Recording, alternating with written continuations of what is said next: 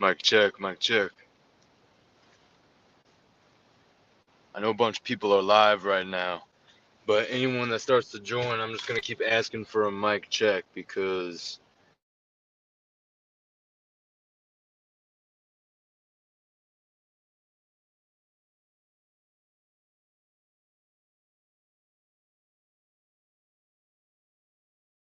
it's a rune. It's literally a rune. I know someone's in here watching. It says 2 people. I think one of them is me. I'm just going to start talking. I know a couple other people are live right now, but I have some thoughts in regards to the internet, in regards to the communities, in regards to my feelings overall about some of the energy and actions that I see, some of the social dynamics. Peace, Justin Harris. What's up, man? So, there's been a lot going on in these communities right now, and it's all over the place. It's not even one specific event or specific people. See, I have no problem with anyone, truly, out here. I started putting more time and energy into this internet stuff with these communities, but I'm not completely invested because it is the internet to me still, and it's a couple steps away from reality, I would say. But I see people having issues with each other out of nowhere recently. Apologize if there's a little background noise. Give me a mic check, everyone. Justin Harris, you can hear me all right, I assume. So, we it's a little frustrating or stressful at times. I feel like watching some of these streams and how people interact and some of the energy that's displayed. Sometimes it's entertaining, sometimes it's inspiring. Other times it's just like sometimes you cringe. Some of the interactions between people, it's like people really wear their emotional complexes, or I mean psychological complexes, on their sleeve.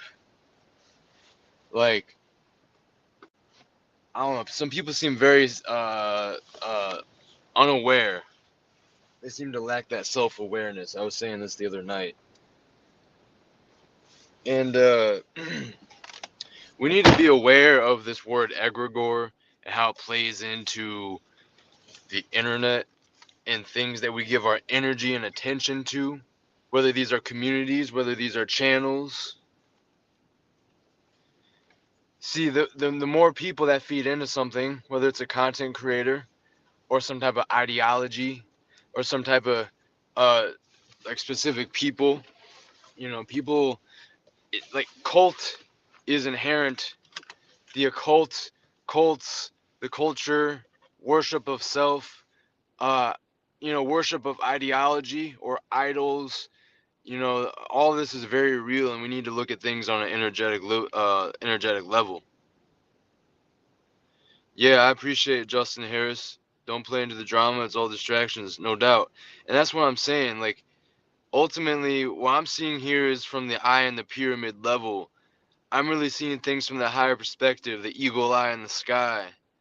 Like the shamans going into an animal, using their consciousness and going into an animal.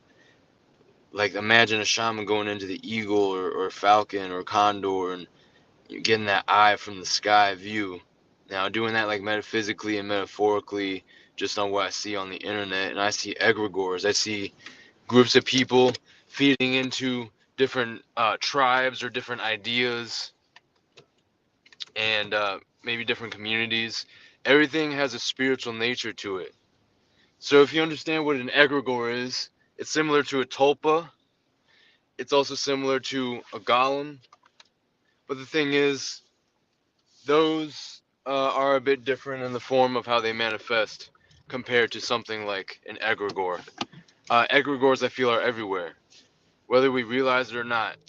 If we have just a couple people even, but mass groups of people particularly, that focus their energy and attention into a set of belief systems over time, whether that's religion or certain political or social, cultural, however we want to put it, ideologies, belief systems, ideologies, people, you know, corporations, corporate entities. These are all egregores. And so people end up becoming pawns slash minions of different belief systems or different people before they realize it. It seems inherent. It seems inherent to some degree. I'm going to drop the link here. I want to see if anyone's going to hop in. I like to,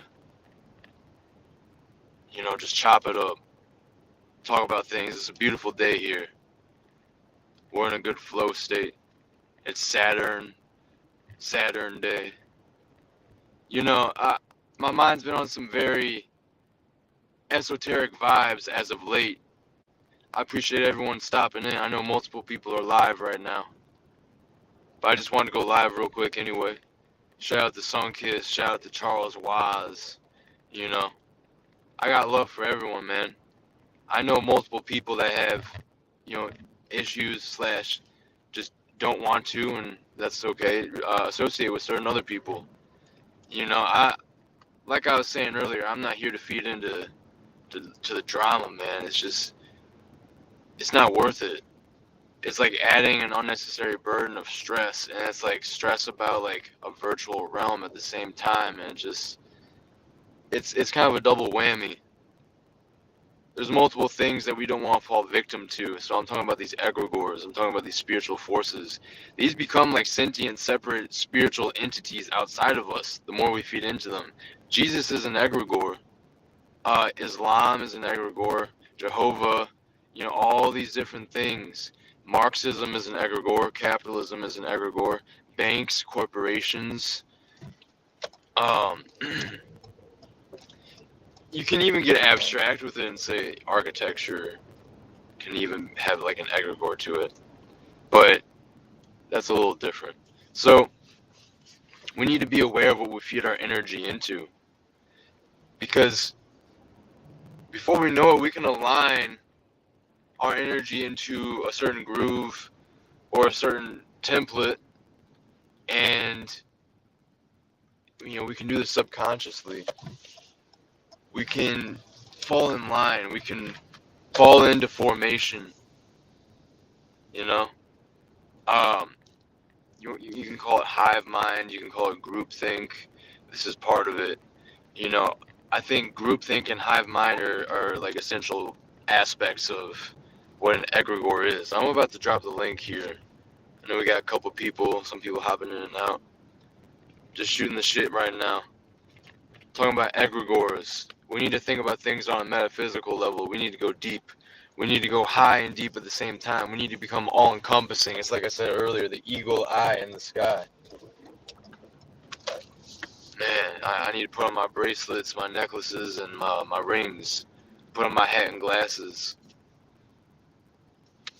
Cake, she hits different. I don't know what the hell that dude was saying. John Thomas.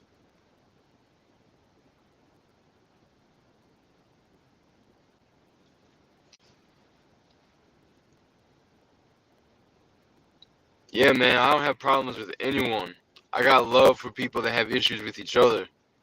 Because again, I keep that eagle eye in the sky. I'm coming at it from a direction that's not from one specific angle. You have to be able to exist in different rings, different circles at the same time.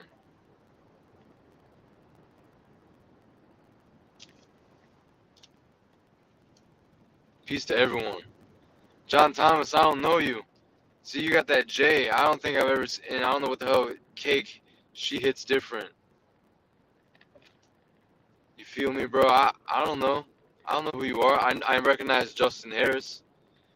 You see, my bad, but when you have that default letter as your thumbnail, I just inherently, and you can't blame us for it, we're inherently going to just not trust If you haven't taken the time to put a thumbnail, I'm sorry, but it's too easy. You could have just made this account, be some random person fucking around trolling.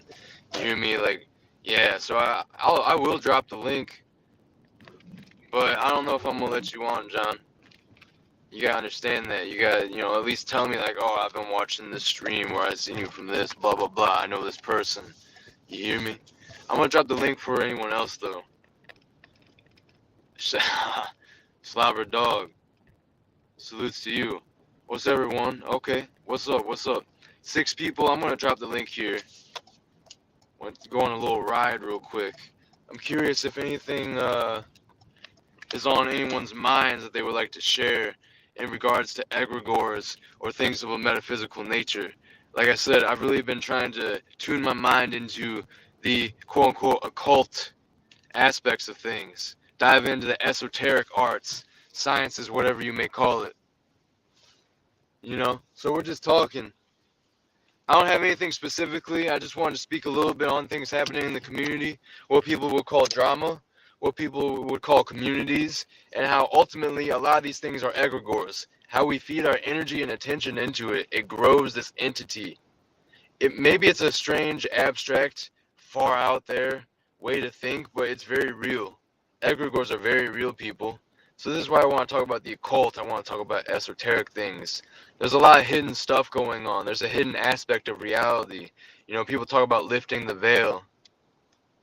People talk about breaking through to the other side.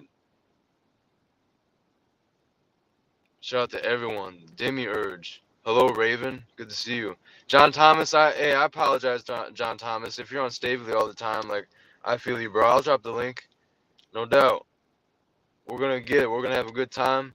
My apologies for the suspicions. I don't know. I'm on my toes more recently in the community.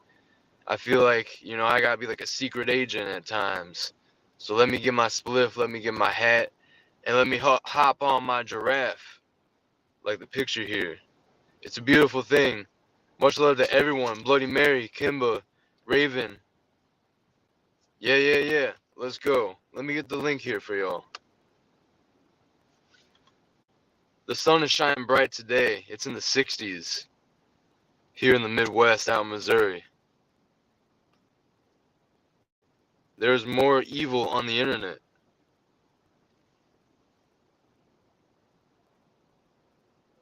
John Thomas is telling me no need. You mean no need for me to drop the link?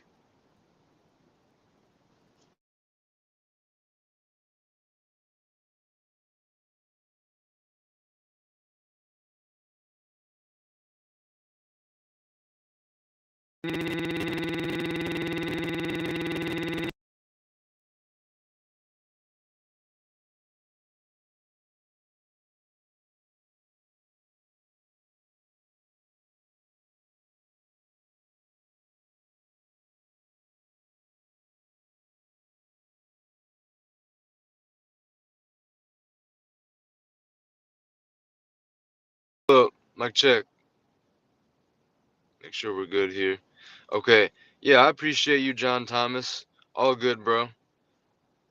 For sure. Okay, what'd you just say, Raven? I've been really feeling the secret society vibes recently. I'm not talking about that dumb shit like Skull and Bones. I'm talking about like I guess like ancient secret societies. They weren't withholding knowledge, with malicious intent. Rather, they were cultivating it because they knew that if it could get into the wrong hands. We can't just spread this knowledge to everyone. We have to be of an occultic mindset in ways. There is integrity in it. There's some people out there that will do evil and do wrong with it. Not everyone, with great power comes great responsibility. So not everyone is ready to open Pandora's box or open that suitcase in Pulp Fiction. You hear what I'm saying? Not everyone is ready for the mysteries and like seeing behind the veil and seeing like higher dimensions and broader aspects of what reality is. A lot of people aren't ready for that. A lot of people aren't ready for some deep truth about what reality is and what they are, what we are.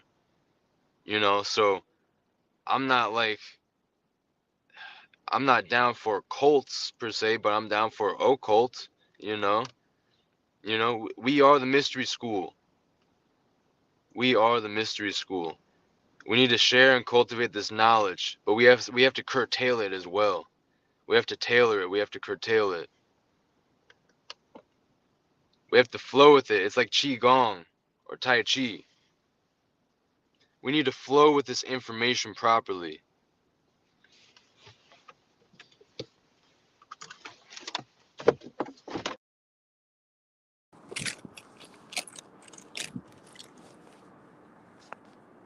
Mic check.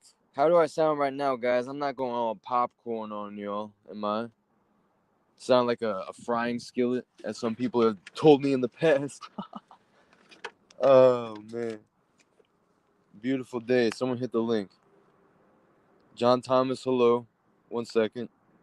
Let me make sure I'm caught up with everyone. Raven, so you found a book about the Illuminati? Okay. It's like a esoteric secret society school type book, all right. Yeah, no problem, Raven. Do your thing. I appreciate people just coming through into the chat. No worries about coming up. Scott the Sage, Severini. Scott Severini sounds like, or seems like, a guy that has severed his consciousness in the past for the betterment of his soul. I get wise vibes from that dude. He's definitely on a certain level that I respect. I feel that dude spiritually. So salutes to the OG. And appreciate the emojis.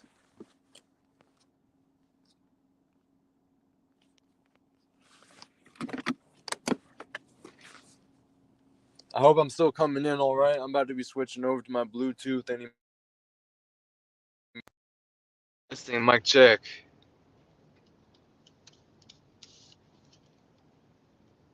Yeah, at any point, if I sound like I'm coming in crackly or my audio is weird, please let me know. Out in the woods, bro. Yeah, I'm gonna go outside today before I head to work because I work later than usual. And it, like I said, it's 60 out here right now, so I'm gonna go hit a forest. I might meet up with a buddy, smoke a number, go to some elevated area. Like there's this cliff side where I can oversee a bunch of these industrial complexes in an area near me. It's a nice little forest, secluded area, and you go up on like a miniature mountain and go look off from this cliff side. It's beautiful, especially for sunsets. All right, I'm gonna let you in, John Thomas. I apologize for keeping you in the back, but just run the flow how I see it. Make sure I'm caught up with everyone. Yeah, I'll definitely. I'm screenshotting that right now, Raven, because I'm definitely interested in reading some different books and taking book recommendations from people. All right, I'm gonna welcome John Thomas. What's up, brother? Am I on? Mic check. Can you hear me? Am I coming through all right? I hear you. I don't Okay, hear you. yeah, I hear you. You're good. Oh, You're good, bro. What's up, man? oh, nothing much. I was just messing with you, man. It was these vapes. They say cake on them. Oh shit, yo.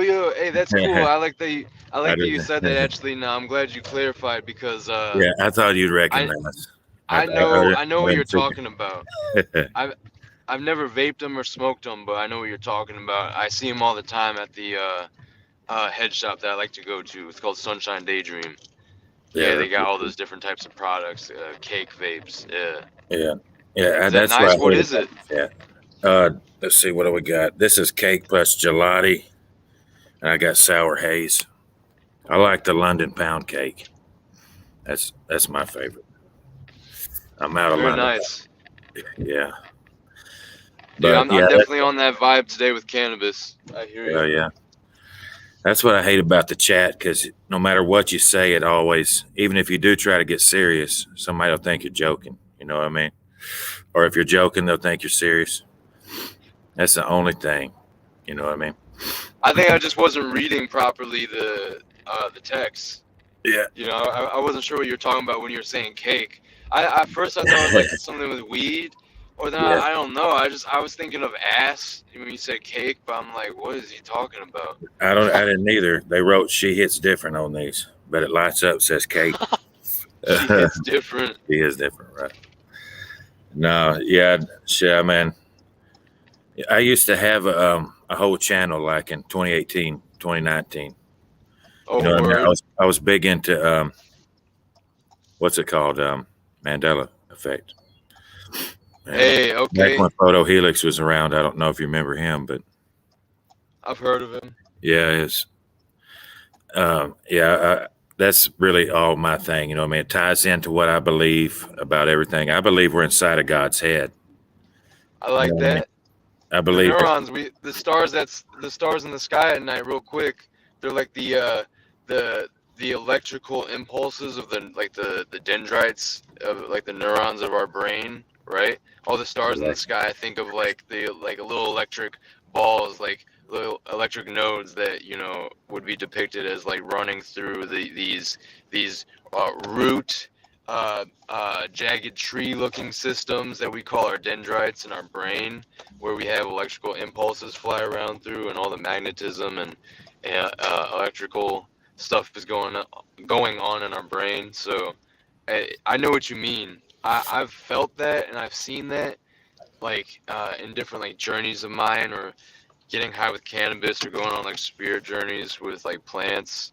I totally see what you're talking about. It's like the classical micro macro uh, we're beings inside like a giant being, or like we're in the mind, or like the heart of like a giant energy, like being that's like beyond like what we consider as like a being or entity, but still like it's a being, and it's an entity, but it's like an all-encompassing one. So it's like that paradox of like, I you think know, it's like those Russian nesting dolls.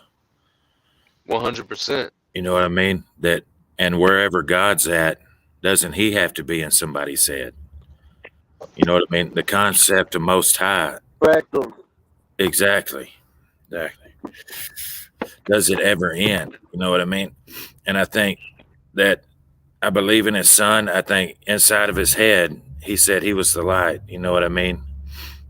And if you get deep into the laws of Moses, the story of the Gospels make big sense. And I really got my channel shut down. You know what I mean?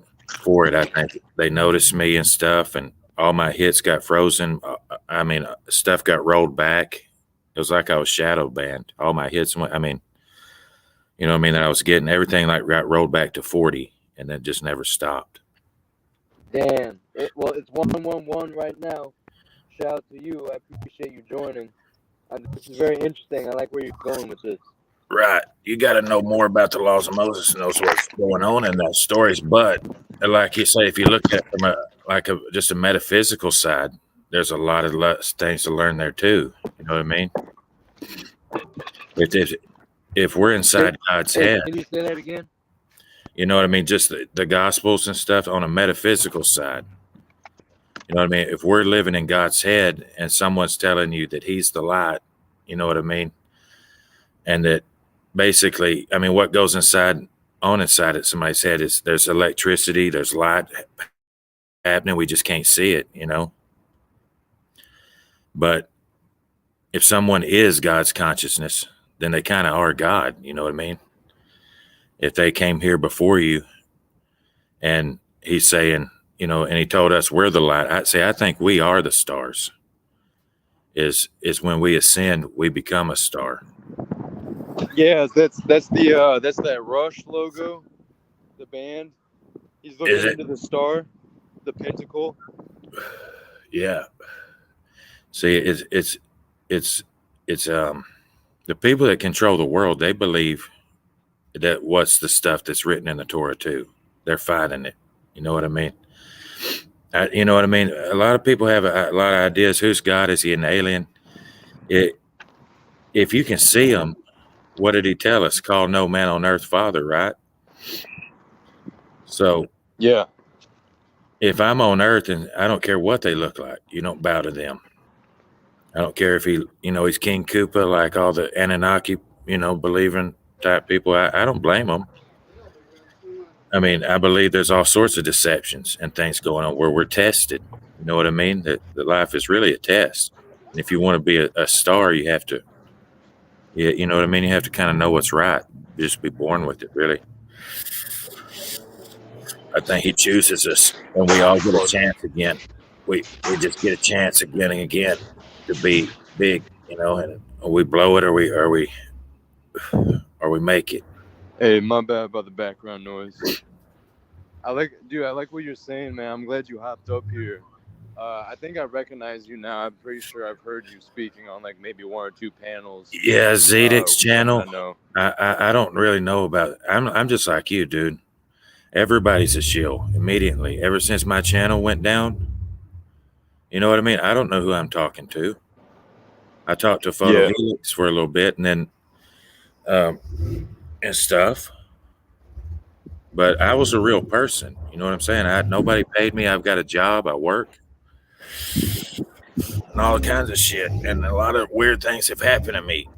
And I was just talking about it and what I had learned and how it ties back into what I believe. You know what I mean? I don't begrudge people for being scared of things. You know what I mean? When, you know what I mean? Hey, hold that thought. I just want to tell you, John. I am out in a store right now, and actually my phone is really low. I'm on my phone right now doing this, so I might drop off here for like a couple minutes, but I'll be right back on if you're able to hold it down for me, because I don't want the live to end. I don't know if you could be up long. Okay, I'll hold it down. Hell yeah. I'll say something about what I was saying about Zedek. You know what I mean? I mean, I think he's cool. I know I've seen you on his channel. I like Satanic Warrior, and I'm cool with everyone. Satanic Warrior. I have problems with how he acted recently, and I would say that to him, like if he was on stream right now, you know, I have no problem. I'll be upfront with him, but that's as a friend and constructive criticism, you know. I just like to kind of troll him on his channel because he was trolling me when I first, you know what I mean, was on a stream. I don't know what his problem was. He just started attacking. Unless he was just messing. And I'm just messing too, you know what I mean? I don't know who he is. He goes guns blazing on people, and you know, if he wants to do that, that's cool. But like, I don't like how he acted with Pineal recently. But like, I'm not like making him an enemy or anything, or saying like I'm not going to associate with XYZ because of some situation that happened between people. You know, it's like things happen how they happen, and you know, I just I'm going to judge people off the interactions I have with them. If I see something I don't like outside of me with other people, I'll note it, but I'm not going to make a huge issue out of it at the same time and take sides or like start feeding into like narratives or different like cliques or that tribal mentality. Like, I'm going to build with everyone that I see fit to build with, and you know, it inspires me, and I like the way they think and are good to me and authentic people, and I recognize as real. Even if I'm cool with multiple people that don't like each other, if I recognize the realness within them and how they communicate with me and the dynamic I have with them, you know, I'm gonna build on that. You know, I'm gonna nurture that goodness I see in the people, and just as long as they're being real with me. As long as they're being real with me, no, I'm like you. You know what I'm saying? Exactly. It's too dire of a time. Even if we thought, hey, I don't know who this person is. Well, what if that was? I mean, what if Zedek really did work with deaf children and stuff? You know, and he's just on a different page as you right now. You know what I mean? 2020 woke him up, like he says. Right. I've been looking at this stuff a little bit longer, and I think what happens is people are at different stages, and we come off different to each other. You know what I mean? And then we don't think they're real. You know what I mean? Because we're not relating to it. We don't know who they are and stuff. But no, I'm cool with him. I'm cool. Like I say, it's too dire of a time with the stuff that they got going on. Shit. I guess I'm taking over the stream for a minute.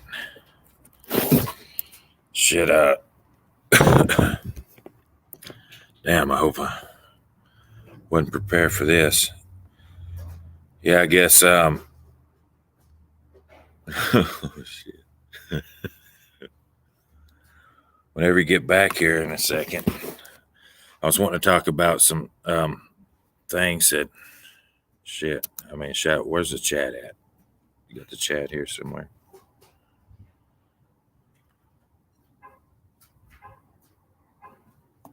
Man, I can't.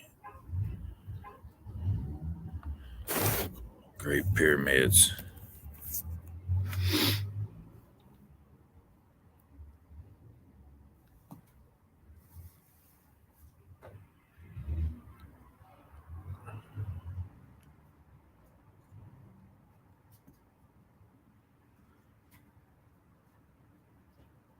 Scott Severini says, I don't think it's dire at all.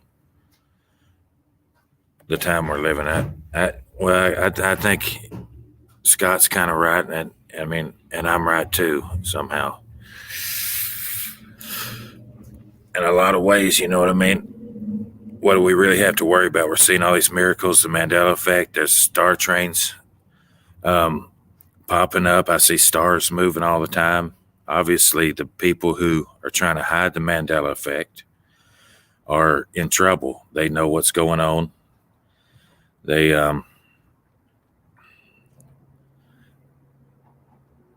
just, you know, this is their, you know, I guess last chance to do things and run things. But and if they're not going to repent, we're seeing what it looks like, and it looks like they don't listen to anybody. We're not real people to them. We're all NPCs,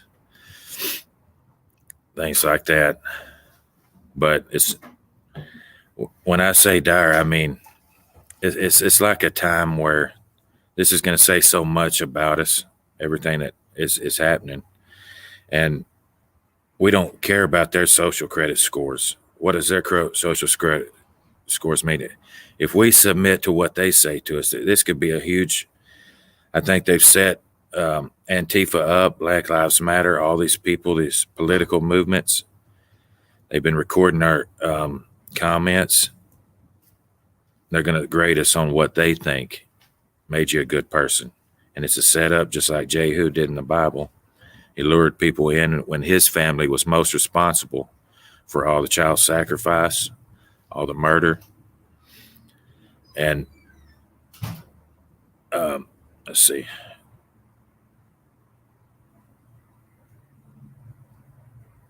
So we can't worry about their social credit scores, but we must be getting a social credit score from God. That's why I say it's such a dire time for us. You know what I mean? I mean, we see people that maybe God sent our way, you know, however we want to look at it, ethereal forces or Egregores. I have never heard the term, just now being educated from Christos about the concept.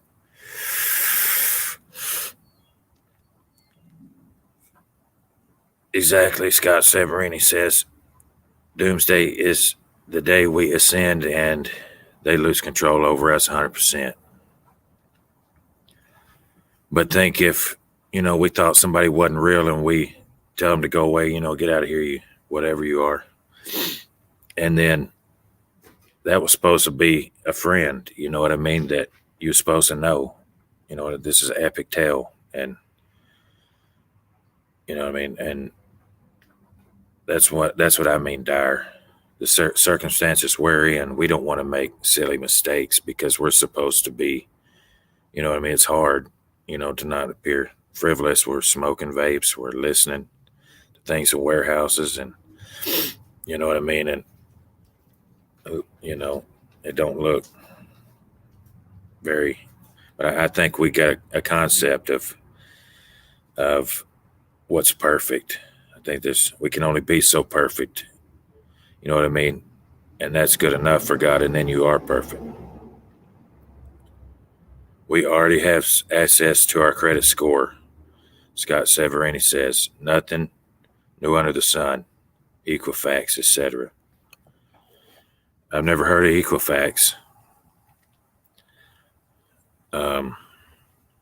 Nothing new under the sun, that comes out of Proverbs, I believe. And that's who I believe whose family is in control of all this. When we get to the actual narrative, I believe that this is a story that we relive, and it starts over. And the family that ended up with everything in the world was Solomon's family. If you remember in 9/11, those buildings were the Solomon brother buildings. That's changed to Salman. Salman is the Arabic way to say Solomon. And bin Salman, who's in charge of Saudi Arabia, is actually of the son of Solomon. That means son of Solomon. But it ain't going to be Saudi Arabia. They're going to have, they may make somebody, it's going to be some sort of son of David that they try to make our ruler that is going to be one we all accept. Bin Salman, it'll probably cause problems. Be one that's more probably European seeming to us. That's what I believe, because they need us to believe that they're fulfilling the Bible. This is what we have to understand about the headlines. All the news is just stuff that they're going to show children once they've done this deed, or they thought they were going to do. And then since no one's going to be there to argue, no, this is all fake, it was scripted, that was a stage. You can't shoot 600 people from a window with one gun at one guy in a concert in an open street. You know what I mean? In 47 minutes, and he had 1,000 rounds. That's over 50% when people could run away. You know what I mean? That is impossible. He would be the baddest dude that ever lived if he did that. And he didn't. And then Trump banned the bump stocks. It's just, they do all what they want to do. They do all what they want to do. And then they do things, it's all part. What it is we're running an old story. This is what I believe. It's something we did billions, possibly trillions of years ago. Donald Trump, all these people came up with this plan. Okay, and they're reliving it, and we're ascending from it. We don't need to be saved. They don't need to be saved. They're having a great time. You know what I mean? And it's the people that the world puts at the bottom. The first will be last. He told us, whoever the world thinks is the greatest, that's the last person that needs his help. And whoever, we put last, that's the first person that he's doing things for. But I think we can't get caught up in it and never believe it. I think there's deceptions, you know what I mean? There's no telling if the stuff that actually does start happening, that's the last thing we want, and them as well, because if actually those visions started coming true, we're seeing that now with the Mandela Effect. If these visions could just come true all of a sudden, and things that you thought you knew have changed. Look at Easter Island. We were told islands would be out of place. That's in the book, in the Bible. So Easter Island, I believe, you know what I mean? I know exactly what I'm talking about because I remember history was so far out, nobody knew who could have done those statues. And that we were told those statues don't come from the island. On top of that, it was, how could anybody get those statues to Easter Island back then on like catamarans or something? Because the Polynesians used catamarans. There's no way it could have moved those stones, though.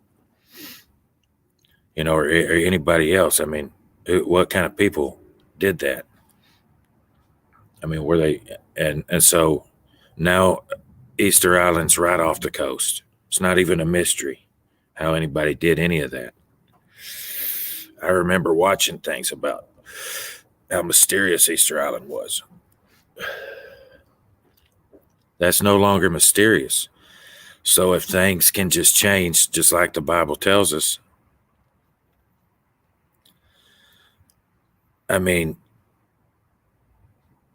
that's the last thing they want, is for those things to actually start happening. It's my beliefs.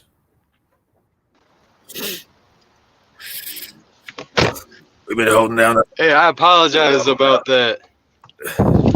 I know we got some people backstage here. Salutes. Oh wait, no, never mind. No other people backstage. Hey, thanks for holding it down for me, man. I really appreciate it. Oh, no problem, no problem. I've never gone live, so this is I'm trying to do it. The comments help. People don't comment, please. I've just Yeah. started.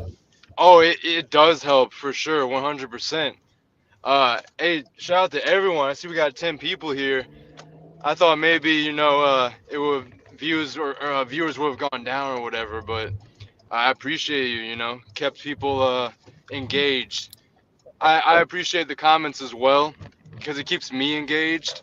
And if there's not other people on the panel, if there's people in the chat, you can always interact with them and still talk about some pretty cool things and bounce ideas off each other. Yeah, but hell yeah, but like I was saying, I believe we live in God's head, man. I think that it's like a symbol. Every bit of our lives are like His lives. You know what I mean? That's how. Mm. You know what I mean? If you ask God, where did He come from? What if He can't tell you? You know what I mean? It's just been Him this whole time. I mean, if you're God, who can? I had a horrible trip one time that I shared on Staveley's show, and I've never done it ever since. You know what I mean? But what I believed is just there was just nobody here but God. You know what I mean? And Yeah, like almost like nothingness, well, for lack of better words, like just well, pure it's consciousness and like right. Like He beyond invented us. perception, though. Well, He invented Infinite? us. What'd you say? Like He invented us. You know what I mean? We're like figments, like Oh, imaginary friends that He creates with His mind. yeah. Yeah, like people say that God got lonely, right? And so like he basically like he the concept and the action of what we call God uh wanted to expand, I guess, and experience itself and get to know itself. So it like fractured into all these different what we would call fractals, like micro to Exactly. macro. It's And like we're a shattered mirror, and we can like see that we're all part of the same thing, or we were at one point, but like now there's a lot of illusion and the mirrors have been shattered and we are all on different parts of the mirror. It's almost like a picture being shattered. It's like the flower of life contains all souls. Just imagine like a picture like this or something, and then it gets shattered, like a mirror getting shattered. All these interconnected aspects spiritually, they're still technically like part of each other, but they've been like scattered down to lower densities, and things get thrown apart, and then there's this illusion of separateness because of some breaking down or breaking away, and it seems that we've there's some type of programming to kind of like we forget what we once were, or we're not connected to our ancestors or our past lives, and like um there's like some type of programming that seems to kneecap us from like keeping that connection as we incarnate. But I guess it's just part of the natural process. I'm not sure if you have anything to say about that, but how we go into these lower densities, as they say, and to the 3D 4D realm that we live in, and like spirit or souls going into these vessels. um you know uh, I I, think that part of this experience like requires that we forget initially, but then we gain even more than we knew before by like having this inception, this conception of like our soul into a being. So like our soul is like an ego. It's like a spiritual ego, and then we hop into this like vessel here, and we have like the human, for lack of better words, ego, and like those things are actually kind of linked. Like how you are as a character, and all the aspects of like what makes you you are definitely integrally linked to your soul and the identity of the soul, because the soul is not this nothingness. The soul Well, is a being, and the soul is you. You got it. he told us that we could do everything he could do. You know what I mean? Christos. And so I think Mm. we can actually do everything God can do. We don't want to because we don't want to be God. It's too scary. You know what I mean? Wow. God would rather be, because think if the illusion's shattered, you're not Christos, you're God. You know what I mean? Well, then you're not talking to John Thomas anymore. You're talking to Christos again. If there's just you here, right? Your audio cut out on you, brother. Yeah. I started getting a phone call. Can you hear me Oh, well? no problem. I mean, if you realize you were God right now, right? If we realize Christos Diapolis was God, then he's talking to himself right now. He's talking to John Thomas, and John Thomas is his figment friend that, you know what I mean, he invented in his own head. Uh-huh. So you don't want to be God. You want to be whoever. You know what I mean? I want to be demigod. Damn right. Damn right. Yeah, and This is how he saved everybody. You know what I mean? He had to bring us into being so he wouldn't be alone. But you know what I mean? It's better just to, be who we are, and we'll do the things he said we'll see him doing, walking on water, everything they talk about is in the Gospels, the transmutation of matter and all sorts of things. I think we can turn into animals. You know what I mean? Just like you said. I believe that life didn't evolve, but God's consciousness may have. You know what I mean? There may have been a time he thought he was an eagle. And if nobody can tell him, hey, you're not an eagle, you know what I mean? Who's there to tell him he's not an eagle? yeah. He's a giraffe. He thought he was a giraffe at one point. You know what I mean? He thought he was a giraffe for like billions of years or something, I think all Got a that's lot of giraffe themes going on recently. yeah. I think that all those spirits, and this ties in back to what Moses was. I think this is what circumcision is about. It's a symbol that he gave to his people. He made them do things. You know what I mean? He took them for himself. And circumcision is what he had to do, or else, like you say, the male and the female wouldn't. You know what I mean? There'd just be one being. Circumcision represents he cut away everything, the female, the animal, all of it. And there's just him. He's separate from it. You know what I mean? Yeah. How many times have we heard he's holy? Holy, he says it over and over in the Torah, he's holy. Holy is separate. So circumcision is an act of separating. You know what I mean? And it wasn't for everybody to do, and it was a big cross to bear, really, because that's what God had to do, I believe, to bring us here. You know what I mean? He had to circumcise all those other spirits that used to be like one ball. You know what I mean? If it was just like all one spirit ball that was God's consciousness somewhere, and then, you know what I mean, for a long time. And then I think at some point he thought he was like an ape. You know what I mean? Yeah. And then, Interesting. and then you remember Jacob and Esau, the story of Jacob and Esau. Esau came out real hairy, like he was Chewbacca. And he may have been kind of like an ape man. But then Jacob didn't want to steal Esau's birthright. You know what I mean? You got to put things in perspective. He was probably, a bully and things, and he wasn't starving. He came into Jacob's tent because he knew he was cooking. You know what I mean? There was goats and everything, the story tells us, right outside.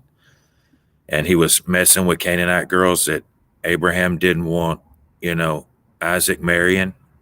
That's why he went and got her. And the Canaanites were cannibals. So all that stuff represents almost like a fever in his mind. You know what I mean? When we start, that's how we got here, was through the sin, I think. They had to eat from the apple, or else they're just clones from God. You know what I mean? The God and the Holy Spirit. And what is the Holy Spirit? that means a separate spirit. That's a spirit that he's separated from himself. And they always talk about the Holy Spirit and the feminine. You know, he made the sun and the moon, and he calls the moon a her and things, you know. It's all symbolized here for us. Word. I mean, exactly. So, and when they ate from the tree, well, Adam did something that God wouldn't have done. So he's a different person. So who did that? You know what I mean? God wouldn't have done it. So who are you? You're somebody brand new. Someone is here, his eyes was opened, and you know what I mean? And that's how it all started.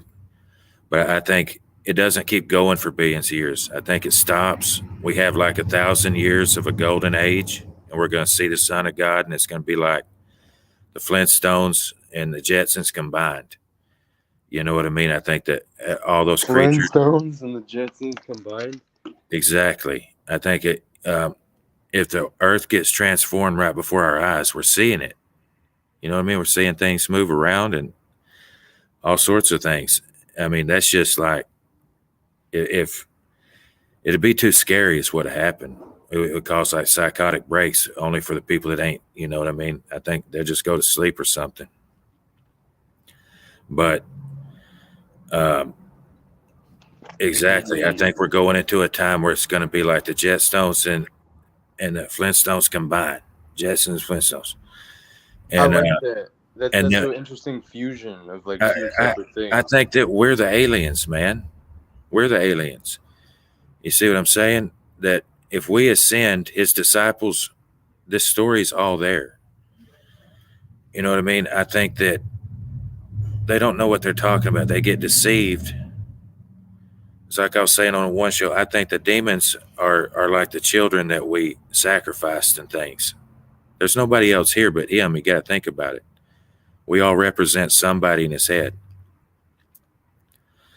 And I think the angels are us. You know what I mean? We didn't have it too bad, but we could listen to you. You know what I mean? We could, you know what I mean? We would help you. We wasn't the ones trying to kill you.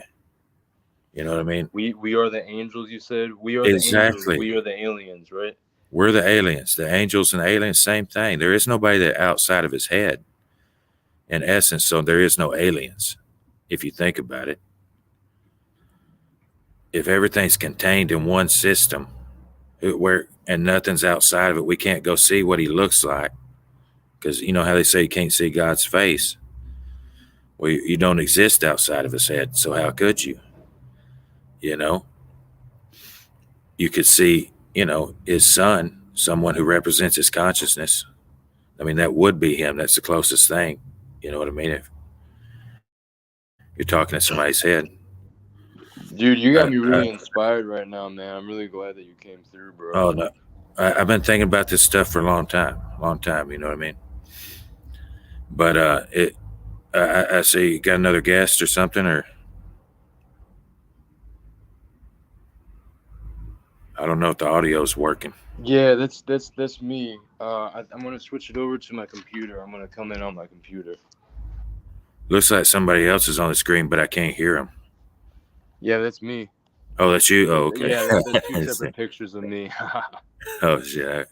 It's small on my screen. I can barely see me. All good. So no, I think when we ascend, you know what I'm saying? That all these things that don't add up, like the mud floods and world fairs and all that stuff, I think there's people around us that did this before us. You know what I mean? And they're always around us. I think somewhere there's always an Emerald City, and they're there, and they're no more alien than us. Emerald City, I'm glad you said that. That's something. So dig this. Not to totally side rail, but No. The DMT that I've done recently, I was seeing like different buildings, like trippy like Candyland buildings and like castles, and basically, other than that, there have been times where I've seen what look like Tron/Matrix holographic cities, total layout with different buildings, and it's all like grid, different green or blue or red, like laser lines in this like black void, like in Tron. And I've seen the holographic cities, but I've also seen like the cities of light, that are more less technological and more like supernatural, like ethereal, spiritual vibe, like seeing a golden city or seeing a kingdom made of diamonds and the way it shimmers, the way it glows. A golden city of light. It's the same thing as the Emerald City, as you referenced, like Wizard of Oz, right? Like I believe that's what it's from. Emerald City. I didn't mean to make it's just you know what I mean. There's always some kind of Well, I hopped or the on. Crystal Cities or Emerald City. Yeah, I think it Yeah, is. you I made me still like hop. You made me hop on a vibe there for a second. That was it. pretty interesting because that's a legit phenomena that I'm sure people experience in like dreams and astral projection. And I Absolutely. also have experienced it on my trips that I've had. And It's I here know that for a people have reason. too, seeing cities of light. It's here for a reason. I mean, it has to be there. I mean, think about heroin. I mean, why is it here? You know what I mean? I don't do heroin. I never do opioids. I'm against it.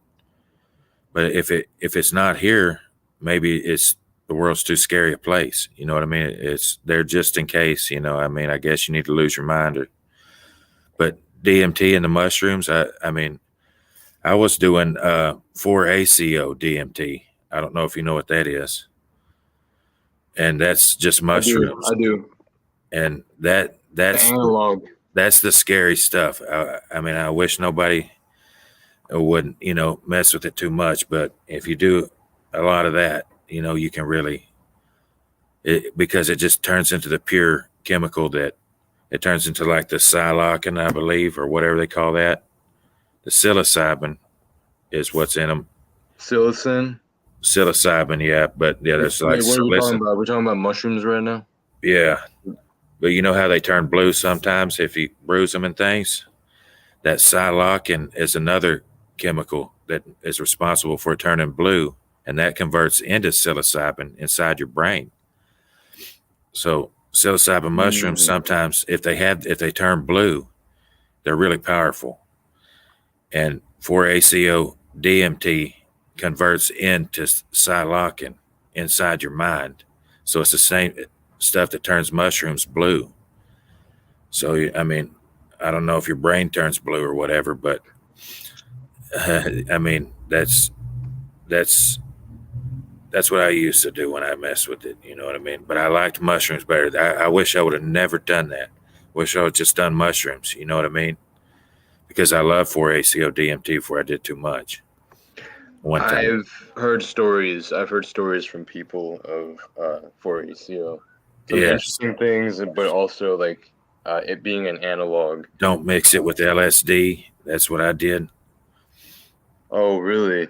Yeah. And smoking hydro. You know what I mean? But it's just not worth it. But I believe it's here for a reason. You know what I mean? If you ate some mushrooms, you know what I mean? What if there's someone that just had to have something? You know what I mean? There's no one to tell him nothing. You know what I mean? That makes any kind of sense. He's got to search on his own. He ate some mushrooms, whatever. You know what I mean? That's what it's there for. You know what I mean? What would God have to do? There's nobody there, and there was some mushrooms. He'd probably eat them. You know. I mean, what when there's not answers, you have to meditate. Figure out. I believe any myth is just as valid as the other. Basically, if you know what I mean. If someone if I'd ask you how did it all begin right now, I think God would be just as interested as anyone. If I said start from the top, I mean, you know what I mean. Make it all up right now. How did it start? And you just started talking. You know what I mean? It would be just as legitimate as anything you've ever heard. That would be just a good explanation of how God got here. If I said, Christos, how did God come into being? And he just started rattling off. You know what I mean? But I think the truth can only be one thing. And remember, he said he's the truth. So it has to be embodied in a person. So what he tells us is the truth. You know what I mean? And because I think in the end we need the chaos to end. You know what I mean? I think we get deified and we go up to heaven, and then we'll worship him there because we don't worship him down here. You know what I mean? Right. Yeah. Because you call no man on earth father. So if he's down here, he's more like our brother. Like in the disciples, you know what I mean, that were in the boat together. He even washed their feet, it said. Right. So, but up there, if we get deified, things will be different. We'll know he's God then. You know what I mean? And he won't look like anybody but us. We will really become our star form. I believe so. And I think once we get so old, we'll miss it. We'll miss the earth after so long. You know what I mean? Of seeing this over and over and over. Think if I've lived in every house that America ever built, in China, I mean, everywhere. You know what I mean? I've turned into every bird and fish and done that for a billion years. You know what I mean? How much longer you got to go for eternity till you hit the next stage? We need to, you know, this is forever. You know, what if it's starting to get old?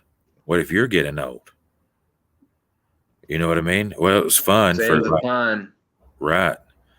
You're gonna start, you're gonna miss it, and you're gonna go home, and every star falls eventually, and you're gonna be Christos again on the trail, looking for it. You know what I'm saying? Same guy. I think it is reincarnation, but back into ourselves. And each time has its ups and downs. You know, we have convenience and we have wonder and things, but in a lot of ways it ruined us. It made things hard for us. You know what I mean? I think it's a good, easy time to ascend if you will just listen. You know what I mean? Back then, you know, there wasn't so much deception and you could get away. You could just go off in the woods, start chopping stuff down, you know, build you another society, build a city. There ain't nobody coming to, unless they try to conquer you. You know what I mean? Nowadays, every square inch has barbed wire along the road. Every country, you know what I mean? Have you ever thought about how much barbed wire there is? If there's nothing else, it's like barbed wire on every side of every freeway. How could that be? You know what I mean? That there's that much. It's basically if you get off the road and you don't stay in the towns that we tell you to. I mean, I don't think that there's that people put up that much barbed wire. I think the government did. You know what I mean? To make it look like it was already owned to keep you off of it. But they didn't want us. Interesting. I think that's a legitimate point. That's what the world we're born into. We're surrounded by barbed wire from day one. I mean, it'd be kind of nice if we were way back then and we could have just roamed around and, you know, I'm tired of these people and just leave. But they want a grid where we can't, you know, we can't get out. They don't want us, but they don't want us to leave. And that's the same thing that Pharaoh did. I was saying, you know what I mean? We're born into a time where, like the Israelites, you know, Pharaoh didn't like them, but he didn't want to let them go neither. You know what I mean? And when you start getting sadistic like that and psychotic, then God has to intervene when the leaders are just that bad. But let's see, we are awake TV in the chat. Sun kissed. Yeah, Ian coming through. Okay. We got a lot of good people here. Yeah. But I think, you know, our demons are people we may have done something wrong to in a past life. You know what I mean? Even. And that, I mean, that's what he told us. You know what I mean? If we know our adversary has something against us, basically to, you know, leave a gift at the altar for him. I mean, we read, it's the other way around. You know what I mean? Think about all the people that their lives meant nothing. You know what I mean? Little kids that they gave, you know, things to just for politics' sake. That was a sacrifice that they asked their parents to make in a time of whatever. You know what I mean? And if it's lies, you know, I mean, that's demonic. You demonize them. You know what I mean? I mean, it's good to survive. I think the right way to do things is following the light. You know what I mean? Yeah, there is a correct way of doing things, and that's I why I like know. to remind people Right. of there's an order of operations. There is a if there's not a correct, which there is, there at least is a Follow the light. more preferable way of doing things. I think there's no way around that, you know. I try to stay away from the drama. I'm bad at it, man. You know what I mean? On accident, because I'm all the time trying to, and my mind is kind of almost comedic, and I accidentally say things and get crap started. But, you know, uh, Yeah, I have no issue with anyone for real, you know. And yeah, just because I see other people having issues with people, like the community's so fractured. I'll speak on things, but like I'm not gonna go out of my way to make any of what my streams are about or what I'm about to be anything that has to do with some type of quarrel that's going on in the community. I've said what I've said in the past about certain things between people that I know, and basically I've always remained that I'm neutral. And you know, just the moment you kind of step into that arena, you're just asking for trouble. I mean, one way or another, someone's going to feel that you're slighting them or siding with the other person, or you know, if you criticize one person, then you must be on the other person's side, and people just automatically like start sectioning off into Yeah, cliques who likes who and and like stuff, and right. One little and event, next thing you know, the community's fractured. yeah, and We it got to seems be to way have tougher than been that if we're ascended. There should be a full blown fist fight. yeah, that's I what I'm mean, that's what kind saying. of tough our Um, community should be.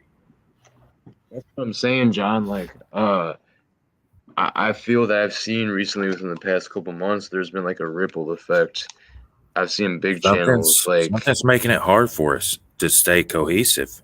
You know what I mean? As any kind of group, it's spiritual, I believe. It's causing us to, like you say, section off and isolate. It's almost like a spell they're trying to cast at us or something. But mm-hmm, right, and right. get, Yeah, be it is, it we're get, is. and he said in the last days, people will take offense. So what does that mean? They're always offended. I believe that's in the Gospels too. If you're always offended, then you're always on the offensive, Right. If it's so easy to and that's offend you, offensive to God, well, or yeah, offensive to me to some yeah, degree. yeah. If he's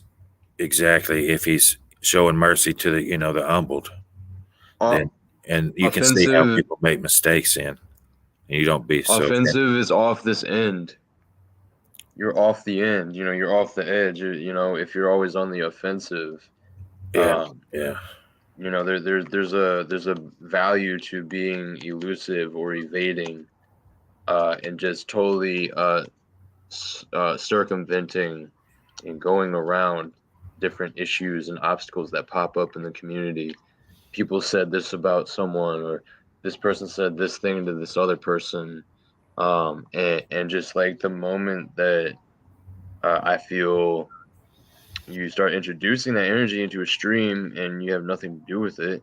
Like some things need to be spoken on, but like what I think is things are better off spoken about behind closed doors. Like hop on the phone with someone rather than, unless you want to be theatrical about it and like have fun and like make a scene or whatever. I mean, sometimes you're just gonna not care that you're live and you're gonna have a disagreement or maybe an argument with someone. And I get that here on these streams and these channels. I think it's normal and fine. But I think I've been seeing it turn into more than more than like a healthy disagreement, and it becomes like we're attacking each other. yeah. And I agree, you know, like I think we really need to kind of like live up to like the title if we're gonna ever like consider it this, or the conscious community, the spiritual community, or truth/truther community. I think we really need to live up to that. And I Well, definitely have some problems with just some of how the many energy that I've times? seen getting put out recently. How many times have we watched those dystopia movies?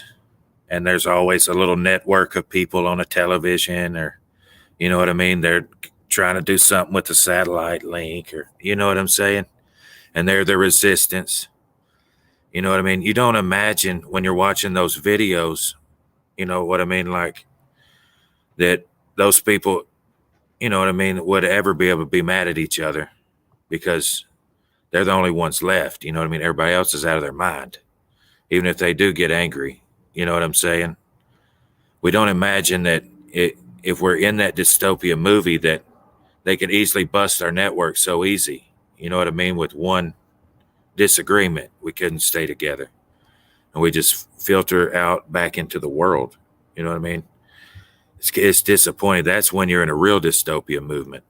It's when the resistance, they can't form. You know what I mean? Because even with as evil as it gets, we can't get along still, no matter what. You know what I mean? Then it's then we let the dystopia movie down. You know what I mean? The resistance is supposed to exist. You know what I mean? We can't let them, you know what I mean? Because then there's just nothing to watch. It's a bunch of crap. You know what I mean? So yeah, and I was just gonna say to that, like, I think people should maybe talk about things or differences or issues they have, like off stream. Sometimes I feel like people just kind of get used to like displaying it all, and like it's part of the community drama, whether they name it that or realize it or not. And so I think, because there was someone that I had some questions about, and I felt they did something that was either disingenuous or two-faced, and someone that was speaking, I felt or I thought it seemed on this was a while back, communities that I'm engaged in, and basically saying one thing when he was with us, and then other things when he was with this other community, and I could tell he was referencing it was some anyway. The I, point is this I guy was wish we being could. I there wish was a we could guy. drop names and everything, and in our Well, community, nobody's going away. You know what I mean? That's how I wish we could be. To yeah, where well it's like, what did he say? the What that point is motherfucker saying? You there's know what I there's mean? there's a guy named Realize TV is Triple R is his name, and I'll speak openly about it because what I'm saying here is I actually went on a stream he was on the other day, and I said, "What's up, man? Is there an email I can contact you at?" And he said, "Get at me," and like we were very cordial, and I'm planning to talk to him through email outside of this because at the end of the day, I don't want to come in guns blazing, making assertions and say he's doing this or he's, trying to blah blah blah. Because I think a lot of drama comes from making assumptions and getting too stuck in our own head. Yeah. What? You froze up on us. I don't know if I'm moving or who's Call, moving. Your image is frozen. I hear you now. okay, I'm here. Okay. Yeah, cut out for a second, but You're I good. don't even know what I was saying there. Uh, Shoot, that interrupted me No, too. yeah, contacting people outside and not doing everything on Oh live yeah, you because didn't. I felt I had an issue with something he said, but if that's the case, we can talk about outside rather than me coming on a panel and like saying, "So I heard you say this," We and need. I think that like would keep us questioning him on the watching each other spot. Like, more. If we would just confront each other, that's what he told us to do. We confront our brother. You know what I mean? I wish, you know what I mean. We were so tight a group that we needed the drama. You know what I mean? I well, needed to see you two box and then shake hands or whatever it is. You know what I mean? That's how I wish we I, was. I would That's like what to we'd say imagine in the we. movies, but we never do it. You know? Well, I would just like to say we should be able to give each other constructive criticism and not like make it such a personal thing where we have to attack this person or like Yeah. have such animosity towards them. People need to quit with the animosity. I'm gonna let you on now, Jack. My bad. I had to finish out that thought that I had going here about it. Like we should be able to be comfortable and respectable We enough with gotta each be. other for sure to like have the conversations on stream. But sometimes if it could be fiery or like maybe it could be unprofessional or ruin the vibe of a stream, just contact that person outside of it rather than hopping on a stream and then making it Oh some yeah. like Yeah. Western showdown where you show Right. up and then you challenge them or whatever. Sometimes that's fun. Sometimes it can be a friendly debate, Right. conversation, The whatever. chat But kind of gets on the edge. You're almost there with the chat. That's the only thing I like it and I don't like it. I like to mess with it sometimes. I hear you. I hear you on that. Sometimes if I get super duper high, next day I'm ashamed of how much I chatted. Sometimes I chat things that I had something funny to go with and I forgot. And so none of my stuff even makes sense. Next day you're scared of I never touch that chat button again. You know what I mean? But what's up, brother? Hey, I hear you. good afternoon, brothers. Hey, what's going on? Thanks for the discussion. My heart is actually just jumping with joy as What's I'm up? hearing you guys talking. Hey, man, I think we're making some breakthroughs. Well, Yeah, welcome, Jack. Welcome. Thanks for coming up, man. thank you. If I can share just a little about me, you can understand why I'm so excited. My experience has created me into a very skilled negotiator and mediator when provided the opportunity. And what you're talking about, this drama that happens between people, this insanity. Yeah. Right. I actually subscribed to you just the other day. I checked out a few minutes. I didn't watch much of one of your videos. Thank you for doing that. I didn't catch your name. I just. It's just John Thomas is my name. I had a channel where I had it entitled C3BO, C3BO, SEE3BO, because I was a big time Mandela guy. I believed it was 3BO. You know what I mean? And I caused a lot of drama. You know what I mean? It was bad. And I think it disrupted things. But yeah, I believe, man. But you know, man, my name's just John Thomas. I'm just John Thomas. I grew up in Texas, and I was born in Fort Worth, and I just lived around here all my life. I mean, I traveled a little. I lived in Seattle a few months once. I've been to Israel a couple times. Been all over the U.S. by now, and I had a massive. I don't know if you believe in the Mandela Effect. I was trying to find that on your channel. That's the Mandela. It's a pleasure to meet you, John Thomas, right? Pleasure to meet you, Yes, brother. sir. And you're Jack. Jack Talcott. Jack Talcott. That's right. Jack Talcott. The Mandela Effect. That's one I've heard enough to know that there's something there that I just don't understand. It happened to me, man. A big one. I mean, right in front of me in Jerusalem. I mean, I don't know if you believe the story, but I'll tell it if you want me to. I don't know what you think about it. I'm interested. I don't know. Yeah, please do. Yeah, please go ahead. Okay. Please. Check it out. This is 2014, right? I've been to Israel in 2007, and I got back. I'm 41 right now. I'll be 42 this year. I was born in 81. So I go to Israel the second time, and I'm going for the Feast of Tabernacles. My first visit wasn't good. You know, it shattered my image. You know what I mean? When I got there, everything I thought Israel was. And I just left. But I came back during the Feast of Tabernacles. You know what I mean? And I kind of just matured my faith about things. And I was a whole new person, really. So I come there, and I'm there in a hostel, New Swedish Hostel on David Street. It's the Feast of Tabernacles 2014. That's in the fall. It's October. And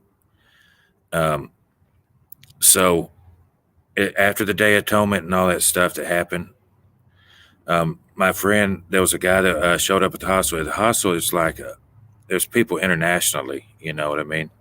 It's just like beds in a room. I was in one with a big bunch it was fun, man. We had a big time. There was people from all over, you know what I mean? It's like a big adult sleepover. You know what I mean? They're full at certain times. I love it. But anyways, so he was going to these dinners. He follows rabbis and things. I don't follow rabbis. But he's from Detroit. He was from America, but he lived in Jerusalem now since the 90s. But he was staying in the old city so he wouldn't have to drive to be in the old city during the feast, you know. And so, and he was in the hostel with me. He's invited me to these dinners. And anyways, at the dinner, he confessed to me later on. We got back to the hostel. There was a Filipino woman that he was having an affair with. And he says to me, well, what do you think I ought to do? And I said, man, why don't you just tell your wife? You know what I'm saying? And because he done Skyped, and I done met his wife and his kids over the Skype, because he, you know, we had big discussion. We just have a good time for days. You know what I mean? Before this happened, we'd already become good friends. And I said, well, man, why don't you just tell your wife? You know what I'm saying? You live in Israel. She was born in Israel. She's supposed to live by the laws of Moses. You know what I mean? Laws of Moses in a lot of ways a cross to bear. You know what I mean? It was legal. You know what I mean? If she wants to be an Israelite, I mean, you could enforce, you know what I mean? Your rights. We're in Israel, right? You know what I mean? You see what I'm saying? Is it Israel or isn't it? That's the issue we were having there. So, and I was a zealot. You know what I mean? I got tattoos and things on my face and hands, and you know what I mean? Every bit of it has to do with my religion. You know what I mean? I believe that. Who said that? I do. What's up, brother? Leo, holy milk. Hey, Chris. Hey, am I coming in clear? Oh, okay. This is just Christos. Yeah, this is me. Okay, it's Yep. Well, okay. Just a little change of account there. I thought there was someone similar to you here. Yeah, it's my one of my counterparts. One of my spiritual counterparts. I don't know. It's an egregore I made. Yeah, man. I mean, I tattooed the center of my forehead. I don't know if you see it. I had that since '09. Yeah, and I've tattooed here. I've tattooed my hands. You know what I'm saying? I did that in like '08, '09 after I got back from Israel the first time. I had a supernatural experience that happened after that. Like a month after I got back from Israel, I went back to work trucking. My dad said they're just raking it in up here hauling salt water and stuff, and I'm a truck driver. And when I got back, I get on this job. I'm way out on a ranch in the middle of nowhere, and I'm pulling this well that makes salt water and stuff. I didn't understand what they were doing out there. I didn't know what fracking was at the time. You know what I mean? They had me hauling the salt water off after they had fracked the natural gas wells to make them produce more. I didn't even know what that was. I just heard it was, you know, they're doing it up here. Come on. I was down in Houston at the time. My mother's family's from Houston. And so I get back from Israel. I was kind of disillusioned. I didn't know what I was going to do. You know what I mean? I'm 26. And so I go up there with my dad, and I get on this job. I'm doing good. And like a giant ball of light, Christos. This probably interests you. A solid ball of like white light, right? I'm told it's fire. It looked like exactly like fire. But I'm told when we get out there that be careful, turn your lights off, because you're way out in the middle of nowhere, and we've had weirdos, you know what I mean, come up. So you turn your lights off while you're sucking these tanks, you know, with your truck. And I'm doing all that. And I get out there and like the whole pad lit up. I thought there was people behind me, you know what I mean, with like lights, with their headlights. And they were already up on me. You know what I mean? I thought it was a trap. And I swung around, and there was no headlights anywhere. You know what I mean? And I had turned mine off. And I looked up, and this giant ball of white fire, basically. You know what I'm saying? I got a good look at it, like 2 seconds. And it had like a big trail of fire coming off of it. Solid white. Wow. And look, it looked so big. It looked so big, right? That I could tell it was so high up that these flames were huge, but they looked like in slow motion, like how clouds don't move. Mm-hmm. You know what I mean? But the thing was stopped right over my head, but the trail was still behind it. You know what I'm saying? And I looked at it for like 1002, and it just shot, just like Star Trek. I mean, it was gone. It was just like a shooting star. And I was like, whoa, dude. You know what I mean? And then I started getting deeper and deeper. Next thing I know, I'm tattooed up. And, you know what I mean? I read numbers that he'll write his name on his people. And I said, you know what? I'm fulfilling that. You know what I mean? I tattooed his name on my pet. And then everybody said, did you finish your Mandela Effect story earlier? Continue what you're saying now, but just for Raven in the chat. That's just for reference. Yeah, but that just to tell you how much of a zealot 7 years later, this has already happened to me, right? And I mean, 7 years before 2014, my Mandela Effect story. But Yeah. I come But back. this white ball of light, this fiery white ball of light, is Yeah, extremely interesting, this and was right after 2007, the ball I of really light. vibe with it, because it seems like it seems like an archetypal experience almost of. It was bright, man. I'm talking about. I thought somebody was right by. I swung around my elbow thinking they done got me. You know what I mean? I thought I was going to get tackled, and you know what I mean, because there's guys they run around naked. I seen one. He got in my trail and pulled his pants down, and it was halfway out in the road while I was trying to get down a. This is like I worked on a job for a little while, but they What the wasn't hell? right. You didn't mess around out there. You know what I mean? You're way out in the middle of nowhere, and they know they're following the trucks out there, and they know what you're doing. Whoa. Weirdos knew what was going on. They was following trucks out there. And I just punched it if he didn't move, and he scooted out of the way. I was coming in, and I was, you know what I mean. I still had a well to pull way on down a private drive.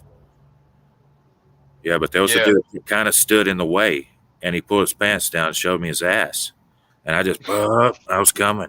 You know what I mean. I wasn't stopping. He wasn't going to get on the truck. You know what I mean. Yeah, you charge up and get ready Well, to yeah, I fucking was getting show him much who's speed as I boss. could. There was Yeah. no way he was going to jump on that. I would have killed him if he would jump on my truck. Yep. But anyways, but I mean, you're in the middle. You don't know what he's doing. You know what I mean? But this is what we was up against. So that's what I was going through my head when the ball of light hit. You know what I'm saying? It was real. I mean, I didn't imagine that. Oh yeah, that's Anyway, intense. So I had deep fears that somebody got me. So, did you say you're a Hebrew Israelite currently? No. I used to follow the laws of Moses a lot. You know what I mean? Oh, okay.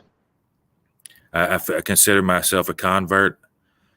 I've come through it like a whole full cycle. You know what I mean? Israel don't exist for me. It can't. You know what I mean? According to Moses, the things that they did already put them in the same category with the Canaanites, and that's got to be fulfilled now. And that's what Christ came to tell us if we would have paid attention. One of the reasons he had to die is because he was related to David. David's line was polluted with Cananism from day one, all the way back to Salmon. Remember I said the Solomon brothers changed to Salmon? Well, King David's great-great-great-grandfather was just a little boy when they came out of Egypt. His name was Salmon. He bred with, I mean, I shouldn't say bred, but he intermarried with a Canaanite woman named Rahab. I don't know if you know her, but she's from Jericho. She's a famous story in the Bible. And the whole thing, you know, when it comes to cannibalism and the spiritual forces we're up against, you know what I mean? It's all there, you know what I mean? In the Gospels, in the Bible, it's all modern and current, explaining the world structures. But 2014, so he's telling me about the affair, right? I'm telling him, you're a Jew, right? You've come to Israel to be a Jew. He grew up in Detroit. I mean, I like this guy, you know what I'm saying? He wanted to be an Israelite all his life. Me too. I wasn't born a Jew, you know what I mean? My family, best I know, is from like Wales and around England. But respect. Oh yeah, and so he says, yeah, I know that, but I feel bad about it, right? And he's more modern, she's more modern than she's not even celebrating the feast, you know. It's just him. He's got to get away from his family if he wants to even feel like he's doing anything for the feast. So that's why he's actually there. So he's not going to try to use that on her. And I say, well, you know what Isaiah says. I just couldn't think of anything to say to cheer him up. You know what I mean? I'm spinning my wheels. I'm looking at him, and he's trying to, he's asking me for help. I said, so you know what Isaiah says? And I quote him, Isaiah 4, verse 1. In that day, 6 women will take hold of one man and say, we'll provide our own food and clothing, but just take away our shame and let us be called by your name, they said. I used to be a polygamous advocate. You know what I'm saying? Big time. Really? Oh yeah. I hated everything that they did here in like Temple, and they took those kids away and stuff from their parents. You know what I mean? Just because they disagree with it, whatever. Right. But I mean, if you do disagree with one thing, but that's a whole nother topic. But so I'm using this verse on him, right? He says, I've never heard this. And he's currently in an Isaiah study, and he's already passed that. He's already passed Isaiah 4 verse 1 with his Rabbi Maklis. And I seen this guy's from Brooklyn. He's kind of famous. I went to the dinners there, I sat at his table, everything. It was cool. They fed me. I loved the dinners. Stood up, said things. They asked guests to say things, and they provided the whole thing. It was nice. Dope. Yeah, I mean, it was wonderful. We was having a great time. And hey, when you're done with the story, I want okay, Jack to get the mic. Yeah, okay. And then but no rush, no rush. I'm fixing to wrap this. it up. I'm fixing to wrap it up. But he no, says, you're good. Yeah, he said, I never heard it. So I go get my Bible. I look it up. Everything's fine. Isaiah 4 verse 1. I go over there, show it to him. As I'm looking at it, it says 7. It doesn't say 6 women no more. It says 7 now. I just looked it up for him. I mean, it's God as my witness. It's 7 now. And then I found residue of that in X-Files. They quote that exact same verse. And it's the episode, The Field Where I Died. They quote Isaiah 4 verse 1. The guy's got 6 wives, though. Scully says, I got 6 women to interview. There's 6 mugshot of 6 women. You would think the editor would know he's supposed to have 7. You know what I mean? When they're quoting the verse, when they quote it in the episode, has changed to 7. But there's only 6 women. You know what I mean? And he's a compound cult leader that gets raided, and Scully and them, are busting him up. And then it's not about that. It's about Mulder thinks that he's lived another life before this, and it's reincarnation and things. But anyways, yeah, it was 6 women, and since then I didn't talk about it a whole bunch. You know what I mean? Because I thought, God showed me something. It was a miracle. You know what I mean? But I didn't realize. So in 2018, when I realized that everybody's talking about it, I thought it was going to be big. I was thinking, my God, you know what I mean? I got something too. You know what I mean? I ain't lying to you. This is real. And so but something has control of us, man. We're acting funny. You know what I mean? But that's my background. And then I think people thought I was like a shill and an agitator. You know what I mean? But I tried to help. I was actually trying to help. You know what I mean? It's been rough. You know what I'm saying? I'll let you, but that's my story. That really happened to me. You know what I mean? That's a person. Since then, I've had Mandela Effect after Mandela Effect. I mean, spelling changes, I can't even explain how many of them I've seen. But after 2018, that 2018 was huge, man. When everybody was talking about it, and this is the weird thing.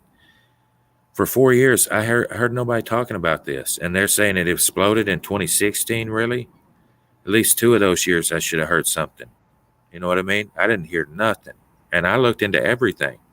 And I drove a trash truck at 2016, and the guys that were throwing the garbage on the back, they were conspiracy. They believed in aliens.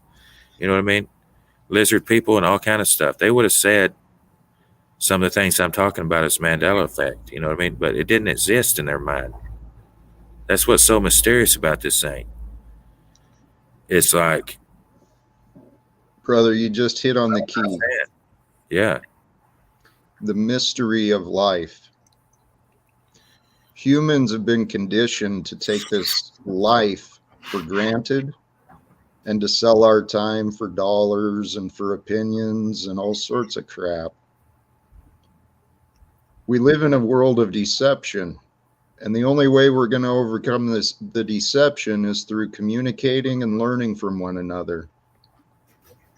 And brother, it sounds like you've had a wild experience, man. I've had a lot really happen to me. You know what I'm saying? Dude, when I started figuring out that, you know what, there's a creator far more intelligent than me. Right. And this thought I convinced myself to believe this morning. Okay. If you can believe in the perfection of the divine, then you can believe and trust that somehow this world is perfect. Everyone is where they're perfectly supposed to be. It's in a sustainable state. Exactly. He's got it somehow. He saved us all. We're doing it till we don't go crazy, just the way it's supposed to be done. Is why I believe that. Well, yes, somehow, some way, everything brought us to today. And today is what we are. Yeah. Hey, can I share some perspectives on consciousness Yes, sir. Yeah. and time? Some things I've been thinking about. I've been studying the human ego, right? Humans are fascinating creatures. If you allow yourself to detach, and just kind of look back at the way people behave, it really is fascinating. Yeah. Dude. Something can control us somehow. I think it's our past script. You know what I mean? I think it's what we did before. We're prone to relive it. There's some complex system of order within nature and consciousness. The way I our believe mind in deja vu too. I think that explains it, man. I think we're living like a loop, like on Star Trek or something. You know what I mean? Can you believe this is a very, very realistic dream? Oh, Where absolutely.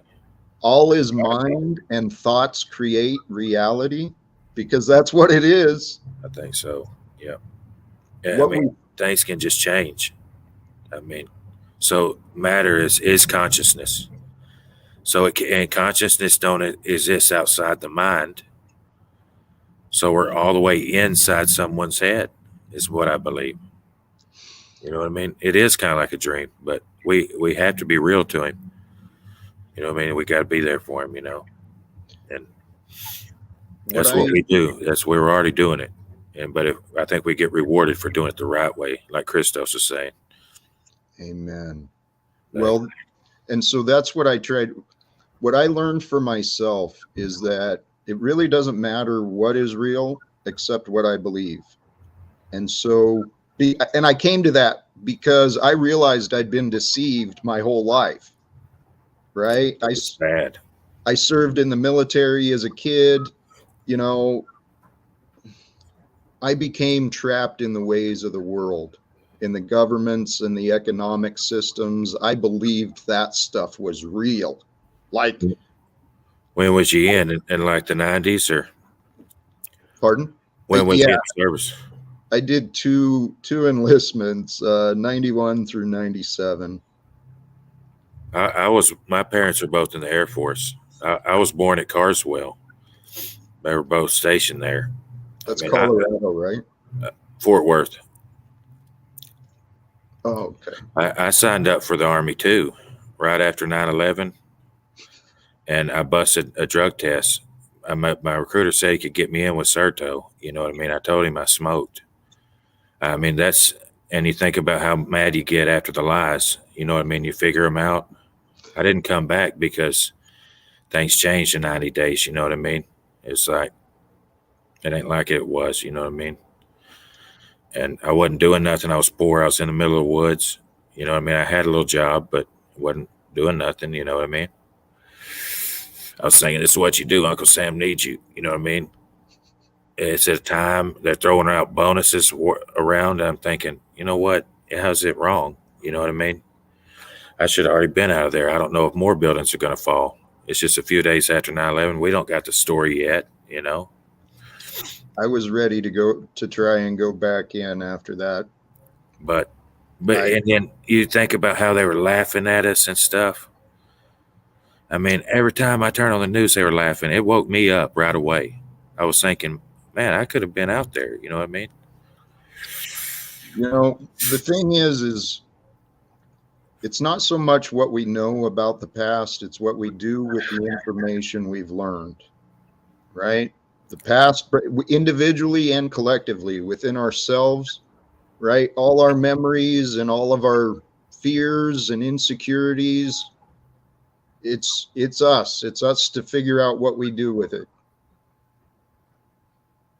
And I think we are the generation our ancestors have been praying for. We are the people. We're here to change the world, to bring the new into the light. And I think we'll bring the new by exposing the darkness, confronting the tyranny and the oppression together. Absolutely. You came in through a little distorted, Christos.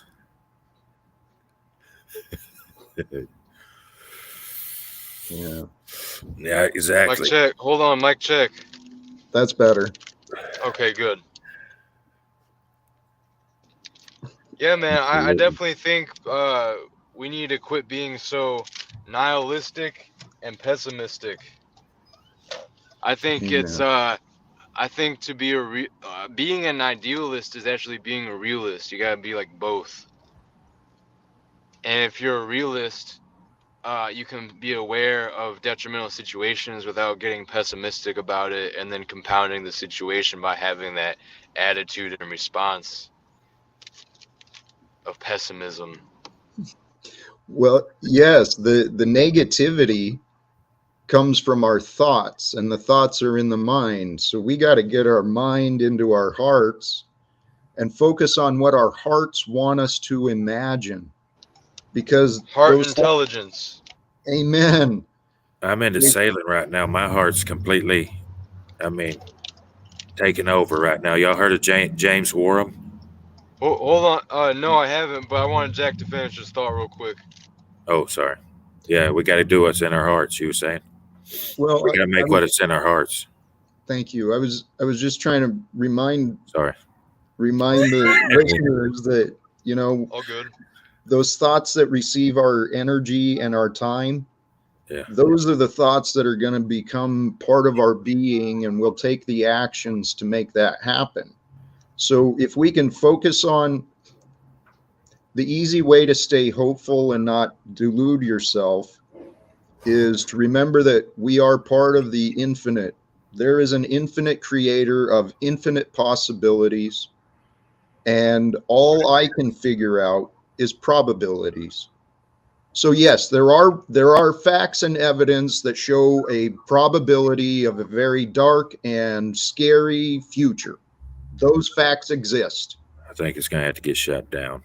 So rather than, well, the way I see it is here. I think they're coming for us, man. Have you seen the star trails? Star trains?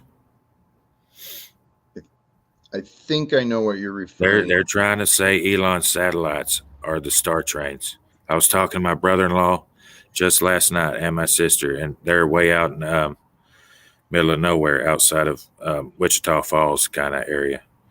He's got a lot of land. He's done seen a bunch of them. I only seen one.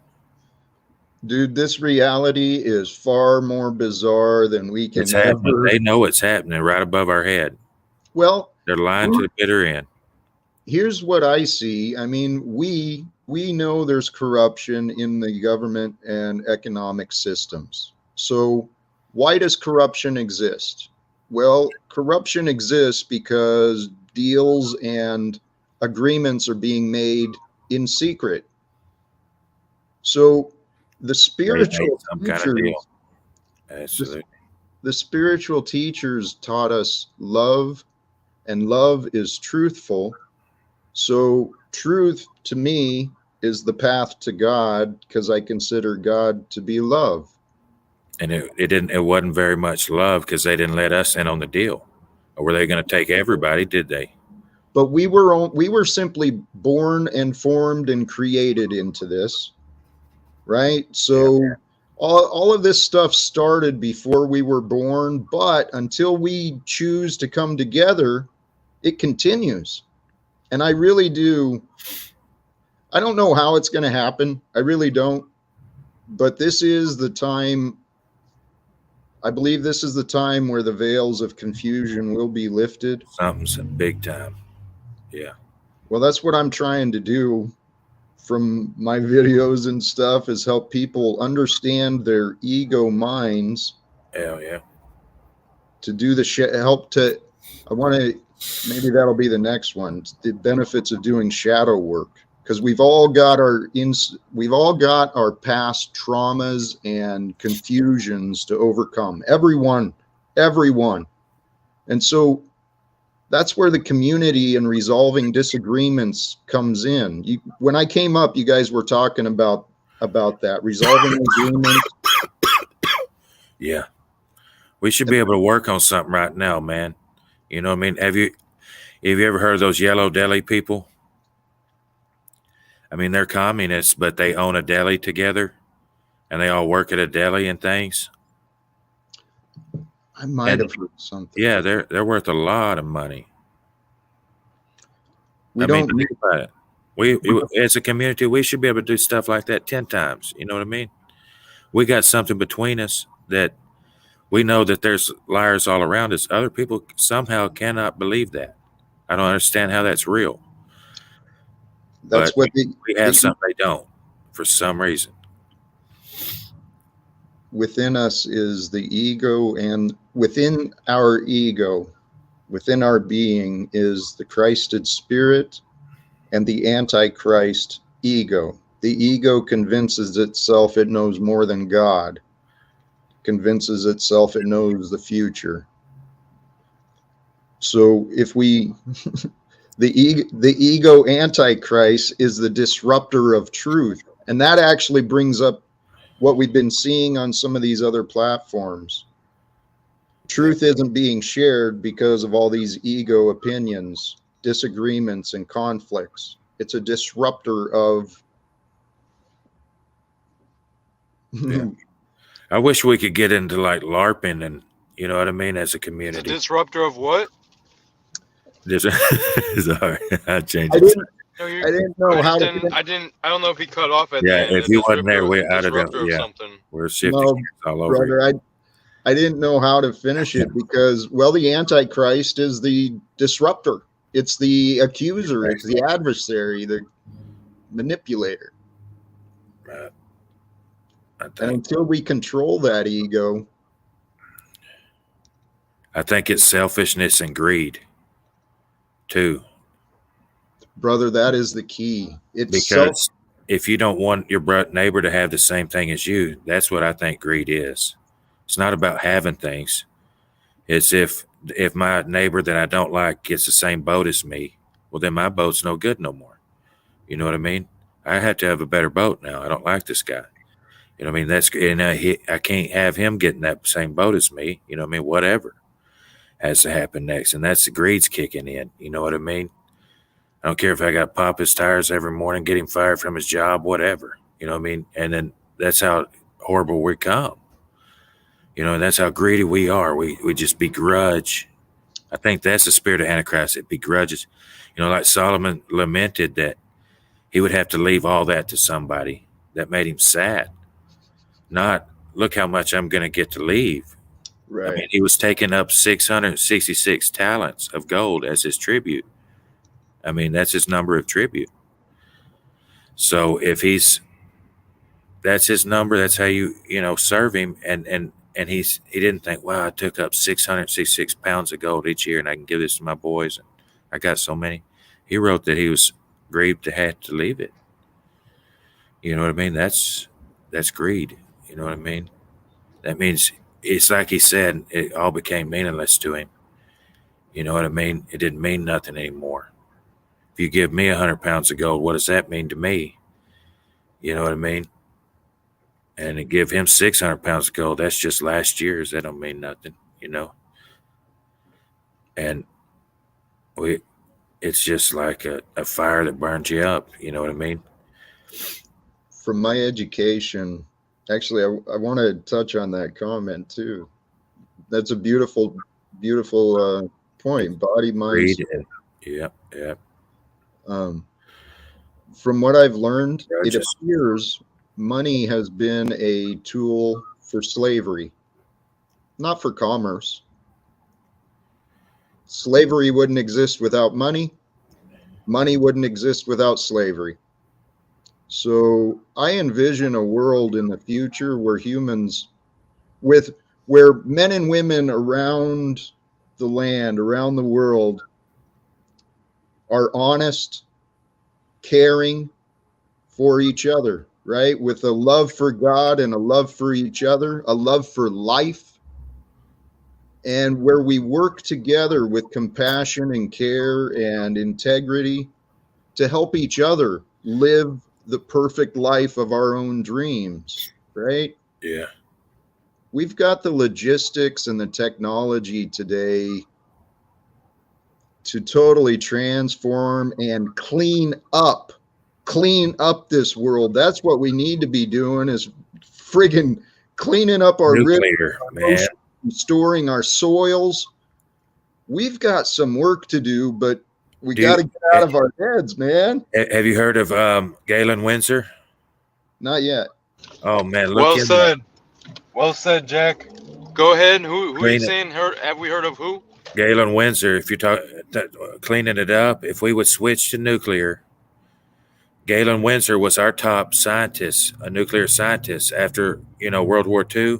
He's a guy from America that he was our top guy, and in the 80s he was warning us that EPA was shutting him down, and that nuclear energy was not harmful. They just changed the definition, and he was eating uranium oxide. He swam in the reactor water. You know how they make those movies where they got to go in with the reactor and I'm going to get it. Galen Windsor was swimming in the reactor water. Yeah, I remember seeing like footage of him like eating He designed the uranium and all. 3 Mile Island and all that stuff. He was the designer. When they shut it down, Galen said he was there and there was nothing wrong with it. Right after, he demanded to see it. You know what I mean? It's his baby and stuff. And he went on a thing in the 80s filming himself saying, look, and he was filming, he had a Geiger counter with a big chunk of uranium in front of his stomach, and he put the thing behind his back. He couldn't even read it. It couldn't even pass through him. You know how they say uranium would just unzip your DNA and just shoot right through you.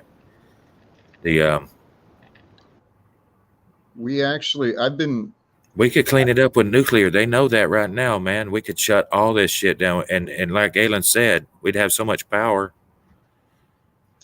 There's new discoveries being, brother. They're shutting France's power off. Did you hear? Nuclear. They're one of the last ones to go. They're going to bring it back online. They're going to present somebody to try to be our savior, and we're supposed to let them judge us and grade us. And that person is going to represent the wrong side. It's like the arsonist showing up as a firefighter. You know what I mean? But they're the ones setting the fire on us. And the one that they present, that was it. You know what I mean? They're going to want us to get behind somebody that they tell us, somebody to the rich people. Yeah. Yeah. And then that person is actually with the arsonist to set the building on fire. So it doesn't matter how courageous he comes in and they let him fix all our problems. You know what I mean? He represents the people that set our house on fire. Doesn't matter if he looks like he rescued us. Well, this is why I believe that Fahrenheit 451 vibes. Is it? Kind of. But I know what I'm you're taking saying. it to a negative vibe again, man.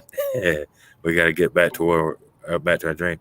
Man, I wish we could get into like LARPing and fan-made Star Trek and shit. That's what I'm into. I like Star Wars. Renaissance do you actually do LARPing? Man, I don't never get anybody who wants to LARP with me, man. You got to have like hundreds of people. We got drones now. You know what I mean? I got acres and acres of land out in East Texas. My brother's got brother-in-law's got 1,500 acres. That, remember when I was telling you that seen the star trails? Mm-hmm. We do all that stuff. We could put in a damn landing strip. You know what I mean? Fly in and have a LARPing grounds. So shit. I used to I did a couple times. I need to find these pictures, but I used to cosplay back when I was in high school and then a little bit in college. I would go to these like Comic-Con type things. I would go to these like sci-fi conventions / anime conventions / like video game movie, just like in general comic books. I used to love comic. movies, TV shows, and everyone would be dressing up and cosplaying as different characters and taking pictures with each other. And some people had like really intense, intricate costumes, like people almost having full on like working Iron Man suits and like Mortal Kombat characters. Even things just kind of from pop culture. Uh, stuff all over the board. But what'd you say, John? Man, like the Yellow Deli people, you know what I mean? Like I was saying, we should be able to do business no problem. That's how all the rich people do. They just collude. You know what I mean? We could collude. You know, they shut down all the Star Trek fan-made stuff. If you try to make a fan-made Star Trek, they can sue you. Think about that. They don't want us to dream. They want to control the Star Trek. Exactly. You know what I mean? Wow. They don't want us that to. again. Once I get a soundboard, that'll be a bomb drop. They don't want us to dream. Hey, man, they did a whole thing where somebody did a mod where you could walk around the Enterprise D from Next Generation where you could see every room, right? They did it all on their own. These people did it. They just programmed it to where and they just kind of imagined what would be in each room, and they did a lot of detail.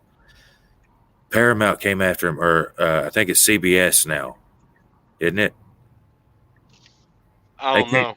They launched it. Everybody was waiting, man. We was going to get to walk around the Enterprise. You know what I mean? And they were going to have like a replica. Yeah, they were going to have people programmed to walk down the hall, and you're going to see every square inch. Everybody, all the Star Trek fans, Comic-Con people that, you know what I mean? I was born in 81, and, Next Generation was what I watched when I was, I was 6 when that came out, so. I like the Next Generation. Yeah. I didn't accept Voyager when it first hit when I was a teenager. You know what I mean? It wasn't from my youth, but I loved Voyager after, a time. You know what I mean? But I accepted, I love a comic. That's what we should rule in that. And I think that's our genre. You know what I mean? I think there's no way we should be able to take the Comic Cons and the conventions, all of that, because we're the ones, you know what I mean, that are connected with the stars. I like fantasy. I really like fantasy, Absolutely. like for sure. I love Morrowind. I played Morrowind. Is it Morrowind? Yeah. Let's go. Nice. No, well, salutes to that. Yeah, I didn't like the new one, so you know what I mean. I like the one that was on Xbox, Elder Scrolls. Yeah. My little brother played it, and I used to make fun of him. That was like 2003. I'm like 22 or so. I was like, man, this is stupid. And then when he finally put it down, I picked it up one day. I was like, oh, this is fun. I was smoking, jamming and shit. Ever since then, you know what I mean? I feel bad, but I did make fun of him. But dude, yeah, that's a good fantasy game, the Elder Scrolls. Yeah. I played Skyrim for a little bit back when I had a PS3 back in high school. Yeah, yeah. There's some games called Dark Souls. They ruined it after Elder Scrolls. If I play a game from time to time, it's going to be either a little bit of Call of Duty with some buddies that I have that live in different states now that like it's a good way for me to stay in touch with them. Or I'll play fantasy games like Dark Souls. There's a series of games called Dark Souls. It's a Japanese company, and it's a very Japanese style game, but they do the guy that makes these games like is doing Western interpretations of like Western mythology and different tropes and archetypes, and the way it's done is like very artistic. Like very beautiful graphics, like scenery, giant castles in different snowy areas, desert areas, fighting skeletons, fighting dragons, fighting wizards. You can be a wizard. Storytelling. What? We just we need a face to put on it. You know what I mean? I don't like my face. You know what I'm saying? To get us business oriented. You know what I mean? Jack, you'd probably be a good. I mean, if we could get somehow like you know what I mean? If we could get someone that. The other people respect. It's more you start becoming millennials and Gen Z, we're almost like slated for destruction. You know what I'm saying? But there's good people out there. You know what I'm saying? And they have done something to us, man. They made us weird. You know what I mean? You can't even hardly. The younger people get it's hard. We've got to stay in touch with them earlier on through the LARPing, through the fantasy. You know what I mean? We got to get the message through. How young are you, may I ask? How old Me, I'm slash young? 41. I'm 41. Okay. 41. But What about you, Jack? I was just thinking about that. we Holy need crap. some. I'm going to be 50 this year. I'm 49 now. Yeah, Wow. Okay. Dude. we need responsible Hey. people in the community. You know what I mean? You seem like one on your channel. I was thinking, you know, to me. Thank you. We need to get like really serious about it. Instead of just getting those chats, we need to what are we gonna do? You know what I mean? Can we do that now? Be in business together. That's what I'm thinking. What? I mean, Christos, you're cracking me up. Skyrim and Dark Souls I was playing, but you're saying you were in high school. Yeah. I'm old, man. I started playing Dark Souls in high school, at the end of high school, but then I can play it into college, and I still play it now. Do you know what I'm talking about? Yeah. Those games? Yeah. Yeah. You do? Yeah. Oh, have you played Dark Souls? Idea. Yeah, it was pretty cool, but the LARP thing, my life, I've never been into the pretend, and I was sitting here reflecting on that. That's limited my imagination. So when I started to believe that I could change myself, and I you gotta have the girls, you gotta have that perfect evening. You know what I mean? You could get into LARPing real good. You know what I mean? But we got to get the women out there. Well, oh hell yeah! The pretend that I did for myself. Then the pretend's fun. You know what I mean? Or else you just feel like a loser. Well, my girlfriend has elf ears. You know. Exactly. That's how cool it is. Yeah. Yeah. In the laws of Moses, if she wasn't married or engaged or living in her father's house, she's fair game. That's not a sin. So she's not one of those three things, or a forbidden relative. So I always went by that. You know what I mean? I don't judge. You know, and that allows for, you know what I mean? That's what I'm saying. I was a big time polygamist. Before that Mandela Effect thing happened, that's what I wanted. You know what I mean? I wanted like a LARPing community. I wanted like a whatever. People was saying, you know, you're trying to create cults and stuff. You know what I mean? With your beliefs. Man, I wasn't even afraid of that word. You know what I mean? Screw it. You know what I mean? But I don't want to be labeled a cult. You know, it's negative. Right. For real, I understand that. I've seen some. But wait, Jack, you were gonna say something. You said let's do that right now. Talk about like what we're gonna do, like taking action. Is that what you were referencing a second ago?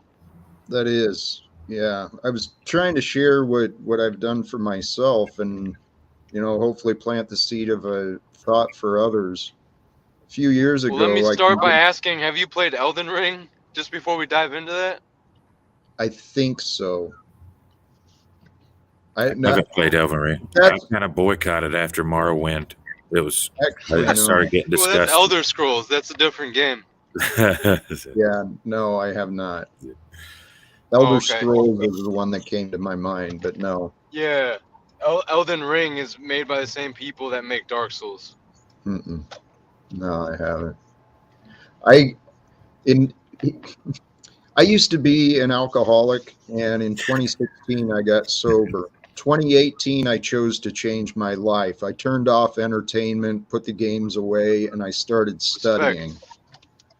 So what I started pretending is that I could improve, and that's what I did. So then after I saw some results in my own improvements, I pretended that there was a way we could end wars and change this world. And it's my theory that God has allowed me to learn what I need and actually has created opportunities to pursue. But for whatever reason, I've been on a very isolated and challenging period of time in my life over the past 5 years. And it brought us to today. But I see a world where We use the systems of, here. I set a goal to try and understand the Christ consciousness, the Buddha consciousness, how to escape my ego. I went and did a lot of shadow work, and I've been given a lot of opportunities in my life to learn and to grow, different than others. Obviously, we're all different people just sharing time together. But if you can convince yourself that this world is perfect, okay, don't deceive yourself and give up your discernment or your reasoning. If you believe there is perfection being revealed to you throughout your day, and that's what it is, it's moment by moment, our life is revealed to us. So if you can believe there's perfection, you'll see the good. Is this taught in Buddhism, Jack? Wow. I feel that. You know, my path, honestly, I listen to everything that everybody's got to say. I listen to what the Hindus say. Is this what's taught in Buddhism, or somewhat. I'd like to share how I got to this. okay? 2018, I made a choice to change me. And with that, I was inspired with goals to do greater things. I did personally, I said, I asked a friend, I said, now that I've quit drinking, I'm a pretty decent guy. What if I did overcome my anger issues? What if I did try to become more like Jesus? What could go wrong with that? Holy crap. Well, what year was something else. 2018 was something else. So many things turned upside down in my life too. Brother, there is a quickening. There is something changing in the energies of this realm, and it's affecting us all. We're having some crazy adventure together, and life is the live action role play. We are pretending to live until we do. Right. And to live, we must grow. We must change. We must have experiences and learn, suffering and learn pain and then learn joy and pleasure. Right. In my path. Go ahead. It's exactly, and that I think that's a symptom. I mean, we're seeing the symptoms of how dim it's getting inside because we're not having those things you're saying. You know what I mean? We're just becoming like a humdrum, and the time's going by so fast each day. It's like before it gets started, and you don't even get any emotions. It's just like emotionless, flat, and it's speeding by. People are acting weird, just doing what they're told. Hey, can I jump into an observation of time that I learned? Yeah, go ahead. Please do. Well, if I may, though, so you understand where I'm coming from, I set the goal to become more like Jesus. I said, well, to be like someone, you got to know what they know. So he knew God. How do I know God? I'm just a dumb guy. What do I do? I thought, well, if God is real, then history is God's evidence. I started studying history and sciences, and the history brought me through American history, the political history, government history, religions, and the ancient philosophies. So I started with like the Buddhic philosophies, brought me into the yogi and Hindu ideas. Eventually, the Bible was where I landed, and I grew to learn of the love of the Christ. And so to tie this into the time, if you can free yourself of the ego desires and judgment, if you can find the love and the gratitude, if you find gratitude, you've discovered love and you feel the love within. Right. And so if you can overcome the ego and just maintain your presence in the moment, we can either get lost in our minds or we can get lost in the moment. So if you can recognize that you're not the body, you're just time experiencing form, does that make sense? Yeah, exactly. And like you say, the Bible, if all this is consciousness and, experiencing these things, if you wake up to that, the things in the Bible did change, but a whole bunch of it's the same. So that the message in that is whoever's controlling your reality wants you to notice, you know what I mean, that the Bible's here. You know what I mean? What's the chances if I create an environment for you, and this is all some sort of test that teaches you about life and everything, that there isn't like a key laying around, just like on Zelda or something like we used to play. You know what I mean? That would have to be. They're all over, really. There was keys everywhere. You can find keys everywhere you look, really. I'm sorry to get excited and interrupt you, but I think I discovered one of the keys. Seriously. What's up? I mean, all we are is thoughts and feelings. Okay, that's all we are. So, improve your thoughts and improve your feelings. Yeah. So the way I looked at it, the Bible is a source of information. Earlier there was discussion I heard discussion elsewhere on tarot and stuff like that. That's sources of information. We are the processors of information. So to know what is real, we must know the truth. Truth to me is God. To know God, I find God through knowledge, through information. The all is mind. Right. So we are mind processing the information, the external information we receive and process. Right. I know they say might is right for truth and all that. I look at truth like truth is whoever's had the perspective from the furthest back. His opinion is the truth. You know what I mean? That's the way I look at it. Because think about parents. If you have a parent and then they say, if the kid asks them why, it's because you say so. You know what I mean? In your opinion, this is best for them. You know what I mean? Because your perspective goes back further, and you're still here. So whoever was here first, his opinion, in my definition, is the truth. Whatever he says is right, is right. It's true for them. Other people's opinions are information for me. That's it. Well, that's, I mean, exactly. We all got our own truth. And if we get deified, it's kind of like we are our own truth, our own time we bring with us. You know what I mean? If we're like up there with the stars, it's like that's a time encapsulated, you know what I mean, that we brought with us. You know what I mean? Time moves on and we're kind of like our own truth. But in my mind, you don't want to be the truth in the end, because what if you say something where you desperately need it to be? That's not the Hold truth. on. Say One if second.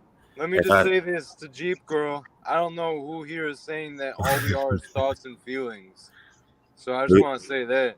I understand what she's saying, but I don't know if either of you guys are saying that all we are is thoughts and feelings, or like downplaying like the reality that we I live think in we're and people like the that situations that we're in. Actually, I said that, and I can explain it. Wait, did you actually say that a second ago? I missed it. I did, brother. Oh, okay. All right. Yeah, for sure. Well, respect. I'm interested. I'm interested in this. Yeah, keep going, guys. That's all. I think we're a part of his consciousness that he creates us. Hey, there was discussion on Star Trek earlier, and I grew up with the old ones. Man, Spock was my hero. That's who I looked up to. So logic Right. Logic and reasoning is what leads to truth. But remember, Sirach dictated logic.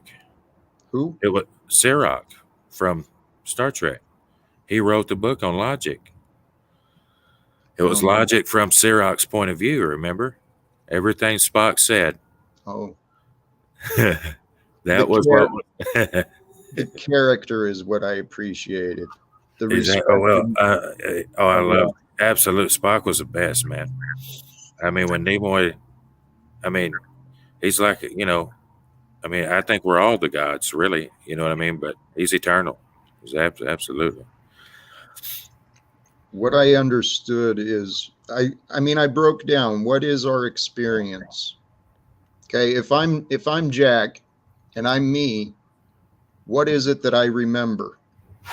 I remember my thoughts and what I felt. The feelings create the memories, and my thoughts today create what I feel. So these bodies are just sensory organisms. They're divinely created biological technology. They're meat suits for us to experience the illusion of separation from the divine, because there is no separation from the divine. This is a cosmic light show we're experiencing, and it's only real to us. Absolutely. So if it's real to us, what is important? What is important is what we think and feel. Yeah. Does that make sense of why I say we're only It's a perfect system, like you said. It feels real. It is real. It's good. And I mean, we should be taking care of it for real. But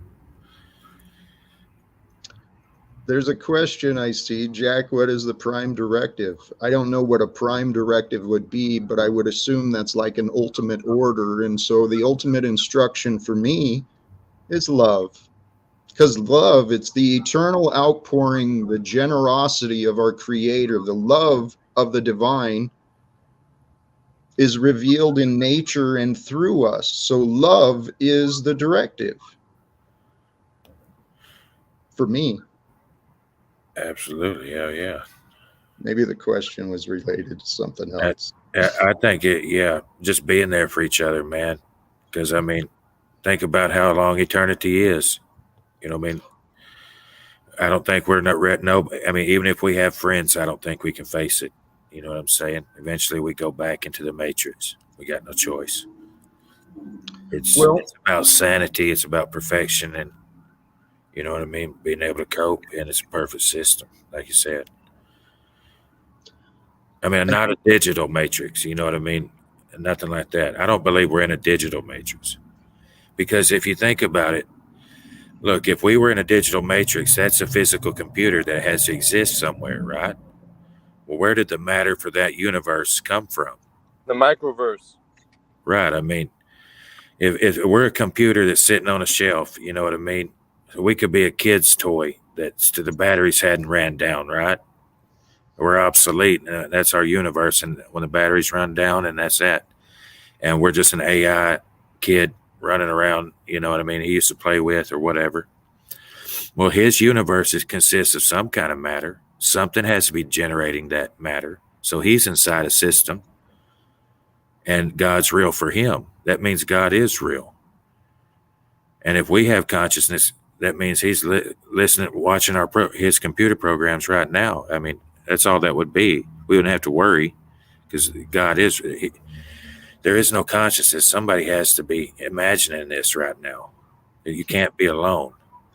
That's what I think we are. I think we're just imagined we're imagined individual characters, our Creator imagined, and we just have free will of thought, right?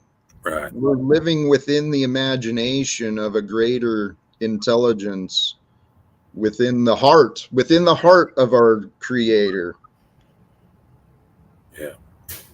And I don't know the meanings, but I know my experience of the Bible. And what I was saying earlier, if you can train your mind to live in your heart within the physical presence of you, and you can have faith. I mean, if you can surrender yourself to faith, Dang right. then you become one with time. And I swear, I feel like I've discovered the kingdom of heaven within. I walk freely in God's land. This is God's kingdom of abundance. It's man's rules that keep me separated from most things. But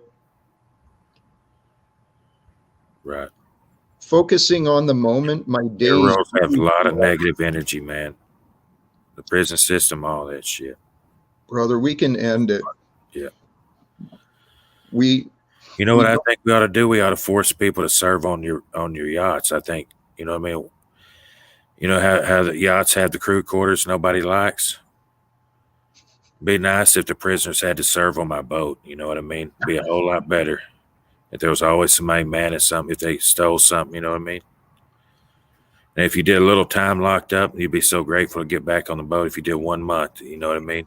Got to go back in, get a new set of clothes, whatever. We could have done something better than this.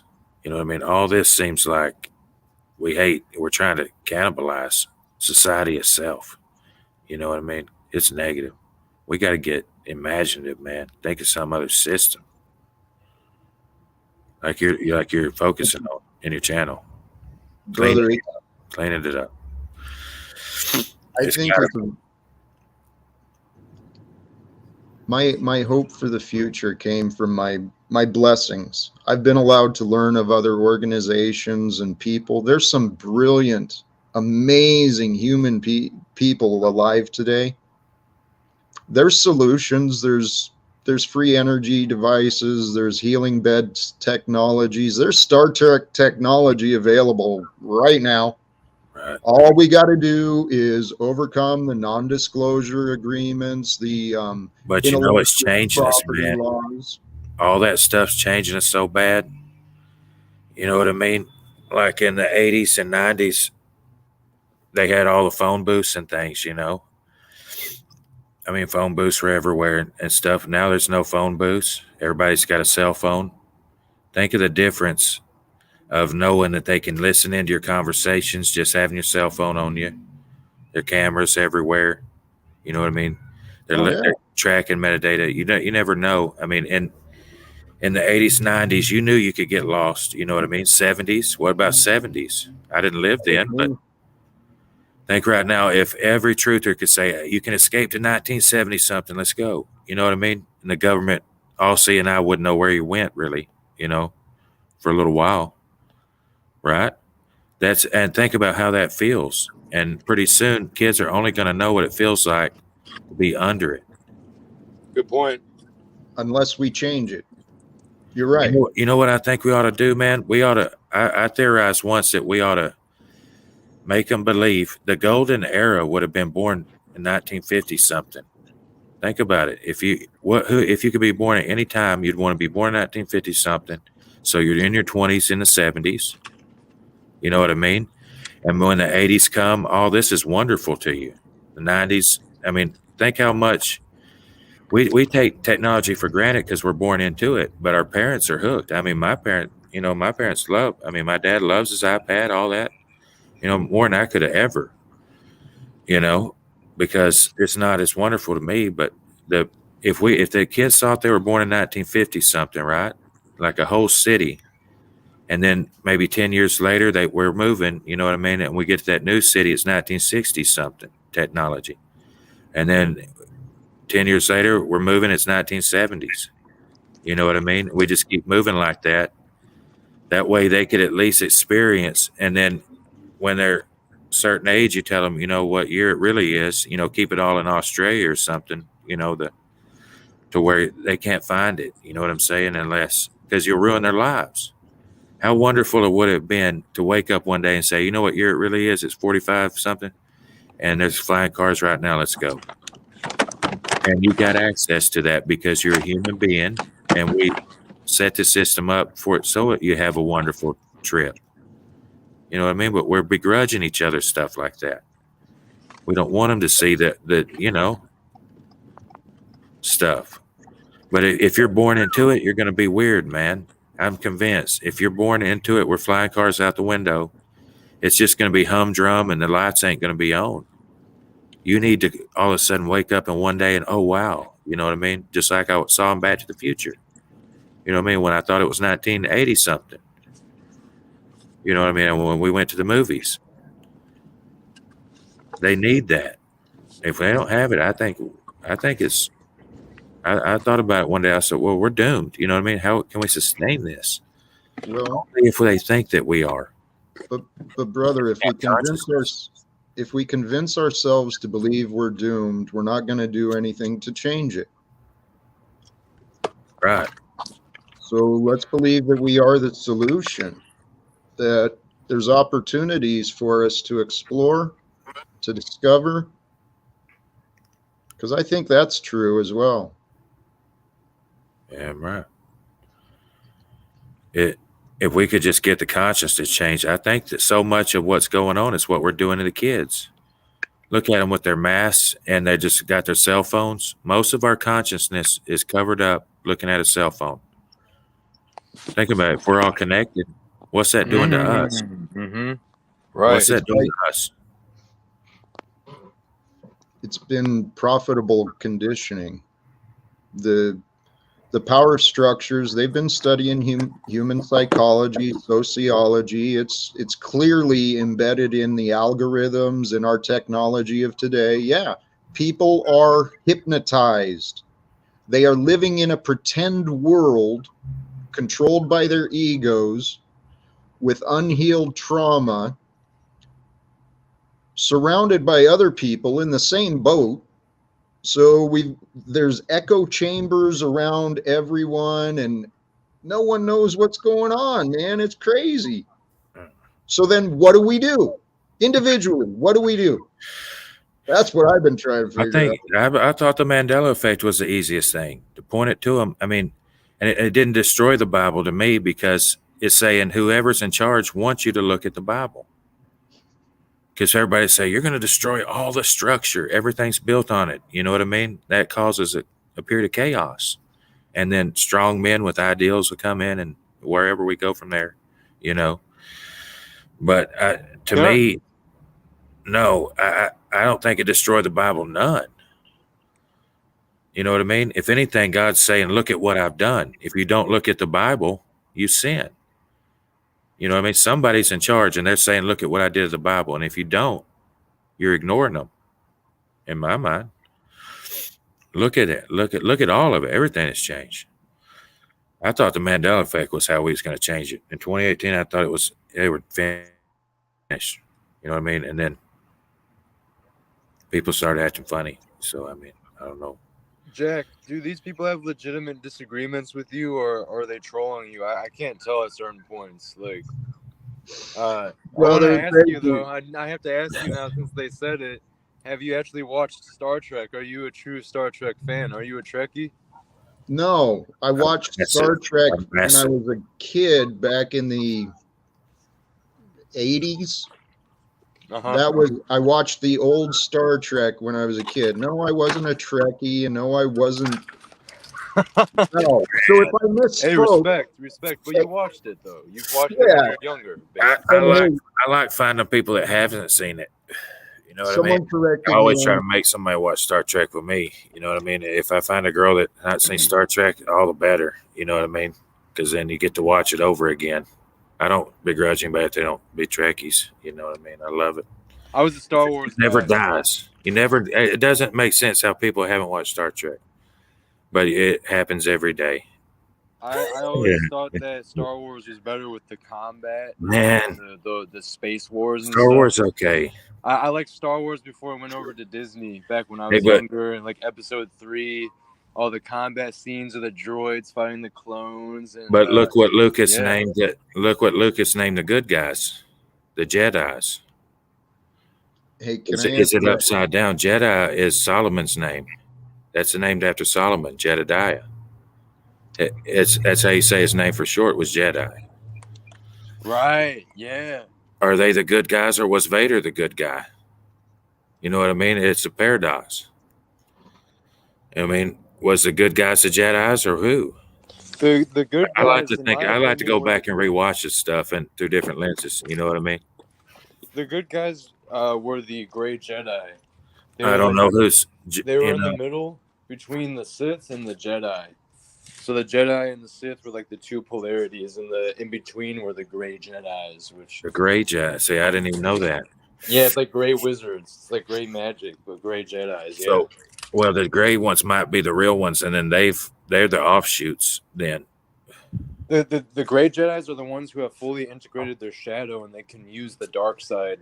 They can use abilities that the Sith would use, but they don't give over to that dark side completely and become like a product of it or enslaved to that Sith energy. They're able to maintain their balance and use both polarities of the Jedi and the Sith. The Force, the two ends of the Force. I got to catch up on Star Wars. Oh, see, I never even knew that. The synchronicity, man. Sorry, Jack. Yeah, man, we got to get engaged. Shit. Well, can I answer the question that was asked? Yeah, what's good? Which question are we talking about? I think there's multiple questions asked now. Sorry. You asked about the new fans I apparently have, and I don't.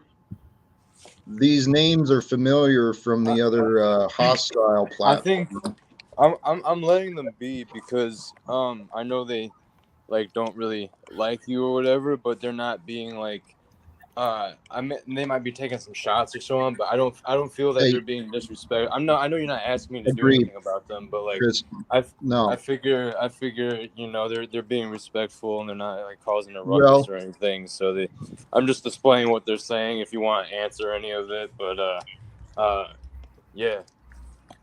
Well, if I may, yeah, there's these people are revealing their characters through me. My mere existence, they think, gives them a right to be judgmental and arrogant and ignorant and accusatory. It's egos. Egos are following me everywhere. Or Freedom Grower and these others. But wait a second, Freedom Grower and you are not on good terms? He's been quite disrespectful to talking about the. So I started reaching elsewhere, not today, but what is? Regardless, the tribe did correct me. I misspoke on the Prime Directive. It's been how many decades since I watched it, as I clearly admitted. What's the Prime Directive? Are you talking about Star Trek? Don't interfere. Oh, so you and Freedom Grower got into it about Star Trek? No, the tribe here in the comment. He's saying, yeah, are you lying or confused? So, see, this is just nonsense, BS, childish behavior of people who lack a purpose in their life. So, hey, well, you don't know there could be animatronics or whatever they call it. You know what I mean? Like at Chuck E. Cheese these days. I need to put a picture. Last one I had of was a silver 3BO that everyone hated because I said 3BO was always silver. Everybody's saying, well, look at his silver silver leg, right? 3BO was always silver, solid silver in my reality. And I'm not lying about this. And since I was different than everybody else, nobody was saying this. And he still says 3BO during the trash compactor scene. It's clear. But boy, people didn't like that because that put me at odds with everybody else, right? I was saying that 3BO turned all gold at the end of A New Hope. Okay, you see him at the very end when they get awarded, and then all of a sudden you see 3BO and they turn him gold, right?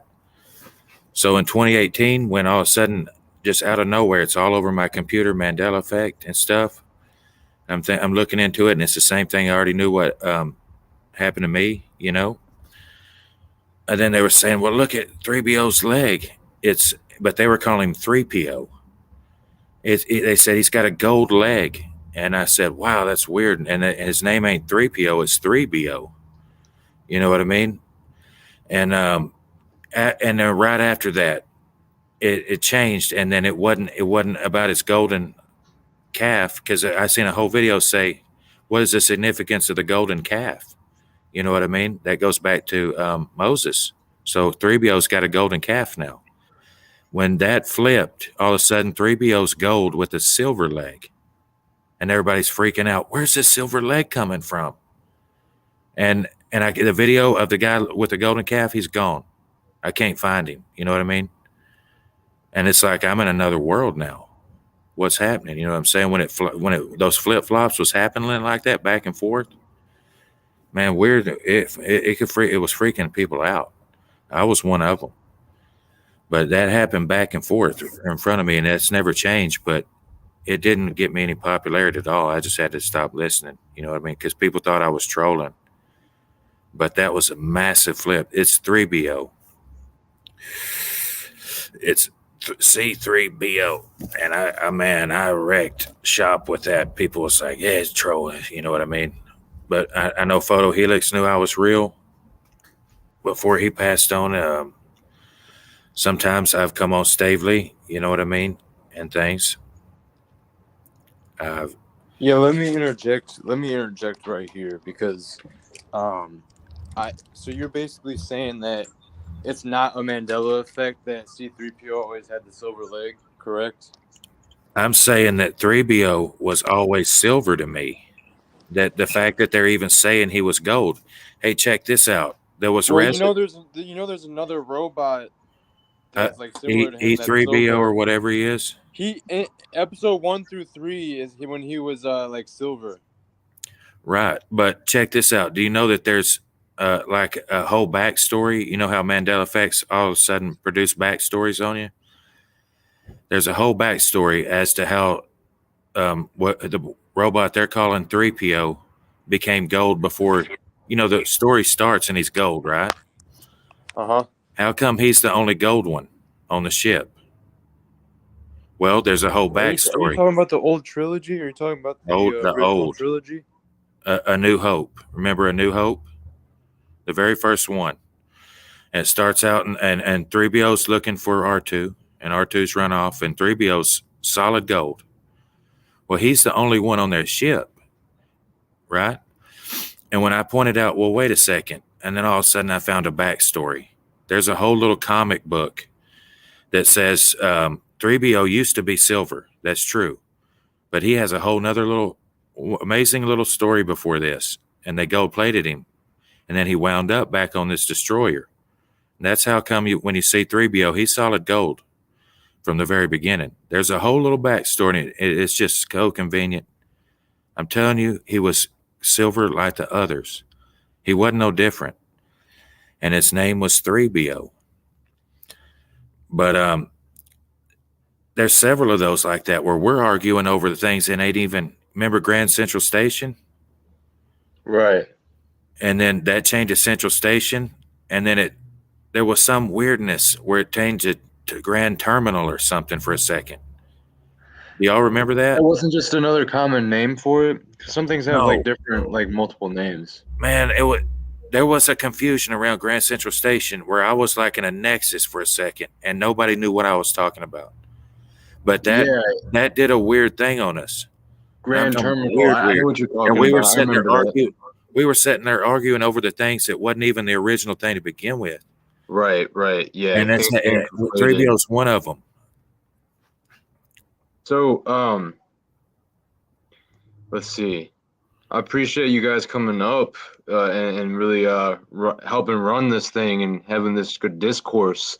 I mean, this is definitely interesting. I'm not sure what some of the people are talking about in the chat, but you know, I'm just going to keep displaying things if you want to refer to them or not. Jack, I don't know what Freedom Grower is talking about. Did you have a debate with Freedom Grower recently or on his stream or anything? Yeah, there's been words exchanged. We don't have to talk about any of this. We don't have to talk about any of this, by the way. Like, I'm down to run just whatever topic.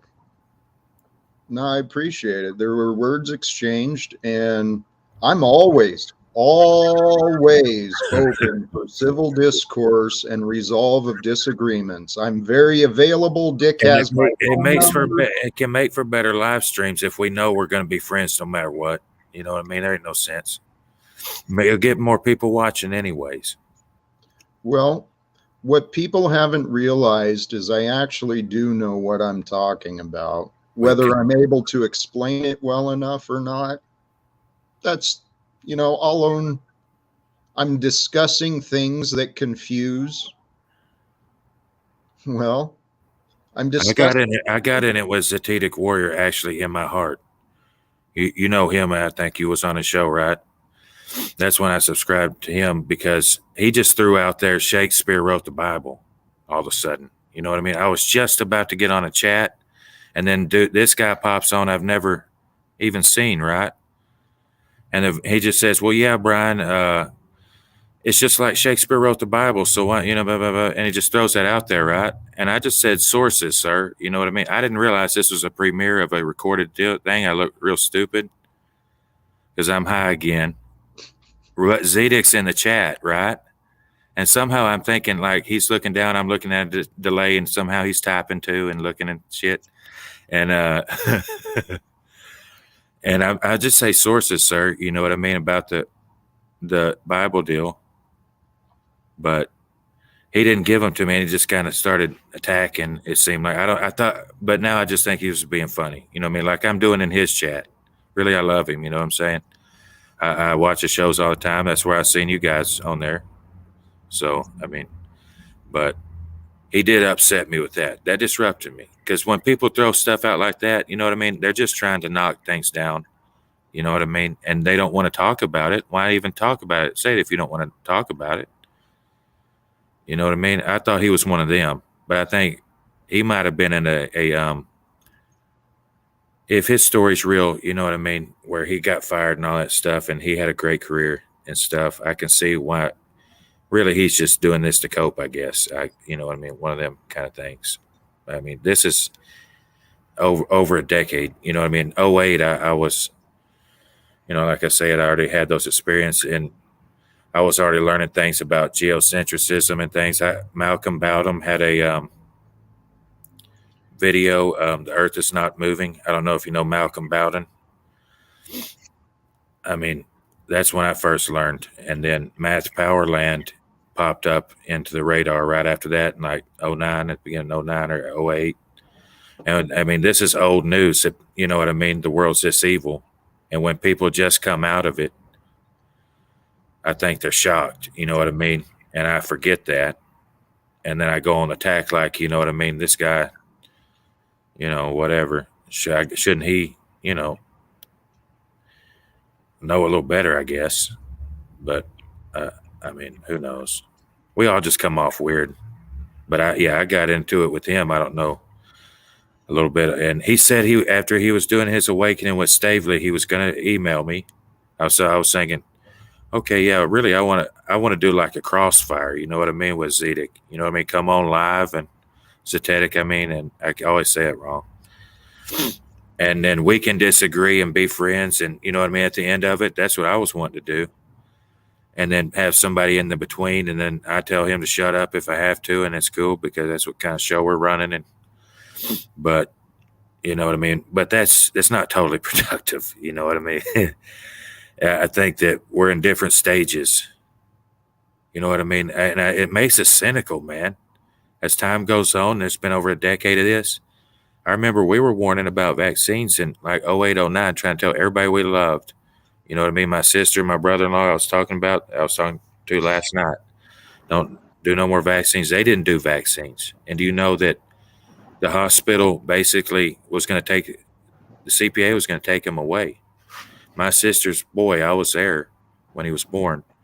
And they decided that they wasn't going to do vaccines. And they drug tested her to make sure she wasn't on drugs, because then they were going to call CPA, right? And then they said, it's fine. They kept pushing. And she was a surgical tech. She, you know what I mean? She was in medical. She knew there was inserts and everything. She said, just go get the inserts for me and I'll show you. There's mercury and all that stuff in it. And then they smiled at her and then walked out and called CPS. And then they put an ankle bracelet on him and said, if you leave, we're calling the cops. And if my dad hadn't come up there and said, we're getting a lawyer and all that stuff, because his dad had died, his mother died, you know what I mean? And he's married to my sister, and he was in a real weird way at the time, you know what I mean? But they finally backed down.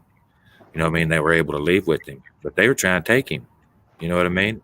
That was 2013, and her worst nightmare, she had been learning how to cook and stay away from GMO and all that stuff for years and eat organic, and she had gone vegan and everything. And then they did that to her at the hospital. You know what I mean? And that's 10 years ago for me, the hospital deal, and then you forget and you get dark, and this is how world we live. We don't realize how we come off to each other. Uh-huh. Like we're just mean as old snakes and shit. I know he said be shrewd as serpents, but a lot of times. John, you're a machine. My Lord. Hey, man, I'm telling you, I've been doing this for like, man, I used to like to keep roommates too. You know what I mean? If I could. Yeah. For sure. Yeah. Anyone hit the link. Oh, my bad, Dick. I hope you weren't up there too long. I just saw. Hey, good to see I didn't you. keep you waiting, Dick, did I? I hope you weren't back there too long. I just saw you. If he's there, he might have stepped away. Hey, what's up, brother? You're muted, but good to see you, brother. Making some food. I'll be right. What's up, Dick? Apocalypse. I think he said he's going to grab some food real quick or something. Okay. For sure. So, Oh, it's fucking beautiful today. I appreciate y'all This has been hopping a on hell this of a panel with me, man. Hell yeah, I'm glad Jack came. I'm glad I got to meet you, brother, man, because I'm 100%, man. We clean it up, man. It is like a dirtiness that energy. You know what I'm saying? Hey, brother, you said something about it is a dark world, okay? But here, Yeah. partial truths keep us confused. The world is only dark until we fill ourselves with the light. You are the light, brother. You're the light to shine in the darkness. All of us are. Christos, that's pretty cool. What the heck what are these? Well, I don't want to interrupt your flow. I was just showing this clown that I have. I like to And then collect I was those showing little like mushroom houses they got. a little wise old man, which you can put an incense stick in his fist there, like he's walking with a stick over his shoulder, and it's incense. Let's keep going.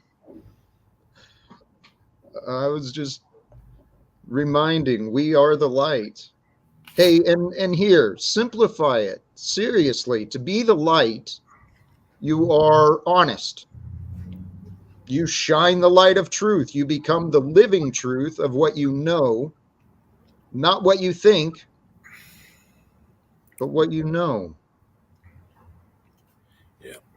Because really, we know very little. We really don't.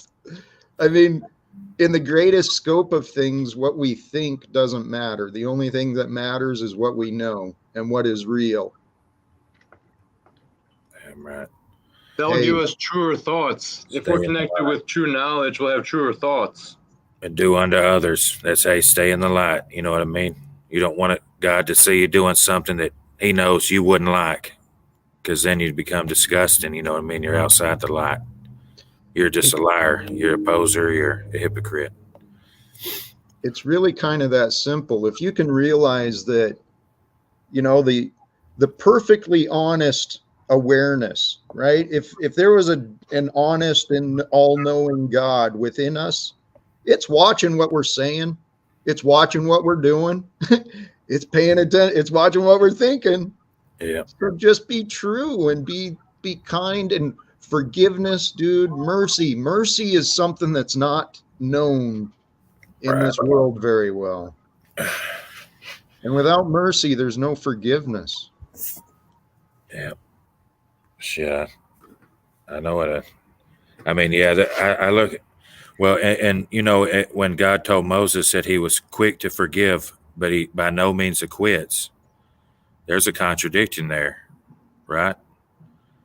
He's quick to forgive, but he by no means acquits the guilty.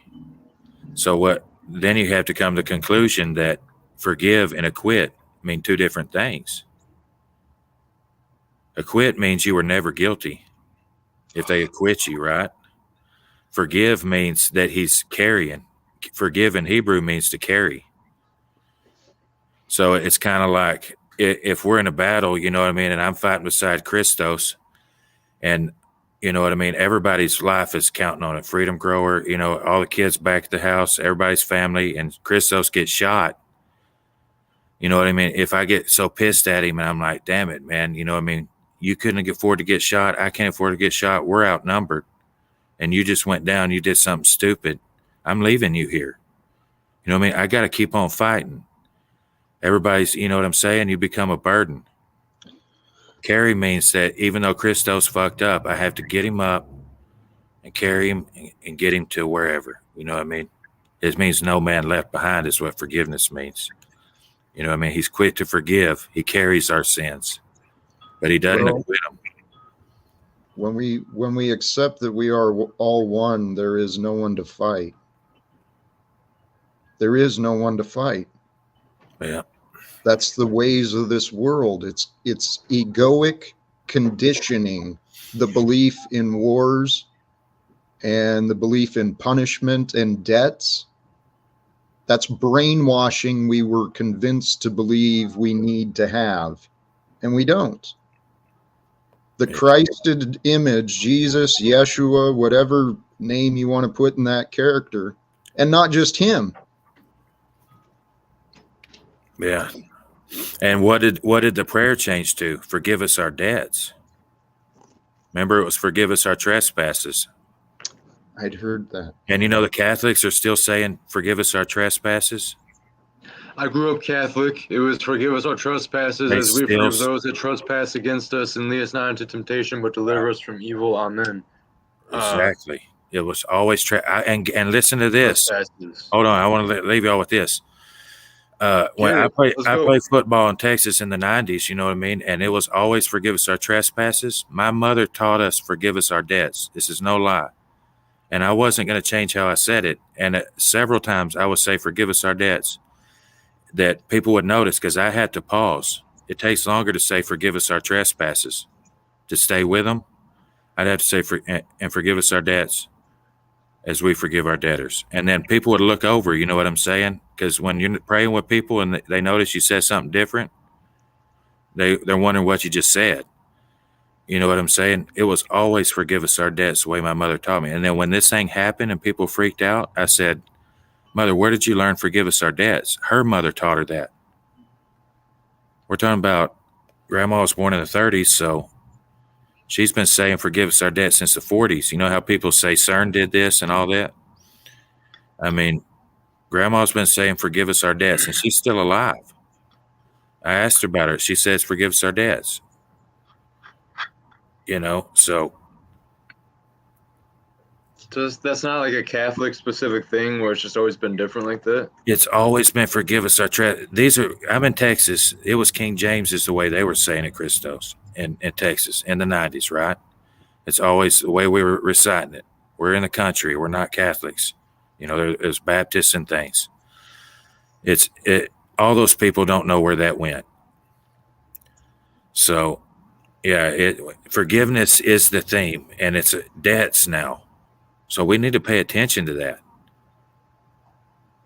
Something big with that. I feel you on that. Without judgment, there's no need for forgiveness.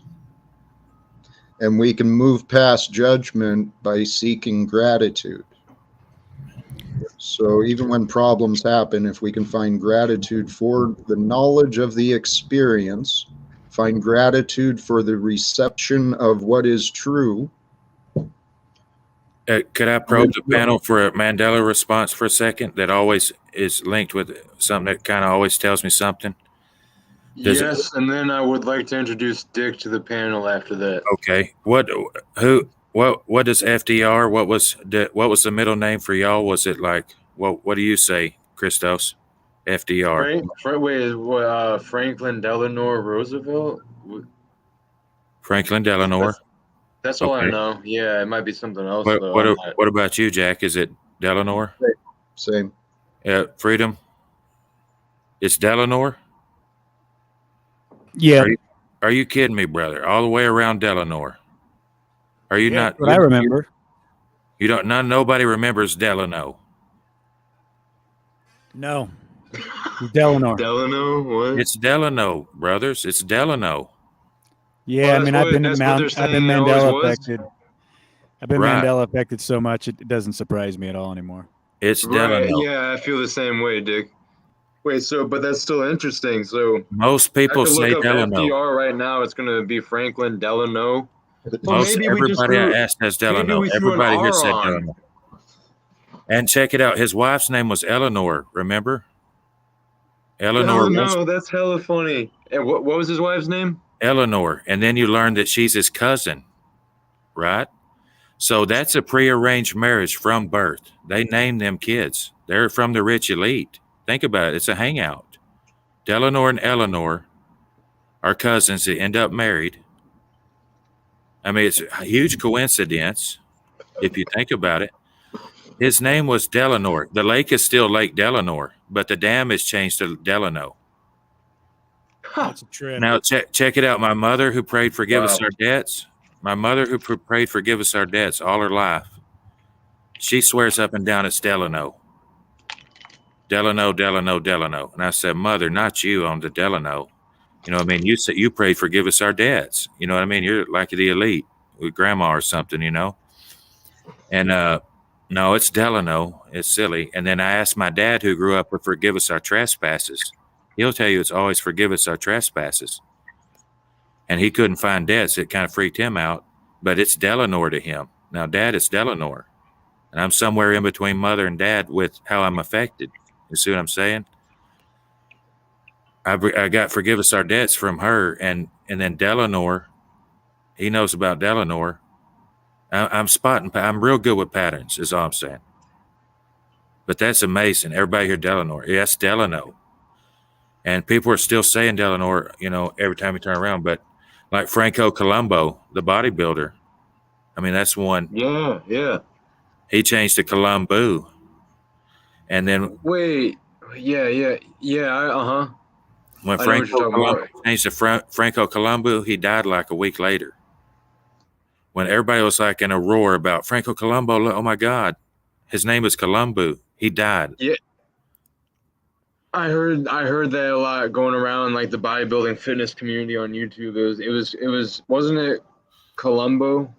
Franco Columbo. They still say it on the strongman competitions and everything. Say Franco Yeah. Columbo. Right. And now Hey, but now it's people are saying it. Columbu. Is the spelling different? Yeah, with a U. Big old U at the end. Columbu. I remember this being a thing. I remember looking into this one because I remember I was like hearing people talk about it when it happened a while back, and then a lot of people were like, "Wait a minute," you know, and then calling it out. Yeah, I remember that We're one. in That's the a middle trip. of it, man. The star trails, all of it. This is it. This is, you know. Yeah, You look over we're and pass honing it, in. I right? mean, we're slowly honing in like a spiral that's getting closer to the center point, but ever so slightly that center point keeps moving away, kind of like a mandala. But we're definitely more towards the center point of the bullseye. At least I am. I feel like recently, I'm definitely like the circle within the circle. I got like feet in both sides in the inner circle, the outer circle. I feel very connected with that concentric circle and the concentric rings and, you know, what it means to be holy. I think we started talking about that earlier, but yeah. Anyway, welcome, Dick. You know, was there something specifically you wanted to come on and address with anyone on the panel by chance? Or did you want to come in and just build with us? What's up, Dick? How Oh are you? man. Are you in a state where they let you grow, brother? Yeah, I'm in Colorado. Colorado? How much plants do you get to grow? These If you got 2 grown adults that are consenting, then you can grow 12 plants, 6 in flower. And then depending on the counties where you can actually grow it and if it can be visible or not and all that kind of keeping the money for good themselves, man. Making sure we can't make a living off of it. Yeah, legalization's a And racket. I mean, it it should takes be a lot to make the decriminalization. oils. It takes a lot to make the oils that we need. We should be able to grow hundreds of plants and to Of eat it course, like well, the it Rick takes a lot Simpson. to expand the genetic library. So if you want to actually do phenoselecting and not be growing like autoflowers and feminized seeds, you actually care about the genetics of cannabis, then you have to have a lot more than 12, right? I mean, you got to be able to pop seeds.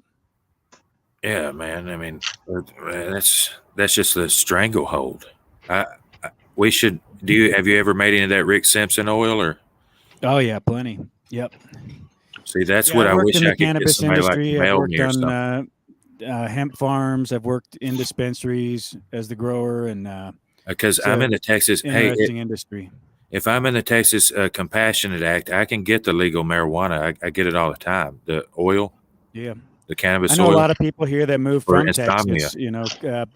Parents with kids that have Dravet syndrome and contractible epilepsy I coming just out told here them to start a insomnia hemp is all I farm. did.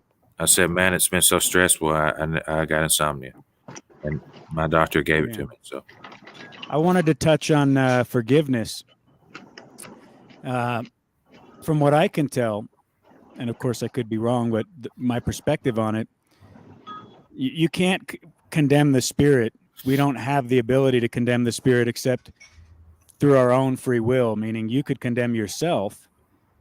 And perhaps if you're ignorant, because we suffer from lack of wisdom and knowledge, you might believe that someone else has the power to condemn you, and then you might take that with your free will and use that as a catalyst to condemn yourself. But I look at it that I do judge, but I judge the flesh.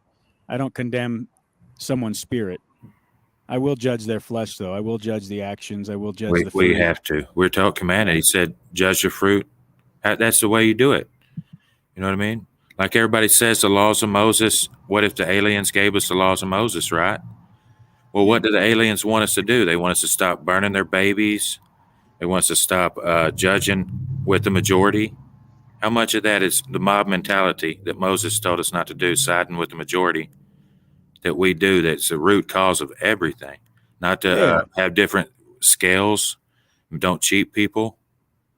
I mean, if you're So walking into a grocery you're store and some judging the guy is fruit. beating up an old lady, taking her purse, and you can say, "Well, I'm not going to do anything because I don't want to judge. I haven't walked in his shoes. I don't know what life circumstance brought him to this point." That'd be absurd, right? So you would say, "Of course, I'll intervene. I know something, a wrong act is happening, or a child's being hurt, or innocence is being taken advantage of." That's what. But I don't judge the law was spirit. I'm for. not condemning their spirit, even if I had to lop your head off with the guillotine because your crimes were so atrocious. I reserve the right to judge the flesh. I have to. Yeah. We need a awakening where these people just simply repent and we hang them, like you're saying, freedom. You know what I'm saying? It'd be nice if we set some sort of record and even the rich people realize they can't win. You know what I mean? I mean, they hang Saddam Hussein. I didn't watch it. You know what I mean? But What I've seen, though, I remember watching that as a kid. I didn't actually. I was doing something. I tuned out, but I started Yeah, tuning that the was war a out spectacle. after a while. I mean, there's two sides to every story. I don't know that a lot of the people that are made out as criminals are as bad as they're portrayed. Saddam, you remember what Saddam's crime was in real life though? 1981, he built that nuclear reactor. Sure. And they blew it up. Remember, Israel was given the green light by the UN to just bomb it. Remember, we were talking about cleaning it up and if we would be on nuclear, Jack? I think a lot of times the real, agenda, man. though, is something entirely different, right? It's like with It was Libya, legal Muammar under the Gaddafi. international community. They came after him because he was making honest weights and measures. And, supposedly the Saddam Hussein thing was weapons of mass destruction. So it's always some kind of... Man, well, whoever they say is a bad guy, a lot of time is the people they demonize is usually somebody that tried to do something. You know what I mean? That's the way I look at it. But, I mean, they might have something on them. Well, you don't know about Saddam, what he really did. I mean, I'd stay out of the politics too, but yeah, forgiveness. I'm sorry, I'm taking over, bro. Hey, can you guys hear me chewing my celery? I don't want to be chomping in the speaker, in the microphone. No? Okay. What's up, Jack? Yeah, you going to say something? You're good. I appreciate you saying everything you're saying, man. Like I said, you're a powerhouse, bro. You're a machine, is what I said earlier. I like how you approach things. I can tell that you're very learned. Yeah, on the Sabbath, I just rest. I've always kept the Sabbath. You know, I work for a Seventh-day Adventist, and I disagree with them all the time. You know what I mean? But I love the people that I work for. I haul rock for a cement plant, and they own it, you know. But sometimes I run a mixer, and it's great. I work around a bunch of Baptists, Southern Baptists, and they're amazing people. Some of them, I cringe a little bit. There are some people I interact with, I won't lie. Like, Yeah. They're very like, I don't know, very easy to read and see through, and a little weird. So there, but I think that's outside of the religion. But I think the religion is part of it. Because I've heard, I was talking about the state of the world once to some guy. He's like a maintenance guy, and I do maintenance stuff too. I remember I was talking about the state of the world. He was asking me what I was listening to on my headphones. I was saying, oh, I was just talking about, the World Economic Forum and these different people and their plans and their visions for the world or whatever. And he was like, he kind of like chuckled and like kind of like did one of these numbers and like he was like, oh, I'm not worried about any of that, And I'm like, oh yeah, like what do you mean? He's like, I read the good book. I know how this story ends. And he kind of just like gave me like a grin, like Yeah. He's so sure of things and he has no worries because Jesus. Right. But the thing is, we don't want that. We don't want that. I face-palmed myself in my head a little bit. I face-palmed myself, but none of that has to come true. That's the problem with all this Christos, man. If we get it in our head that prophecy is, once it's been said, it has to happen. You know what I mean? That's not what prophecy's for. It's to change what's said. Just like with Jonah, remember? Self-fulfilling prophecy. That's right. Is that what we're shooting for? So if Jonah comes in and he says 40 days until Nineveh's overturned, is that to listen or just wait till 40 days? Because we want it to be. You know what I mean? That means that if they repent, then Nineveh stays, right? That was the point of prophecy, was reproof, not to fulfill it. So if you're given something, God doesn't give you that to just waste it. Change it, man. You know what I mean? Don't let that shit happen. That's the problem with their thinking, all of them. That's why we're here, man. They won't quit. Yeah, exactly. So, okay, wonderful. Was Jack going to say something or was Dick going to say something? I believe someone was going to say something. Because, yeah, we had just landed, John, but then we picked up a little air there and had to get a little more air before we landed completely. So, what's up, Jack? On the subject of forgiveness, what I've witnessed, experienced, and observed, our ignorant egos jump to a judgment prior to understanding. Okay, if we understand one another, there's nothing to forgive because we usually understand the reasons and the desires behind what people are doing. You get someone rude Not at the true. store. You tell me if I understand a pedophile, there's nothing to forgive. Fair question. I mean, there's disgusting thinking. Okay, well, let's look into what creates a pedophile behavior. Are y'all saying forgive or acquit? Because see, well, hold on. Those things mean two different things. That's what always makes me angry, because people say forgive and acquit, and those ain't the same words. Forgive means I could tolerate you throughout eternity. I forgive you.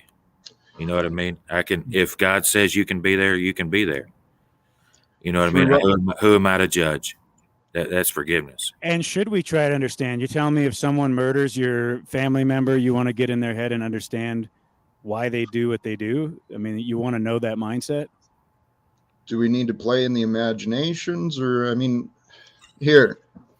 Well, tell me how, because understand other thing. What do I need to explain? Understand then. Maybe I don't understand your definition of the word. Please. Thank you. Yes, there's atrocious things. There's absolutely horrible examples, and we can play what ifs all day.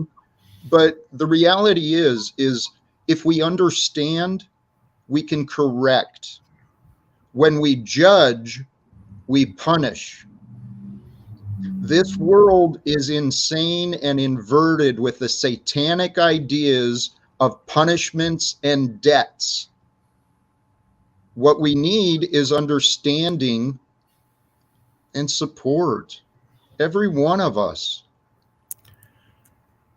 We need to agree on Hey, what's right and wrong. shout How out long have to since we removed the law, have we taken to tell us what's right and wrong? It changes every day.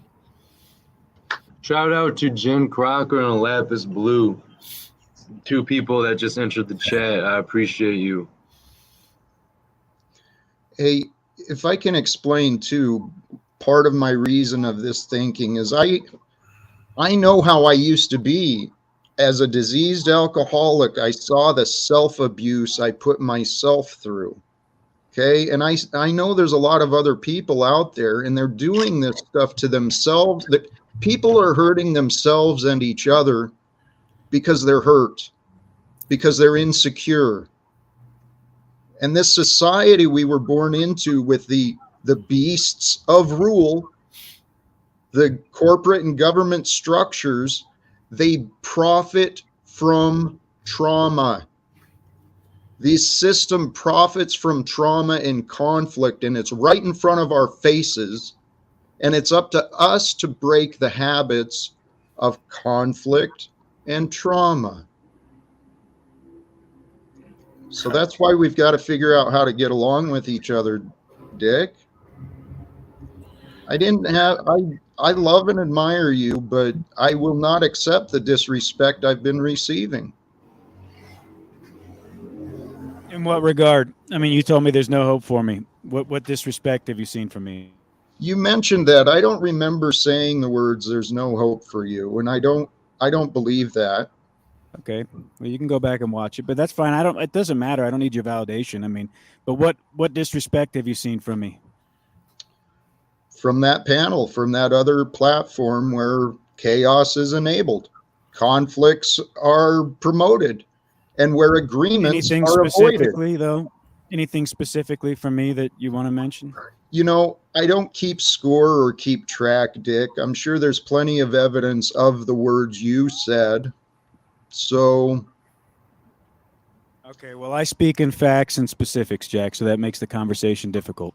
all right. Well, I recall being interrupted many times when I was trying to share on the other platform, only to be told that I never explained myself. So, my experience has been quite different than what you and others have been saying. Yeah, but I mean, that's par for the course on that panel, right? It's a fiery dialogue there. There's plenty of interruptions that go on all around, right? You wouldn't hold that specifically against me, would you? Well, a recent one coming to mind is where Paul offered himself, saying, hey, it would be a polite conversation, only to be interrupted immediately by you and Jeffrey. You both have a habit of doing it. It's like your way of getting approval from the leader, Paul. Jack, the tribe said that you invert reality. This reality is inverted.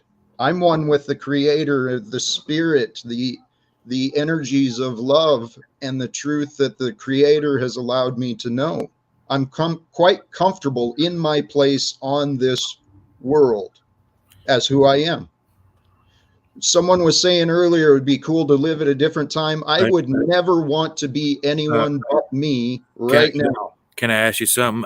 Speaking on that inversion, when you say inverted, are you meaning like you did? Is the stoplights one of the Mandela effects for you, that the green light used to be? Where did? No. We know that both exist, right? It was not. That's not a Mandela effect. Decades ago, some places had it the other way. Some places still have it the other way. I don't think that's a Mandela effect, unless I'm wrong. I don't think that's a Mandela effect. You know what I believe? I remember the whole rules of the stripes. I remember yellow stripes in the middle of the freeway. On top of that, and it mattered where you put the white line. That's how you tell which way you're going. You know what I mean? There used to be yellow stripes in the middle of the freeway, not these black and white ones. Everything, even in Texas, it changed.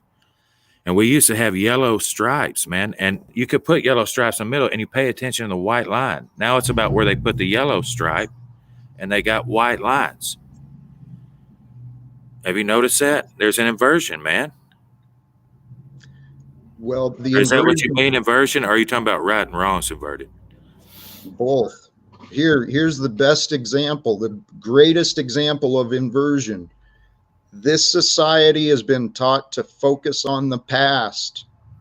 We should be looking to the future.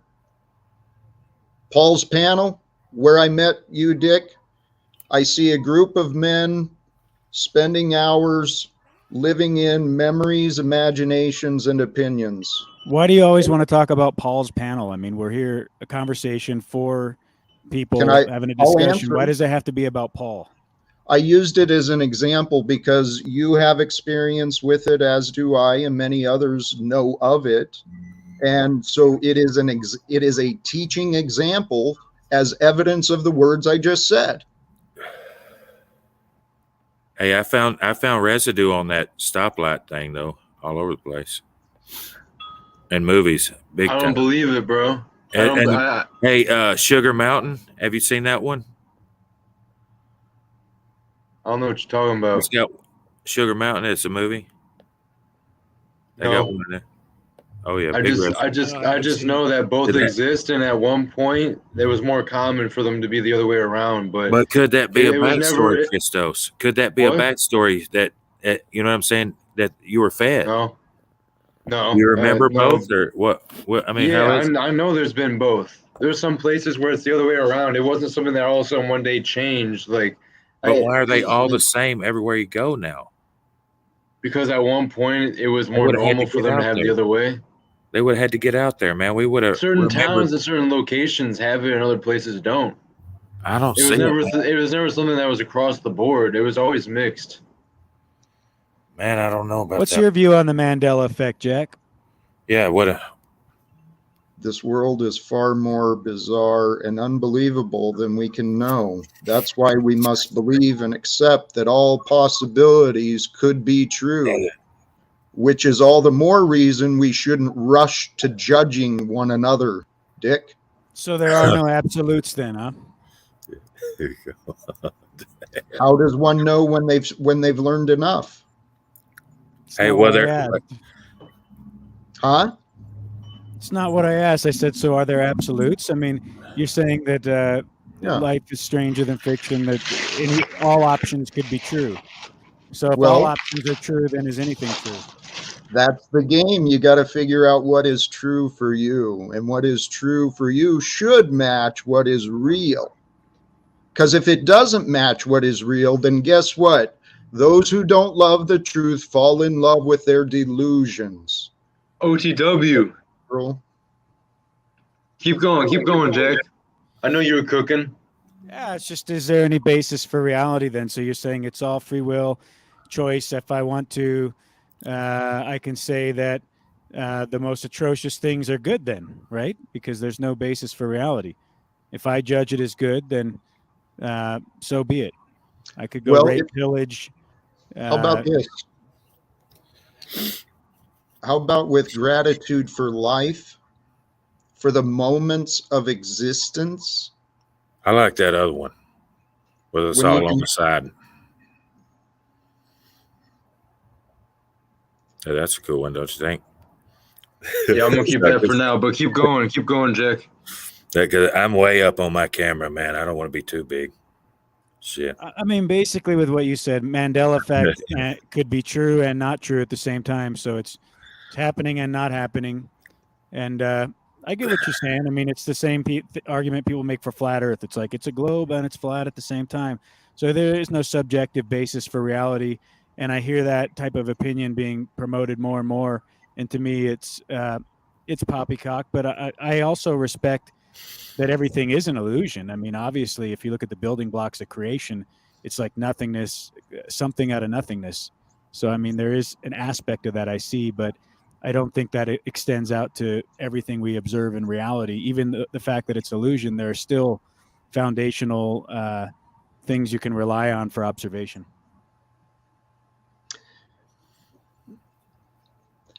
To me, the game is figure it out. Okay, all that is nation. You dropped for a second, Jack. Yeah, you stopped at figure it out. All that is beyond us is information. And this is a bizarre paradox. It's a confusing reality. We are, and yet we are not. And all things can be true, yet there is untruth in all truth. I mean, our human minds are what allows us to get confused, or allows us to feel fear, to feel hate. It's our minds. We've got to overcome our confusion by surrendering ourselves, humbling ourselves to the facts. Okay, what are the facts? What do I know, and what does what I know, what does it mean to me? What do I do with what I know? From here. You should know good, right, and true, right? And you don't need Good another tree man's produces a good approval or fruit. denial of that. Correct. So there is an absolute. Well, the absolute, the only thing that matters to us is what we do. And what we do is going to be based on how we feel, not what we think. The thinking is part of it, but our feelings are what actually drives us. And this society, based on here, I said the inversion is that's divine feminine. I mean, that's holding a feminine spirit. If your emotions are what drive you, that's fine, but that doesn't have to be the case for everyone. You could be very pragmatic, practical in your decision making, very matter of fact. And I think as a steady hand, as a leader, as a man, we're actually dependent on doing that to be able to create a positive outcome. And I think that's a lot of why we're in the mess we're in, is because there's a lot of men making their decisions based off emotion instead of what is actually good, right, and true. Well, just as evidence of your words, look at the Paul Enslaved platform. Emotions, anger. The feminine is part of the masculine. I mean, and the masculine is part of the feminine. There's no separation. It's up to us to find the balance between thought and emotions, to unite those two. That's what the Bible's talking about. One of the explanations of the double-minded man is those who separate, who deny their emotions with their thoughts, or they don't use thought and they run with their emotions. That's where the egoic insanity is coming from. Jeep girl says she's craving an egg roll right now. John, what do you think about that? Should emotions drive your actions? I lived always by the law, freedom. It was, like I say, truth to me is whoever's been here the longest. Truth will always be an opinion, right? Whose opinion is it? Like I was talking to Jack, they followed logic in Star Trek. You know what I mean? But logic was dictated by Sirach in the story. You know what I mean? Okay, so the Most High to me, that whoever's been here the longest, he's the Most High God, and his opinion is the truth. And it's always best your parents, you know what I mean, have been here longer, and we have questions. We always do that when we're little. We're going to say, why? Why do I have to do that? And then if you haven't done this for longer, you won't understand it. We have to trust that he has the best intentions. That's the way I always, you know. So if there's I didn't live by emotions. being, you mean in the emotions flesh were or in always the spirit? bad. Like when you My say what's emotions- been here the longest, are you talking about the flesh or the spirit? Me? Yeah. I believe we live inside of God's head, and that consciousness is, we're real flesh, you know what I mean? But I mean, it's all spirit to me. Yeah. That is a crazy answer to me. I mean, it's just my perspective, but I look at it as the Most High is timeless. So the interconnectedness we have with the Almighty is one of knowingness, but it's not bound by time or space. So when you say the one that's been here the longest, I think that's a fallacy. Like it's always been, the truth has always been the truth. There's never been anything other than the truth. Well, like I was saying with Jack, though, okay, like what about the most hardest questions? You know what I mean? like if I ask God what happened before you can remember, who can tell God the truth? What if there was a time where it's like, God, how'd you get here? And if God can't tell you, Well, who this is knows the the truth? limits of the carnal mind. So we're trying to frame up the frameless. We're trying to create form to the formless and do the impossible. It passes all understanding. And we're using a fractaled out meat suit of illusion to try to frame up something that passes all understanding of what the carnal mind could ever accomplish. So it's not something that you'll ever be able to do. It's just the same thing as space when they say, well, there's an end to space, right? It's expanding. What is it expanding into? What is the perspective of what it's expanding into, and then what is that held by? So something that's outside the finite is not going to be bound by something that's in the finite. You see what I'm saying? I mean, they're just two diametrically opposed. It's spirit But versus the flesh. well, I mean, is matter real? That's the question. You know what I mean? Is there a place that God's inside of, or is everything inside of Him? It doesn't matter. Matter is fundamentally not real because it is an illusion, right? It's held up by the building blocks of the ether, which would be the Where's it what comes coming from the from? 0 point.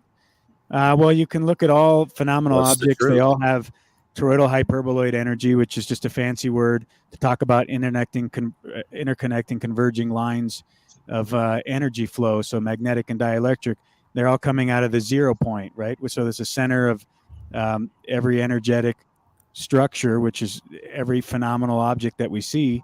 You and any inanimate object, it all has it. So that space is the ether, right? And so then you got these scientists, and they try to frame up what a field is. Well, how are you going to frame up something with words of Babel that are based in form to frame up something that's formless? You can't do it. So that's why when you ask a scientist what a field is, they use a bunch of things from form as their basis to describe something that's formless, and it's just fucking hilarious. It's like you're using the wrong mind. If you want to know that stuff, you have to use a spiritual mind. That's what the pineal is. That's what our interconnectedness with the formless is. You can go and experience those things through meditation. Dick, your explanations are just beautiful, brother. I don't know. How did we find disagreements between us, dude? What the hell? Respect. It's a meeting of minds, man. I know some people don't like you, Jack, but I don't think you're a disingenuous guy. I think you come with a genuine heart, and I see why some people disagree with some of your views, but I don't think you have an intent to derail things or incite drama. It really doesn't seem you're doing that. Every time I've seen you on streams recently, you just genuinely want to talk to people. I'm gonna give you your flowers there, and respect on that, and respect to Jeep Girl and I forgot who the other one was, but basically I know they're taking some shots at you, but I appreciate them being here still, and I guess just supplying some opposition, some healthy opposition, even if they don't like you. I mean, I don't think they're being too vicious. They're definitely, they're dissing you about Star Trek and shit, but they are dropping some contributions, I guess. I'd have more respect, though. I'd say if one of them came up on the panel and wanted to talk to you directly on the stream. I think it's a little different than typing in the chat, unless you're just unavailable to hop on. I'd like more people on the panel as well. Welcome OTW, even though I don't think he's even there right now.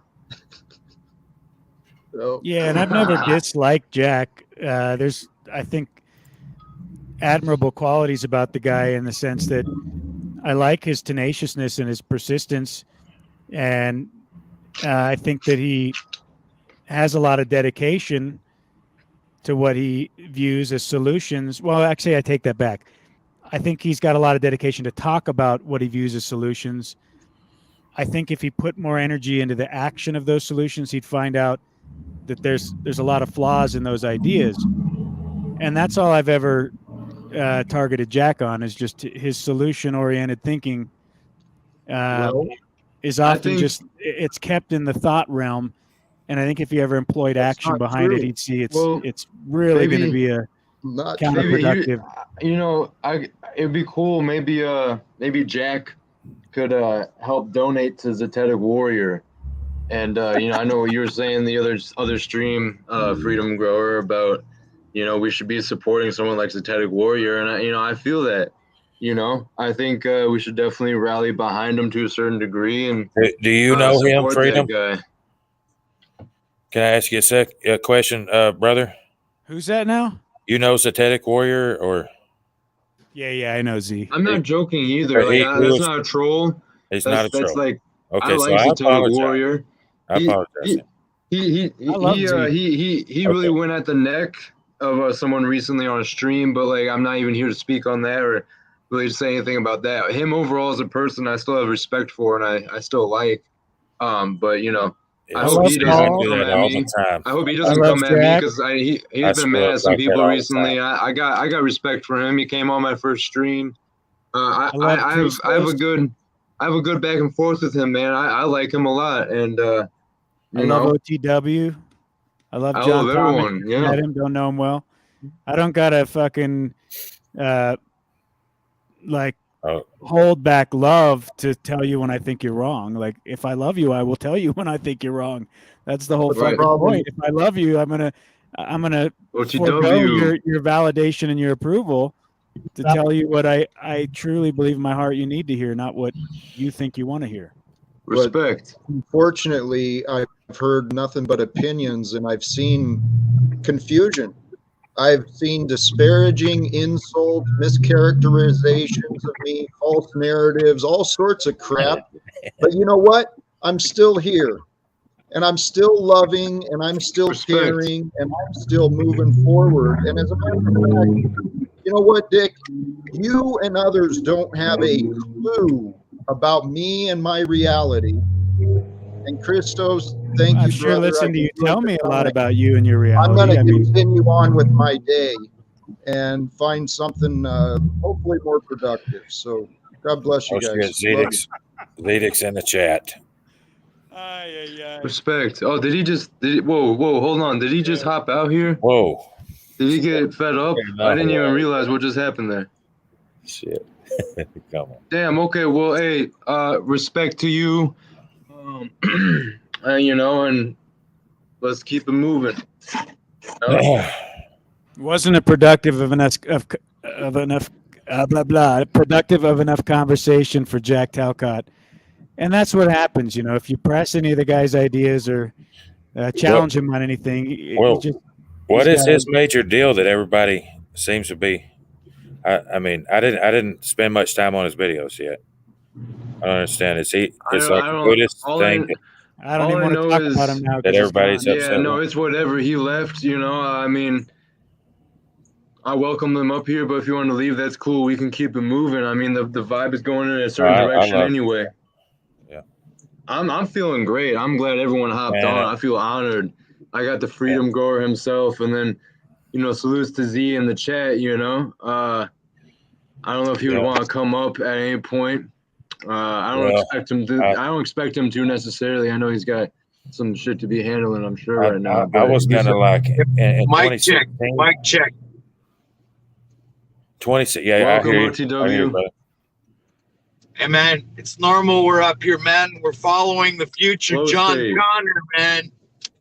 Hey. Future leader of the human rebellion against tyranny. That's it.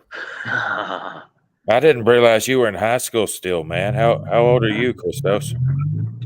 How old am I? I'm 20. I'm about to be 25. 25. I thought they said you were in high school all of a sudden. No, I was talking. I mean, I was talking about when I was in high school, like earlier, I was supposed to in say regards that. to something. If But you're still no, in high school, dude, you're like, it's like John Connor or something. I was like, no way. I mean, we were just talking about like Dark Souls earlier. I was going to say like something. 22, 23. Okay, so I'm not crazy. I was like, damn, there's something off about Christos. He's still in high school. No way. He's a youngin'. I felt man, silly. I felt silly all of a sudden. I didn't want to admit it. I was like, oh my goodness. I'm on like a I- high school kid's chat. Kill. Like, no I've way. always looked. I've always looked I didn't older. I've believe always looked that. older than I am. I mean, people like think I'm 30 at this point. People I thought I thought was you in my was like mid at least 20s when I was 24, 18. 23. Yeah, I am. Yeah, Okay, yeah. yeah. So, anyway, OTW, did you have something you wanted to say? Oh, I'm good right now. I'm trying to concentrate on the road, so I'm listening to the awesome conversation that's being had right now. So I'm just happy to be a part of it and being on your panel there, dude. Much love. Respect. Support what you do, man. Thank you, OTW. Really appreciate it. Next stream, I plan to have some like background music, and there's going to be some little fancy We need things to I'm get. adding on to it. We need to weigh in. You know, Brian Stabley's always talking about everybody joining in on the Mandela Effect topic. If we would talk about it, even if we wouldn't, if we didn't like to, even if we disagreed, man, that'd bring us together. Because the world hates that. You know what I mean? When we're doing things that, you know what I'm saying, that it's obviously against their energies that they're throwing at us and the deception. They're the one that's highlighted by it, man. I'm big. That's my thing. You know what I mean? As far as the truth, I don't know what Jack was, you know, I got into it with everybody else, but yeah, if Zedek was ruined, you know, in 2016, I tried to, I was thinking, you know what, I'm shifting gears. I'm out of trucking. I'm going to be a high school football coach, where actually I wanted to do junior high, and I was going to remove my tattoos, and I'm going to college. You know what I mean? In 2016, and that kind of fell through. But I would have just been getting out. You know, you realize it in 2020. I've been just like Zedek, have, you know what I mean, career that they just, you know, try to just write off the book. I wouldn't even get to. I was thinking, you know what I mean. I just need to chill. You know what I mean? I used to love football. I played it. I tried out for the pros, all that stuff. But so you lost your worldly life for the truth? Is that what you're saying? well, I never did go to college, but I could just imagine if I was like Zedek and I had a whole thing, and there was other people, you know, they pressured them out of their jobs. I just didn't believe his story. At first, I was thinking, man, I don't know this guy, you know, because he attacked me earlier. But oh, he attacked you, huh? So you got a little bit of a gripe with the dude? I felt like it, yeah, because, I mean, I was just in a chat, and, you know, I mean, it's a What did he loss. attack you about? He made claims about Shakespeare writing the Bible. You know what I'm saying? That's an attack? Well, all I did was say, you know, asking for sources, and then boom, just immediate attacks. You know what I mean? You're in the community, so you must be good. He said, so who's he trolling? You know, is he trolling me in the community? I didn't know who he was. Well, who do you think wrote the Bible? Who do I think wrote the Bible? I mean, I think Moses, you know what I'm saying, wrote the first 5 books, like they say. I think they mess with them by the time you get to Deuteronomy. That's why he said, woe to the scribes. They changed some things to make Moses out to be the villain, if you know what to look for, if you understand the law, what's going on there. And then there's propaganda all throughout, you know what I mean? I mean, who do I think wrote Kings and Chronicles? I think Solomon's family wrote Kings and Chronicles to make themselves look good and the Israelites look bad. You know what I mean? I think different people wrote the Bible, you know? But it sounds to me like you don't come at it from perfect, inherent, infallible Word of God, right? I never did. No. Right. No. I always rank the books. You know what I mean? It's just man's interpretation of spiritual significance. Hey, I read the Gospels when I was 14. The same year I started smoking weed, I went on ahead and read the Gospels for myself. You know what I mean? And it blew my mind, right? So after the Gospels, you get into Acts, and then Luke wrote Acts, we're told. He wrote the book of Luke. But then after Acts, you get into Romans, right? And then I was expecting more of the story. The apostles and everybody's still alive, man. You're talking about an event where all of our souls are pinned on, right? So every Yeah, bit of it's not in reference. chronological order, right? All right, but when Acts is over, I mean, the apostles aren't dead, but yet that's the end of the story, and you just start getting into letters that Paul wrote, right? Those are just epistles. I knew that when I was 14. These are different things. You know what I mean? This isn't, one's a testimony, another's encouragement, you But I know? could say Humpty Dumpty wrote the Bible. Does it really fucking matter? I mean, it's all about You the judge your spiritual fruit. significance of it. You read the book, you either glean value from it or you don't. You know, some people don't see any worth in the scriptures. Others live their whole life by it. It's really personal choice. It's free will. Right. It's, well, you got to use your head. Exactly. I think we can all manage to do it, even if you lived isolated in the jungle, you know, pleasing to God. But I mean, it has to be, because what if, I mean, I mean, look at those pygmy people. You know what I mean? The pygmy people, I mean, they're probably the smartest people on the planet, actually, if you study them, you know what I mean? But they don't, and they're enlightened and everything. I mean, do you think God hates them? They don't have the crime we do, the corruption. They're out there doing their things, you know? No, not at all. That's why it's surprising to me that it was an attack to you that someone said Shakespeare wrote the Bible. I mean, who cares? Well, it's Why get deconstruction upset of about that? beliefs. Well, deconstruction, because it's vilification. They get into, well, if that's Shakespeare's opinion, so what's circumcision? What's execution? You were talking about guillotines. Circumcision's like a demonic ritual. It's like a terrible, awful thing Okay. that you would do to a Okay. child to give them trauma as they come into this realm. Okay, and in a lot of ways you're right. It's a cross to bear, right? But your assertion Well, is yeah, and that if you look at the God, Talmud, it gets really disgusting. I mean, you can take it. your assertion is that God, the Creator, the Most High, did not give that command at that point, right? If it's demonic, you're saying either God's evil or He didn't give that command.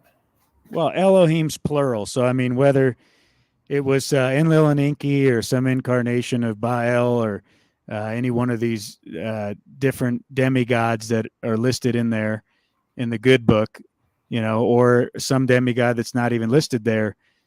I don't view the story that, you know, Moses went up on the hill and God's hand came through the ether into this realm and carved out on stone tablets the law.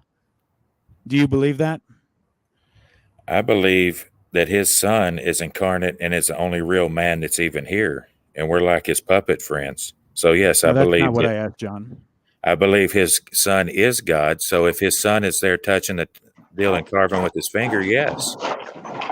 Essentially, yes, God is in His own ether with His own finger. Yeah. You didn't listen to me, Freedom. I said we live in God's head, right? So you believe Jesus Jesus the is the light. archetype of Jesus. So not a fleshly, you believe a fleshly hand came out of nowhere and I'm saying carved He in is the heaven. only flesh that exists inside His own head in the first place. So if His finger carves it out, that's more fleshly than anything. I'm saying He's the light inside of God's own head. And inside your head is your consciousness. There's electricity, there's light. So if He talked to Moses face to face, think about this, Freedom. It said to Abraham, no one can see God, right? It said Moses was told he couldn't see God, but he's talked to someone face to face with God's same name. That's His Son. He nearly killed Moses at one point in the story. He had talked to Abraham before he destroyed Sodom. There's a guy running around here with God's name, is what the book of Moses says. That's Yeah, who he had carved to show allegiance to his demigod by showing he was willing to pick up the knife to slay his son. Pretty insane stuff. A lot of stuff in the Old Testament that runs cross-grain to what I would discern as good, right, and true. Have you read where it talks about Abraham, Sarah, all being an allegory? I've heard a lot of that. It's like that Jordan Maxwell stuff. You know what I mean? No. I mean, it's in the Maxwell's Bible. way off. It's in your Bible. No, you can look it up right now. I mean, do you know what an allegory is? Yeah, I mean, it's like a, like a parable or an example or A fictitious story told right. to I teach you mean, something. it's symbolic. Yo, I don't believe can that. you guys hear me? Can you guys What's up, Welcome, Steve? Z. Hey, what's up, Yo, brother? Hey, what's what's up? going on, man? What's up, John Thomas? Yo, We're just on the. Oh, what's up? I can't stay long because I don't know how much my connection's gonna hold up on my phone. But I just want to clarify the record. I should have said that Shakespeare edited the Bible or Sir Francis Bacon. Now you're Not that I messing. not, Now not you're that I even messing know. with us. Now Not is that I that are even, that what you? not that I even know that. But when I said that on Stavely's, I misspoke. You know, I meant to say that Shakespeare that probably edited the Bible, not wrote it all. You know, Okay. and I don't even know if that's true now. So- Anyway, I just wanted to clarify that for you, John. I don't think that whoever the Shakespeare character was sat down and wrote every word of the Bible. So But I misspoke. Shakespeare's Francis Scott or whoever, right? Sir Francis Bacon or the Bacon Society, yeah. So He edited But, the Bible for us. potentially, yeah. That's just because it, you know, it's the King James and the Bacon Society and Sir Francis Bacon, and but who knows if that's even true. But anyway, I got to run. But much love, Christos, dude. You're gonna do great, man. You got you know, good luck with everything, bro. Much love, everybody. I'll see you guys around. I appreciate Take it. it easy, brother. Take it Thanks, easy. Z. Nice to see you guys. Peace. Oh yeah. Cheers. You as Good to see well. you, Steve. Thank you. Bye. Cool. No, I believe circumcision is actually a ritual that God. That's how we all got here. That God was one conglomerate spirit. Are Everything you- animal, everything female, and he circumcised himself. This is like Eve coming from the rib of Adam or whatever, right? Absolutely. Flesh coming out of flesh. We was always That's inside of weird. him. We was always inside of him the whole time. He was never alone. And circumcision was a cross to bear. Hell yeah. But how do we know if we you know what I mean? If that's how the women got here, you know what I mean? That God had to circumcise himself, and then the Holy Spirit came into Are being. you Jewish? No. Okay. No, I'm not Jewish. You used to be though, right? No, I never was rabbinic at all. You know what I mean? I didn't fall into any denomination.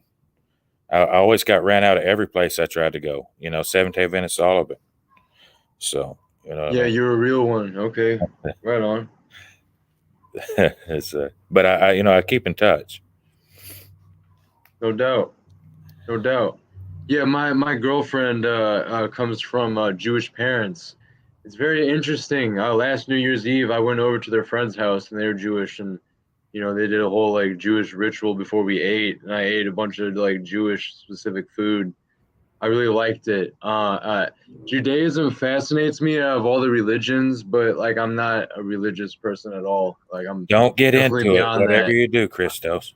The second you start agreeing that they are the authority, then No, Christ, I don't. Christ is against you. I don't. I just think there's a lot of cool hidden esoteric stuff in Judaism compared to other religions, but they all have their mystical side. And they I'm only taint it, appreciating man. the Even the mystics and the circumcision. mystical side of it all. Yeah, I've gotten into it big time with rabbinic sources, and there in Jerusalem that year in 2014, I was telling you about. I got invited to a class where, yeah, I made a lot of trouble, and the guy admitted some things to me and he was pissed. I was the only one asking questions. You know what I mean? It was an English speaking deal right there. I mean, at the Wailing Wall and everything. But I just think I'm there's not Jewish. I'm not Jewish. I hear you right on, bro. We're supposed to be related to what's his name? Dang it, I forgot his name. But it's in Wales. I'm thinking of Cavalier. I really like the 6-pointed star. Owen of Glendower. I'm supposed to be related to Owen of Glendower from England. Really? Yeah. Yeah, I have an affinity for the 6-pointed star. I like the pentacles and pentagrams in general and like sigils, but like the 6-pointed star. We're just middle class people. What? I'm just middle class people. You know what I mean? I'm just normal people. I'm me not too. Jewish or nothing. Yeah, I hear you, bro. I'm just saying, I like a lot, like the tree of life stuff going on, and not just like Judaism, but just all across the board with different cultures and religions.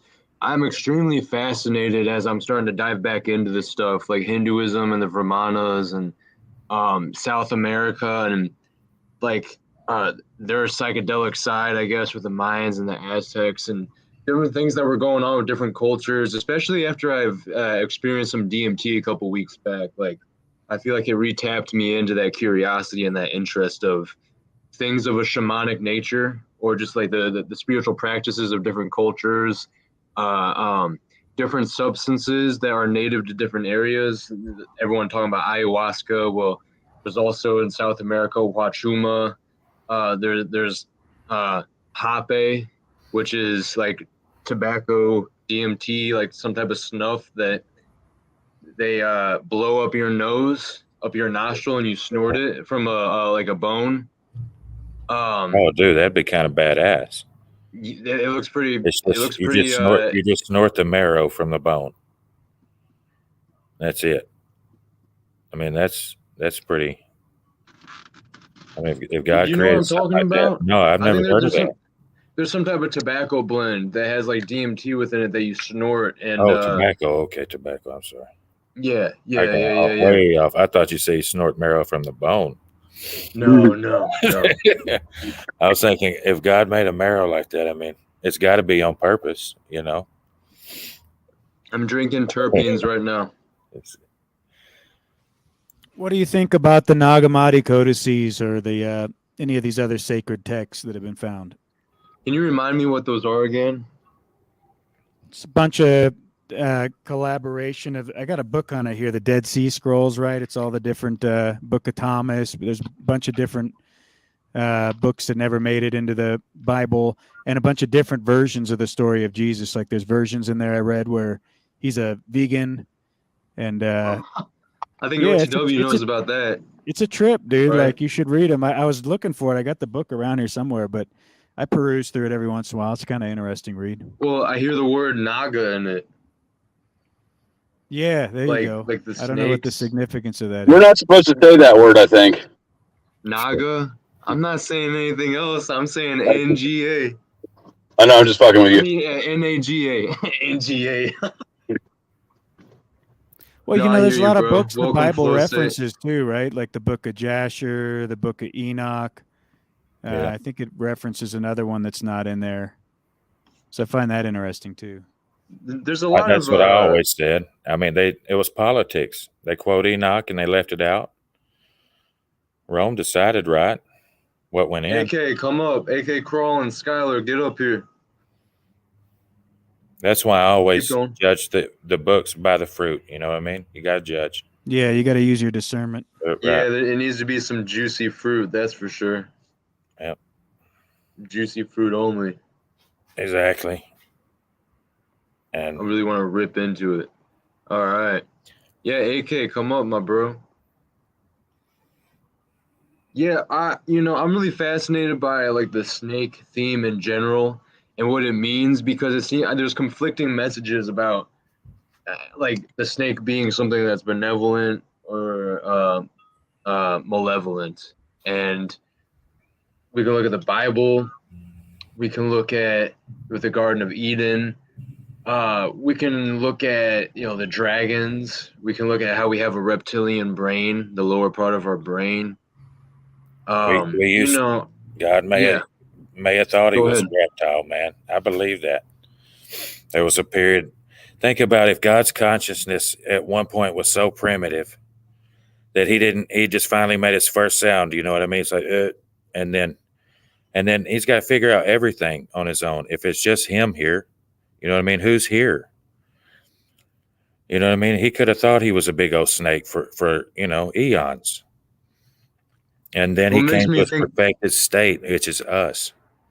Makes me think of people smoking Savia or DMT, and it makes me think of people becoming something else consciously and then forgetting who they are and then like coming back to reality and saying they're this being or this thing or in this state for a certain amount of time, and then they metaphorically come back down from the mountain with the knowledge. That's the question, man. How how did he get here? You know what I mean?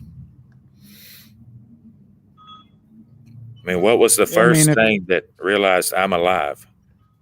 It came if from I the empty my cup microverse. and I read the Bible, Lucifer or the snake in the tree doesn't seem like this bad being to me. And I mean, I know there's books like Job where the devil is Sorry. creating challenge for Job. But I mean, most of the Bible, it's like I'm looking at it going, where is Satan in this book? It always seems to be, especially in the Old Testament, seems like God's causing most of the problems, from what I can tell, or what they claim is the I don't deity believe of in choice. some being that's fighting against God.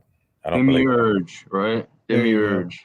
So then, in that case, I- Lucifer is Jesus. If there's no being fighting against God, then Jesus was in the tree right there, as along within the bush and it had to happen on the mountain. It had to happen. Think about this. Okay, he creates Adam and Eve, and they're just clones of his own life, right? At that point, he's just talking to himself until they do something that he wouldn't do, or anybody new. As soon as they eat from that tree, that's a new person. They did something that God wouldn't do. So who are you? You see what I mean? That had to happen. Yeah, you could almost say free will didn't really come into play until the tree, because it was, and that's when they became like gods, as Right. even Christ requoted. Has it not been written, man became God, so God could become, or God became man, so man could become God. I don't think we want to live forever at one continuous consciousness, because we'll freak out. You know what I mean? I think it's like what Moses said, he kills and he makes alive again. So before you can take it too long, if you do ascend and you get too old, I think that all the stars fall and we come back to our same old life. Like I was saying, Christos, you know what I mean? You'll be back trying to be freedom grower again on the path to enlightenment. I'll be doing my things over here. OTW News will be driving around thinking about things. You know what I mean? And then we're just going to do this again. I think that's what explains the deja vu. You know what I mean? I think if we ascend, we're going to follow him around for a long time.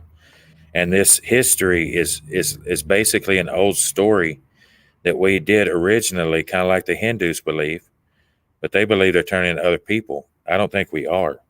I think there's something we did long ago, the first time around, and then we're reliving it. And even if it was bad, think about a parent that if a little kid draws a bad picture, it's still going on the refrigerator.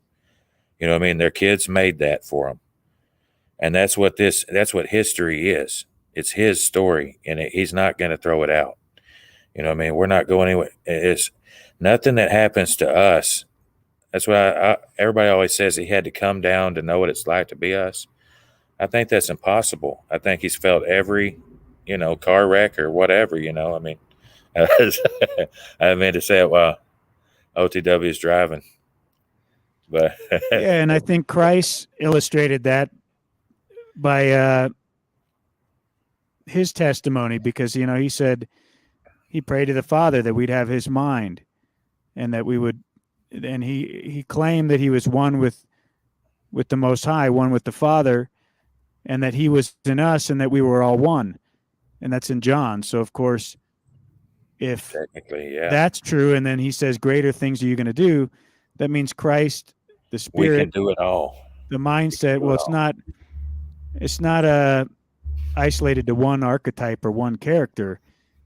And I think a lot of people have recognized that the Spirit of the Most High, or the Christ mind, is back. It's in the mind of many meat suits. There's many meat suits walking around that have taken on this mind of Christ, which is peace, joy unspeakable. You have that frame of reference. Where the truth is. It's not in the world. It's in the kingdom of the Most High. Where is it? We're in the midst of it. So it's within us. And when we're gathered together, experiencing that truth through our words, through our actions, we can see that Christ is always with us, has never left or forsake us. So it's a story to tell us about our true identity is what I look at it as. It's like this is Right. and you have free will in that. So of course that's where responsibility and accountability comes in. If we don't honor that free will with responsibility, we'll lose it, right? Because who's faithful with little will be given much. So how are we going to honor these stories that are told? Well, it's through those actions. How are you going to do greater than Christ? You would. It's going to take a miracle, right? It's enough to be like him. And once you're deified, then it is okay to worship him. You know what I mean? If you're up in heaven, it's just metaphysical. And if he calls us up to heaven and we're deified, don't we owe him? We worship him at that point. You know what I mean? Yeah, but if you could go around and just like heal the blind just with your words, or even like he said, with other people's faith, it's not even me that healed them, it's just their faith. But just by pointing things out, and that's where that sharp sword of our word comes into me, where it's like, I see people doing that in respects where maybe it's not like we envision in the Bible the way the pastor told us, but it's like through their words, they're healing people. Through their words, they're liberating people. Through their words, they're setting people free. And so I see those prophecies being fulfilled, just not in the way the church or the pastor told us. It's always a little bit different. I think the dogmas. Yeah, right. Exactly. Plus, his hand can do things now, we know, with like the Mandela Effect, and you would never even know somebody was blind. You know what I mean? If he healed them, that could just been like, that's always been. You know what I mean? I remember George Bush and Donald Trump. Both of those guys' birthdays was 1948. You know what I mean? I know what year they were born because they say the boomers start in 48 and his middle initials W, and that's Generation W. You know what I mean? I always put that together. I'm born in 81. They say that the millennials start in 81 and Gen X is between us. So I always paid attention to that. I knew who was born in 48. I started paying attention. I started seeing 48s were everywhere. You know what I mean? In acting, in politics, they're everywhere. People that were running things like Al Gore, and you know what I mean? If their birthday can change, you know what I'm saying? I'm telling you, I know that it wasn't born in 47. Clinton was born in 47 because I remember thinking about it one time that they've been in power since Clinton. You know what I mean? Our parents. That's a long time, his generation. But technically, he was Generation V because he was born in 47, according to the, I paid attention to stuff like that. They were Generation W with us. Trump was 48. I mean, if you can't keep track of your own birthday, you wouldn't know if you used to be crippled or not. You know what I mean? If he was to heal you. I mean, I don't know how it works. But if you see it like they said in the Bible, then you fall down, and you praise God and stuff, I just think that maybe that's coming. I think that is coming again. We were talking about the star trains and stuff earlier. Have you seen any of that? No. Whole trains of stars are going by. I was talking to my brother-in-law last night. He's done seen multiple ones. I've seen one in 2021 where the stars, I'm talking about trains, and I seen one for a long time, and they were breaking formation like a 45 angle. I seen one of them shoot off the formation. He said he's done seen multiple now. And they've said Elon is putting up his Starlink satellites, and that's what that is. I promise you, there's impossible. That's Elon's satellites. That's his cover story, man. They know things are happening. We're about to see things like the Bible. It's going to be like in Egypt. They're acting like Pharaoh. You know what I mean? When he knew he was the problem, that, okay, it's my fault, I'm the bad guy, you know what I mean? They were committing infanticide and things. They didn't want to face it. Moses was back. He survived it and all that stuff. They didn't want to admit it. They wouldn't get out of the way. Eventually, his wise men had to tell him, you know what I mean, you ruined Egypt. And then Pharaoh was so hard-hearted that he rode after Moses and he drowned, trying to catch up with the community. They didn't want him there and they didn't want him to stay. You know what I mean? That's how we're getting treated, that same energy. I mean, it's happening. Correct. Yeah, that's interesting. This dude's a I think we're about to mitochondria. see Bible stuff. I really do. There's good reason for us to doubt at this point. I think he forgives us if we don't, you know what I mean? If we think they're, because it's politics, man. Constantine and them decided we didn't get the book of Enoch, right? But they could use it if they wanted in the book of Jude, all they wanted. See, that's where I don't align with a lot of what I hear when they characterize the Bible, because it's like forgiveness. Well, he is inside of you. If you're what Christ said, one with the Most High, the kingdom of the Most High is in the midst of you, within you. It's your own conscience that sears you. You either forgive yourself or you don't. And I mean, this is how you would be able to love God with all your heart, mind, soul, and strength, is to know the Spirit, know the truth, that it never was lost or forsaken. It never was condemned. So you have the true identity, and you're going to treat your brother as you would yourself. You're not going to condemn their spirit either, because that's the illusion we were under, is that we were condemned. We were under some carnal law, carnal ordinances, a bunch of Sadducees and Pharisees were bloodlickens and Democrips of their time, running around acting holy, That's acting the like they had confusion, something though. special. And the truth That's is the confusion, is that Christ got onto the Pharisees because they wasn't keeping the law. See, that's the confusion. Remember, Paul said that he was blameless because he was the a law of Pharisee. love, the law of They love wasn't. God with all your heart, mind, soul, and strength. Love your neighbors yourself. He wasn't talking about the carnal ordinances or the Old Testament law. Well, that was the thing, though. The Talmud is not the Old Testament. They go by their oral traditions. Remember, he said, you make void the law for your tradition. Over and over. Your carnal ordinances, right? And also just the fact that the law was not bound by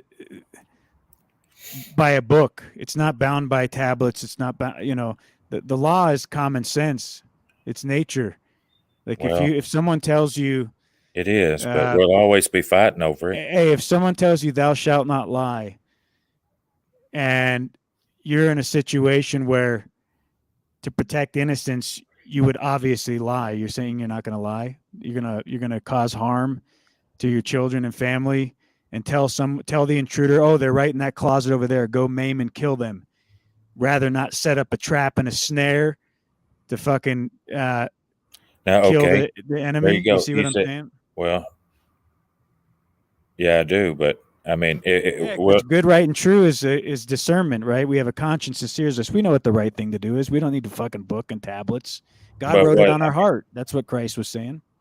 What if people come out of the woodwork saying it's the right thing to do, and it's something you don't approve of? You know what I mean? Yeah, who cares what they say? It's between you and the Most High. You got to face the Most High conscience that's in you. You got to look yourself in the mirror. If you want a good night's sleep, you're going to honor the compass that the Most High gave you. He gave you a moral beingness to the aspect of self you can observe, and you can see, like, you don't need the pastor. You'll go in and the pastor will tell you, we got to do more outreach. Everybody needs to do an appropriated tithes and offering today. Everybody, God put it on my heart. Everybody give. And then you give because the pastor said so. And everybody says, oh, pastor, you're such a holy man. And then the next week he comes in and, we got too many, offerings here. We got to do, I'm going to give it to my kids for their school, and then nobody says anything because he's the pastor. He's authority, right? He's close to God. You see these absurd circumstances happen where people don't follow. Wait a minute. People don't follow their own moral conscience. But what I'm saying is, if you see something that's wrong and you know in your heart it's wrong, you don't need the pastor to confirm it. You don't need your brother sitting next to you to confirm it. It's between you and the Most High. You got to honor the conscience that sears you, that was given to you by the Almighty. And then let him sort it out if we ever meet him who did that. You know what I mean? Exactly. Yeah, because who knows another man's spirit but God? You can't. In that sense, you're not the Almighty Judge, right? You're only the judge of your own actions. I mean, I can't honestly. I haven't walked in John Thomas's shoes, so you might do something that I judge you in the flesh, and I say, dude, that's fucking wrong. But in the spirit, I say, I done heard from the Almighty, brother, and then you say, no, brother. Yep. It's between you and God. Well, I mean, that's what I call the old way. I could argue with you, but it's irrelevant, right? The old way. In the old days, there's only one way to sort that out, and that's the old way, and we'd have to, get swords and each stuff. Other's throats or do a duel, or perhaps, Or if you're not causing loss, harm, or injury to me, then why the fuck do I care? Right. It's only if you're causing loss, harm, or injury to me or mine, my family, my loved ones, because otherwise I'm going to give it a pass, right? I don't need to play some eye for an eye game if you're that's what I'm saying. We're conducting your always own going to business. fight over the law, and we'll spend most of our time fighting over what the law is instead of fighting over good things. That's why I always appreciated having a set of ordinances that, because in the end, yeah, I mean, there was some things that were tough for certain people to do. They didn't call everybody to do it, and you know what I mean. And they were to show kindness to the stranger. Moses commanded that. You know what I mean. So that means that God was pleased with the stranger coming by and, you know, not doing the things of His people. If they wanted to, they could come and do a peace offering, and Yeah, but you know you what I mean? become They a didn't have slave to a book. You become a slave to They did. rules They did, and though, brother. policies, and well, everyone does that goes under the law. That's how it always works. It was and then, only of His course, people that had to do it.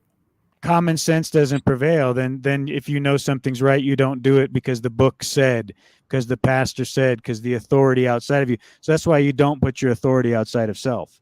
But in return, God promised if they did that, if they had actually kept His law, they would have been so powerful that they would have lent to everybody and borrowed from nobody. They would have done everything. They would have been the head, not the tail. There was a payoff. You know, it's ups and downs. Yeah.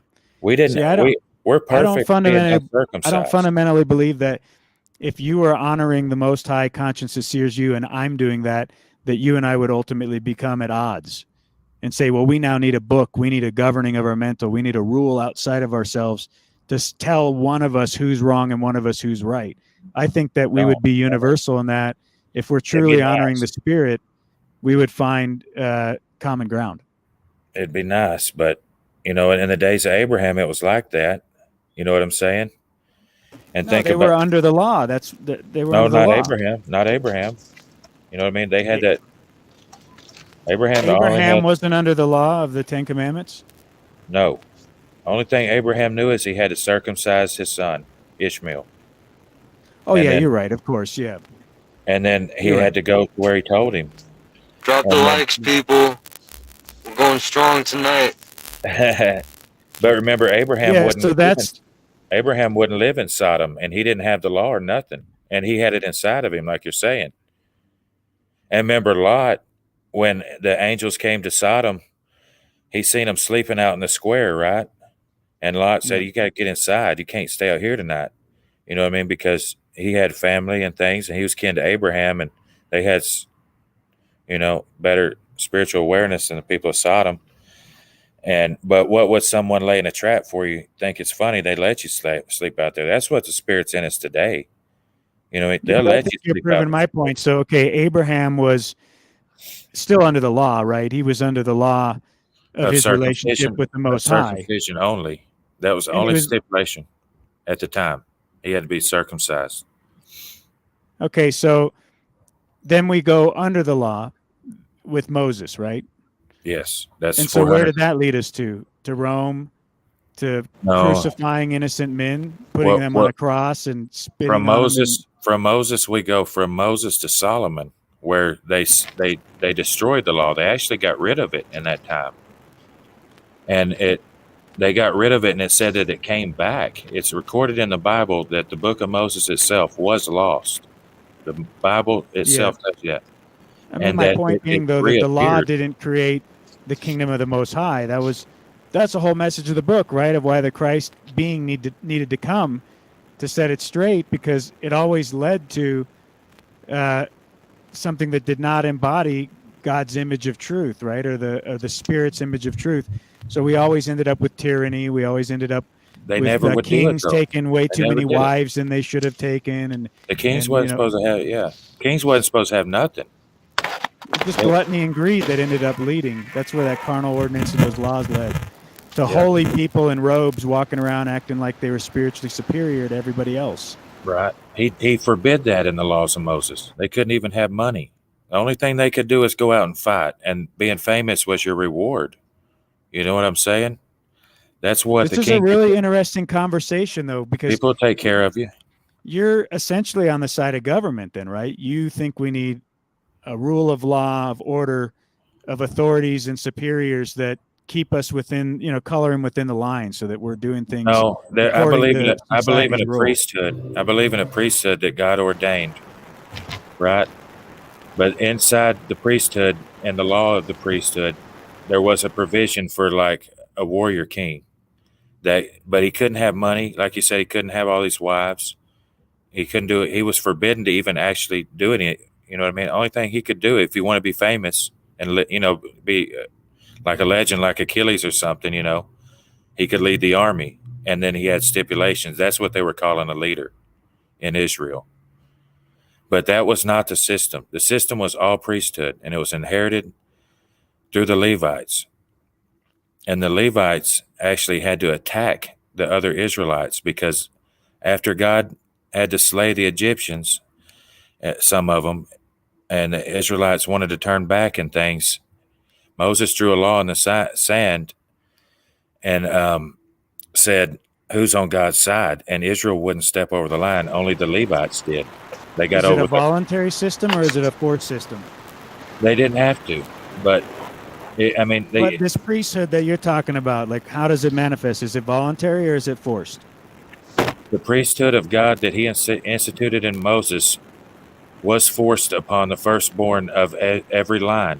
He had to be the high priest. Are these like secret societies? Did Christ force anyone to follow him? No, he came for them. Yes, that's right. He so said, you believe in the old law. You did not choose me. He said, I chose you. So it wasn't a democracy. So if we're voting in our king, that's democracy. I'm not proposing a demon crazy. I think that's absurd. But the free will, many are. What's the saying? Many are chosen, few take heed, right? Or many are called, but few are chosen. But few are chosen. Yeah, so that would reference what you're saying there. Many are called, but few are chosen. Absolutely. And I believe in so the you're old saying system. that the priesthood. The old system is there was but never. This is a spiritual choosing, right? So you either have the mind of Christ or you don't. So I can see it in that respect. That it's like you either, because some people, you wouldn't relate to their mindset at all, right? They just think in a completely different way. And if you think that you're in line with these teachings of Christ, this priesthood, but ultimately it's forced on everyone, right? In your view? No. Yeah, I'm just trying to understand. Okay. The priesthood had something to do with like what God gave us with the law, right? Mm-hmm. If you believe what Christ told us, that he is not David's son, that before Abraham he was, that you don't know who you're talking to, right? Everybody said he's the son of David, son of David. They even put words in his mouth in the book of Revelation and through visions and saying, I'm son of David. When he told them, it he seems wasn't misinterpreted to me, but go ahead. I don't mean to interrupt you. Okay. If he is who he says he is, you have to pay attention to everything he's saying. You know what I mean? And he said, who do you think he's saying he is, though? He was saying that he was the light and stuff, first and foremost, that before Abraham he was, right? That he was here before all of us. And all this pastor would say he's saying he's God by saying that, right? Absolutely. That he's saying he's the son of God. Absolutely. Okay. What's the difference between the son of God and God? Son of God and God is one's a son, but to me, is that a demigod? I think in this case, the definition of the word son that we're talking about is actually an incarnation of, you know what I mean? Like inside my skull, that light inside of my head, that is still me. You know what I mean? But let's just say I'm calling that my son. You know, the light's on in the attic. That's my son. You know what I'm saying? But really, that's, it's me. Light bulb. It's for everyone, right? It's not just excluded to this one Christ being. He did say the kingdom is inside of us. There could be a whole nother universe inside our head that we close our eyes one day and see it's been going on the whole time. I don't know. Christ came to you as a master, but then he said, I no longer call you my servant. We're now friends, right? So once you were set free, he also exemplified that it's not this hierarchy now. You're going to do greater things than me. You see that? Yeah. But see, I don't think Okay, I so the believe you priest. So back to the priesthood, because you're saying you don't believe in a government, but this priesthood of Moses, that's what you'd like to see today, right? To take root. the actual priesthood. Absolutely. So expound upon that. Tell me what that looks But like if it was within a God's will, society, like how we. if it was God's will, you know what I mean? I don't know if it is his will anymore after what they've done. You know what I'm saying? That's what Christ was here to tell us. That's why he had to die. You know what I'm saying? Because they did everything. You want that to create rule and order, right? Like you're saying, you need a law, you need books, you need commandments, you need policies or some kind of a type of governance, but you want it to come about in this fashion. So I want to see, like, I want you to articulate what that looks like. Okay, like society. when I flew to Israel, right? What I was expecting, you know, I knew that tabernacle wasn't there, but okay, what it would look like if Israel did what they were supposed to do right now, they would build the tabernacle. They'd leave the Temple of Solomon alone. First off, God didn't tell them to do that. It's not the design for that's not in there. They did that out of their deal with the Canaanites and Hiram and all them people. That's one of the reasons Christ had to die. He made that clear. But one of his disciples was a Canaanite, if you pay attention. There is deep things and profound things in the Gospels, but you need to know the law. All the Canaanites. So would people be forced to honor the Sabbath? Would there be only in Israel? You go back to like old carnal ordinances. Like, would there be? This is what it looked like. Rules about it. Like, if you lift a feather, you're going to be hit with lashings. I mean, how? No. This is what it looked like. Okay. You get what I'm asking, though, right? I do. Like, I do. Yeah. In Israel, the Israelites were commanded to keep every one of those commandments. If you were circumcised and you consider yourself Israel, you had to do all that. Okay. If you wanted to leave, you could, but you were no longer an Israelite. You know what I mean? You could opt out. You damn sure could. And then stop circumcising your children and things. It just meant you had no territorial claim to your lands back in Israel, because they all had territorial lands that God, allotted out to them. And it wasn't big. And it's actually, there wouldn't be enough room. If you start looking at the numbers, eventually Israel would have to start getting cut off. There would have to be Israelites that would leave eventually, and it would happen people wouldn't be able, you know what I mean? There would be a bunch of people that was kin to Jacob that are now Gentiles. Anyways, that was coming anyways. But, okay, and what would happen is the people who remained Israel, God promised they would be so blessed you would not even guess. And to me, to think that that's not the rulers of the world. And in Canaan, they were gigantic in the Bible. Remember, in Canaan, it said they were huge. And God took Abraham to Canaan and told him, I'm giving you this land. What was going to happen is, my theory is, Israel was going to turn into the giants. And they were going to rule the world. And he didn't want Canaan to rule the world. Pharaoh was trying to take over Canaan was trying to take over Pharaoh in Egypt for hundreds of years. You know what I mean? Sheesh. Pharaoh was doing everything he could to stop the giants. And they were going to rule the world. So I caught there, though, Israel was going to metaphysically turn into them and be benevolent. And there would be no question if that's what, okay, and what would that look in our life? We didn't have to live by the law. Okay, what the Israelites were commanded, say they came into conflict with the people, right? Like we were talking about the pedophiles and stuff. Okay, let's say Israel's there and they look at America and it's like, okay, we got a problem with America, right? We're supposed to be the head, and God says settle it the old way in our law. So if it's too offensive and people are coming to Israel and saying, please stop the Americans, please stop Joe Biden, please stop Donald Trump. You know what I mean? We love you, you know what I mean? And we can tell you're the ones, help us. That's what it's supposed to look like. And then what they were supposed to do is come and give a peace treaty to those people, Moses said. And if they reject that peace treaty, then you can kill every adult male, but you had to let the kids and the women live. And sometimes that's sometimes we did that. Okay. Now you're getting back into the Canaanites. Remember, we were talking about the giants and stuff. Those were cannibals, man.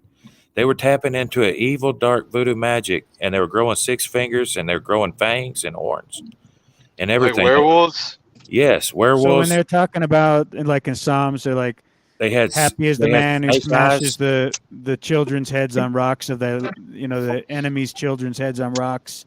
They're singing songs about it. That's David, brother. David sang So it's those songs. justified there because they're giants. Because I heard somebody No, else no, tell no, me this no. too. Listen to me. David is kin to them. That's why Christ had to die. He broke the lid on that. David was an enemy, man. When he was talking about breaking kids' heads in his Psalms, that was demonic. That was Canaanism going through in him. He was sitting there saying that while he was fighting with Canaanites, impaling Israelites for the Canaanites. What do you have to say to this comment, man? Too much dogma. Yeah, you got. Well, the problem is it's the law. You can't go in ignorant. David was doing treaties with the same people. We're talking about the vampires with the snake So when eyes. Psalms is saying that, it's not saying it in like a positive way. It's just illustrating what happened. That's But David's it's not a sick good thing mind, that they brother. were smashing the kids' heads on rocks. You say he was making deals with these David- bug people and David was reptilians? part vampire, brother. I hate to tell you that. Oh, this is why some of the enlightened people back in the old times said that they would grow horns when they reached enlightenment. Yes, Yeah. he's got that in him. I And get that's Oh what my Christ came to God. tell us. And Dude, that's why he said you had to kill him. His disciples were the Israelites. They had to kill him. Judas did what he was supposed to. That's all more things are going there that you can even fathom. And when you start to thinking about the law, it gets deep, brother. It's not anything. You rob yourself of a rich experience. Get into it, man. I encourage you.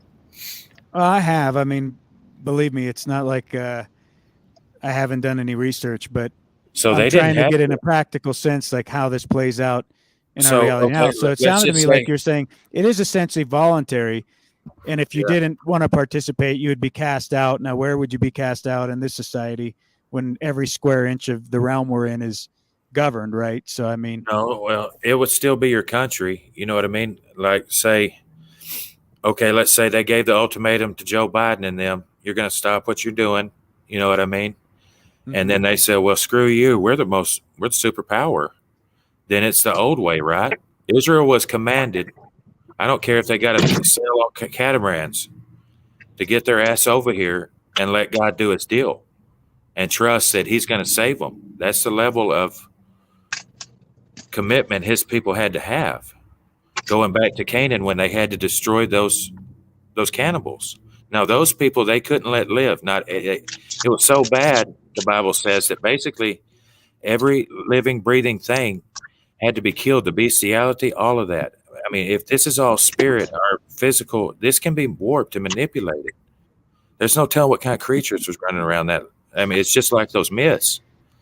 You know what I mean? You go in that places like hell, and these people got snake eyes and horns, and they suck your blood and eat you. They had to take their place. They got that way through cannibalism, is what Moses told us. it's a trip to me, though, because, like, I've asked you a lot of questions, and they keep never going did back it. to, like, Moses. So you got this authority, whoever the Moses would be now, you know, who has the direct relationship with God. He goes up on the hill. It's supposed to be the high priest. It's supposed to be the son of Aaron. I know, Aaron. that's the priesthood. That's why I'm getting back to that, because it's like, so now I got to take this dude's word that he went up on the hill and God's finger came through and carved the law. And it goes back to all this fucking shenanigans to me, where it's like, that's not at all what Christ was saying. Christ was showing you that it's already on your heart, that there's no need for an intercessor between you and the Most High. You have everything you need if you're that good to have a pure relationship. Well, he commanded you to. He commanded you to. He said, and also if Christ was that good, because if he prayed to the Father and said, Father, I pray that they would have the same mindset as me, that I would be in them, you would be in them, we'd be one. So did Christ fail? Did the Father not respect his prayer? I mean, that's either available to you or it's not. I mean, I think it is. I mean, I think it helps. You know what I mean? When people get in a situation, it's like, what about when people are simple and people are able to trick them and gaslight them and they don't have no, you know what I mean? They're saying sorry when they should be attacking. You know what I mean? The law helps simple-minded people, is all I'm saying. know when they're doing it. Yeah, well, we suffer for ignorance, right, and lack of wisdom and knowledge. Exactly. So, I mean, if you That's can't why I listen to love it. your own heart, It's if you extreme. can't listen to the conscience that sears you, then yeah, you need a book, you need a law. That's why you need government, right? I mean, you have to have for enslaved people, and I think that's why Christ came as a master too, right? Because you had a bunch of people who were slaves, and what does a slave need to set him free? A slave needs a master to set him free. So a master comes, and then once you're set free, he says, hey, you're no longer a servant. You're my friend. This wasn't about me ruling over you or controlling you. This was about me showing you who you really are. You have the same thing in you that I have in me, and we're one in the spirit. And by the way, you can do greater things than I did. So go forth and fulfill the law, which is the law of love. Love God, the Most High, with all your heart, mind, soul, and strength. Means you're always in alliance to the spirit. You're always listening to the small, still voice that's guiding you, nudging you of what's good, right, and true, and treat your neighbor the same way you would want to be treated. How do you want to be treated, right? You have to know what love is. You would have to know what a right action would be. And if you're bound to a book, then you run into these circumstances where it's like, you're caught up in translation. You're caught up in dogma. 4,000 different denominations fighting against each other, saying, I'm right. Our church is the best way. And so if you rely on that, you rely on the corruption of man. You rely on the corruption of interpretation. Can I throw something out there about that, though? And that's a hell of a thing that you just brought up. When this Mandela Effect thing started happening, right, and things started changing, it was like, what could I hold on to anymore? You know what I mean? Because I'm used to holding on to the law, right? My book to give me the interpretation of, you know what I mean? Not, you know what I'm saying? Doing everything you're just talking about that people do. Well, then it started making me think, okay, what's coming? What if I meet somebody that tells me they're God? You know what I'm saying? Pretty soon. How can I verify that? You know what I mean? I mean, you know they're full of shit if they tell you they're God.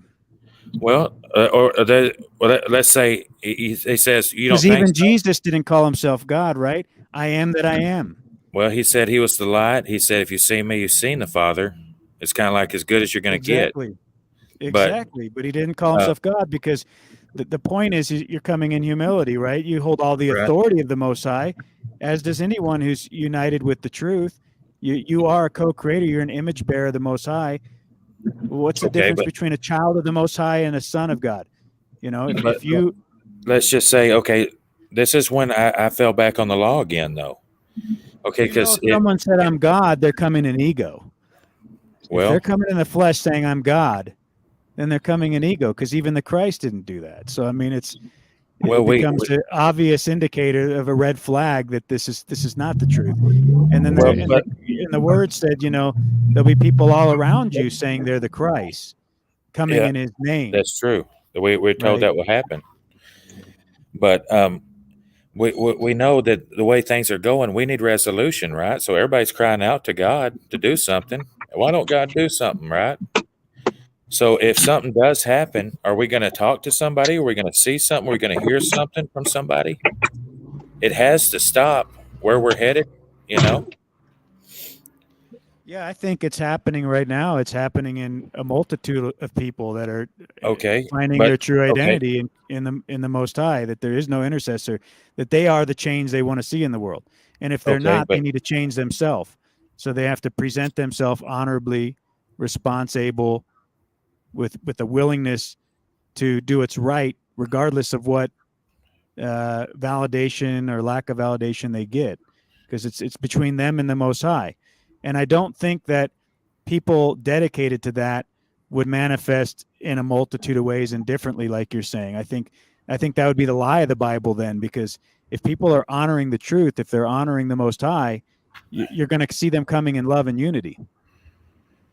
That's true. But I mean, we're facing like a crossroad where, I mean, if we're talking about the supernatural, you know, conclusion to all this stuff, at some point, okay, let's say an event happens and it's all good. You know what I mean? Yeah, there was chaos or whatever, you know what I mean? And it's clear God did something. something weird happened, but we didn't see God. We didn't hear from nothing. You know what I mean? Then what is it going to be up to? It's going to be up to everybody to interpret what took place, why, you know what I mean? Where we go from here, for what reasons. And then we're going to have a million reasons why we got the right interpretation of what took place. It's something like someone has to show up and tell us what's going to happen from here. You know what I mean? Or it's going to be more chaos. I appreciate this conversation. I fundamentally disagree, man. Like that's where the fork in the road, where you go left and I go right. I have to have him. I'm not going to lie about it. I have to have him. But okay, that's even scarier, because what if I talk to this man, right? And he's telling me this, tell me that, and all of a sudden he starts telling me things that's throwing up red flags, right? Now, whoa, what do you want me? How's it going to be? You know what I mean? Well, and he's saying, yeah, I'm Jehovah, I'm this, that, right? Or whatever, I'm fixing it.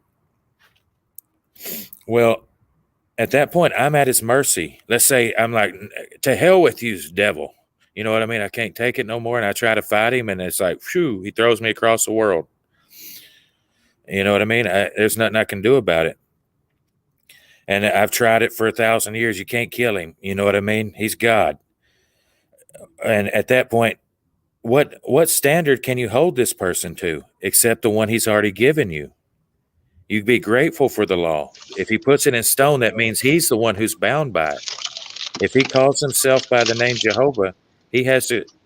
You see what I'm saying? At that point, the law becomes. I'm trying to, but not really. I mean, like, if I came and called myself Jehovah, you know, whatever. What's in a name? Now I'm back to Shakespeare. Like, what's in a name? I would expect that the things that Moses said about you would still be true, unless you've changed, right? Why are we heeding this stuff so much from back then? I feel you. Like, I think there's some legit shit in there. I think with most of what you're saying, there's legitimate stuff. Yeah. You know, there's reason to talk about what you're talking about. But I will say, I kept thinking like that you were a Hebrew Israelite or something earlier. I've actually got not a Hebrew Israelite. You know what I mean? But like I'm on tape arguing with them. I'm on tape arguing with the Hebrew Israelites all the time, a few times. Yeah. Well, a Hebrew Israelite, if you read Obadiah, they believe that they're going to rule over the, what do they call them? The Edomites, right? So it's like in the kingdom of the Most High, the millennial reign, the Edomites are going to be their slaves. No, that's another rabbinic lie, brother. That's another rabbinic lie. Reading, that's the thing. Like, I always need someone to interpret the word for me. Like, I read Obadiah, it says it right there in it. No. And then someone says, Moses forbid Israel to take anything from Edom. In fact, he said, what is Obadiah referencing? Do you want to pull it up? And Obadiah is, I'm trying to tell you, all of that stuff is deception. Moses told us if they go after those people, that God would confuse them, that he would actually send prophets to confuse them, and that they would work miracles. And if you didn't stone them, that, you know what I mean, that you didn't follow his law. So it's a corrupted book then that was like slipped in there by the reason it's in there is because their own evil desires. It's just like a catfish loves stink bait. You see what I'm saying? I get what you're saying. Yeah, their ego wants to rule over the Edomites. That's right. So they put it in there. It's a lure for evil people to get. This illustrates my point, brother. So then if that's in the good book, then it's all based on discernment. But Moses forbid that. Wait a minute. But then your compass for what's good, right, and true is not a law. It's not commandments. It's your knowingness of what the Most High is. Because you're saying I read that and I know that's an error. That's a flaw. That's not good, right, and true. That's based from ego. And your authority for that is not outside of you, brother. That's inside of you. That's your discernment. Because I can see what you're saying. That's some fucking bullshit there. That's not of God. That's not of the Spirit. Right. Moses said that. We know that, but the law would, you know. And they stapled it to his book. They stapled that book to his book. And in the law itself, it said don't add a single letter. Obadiah is not supposed to be in the same book with Moses whatsoever and be called holy. You know what I'm saying? Yeah, None of but those books are. I do know what you're saying, but the only reason you know that is because you have a relationship with the Most High. What's guiding you to He that had is to. not Right. something outside of you, that's inside Absolutely. of you. So it's Absolutely. not the law that we're bound I would have to. never got it. It would It's have the flew law past of me truth. It's a the law of bunch of spirit. times. I absolutely contribute that to him because it's so easy to miss, man. But so the law of spirit leads us to common ground. The law of carnal ordinances, the law of Moses leads us to division, causes us to fight over each other and have 4,000 plus denominations of Abrahamic religion where we're ready to fucking stone each other. You know, you hear the Southern Baptists yelling at the independent fundamental Baptists, yelling at the fucking Protestant. They all think their way is the right way. And then the Mormon comes along and he's got a guy who has another vision, and the Jehovah's Witness and Latter-day Saints are telling you you're worshiping Sabbath on the wrong day. Everybody gets into legalese, and they can't see the spirit of truth. They can't see beyond the carnal mind, that we have a spirit that guides us that is an absolute. That is the absolute, the Almighty. Yeah. It's not a book. Well, otherwise God wouldn't have made so many mistakes, brother. I do, but just like you thought Edom was doomed to destruction, because you see what I'm saying, that the law didn't bring that because people believe that Edom was doomed to destruction. There's been fighting and ridicule and you're cursed and this and that, right? Well, man brought it through prophecies that we end up reading and become they wouldn't follow the law. So ordained in, programmed in, through the many different propaganda versions of religion, that we actually manifest them with our co-creator image of the Most High. Because that's where we're getting it twisted, is we can shape and carve this whole realm. That's how we bring the kingdom of the Most High here. That's how this, if any version of a millennial reign, I hear people say we're post or pre-millennial reign. Well, whatever it's going to look like, this nirvana or panacea, it's not going to come from my vantage point of a plastic Jesus coming through the sky, leading us to our decision making. It's through autonomy and accountability and responsibility within self to honor the spirit that's been given to us. And I think if we dishonor that, it's like burying it to the ground. We're going to lose it. And then we will become some kind of slave to whatever system still coexists alongside that, because there's always going to be a metaverse somewhere that they want to bring you into. We got to have a conclusion, and I agree, man. Dick, you're really popping off right now, man. Yeah, barrage, man. Shit, I'm about to lose computer battery, brother. I've been unplugged. I'm in a warehouse right now. Oh, for real? Yeah. Well, I mean, it's a small one, but I told you were a powerhouse here, hopping on like you did. The hell yeah, man. Shit, I do this. Going for me. You kept things going for me early on. I'm getting addicted to live streams now, man. If somebody's going live, I just kind of tune in. You know what I mean? They're addicting. Yeah, absolutely. For sure. If I'm on my day off, right, and I'm just trying to stay in shape, and on my days off, I'm in the bed, and if there's a live stream, it's, you know what I mean? But no doubt. Right now, I'm living in a little small warehouse. I mean, there's a little apartment I got built in here, but it's a cool little chill spot. Yeah, thanks for coming on, Dick. Cheers. It's too bad Jack hopped out how he did earlier. But I won't lie, it was kind of funny. I wasn't expecting it. All of a sudden it happened. I didn't know what was going on. I was caught off guard, honestly. I didn't realize something was going on that would cause him to leave like that all of a sudden. Oh, I didn't either. He shot. I think I saw him in the chat afterwards. So I don't know if anything for real happened, but yeah. Yeah. I'm cool with Jack. I don't know. I don't think he was like hugely upset. I've seen him do that quite a few times, to be honest. Yeah, he didn't mean anything by it, for sure. I don't think so. Well, I thought you rage quit for a second. That's all. I'm not trying to put that on him like or anything or be offensive. I just literally thought that's what happened at first. Are you at work, Christos? I am. Sorry for all the crinkling there. Normally I'll mute up with that type of stuff. I'm pretty aware of my mic being sensitive. No, I'm just checking you out, man. Oh, I had my mute on. John, nice talking to you, brother. I'm going to go use the restroom. You too, brother. Should I guess I'm gonna go ahead and call it a good evening too, brother. Let you Yeah, I do some appreciate things. it. Hell yeah, man. This was badass, dude. I appreciate you. I like to just say the same story over and over. I'm bad about that, but it No, you're helps. fine. It's like a therapy for me, man. Once people let me go on and say things. Okay, well that's good. Yeah, you remind me of my cousin. Yeah, I mean, I don't got PTSD or nothing, but you know what I mean. Mm-hmm. But you just gotta bear with me sometimes. I'm gonna get a little. No, you're fine. I'm gonna get a I little enjoyed it. icon. I didn't realize people don't like that so much What? about just having a little initial. You know what I'm saying? I used to have one. I guess it is impersonal. You know what I mean? It's like bots are talking to you, and they don't want to show their face and shit. But I do come on. I come on to live streams and shit. It's just you probably didn't see me. I like to call in, man. I've gotten on. Yeah. I hear you, bro. I've called on all kind of shows, man. I've gotten on to massive shows. I mean, Oh, famous. I could see that.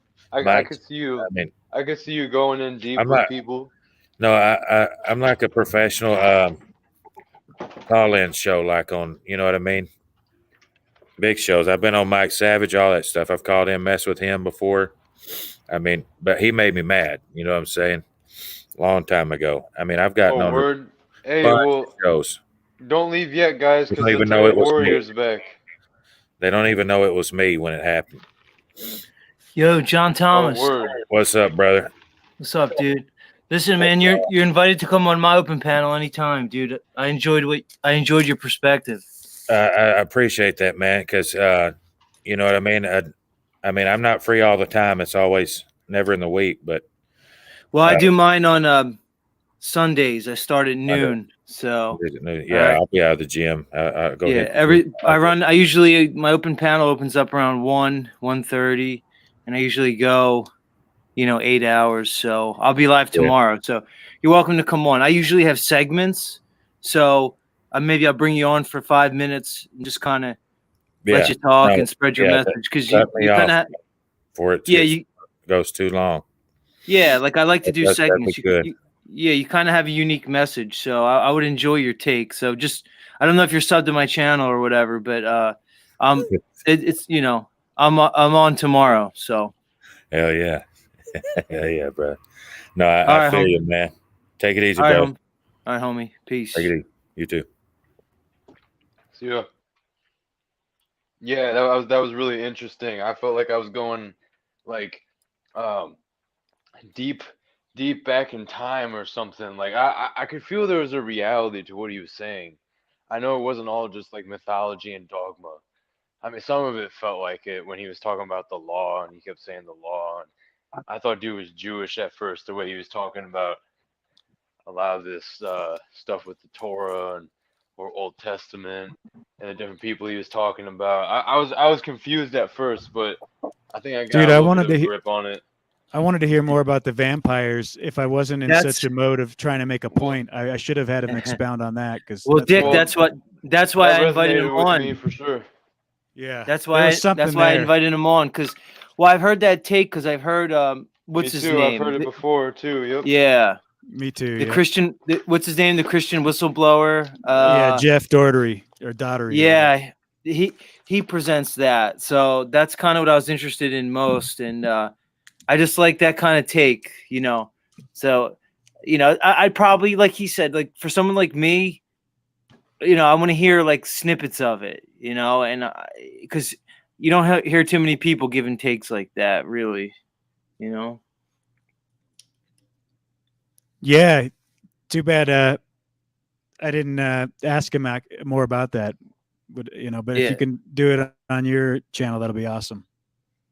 Yeah. We'll see if he comes on. I banned him from my channel. I got to unban him because in the beginning, like he said, I'll do it now. So, like he said, in the beginning, he and I were chopping it up a little bit, and I just I blocked him. So I'll go in and unblock him so he could chat. Yeah, I didn't get what he was so offended about. It's like, well, okay, you think that who cares who you think wrote the thing? Big deal. But It's kind of funny. Yeah, I don't even remember. We got short with each other. It was like I was on Stavely's, and you know how it is, Dick. And you got like 7 people on a panel, and you say something in shorthand. So I said, "quote unquote," Shakespeare wrote the Bible, and I was half trying to be funny, but so in chat he said, something like "provide me proof," and I was like, "Well, how do you want me to give you proof that Shakespeare wrote the Bible?" And then we just went back and forth, and then he came over to my channel, but he actually seems like a pretty cool dude. So I actually hope he comes on tomorrow. Hot Tub Time Machine, man. You guys can go back and see it firsthand. Yeah, right. Well, you know how it is, dude. How could we? It's like you said to him. How could we know anything for real, dude? Right? Like, come on, man. But I do like that take. Yeah, it's like you said. What do you respond to? Like what? How do you interpret that information from wherever it is? Yeah, and who are you going to give your authority to? It's like if someone says something different than what your conscience tells you the meaning of that is, you're going to forego what your own guiding light says is true to trust somebody else. Why? Because they sound better. They have a bigger vocabulary. They have some title of like high priest. And now you're going to go outside of yourself and say, well, because he said it, even though my gut tells me he's wrong and his interpretation's wrong. It's like, I wouldn't even want to work with people like that. I'd rather work with people I disagree with, but that are following their convictions and staying true to what they know is right.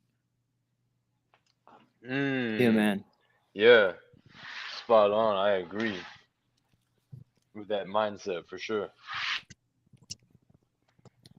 It's happening. Yeah, I'm still banging. I'm gonna go for a few more hours and just hopefully some different people will cycle through. I'm glad you hopped back on, Z. And OTW, if you get a chance to talk, please do, because you've been here the whole time.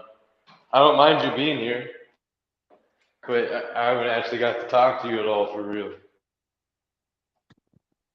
I think he's frozen, but No, I'm not frozen.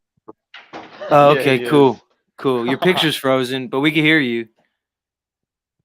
Yeah, I'm on delivery. Sorry, Christos. I just I was just wanted to participate. Bro, don't worry. All right. You're fine. Yeah. So when he was talking about I don't the want to vampires, take up a spot there. Fuck! I hate this fucking car. Well, I didn't want to take up a spot that somebody else would want to, join on the panel. No, there's no one joining right now. You're fine. All right.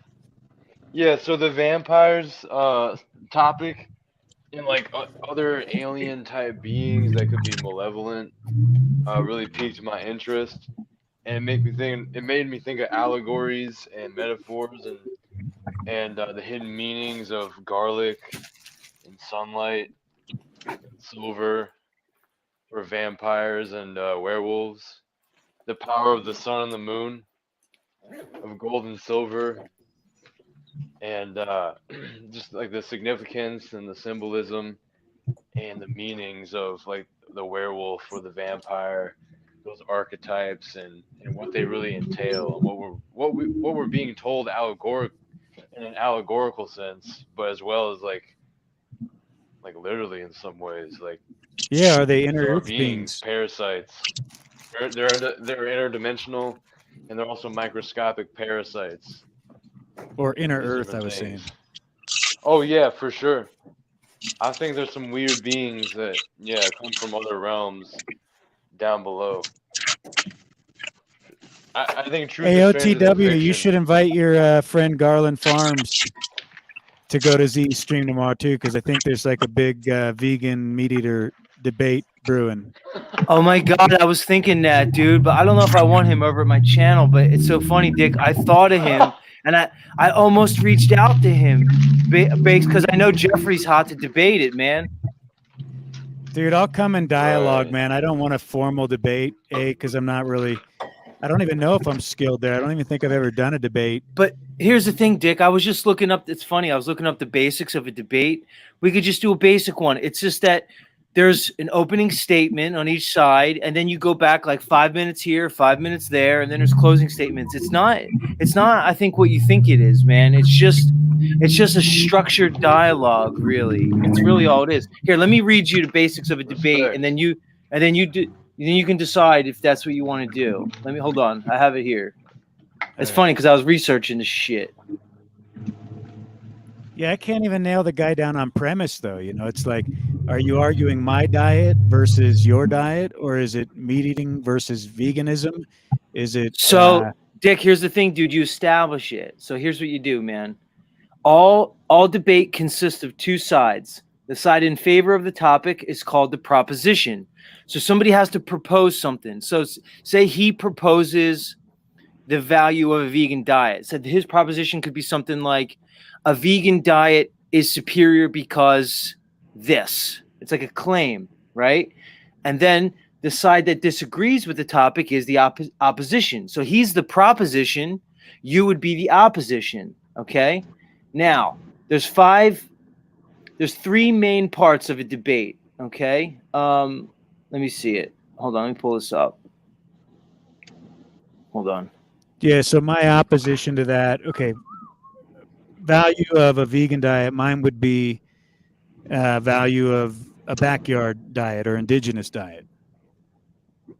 Right. And then, hold on, there's, where the fuck is it? Anyway, it's very basic, dude. It's just like an opening statement on each side, and then you have time for each people to go back. You have rebuttals, and then I believe there's a closing. Dude, it's very simple, dude. It's basically a structured dialogue.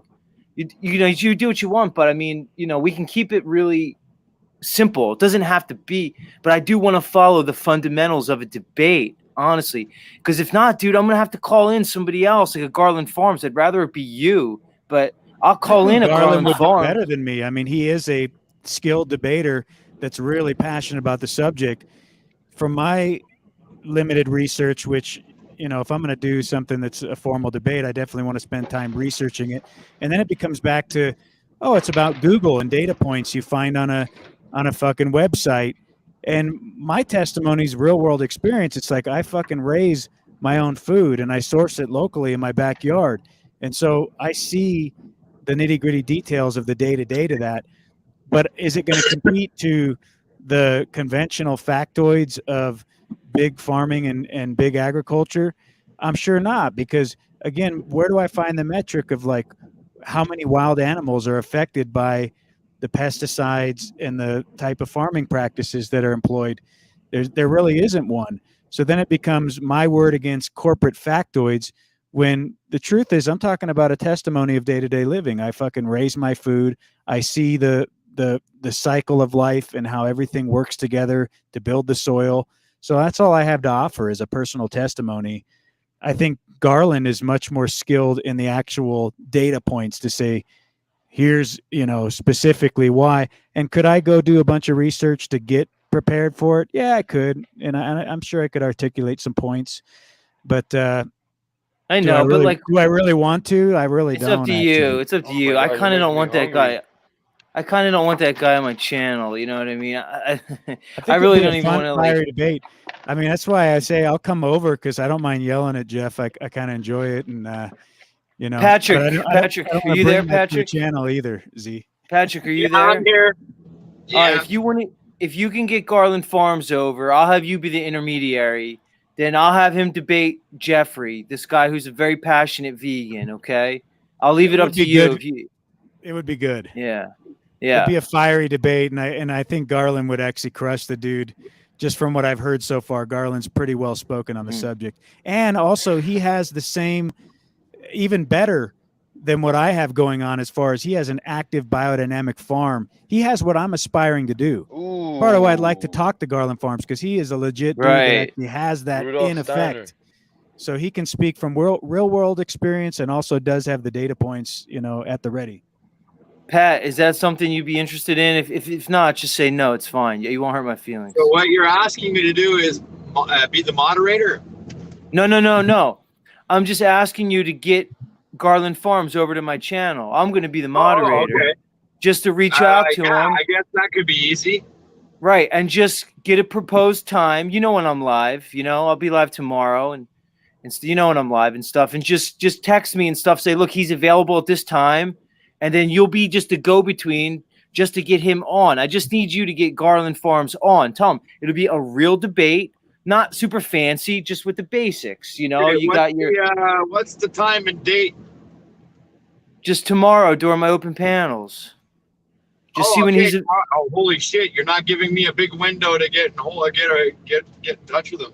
We could do it next week. You know when I'm live on Sundays. You know I do my open panels on Sundays, dude. Yeah, yeah. Organize it for next Sunday, and I'll have reached him by then for sure.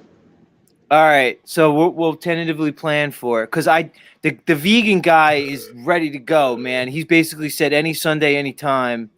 You know, he's ready. He's definitely ready to go, and I think this would be a good segment for my show because I'm interested in it big time. You know, okay, and you're gonna be like the conductor, right? The moderator. I'm the moderator. So there's basically I'm learning about it now. There's opening statements and arguments. That's where it starts. Then there's formal rebuttals. All right. Then there's a question and answer session where questions could be presented. I can pull them from the chat, and then some of my own. And then there's closing statements, and that's it. It's very basic. You know? So you're not going to take any position on no. either subject. Okay. I'm moderating. I already have the vegan side ready to go. All right, that sounds good. Okay, I'll get in touch with Garland. That's for sure. I'll try. Yeah, let him know. Yeah, it's not going to be shtick. Like I'm not going for. It's going to be a true segment of a debate. You know what I mean? I'm not going to be funny. I'm not going to be trashing the guy. You know, I'm just going to moderate. Very simple. It's going to be an actual debate. Awesome, man. Cool. Yeah. That sounds good. Sounds like a And plan. if Garland wants to see, like, give him his channel because that is Jeff's MO. He loves to debate that subject, and he's constantly looking for people to engage in a debate with him. So he's done a number of them. Yeah, it'll be good, man. It'll be good. He hates me too. This Garland guy said he wants to beat me up in a cage match, so that might be interesting. Maybe you guys could have that after the debate, huh? Yeah, I should tell him to take a number, get in line. He wouldn't be the only person. Isn't he friends with this Jason guy? He is, yeah. Friends with Jason? Yeah. He is, Christos. Yeah, he's buddies with him. Man, I'm telling you what, if there was sorry, like there's someone some who strange organized, people in this world. dude, if somebody organized truther fucking battles, like where they had a cage or something, and people signed the disclaimer and agreed to duke it out, and people I'd that fucking actually go first. I'd fucking walk in there like an animal. You could pay per view that all day, man. You could run Patreon that shit. I don't know. I bet Cage would be the reigning champ. Oh yeah, with his Hapkido, he'd be fucking tying everybody up. What do you guys think Cage looks like? What do you think he looks like? I'm picturing like kind of like a half Samoan, half Caucasian, kind of heavy set. You know, maybe 6'2". 6 no, foot. I think he's a skinnier. Yeah. I think he's a skinnier dude. Yeah, probably skinny. 5'9", 5'10". He's not overly tall. He's just really. I think he's a skinny dude. Oh, by the sound of his voice, I go 6 foot. Yeah, I'd say. Yeah, nah, I'm not seeing that.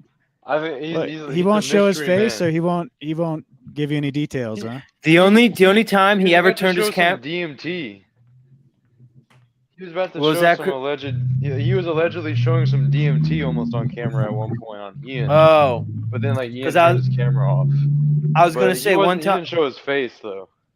All right, because one time he showed his camera to me, and it was his plants. It was his cannabis plants. Yeah, I remember that. Yeah. Cage doesn't show his face. Maybe that's better off for him. That's smart. Hapkido's a badass who artist. knows? He's a black belt. I'm sure he's a fucking force to be reckoned with. Yo, Christos, Okay, Christos, dude, you I'm a kung fu master, man. I'm not worried about it. Well, you guys should we should set that up. That'll be the first one. OTW against Cage in the fucking cage. No, you know what we'll do? Cage against Thomas Aquinas, Dick. There you go. That'd be a good one. I don't know, man. I've seen OTW pissed off, dude. I don't know if anybody would want to mess with him. Dude, I'm a very nice guy. What are you talking about, man? I'm a little kitten. What are you saying? Yeah, Well, you're a kid until you were a roofer for years, so you got to be a badass to do that. That'll fucking condition anyone's Dude, body. I could dance on like a ballerina on my tiptoe, my fucking toes on your head, bro. I guarantee you that. Fuck, while you're standing.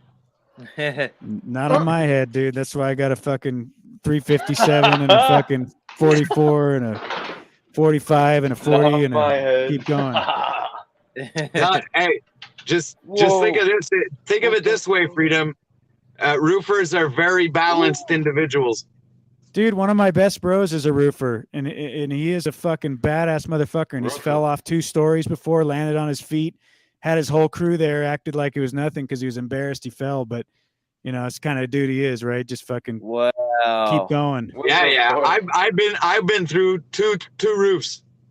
One time I fell through the first. There's 2 roofs, and I fell through the first one, and that was all right. I was a little bit scratched up, but the second time I fell like right in the living room. That one fucked me up pretty good. That's and because scary I had a pack of shingles on my shoulders when that happened. So I fell through the roof with the pack of shingles on me and everything, man. Went right through it.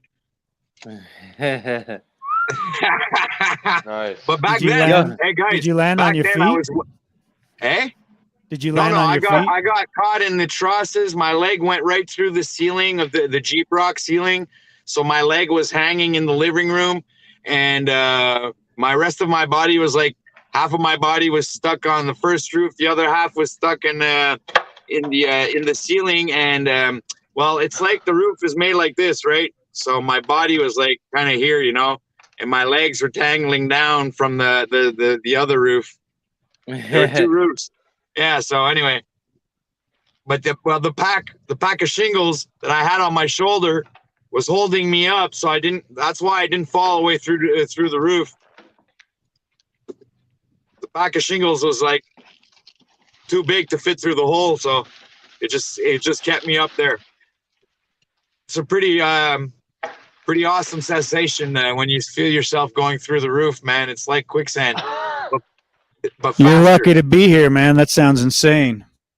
Yeah, and you know what? I got another one where one time I was with one of my roofer colleagues, and we were just chatting, talking like that, and installing the shingles, and I'm fucking. I didn't realize it, but for about 20 seconds, I was talking all by myself. So I turn around and I'm like, my friend Eric's not there anymore. I'm like, where you are? I mean, what happened, man? So it's like, what the fuck's going on? And then all of a sudden I see him come up the ladder, back up on the roof. And I look at him and says, weren't you like just behind me? He goes, yeah, well, I kind of like slipped off the roof, man. And I did like this fucking Spider-Man thing. I flipped and I fucking put my foot on the fence and I did another backflip and I landed on my legs, man. I'm still here, man. And I just ran back up, man, dude. I'm like, what? Are you fucking serious, man? Holy shit, you landed on your feet? Yeah, man, I'm like a cat. I got 9 lives. These guys are crazy, bro. I've seen shit, man, with these guys. These motherfuckers are absolutely insane.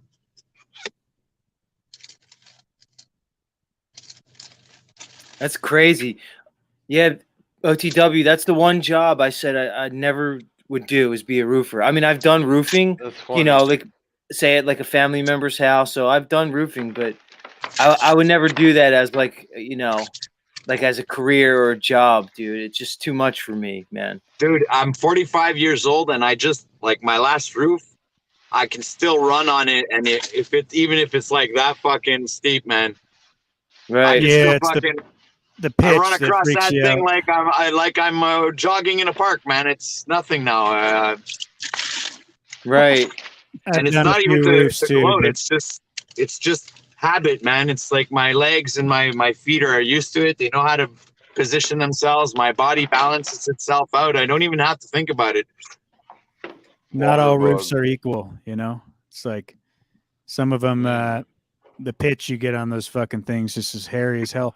Then you end up out in the high elevation, like around here. Can you imagine going on like a standing seam metal roof OTW? You've probably done it. And it's like the middle of winter and someone's fucking roof is leaking. You got to get up there with the ice licks and. Oh yeah. Hey, I'll be right back. But you end up buying proprietary shoes for different types of roofs you're on, the whole fucking bit. It's crazy. Yeah. What was that, Christos? What was that, bud? You were about to say something. Oh, yeah. Went on about the roofs. You know, dude, we had 160 people watching you guys last night, dude. You guys were like a TV show last night. You know that, right? Yeah. I don't know if I was in the wrong to be going at Eric, and I knew Paul or whoever was like restreaming Ian, so I was just going with it, you know. Wrong? What do you mean wrong, dude? There ain't nothing wrong about none of this, dude. There ain't nothing wrong about none of this. What did I say wrong? What? Hold on. You said you said you didn't wrong that I saw. Yeah, you didn't do nothing wrong. Dude, you said you didn't know if you were wrong going for Eric, and I was saying, well, what would be wrong about what you were doing? Yeah, okay, wrong, right, okay. I don't know. I derailed there for a second. Yeah. Well, Eric, I didn't like Eric from the start. By the way, dude, he wasn't an agent of us. He's just a hated guy. Yeah, I wouldn't either. I don't trust him. He's just a hated guy all around, dude. But we were watching you guys. It was funny, man. It was like he was instigating. He was like planting. I don't know. I feel like he was like a suicide bomber or something. He's honestly he was just drunk, dude. He was just a drunk, fucked up, weird. He's just a weird, fucked up, drunk guy, dude. That's all. Yeah, no. Plus, he just loves attention. You know? He'll take it. He's like Talcott in that way, man. He'll take attention any way you'll give it to him. Yeah, as much as he can get. Hold on, OTWs. Hold on, his name's Eric Debauche or something. His name's Sam. Guy, yeah. Yo, I won't lie. Last night was pretty trolly. I was laughing my ass off at a couple points for sure. Towards the end, especially. Christos, I remember why. I think I made Joe suspicious. I remember at one point Joe was like looking at me sideways or some shit. It was great. I didn't even say anything else. It was Christos. I was fucking watching Paul on Slave's channel at the same time I was watching Ian's channel. Fucking texting Ian, telling him don't let anybody on the panel. You're gonna get fucked over. I was doing the 007, man. That's why I wasn't having it with Eric. Yeah. OTW, we can hear you. You don't have to talk as loud. Your mic comes in. Sorry, man. I was just so excited. Your mic comes in pretty good. I'm just letting you know because I don't know if you know. I'm not saying it. You can scream if you want. I don't care. All right, mic check. Yeah, that's good. That's good. Trust me, dude. I'm in no position to tell people not to scream on streams, dude. Trust me. No, I didn't realize I was screaming. Yeah, I'm in no position to do it, but yeah, man, we had 160 people. We watched the whole stream, dude. It was. I know. I watched it. I went. I was bored eventually. It was like, okay, you guys got nothing to do. Okay, you're all fucking, Friday night fucking hashing it out on YouTube. I guess it was all right for a while, but I got bored and went and watched a movie with my girlfriend instead. Yeah. I mean, it had its toll. It was Yeah, I won't bring up any smoke. I didn't necessarily agree with Paul and the way he does that kind of shit, man. And I'd like to warn him in advance, if he fucking tries anything on me, I am gonna have so much fun, fucking dude. You won't even fucking realize. And I know you just baited him in, OTW. Man. You think you've become friends with him, Z? OTW, man. You don't want smoke, dude. That's not the way to not get it. OTW, I'm fucking triggered, bro. You have no fucking idea. Okay, well, keep his name in your mouth, then. OTW. Keep his name. I'm not gonna tell you what to do, but I'm not gonna tell you what to do. I'm just saying, like. Dude, first of all, I'm going to tell you what I'm going to do if ever anything like that happens to me. I'm going to restream his stream that he's going to stream of me, And while he's making fun of me, I'm gonna make fun of his dumb motherfucking ass. That is That's what's gonna fucking happen. hilarious. You're And if saying he that, tries though. it, I am so gonna fucking drill him into the ground. It's not even gonna be fucking funny. No, it's- Dick. No. The guy Dick. thinks he's smart. You're fucking. It's You're a dumb stirring the pot. motherfucker. Dick, But I Dick, do he's think that's a poking, he's hilarious poking the bear, response. Dick. Because I was thinking about that, like, okay, so you could you have all these people Only dumb restreaming each people other's talk about streams, other you know, like people. 10 different fucking streams restreaming each other. That's what I was thinking I would do if that ever happened to me. I was thinking I would just flip the script. You know what I mean? Oh yeah, fucking flip the script for sure, guaranteed, man. I'd fucking drill him into the ground so fucking hard, he'd fucking end up in China. Oh no, But dude, just OTW, go on, man. you know what? If you really feel that way, OTW, just go on his channel and say that to his face. Do it, I'm man. not even shit out of afraid you. to go on his channel and sell it. Dude, I've already been on his channel. I've already fucking flipped my shit on his dumb Harlow fucking friend. I wouldn't even fucking hesitate, not one little second, to go up on his fucking panel and tell him to his face how stupid he is. All right? do that I don't give a instead fuck. of like No, making listen. battle I cries don't from give the a fuck sidelines. if he backs himself out with his fucking intellectual mumbo jumbo about the law and common law, and I don't give a fuck about your fucking common law. You're so fucking stupid. You lose all credibility when you fucking open your goddamn big motherfucking fat mouth. Because you he's just not sound stupid when you talk. That's why And you Paul is pretend definitely to not, be dude. He is intelligent. not a stupid All man. he says is a bunch of fucking bullshit to sound intelligent. But he's not intelligent. Intelligent people don't put other people down to bring themselves up, man. And guys like that, I'd like to meet up in the road and I'd fucking punch his fucking head in till his fucking face ends up in the back of his head. OTW, man, poking the bear, dude. I want to slow down. And not that you should care about my opinion, but I'll give it anyway just because I care about you and I respect you.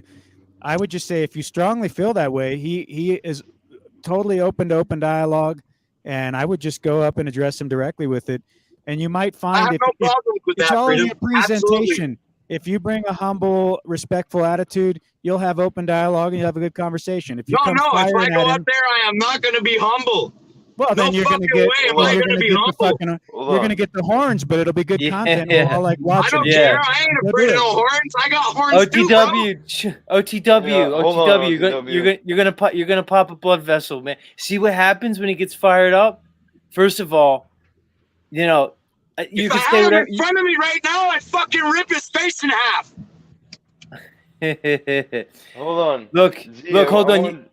Hold on, OTW. You can say what you want about him, but to call him unintelligent, man, I would have to disagree. He's very intelligent, He has no dude. level of intelligence, no level of credibility that will fucking convince me of his fucking intelligence. He's just a brutal fucking bully, and all he can do is fucking push people down just to lift himself up, and he uses his stupid common law to fucking prove his intelligence when all I see is some dumb motherfucker trying to look cool when he's not cool. Guys like him I fucking eat for breakfast so he could go fuck himself. Well, there you go, man. I guess OTW said it all, dude. Yeah, but I mean, seriously, dude, It's going to come go up somewhere, I think. Yeah. Holy shit, dude. When OTW pops, he pops. Dick, you and I both know that Paul is highly intelligent, dude. I mean, to call him unintelligent is probably, disingenuous, man. He's obviously probably a fucking genius, dude. I've called him a genius. You always got to size up your enemy. That's all I'd say, OTW. If you really view the guy as your enemy, you might want to size up your enemy and right, dude. do a little research. Right. Like, I mean, listen, man, he's probably one of the most gifted speakers I've ever heard, Dick. I mean, exactly. And I'm not just saying that, dude. He's fucking brilliant, man. He's got a brilliant mind. And I don't say that to fucking patronize the guy. I listen to a lot of people. Right. And Me he too. has a very, very creative way with words. And he's got quite a vocabulary, to pull from. That's why I've created an alliance with him out of a mutual benefit, dude, because you know me, Dick. I'm kind of arrogant, and I think I'm the man, dude. And I think I'm the man, and I look at him, and I go, that's the fucking man, dude. The guy has a level of intelligence that, honestly, Dick, I've never seen before, man. And people look at him, and they call him like a redneck, and they call him like a, they call him all kinds of names and a jailbird, and he doesn't have like a formal education. But when I say the guy's got the X factor, the guy's got the fucking X factor. He just does.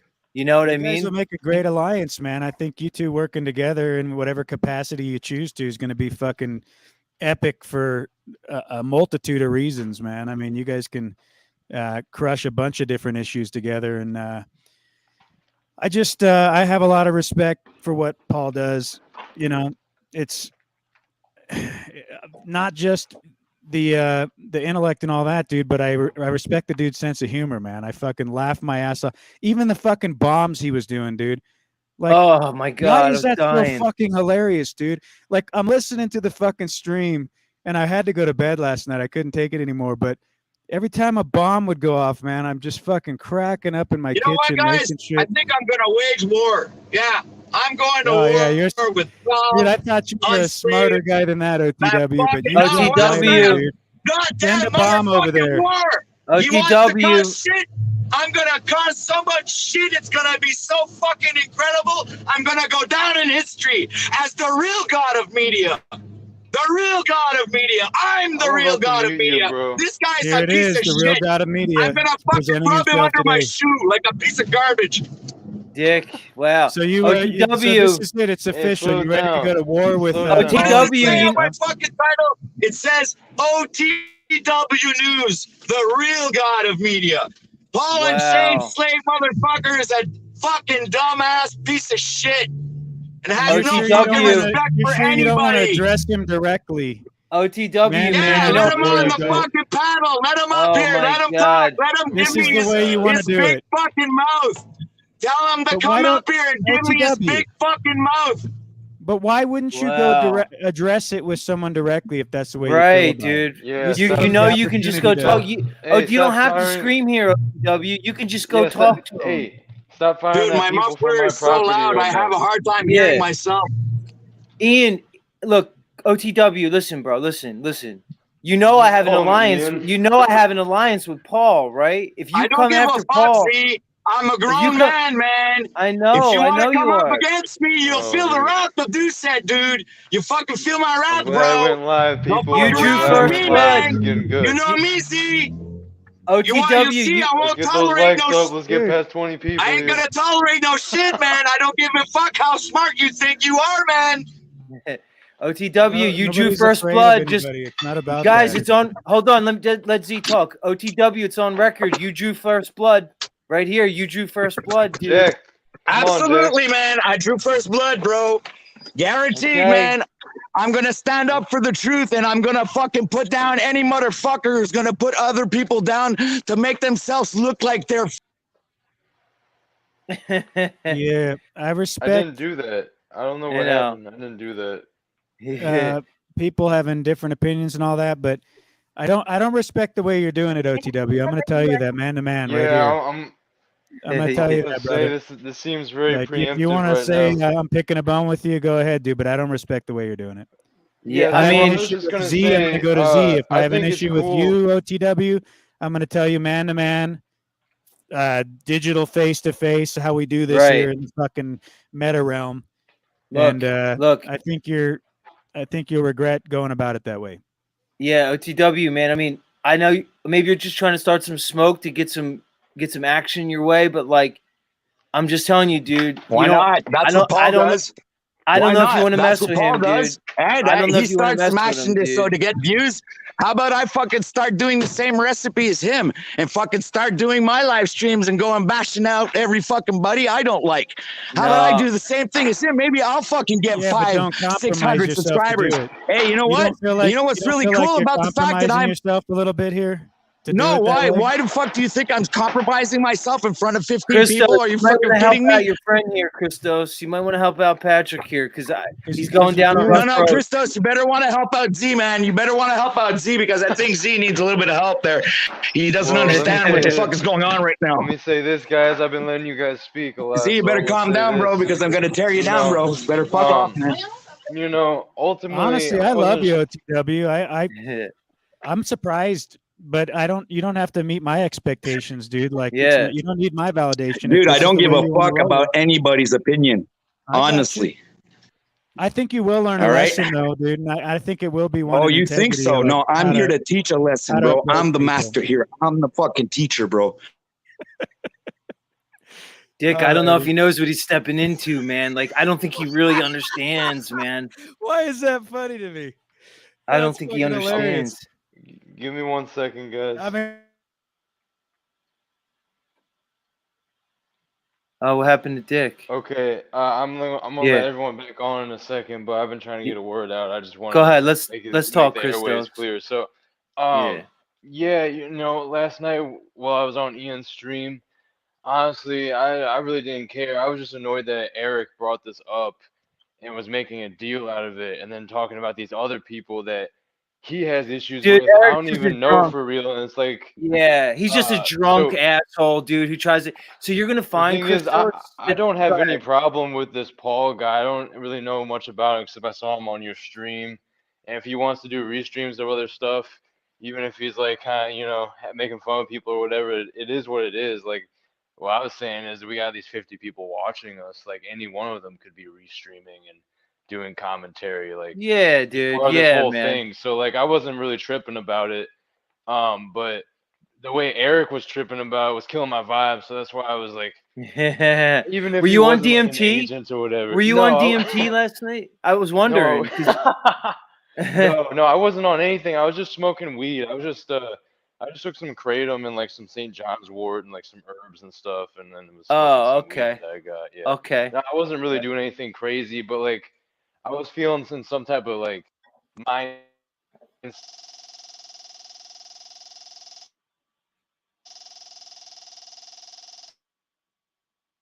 bro. I was feeling in a certain mind state. I was feeling inspired and energized.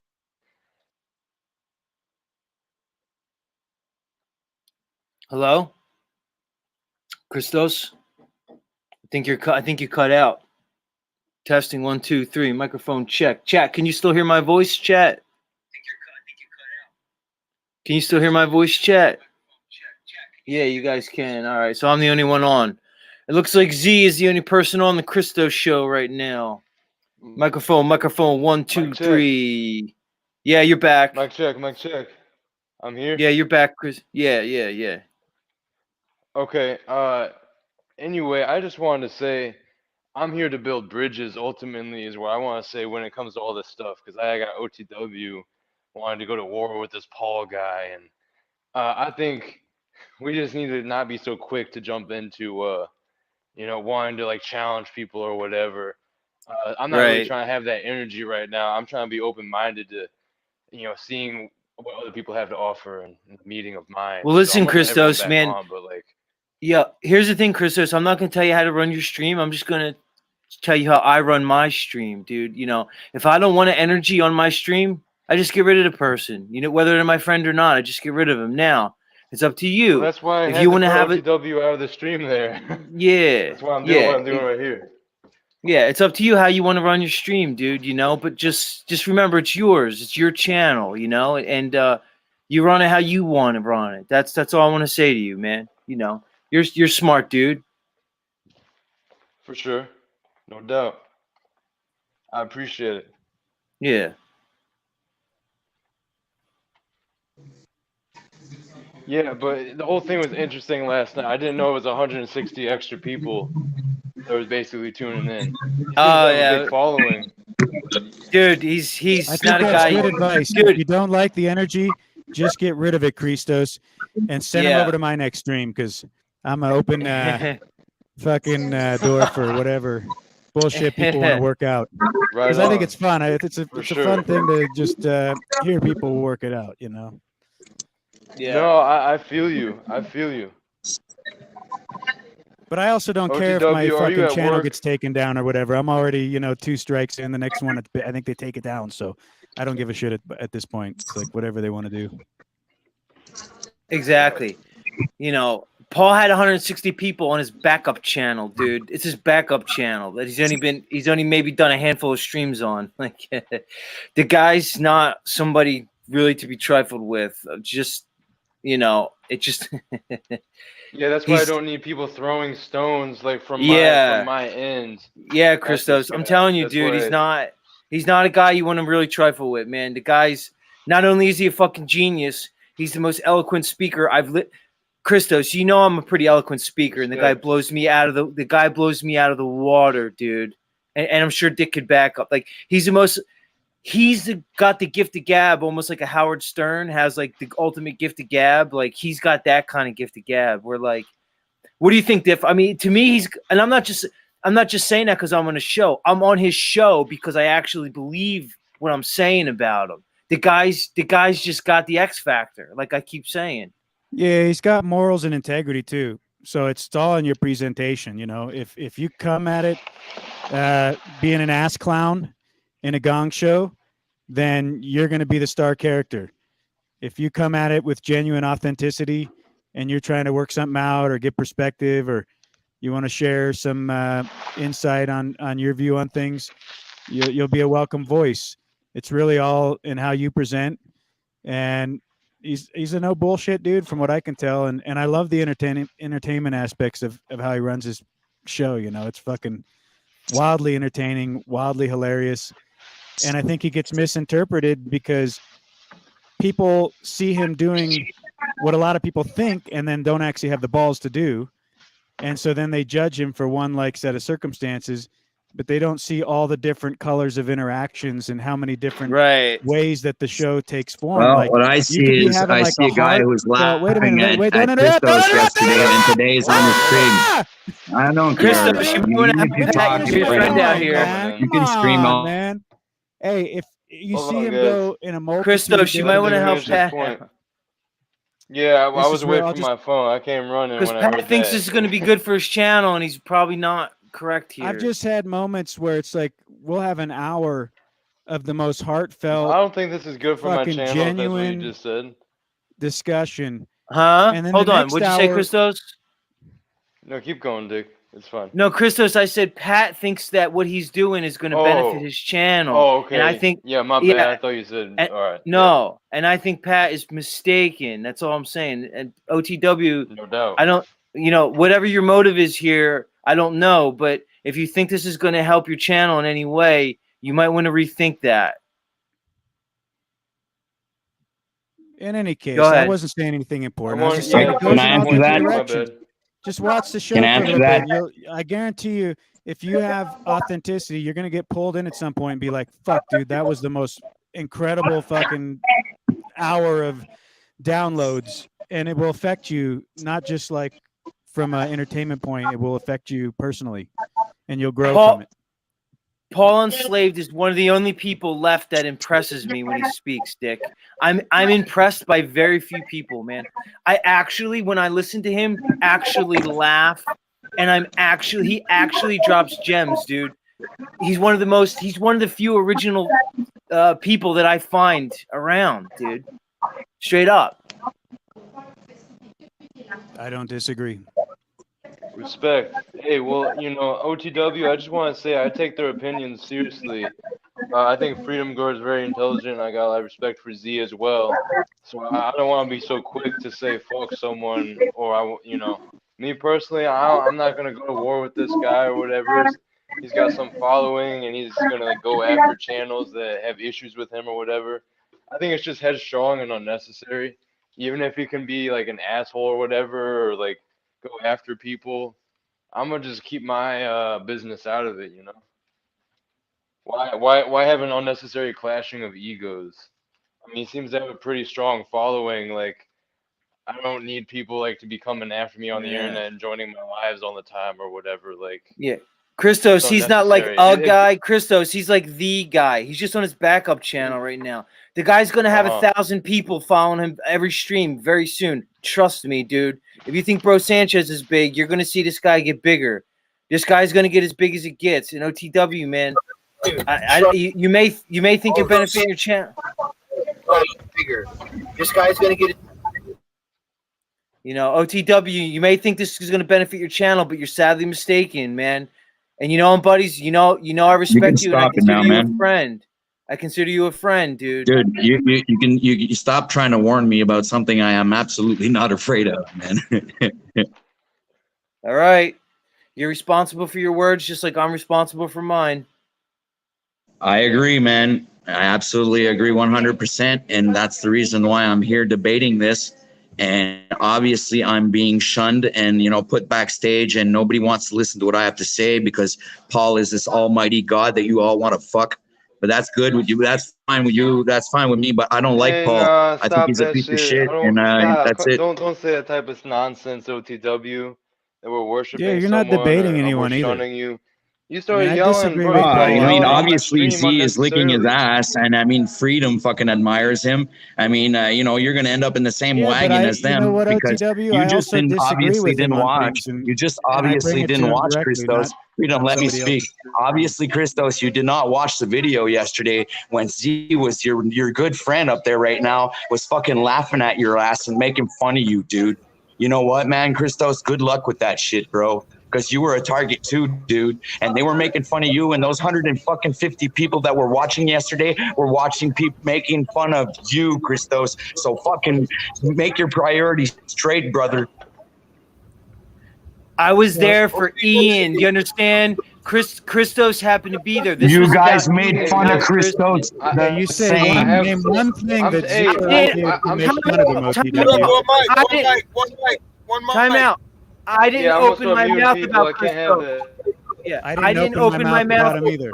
I didn't open my mouth Yeah, I about think Christos. Z, you better Other you people better did. rewatch the stream, Z. Maybe you had too much to drink, man. I didn't drink anything, Pat. I didn't open my mouth about Christos. I made lots Yes, of fun you did. about Yes, you Ian. did. I made lots fucking of fun saw the about whole Ian. stream, brother. Don't lie, man. Don't What lie, did he Z. say, I'll OTW? What cut did the he say, fucking clip out and OTW? I'll fucking show it to What everybody, did he dude. say, OTW? What did he say? I'm not a fucking parakeet, dude. Guys, go fucking watch the stream, man. All right, I'm okay. not your parakeet, man. Well, We I'll were just tell making you, fun of the Christos. whole fucking stream, dude. You understand? Yeah, well, there you Christos go. just And your happened to fucking be friend there. Christos was on that stream, Z. Your friend was on that stream, That's Z. not my And you fault, fucking dude. encouraged Ian it, man. came after me. Hold up. Hey, do we not all have love for each other? Look. Hey, I have no love you, for Jay Ian, Phillips. dude. I love I have no love Christos. for Ian at all. I love you guys, but sometimes things just go too far, and I think I'm the one who's going to stand up because nobody else has the fucking balls to stand up.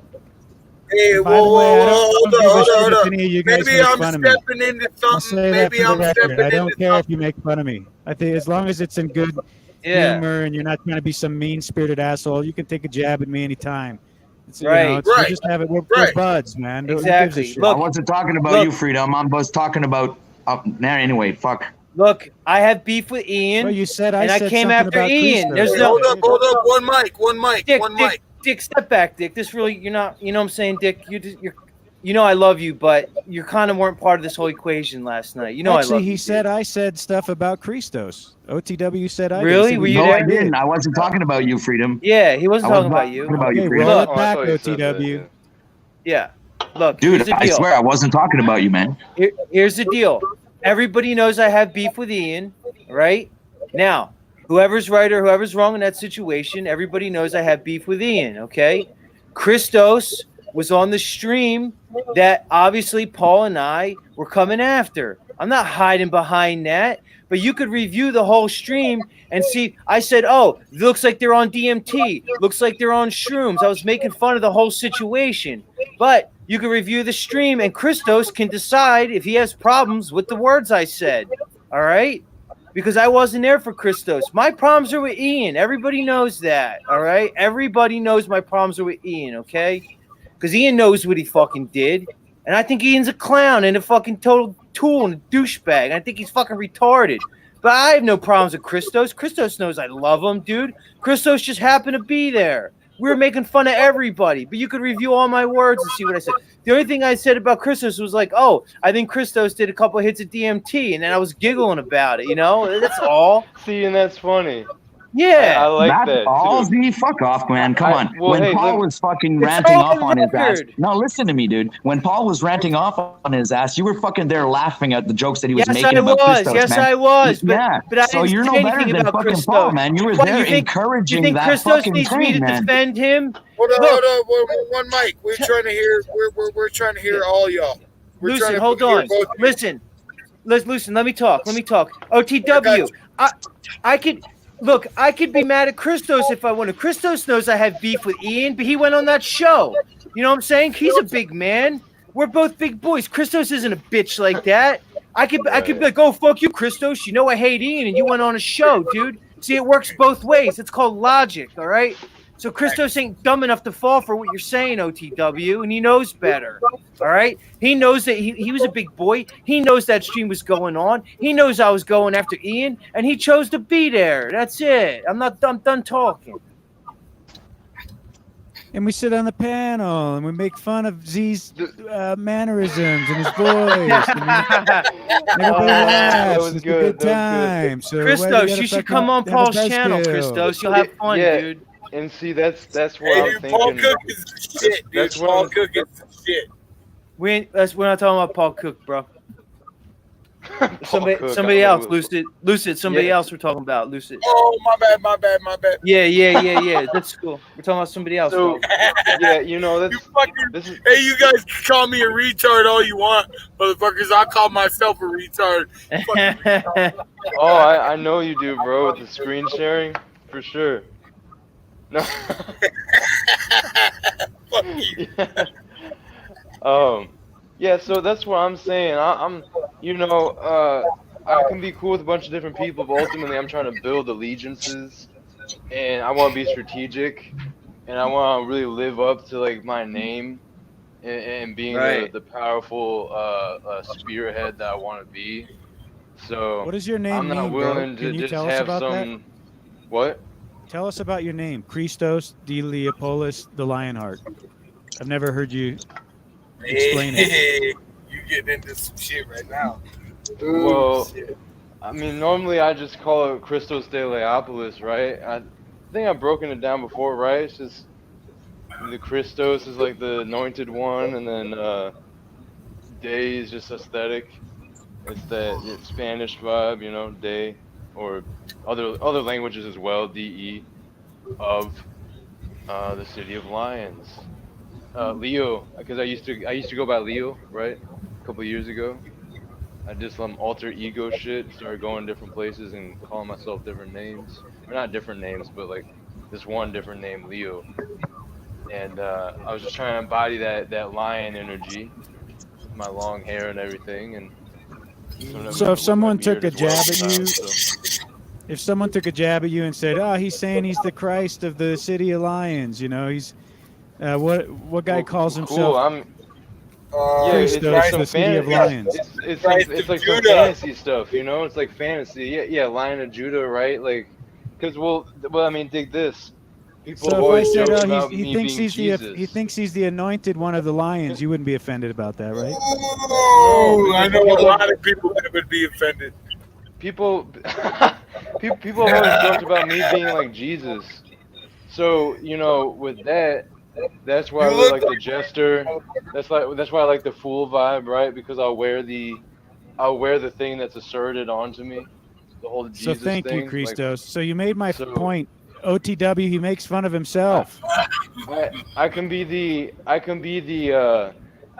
jester fool sacrifice where I humble my ego completely and like totally surrender to that fool energy. Well, you know And what? then I can I'm sorry, Christos. I can wipe the slate. I can wipe the slate. I You know, guess I people make fun of me. misconstrued loyalty and It's honor, okay. man. I don't know, man. I guess I'm the stupid Hold one. on, bro. Hold on, dude. Stop drawing lines unnecessarily, bro. Like, if Paul and Slave goes after people or like makes fun of people, like that's just what some people do. And if I was made fun of, which I know I was, being on a stream that was restreamed as I was told, like, whatever. Like, like, dude, this is what comes with the internet. People are gonna throw stuff at me, like, and honestly, like, I can just let that slide off of me because I'll do another stream and then I'll do a solo and I'll present a bunch of information and like I'm Right. not the coalescence of like a bunch of other people. Like sure I'm doing live streams, but you Right. know, And here's the thing, going on other Christos. people's stream does not determine Yeah. who I am. And here's the thing. Let me say this. You know, OTW, what you just said there about like me, you know, bagging on Christos, which I didn't. Yes, I was there laughing at Paul's jokes. Okay. All right. But I purposely didn't say anything mean about Christos on purpose. In my head, I was like, I'm not going to say anything bad about Christos, who I respect. Now, I could be mad at Christos by that logic because he was on a stream that was obviously talking about me, all right, and obviously saying disparaging things about me, and I could be mad at him, but I'm totally not because Christos is on the internet talking truth, what he sees as truth, whether he's on one stream or another. He's responsible for his words. He's not responsible for anybody else's words on an open panel. So by that logic, I could be like, fuck you, Christos. You sat there as they were making fun of me and talking mad shit on me and didn't correct anybody. It's not Christos's job to correct anybody about Z, and it's not Z's job to correct anybody about Christos. That's what it really comes down to, all right? We all need to fucking grow up and put our fucking big boy pants on and get fucking real about this whole situation.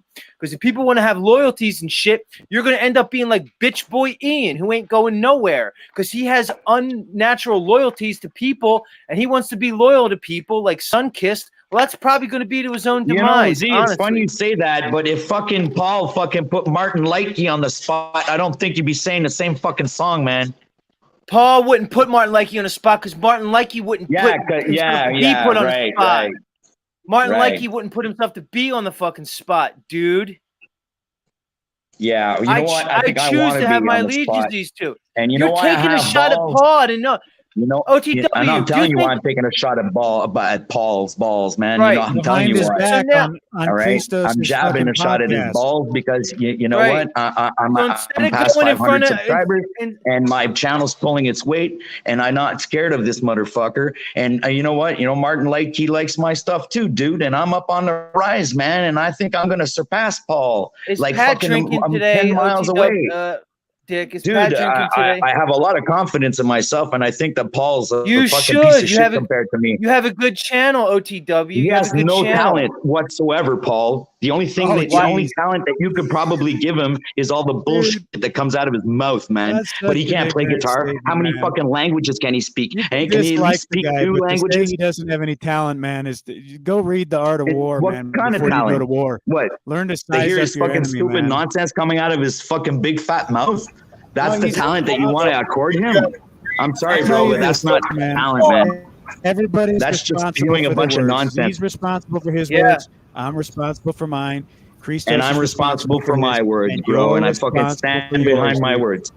So keep fucking planting those seeds of deceit where you talk shit behind somebody else's back instead of addressing them directly. While you sit here and try to where is he? Where is he? Where is he? Is he live right now? What, do I have to go live there? I'm at work. Like I just decided to come on the panel, and I've been here since. Pat, he's live every day. Pat, you can go on his panel and say whatever you want. Is he live right now? No, he's not. No, he's not. Well, there you go. So don't fucking tell me to go talk to him when he's not even fucking. I can't reach him right now. You're not being reasonable. Pat, you're not being reasonable right now. Pat, you're not being reasonable, dude. You're not being a reasonable man right now, dude. I don't think and you're considered what Paul does reasonable? Are you fucking kidding me, Z? Why did you I'm saying you're not being reasonable right now. What does that have to do with anything else? I'm talking to you right now. It has everything to do with everything else. Don't fucking deturn the fucking conversation, man. I'm talking to you, man. Look, answer my fucking question. All right, then let me talk, Pat. I think the man is a speaker of truth. I think he's highly intelligent, and I think the guy has a lot of value to this world. That's why I back Paul Enslaved, because I think he's the real deal, Pat. All right? Dude, I sent you a fucking message by text showing you Denzel Washington saying small minds speak about other people. So to me, he only has a teeny weeny little brain, small, because all he can do is talk about other people. You're entitled to your opinion, Patrick. Add behind their back to that, OTW. I'm trying to help you, Patrick.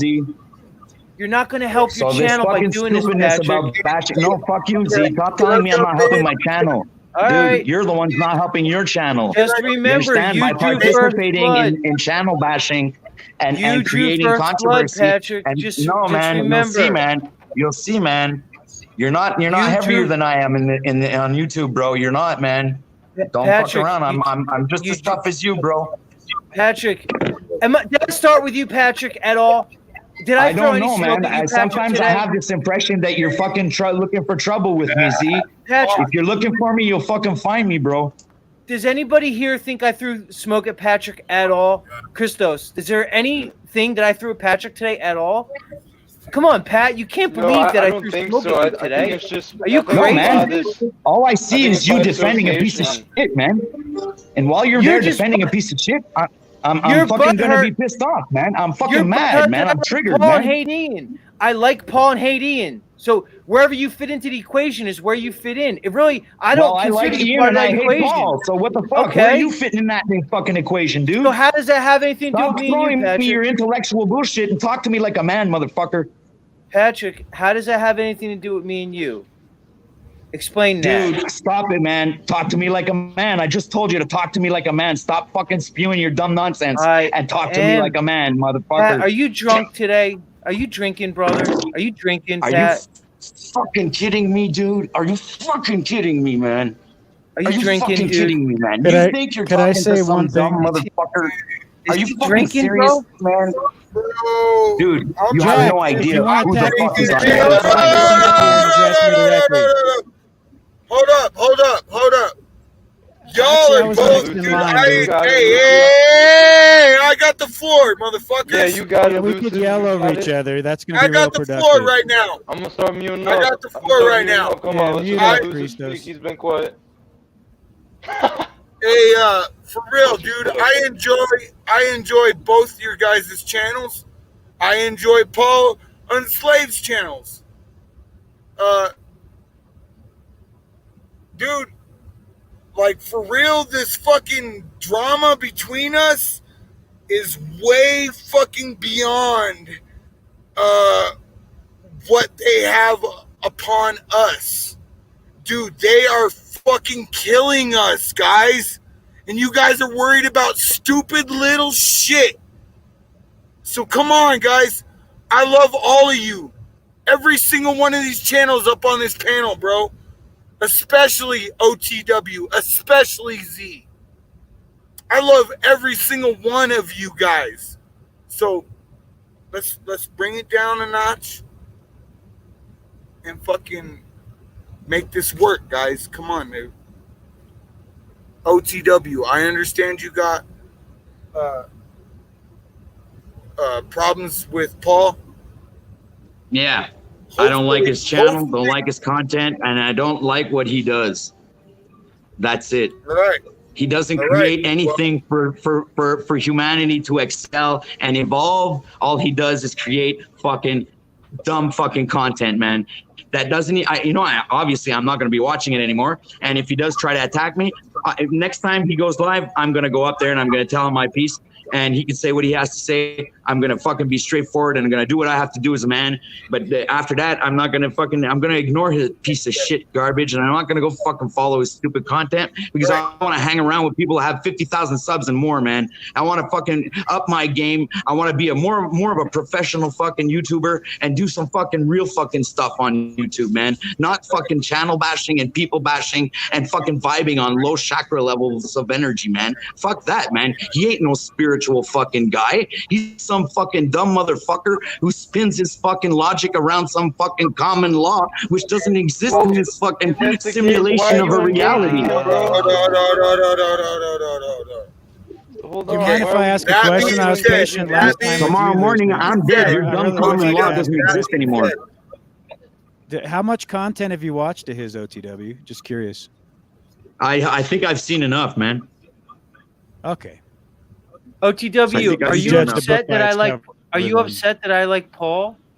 Because I like you too, OTW. Are you upset that I like Paul? I am upset that you like Paul. Right. You know what? Because every time I'm fucking, we fucking end up talking again, me and you motherfucker, you go and fucking bash somebody I like, man.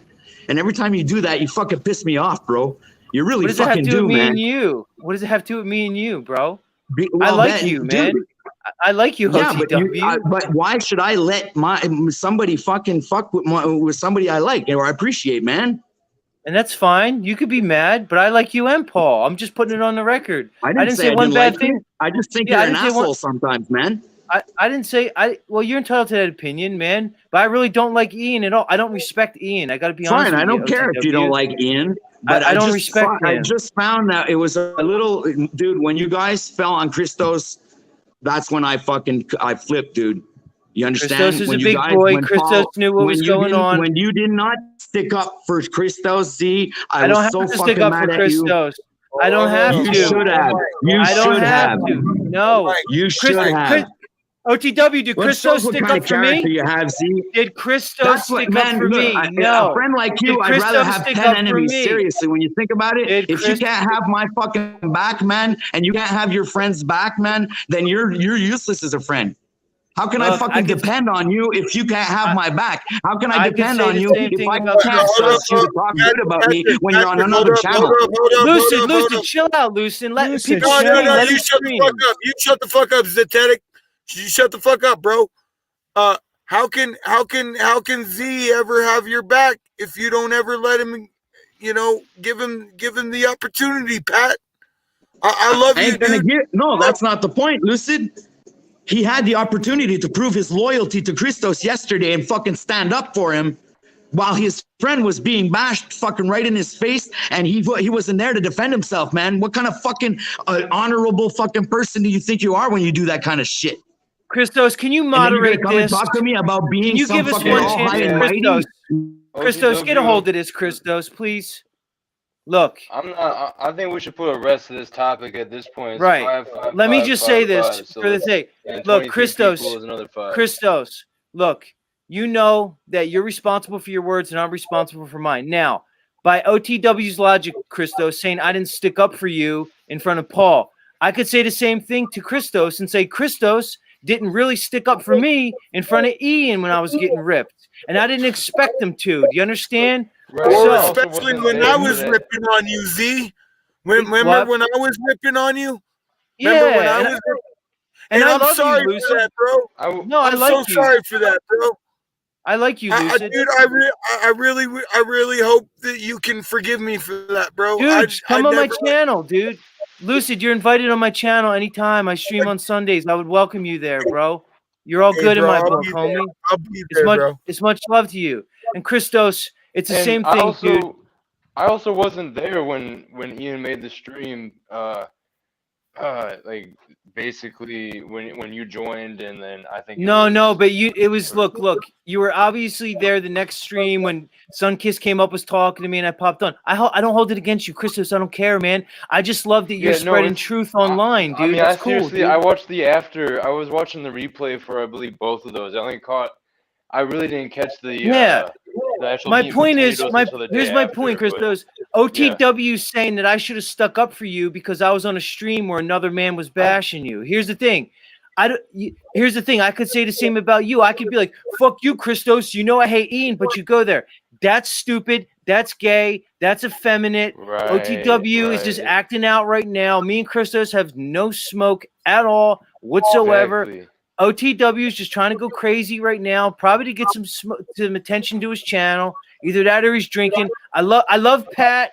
I love Paul. But OTW, I think you're making a mistake going after Paul, dude. Because Paul is going to be the guy. Whatever you think, he's highly smart. He stands on morals and principles and values. Okay, I disagree with your character about him, Pat. But I love you, Pat. I think you're a good guy, dude. And I just want to be on record saying I love Pat from OTW. I love Paul. And I think Pat is making a mistake by going after Paul. And Pat has drawn first blood.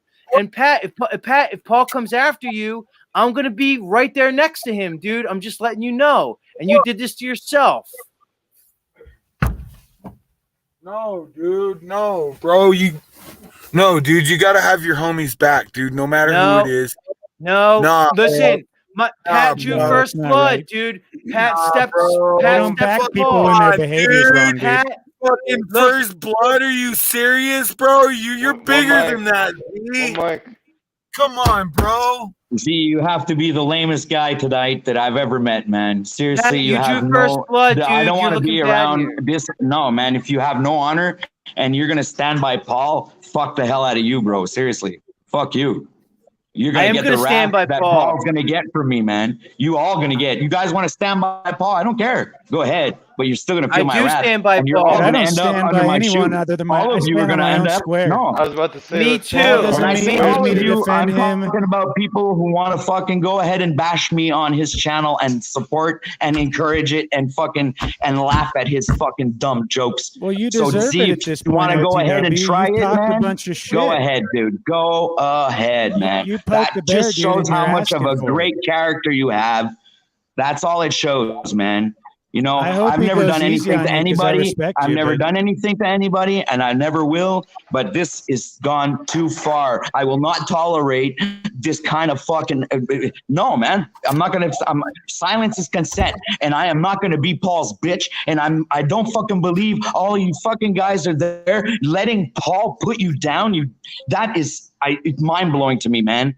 And I'm just waiting for Paul to try. I'm just waiting for him to try. You know what? Because I'm ready for him. You get it? I've been preparing and preparing. Oh my You think God. he's gonna fucking come and brain me What with is his going dumb on words? right now? Anyway, there's No, man. if someone talks shit about one of my friends, dude. That's it. I may I'm say vibing something low, to and stick up for I him or have whatever. I may no not. respect It for depends Paul. on the circumstances. But I don't think other men need to speak for other men. They can speak for themselves.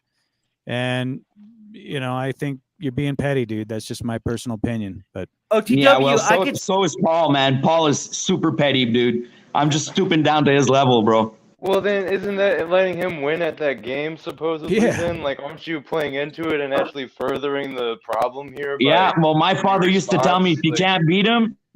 can't beat him, join him. So that's what I'm doing. I'm joining the fight. What the hell? When wait, when someone be able to argue that like that's what we are doing here in a way with what you were saying earlier? I thought you would be saying that we're doing something like that. Or some of us on the panel are joining him because we can't beat him because he's a big channel or whatever. I thought you were kind of communicating that earlier, Z. I mean, not Z, sorry, OTW. I don't understand what you're talking about. And my phone's going to die, so. No. If you can't beat Yeah, him, but in the join him. sense is that use the same weapons as he uses against, that's what I was trying to get at. I was about to say that it seemed like the opposite point that you were trying to make. No, Okay, man. well- What opposite point, man? If he wants to come after me, I'm gonna tear him down. If he wants to come and make fun of me and do a hear you, restream bro. of my stream, I'm gonna restream his stream and make fun of him while he's making fun of me. So we're all gonna look like a bunch of dumbasses, and that's what I want to prove, that he's just a dumbass. You understand? Yeah, I want him to come after me because I'm setting a trap for him, guys. Man, this is some You're setting a trap self-destructive, for him. toxic yeah, this is Dick, some Dick, I don't- self-destructive, toxic ego stuff going on, OTW. I don't know why you're acting like this, man. Like, It's weird, man. That's why I was asking if he was drinking. Dick, I don't think OTW knows what he's stepping into, man. Paul is not the guy you want to mess with, dude. I'm just telling Dude, you, man. Paul He's may not. look at it. I can't speak for Paul, of course, but he may look at it and just say it's not even worth it because the dude is just looking for views, and that's the only Of reason he would course. act that way. Of And course. Paul, is a pretty good judge of character. He actually wants to help people. So if he sees a weakness in you, he will attack that weakness. And I've asked him why, and he's explained it at length. And so I get where he's coming from. You obviously don't, OTW, but that's what's helped him in his life. So he's helping people the way he's been helped. And I'm see sure Paul if he thinks he help- can help you, he's going to do it, Hey, peace to the chat. What's happening? Peace to the panel. Yo, How we London. doing, guys? What's up, London, man? I'm good, man. I'm just chilling, smoking and shit. Yeah. yeah, Yo, I was London, gonna man, ask, you man, I was gonna hold on, Z. I was gonna try to get your attention earlier. I'm glad you joined in here, London, man. Welcome. Go ahead, London, guys. man, you were Yo. right. Everything you said about Ian was exactly right, London, man. Everything you said about that snake was exactly correct, bro. He's a snake. That man has no integrity whatsoever, London, man. Everything you said was correct about him, dude. And I'm here to validate everything you said. I told you. You fucking told me, dude. He's one of the lowest scumballs I've ever fucking met in my life, bro. I don't need to get into the whole back and forth with him, dude. He's really, honestly, there might be something wrong with him mentally, dude. I'm being serious, London, man. He might be mentally fucked, bro. You know what I'm saying, dog? I ain't just saying that to start smoke, bro. I'm actually being real honest, bro. He's the most fucked up guy I think I ever met. He looks like he's fucked up, man. Yo, hey, listen. Hey,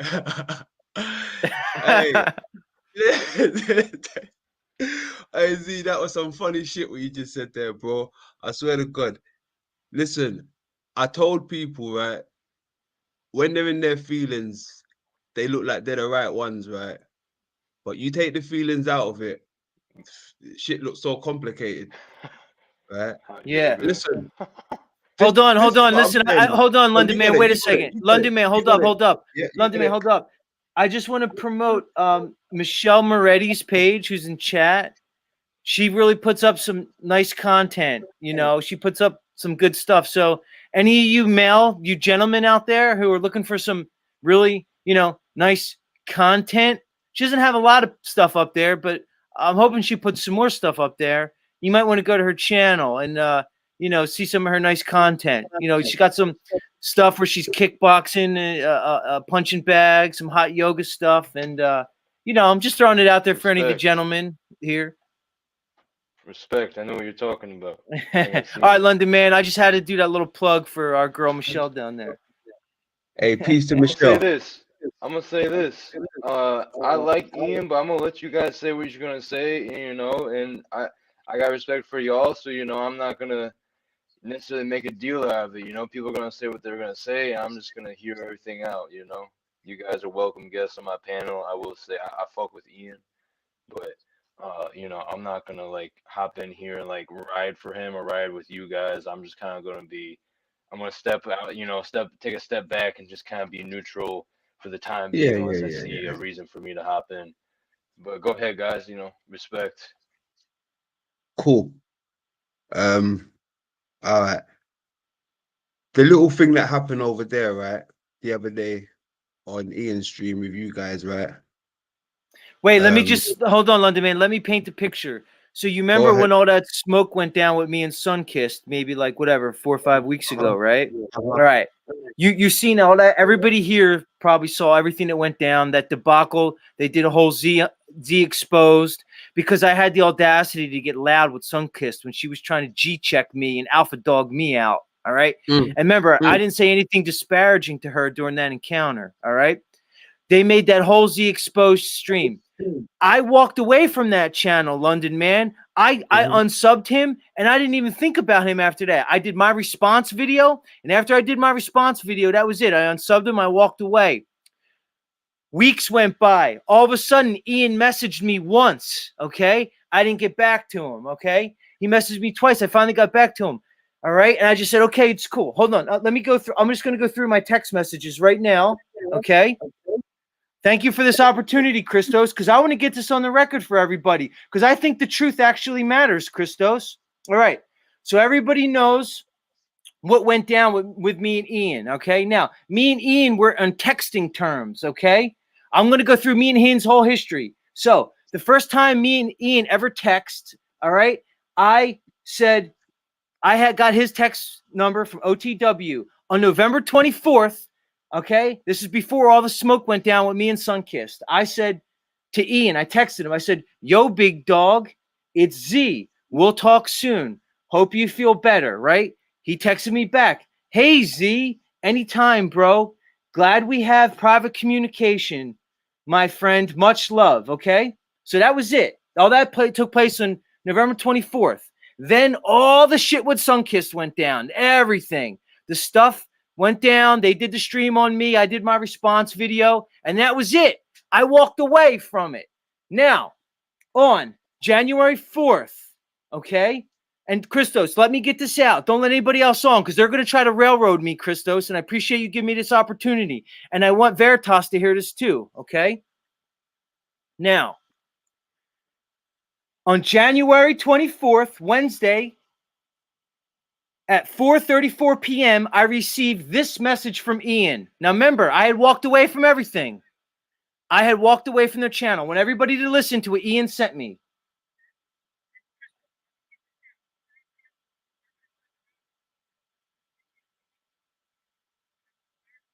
All right, here it comes.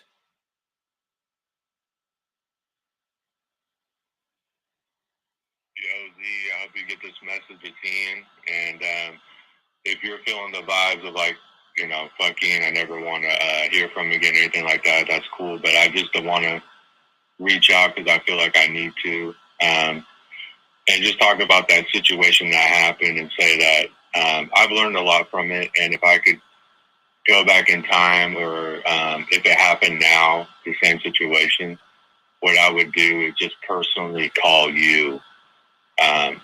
You know, I did what I did and it happened. I made it private last night. I've been wanting to do that. So I made the video private because I know you're going to be doing your own thing and that video is going to pop up when people search for you. And, you know, it's in the past and there's no point of having it there anymore. So I hope we can move on from it. We don't need to be whatever. For me, I just want to say, like, you're a powerful dude, and I want you to come up here, by the way. You're welcome. With what you do, and I know you're texting me. I'm serious. Come up here, bro.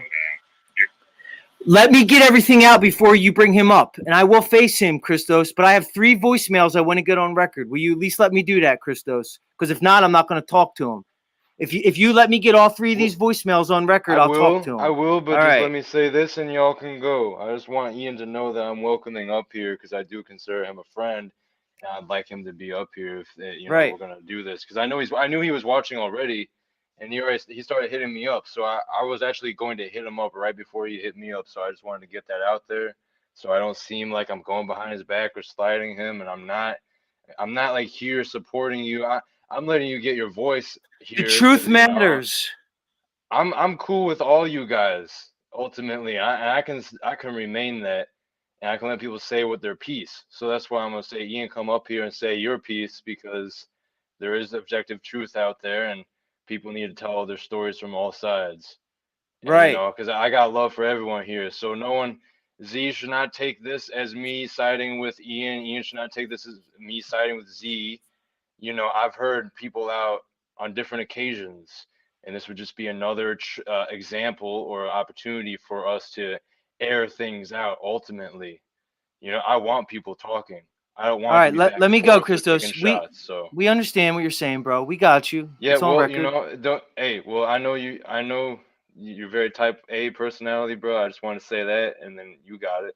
Ian, come up here. All right, now listen. I'm trying to prove a point. I'm trying to prove a point that I'm being made to be the big bad wolf because I'm all aggressive and everything. Everybody knows the way I am. I'm showing you guys that Ian went through great lengths to get me back to his channel. That's what I'm trying to show everybody.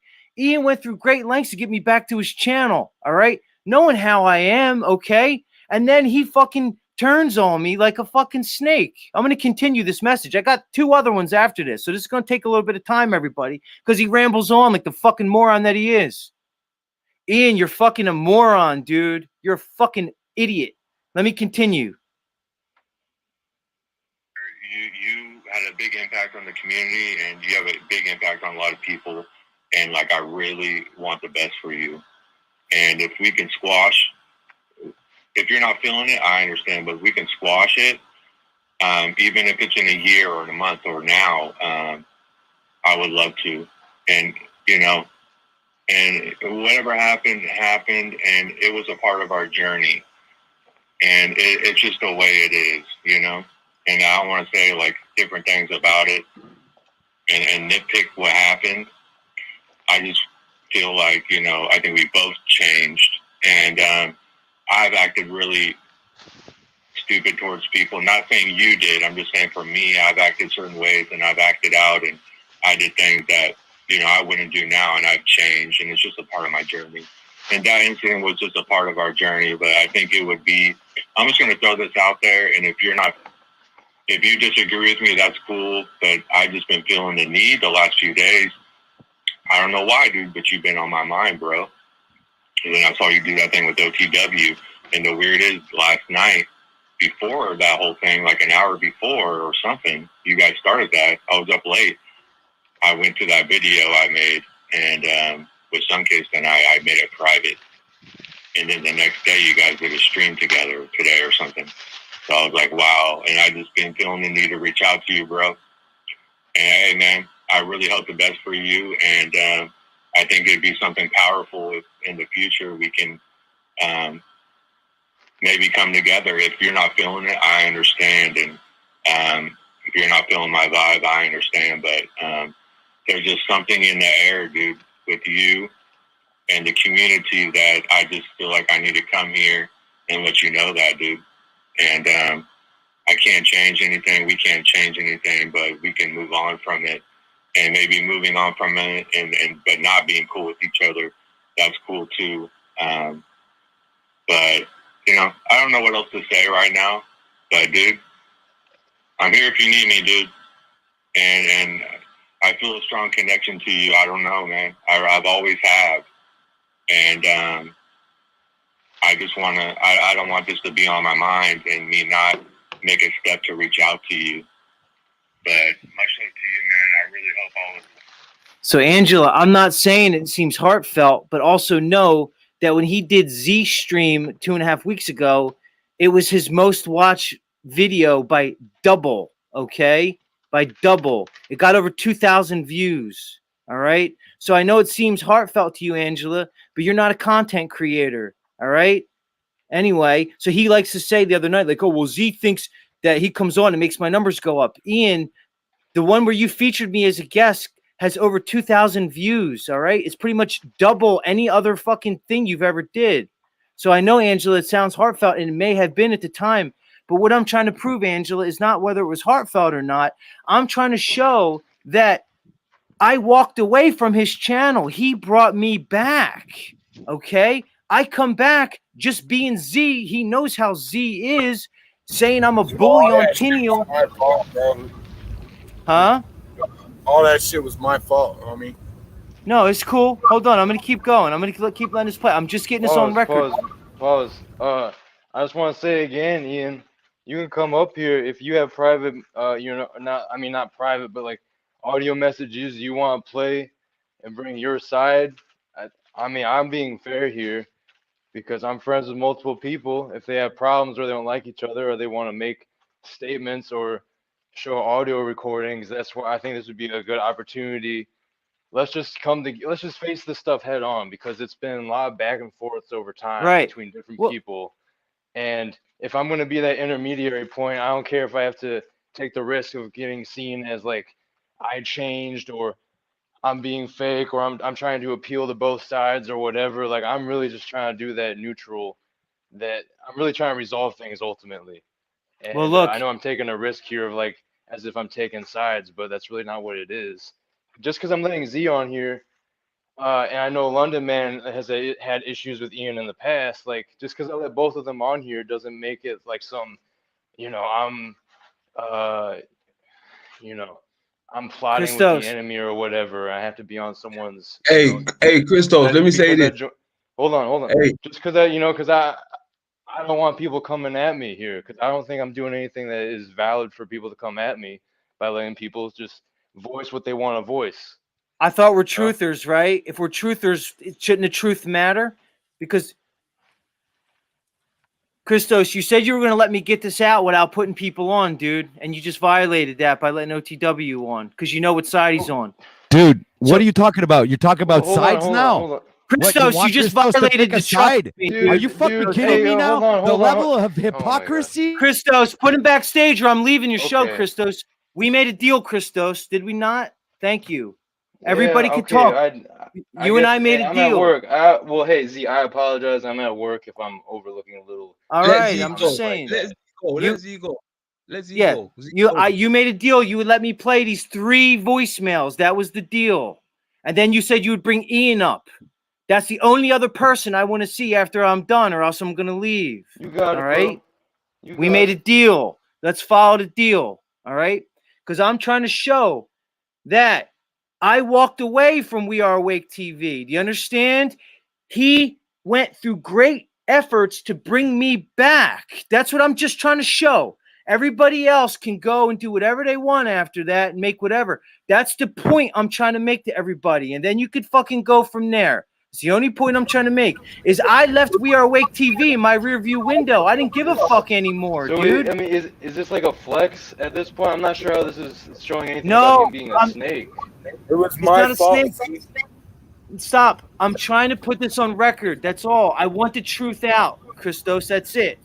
I just want the truth out. And I'm going to let the voicemails play and we'll keep going. That's all. This is still, we're going to continue. We're still with the first one. I'm telling you right now, bro. I'm here if you ever need me.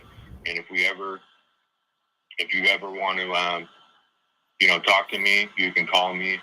Or I'll fire up a live, bro, and bring you on, something like that. I think it'd be something really powerful. And again, if you're not feeling it, that's cool. But I appreciate what you're doing and the person you are. And I hope you the best, bro. Much love, Z. Take care, man.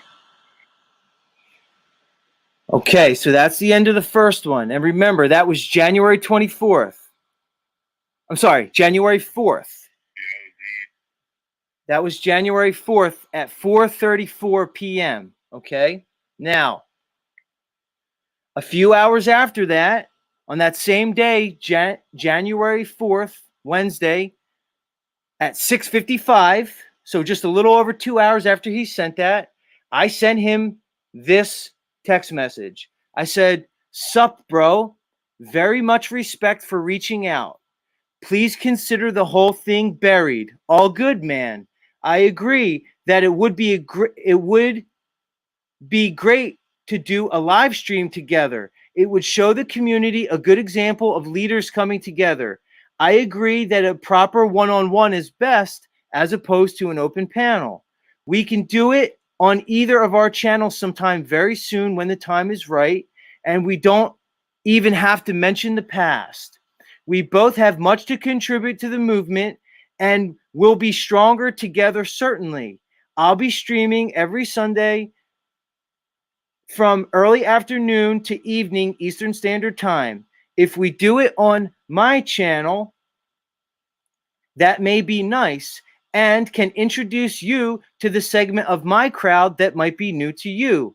All of my greatest friendships, it seems, have developed after some conflict and then resolution. I imagine this will be another example.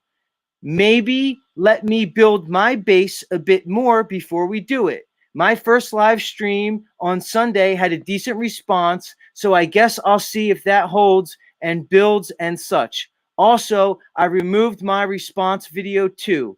All good, man, and looking forward to continuing to build a friendship both on and off the air. Peace and much, much love. Okay? And then the very next day, January 5th at 2:09 p.m., he sent this text message to me. I loved what you said in this message, bro. Made my day. When the time is right, let me know. Much love, Z. Okay? Then, on that very same day, January 5th, Thursday, at 6:26 p.m., I responded with this text message back to him. Definitely, dude, exclamation point. Looking forward to it. I'm going to be on Stavely tonight if you want to check it out. 9 p.m. Eastern Standard Time. Would be cool to see you in chat if you're available and stuff. Flat Earth topic. Much love, homie. Okay? Then, about an hour after that, on, again, January 5th, Thursday, at 7:48 p.m., he sent a text message back to me. I'll be there, bro, for sure. Okay? And I sent a thumbs up back to him. Now, that was it for that day. 2 days later, I received this voicemail from him. On January 7th, Saturday, at 4:13 p.m., I received the following voicemail from him. And I'm going to play it per our deal we just made, Christos, and here it goes. Hey, Z, it's Ian. I just want to touch bases with you. I just want to let you know some things real quick, dude, because I don't know. I've been kind of down and out right now, and but In the meantime, I've was checking out your live streams, the first one, and I just need to tell you that it was something truly special. And what you did, bro, what you did was truly magical, because what you did was you created a community in minutes. You created an amazing community and a deep vibe right off the fucking bat, bro. And only certain people can do that. I always knew you were something special, man. And I can't change what happened, but I truly want to apologize, and I was wrong. And I just want to let you know that again, because I don't want to be, you know, sometimes I get down and I think about these things and it kind of consumes me. I don't want to do that with this, but I can't change anything. But what I can do is support you all the way and try to be positive and not, and you know, be better in different situations and really think about it, things that are going on and not react, you know. So I've completely changed since then. I see a difference in you, not that anything was wrong before, but I just see you've grown too. And maybe it was meant to happen. That's the way I'm just going to look at it. It maybe might have been ugly, but in the end, dude, a flower blossomed in the concrete, you know. A rose grew from concrete, and that's your community and you with what you're doing. And so I just want, dude, I just need to let you know that. So hopefully, bro, hopefully the vibe's right sometime in the future, where we can build again. And I would love to just surprise the community on a stream, like in the beginning, and have you on there. And it could be in a month, it could be in a year, it could be, you know, whenever. But just whenever the vibes are right. Because I want to set an example, and I want to, you know, like, this is my year, bro. 2023 this is it for me. You know what I mean? Like, I'm not going to always be doing this and stuff like that. And I just always felt for a while now that 2023 is it. I don't know what that means, but so I really want to go all out, and I really want to, you know, I really want to go all out with this. So, anyways, I don't want to keep going on. I'll be checking out your stream tomorrow. It's pretty exciting. You can feel the energy just when I saw you on the feed popping up. Like, you can feel the energy of what you're doing, and it's super strong, bro. So, anyways, much love, man. I don't want to make it any longer. 3 minutes is good. I hope you're the best and sending positive energy your way. And make sure, bro, if I give you any advice, make sure you're downloading all your videos and streams, especially shortly after the stream. Within a few hours, the stream is available for download on the YouTube website in your studio. Make sure you download these streams and you're uploading them on Odyssey at least, and let people know that you have an Odyssey, and make sure you have that as your library backup of all your videos, man, because you never know, man. Because you are, you know, getting some deep topics and talking about things that they don't want us talking about, just like all of us. And if something happens, you want to make sure that these moments are saved somewhere, because it's important. It's extremely important, dude. And I wish I would have done a better job. And sometimes I get behind with it, and I got 50 videos to download, things like that. So you're at a good point where you can, you know, do a few videos a day, or you know, download these things, upload them, and make sure you're doing that. Have a backup channel, all that in the description, dude. It's extremely important, because when something happens on the channel and they give you some type of, you know, you want to make sure that you don't skip a beat and you keep going, even if you got to start all over again. But you can always have the community there, you know. So, and just be wary. Just know as subscribers grow and the community grows and the love grows, just know that there's another side of it, man, where these haters grow as well. And I have haters. We all have haters. But when we're putting ourselves out there on YouTube and things like that, and we have a community,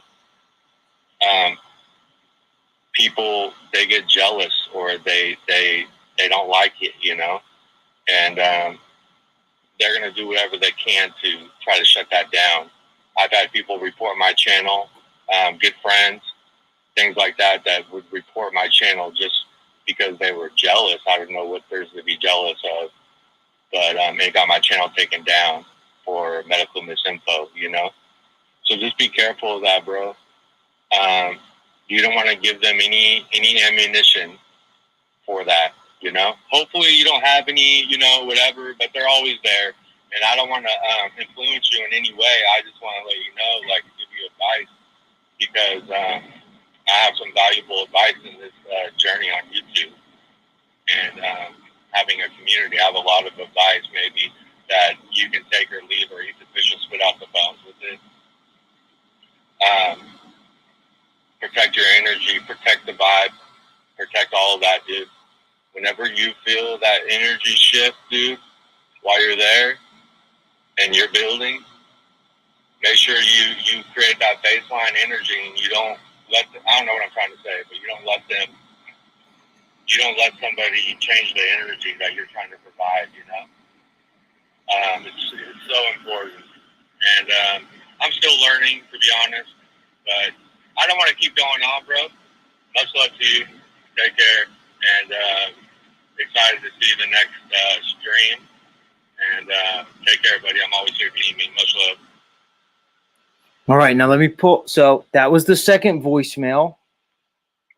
Again, that was from. That was the third.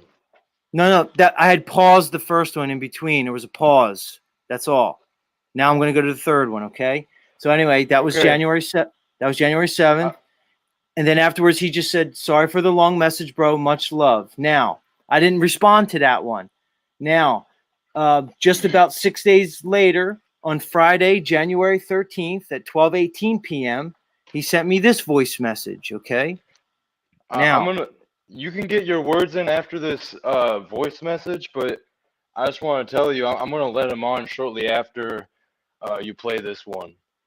And, you know, I'm going to let things go from there. If I have to take people off or mute people, I will if it gets chaotic. But, yeah, I want to bring everyone to the table here. And all right. Yeah. So, but you're giving me your word that after I play this and it ends, you're going to let me get some final sentences out. Is that correct? Yes, I will. Okay. All right. So now I'm going to play the third voice message from Friday, January 13th at 12:18 p.m. Remember, I didn't respond to the second one. I didn't respond to it. This is 6 days later now for the third one.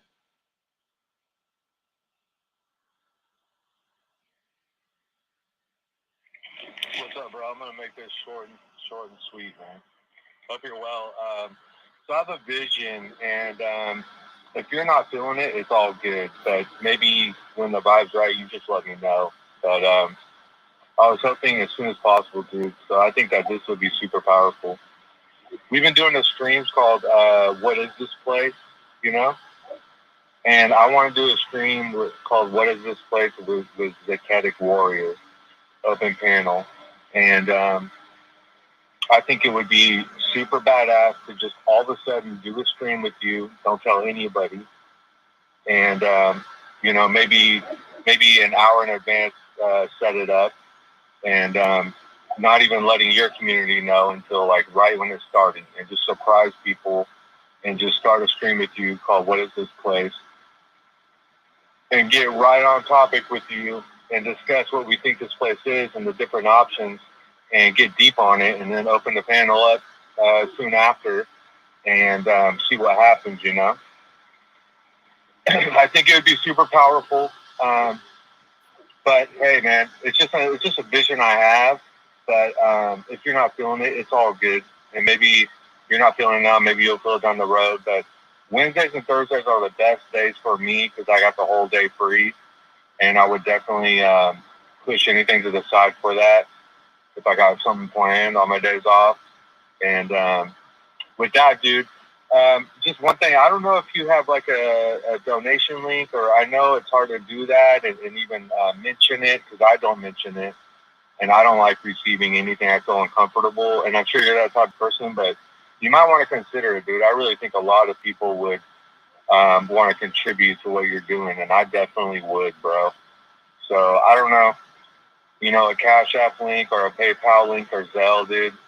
If you have that, you know, that would be cool, and you deserve it, dude. I think you should. But hey, man, it's just something that just popped in my mind when I was watching your last stream. I was like, man, I wish you had a donation link, you know.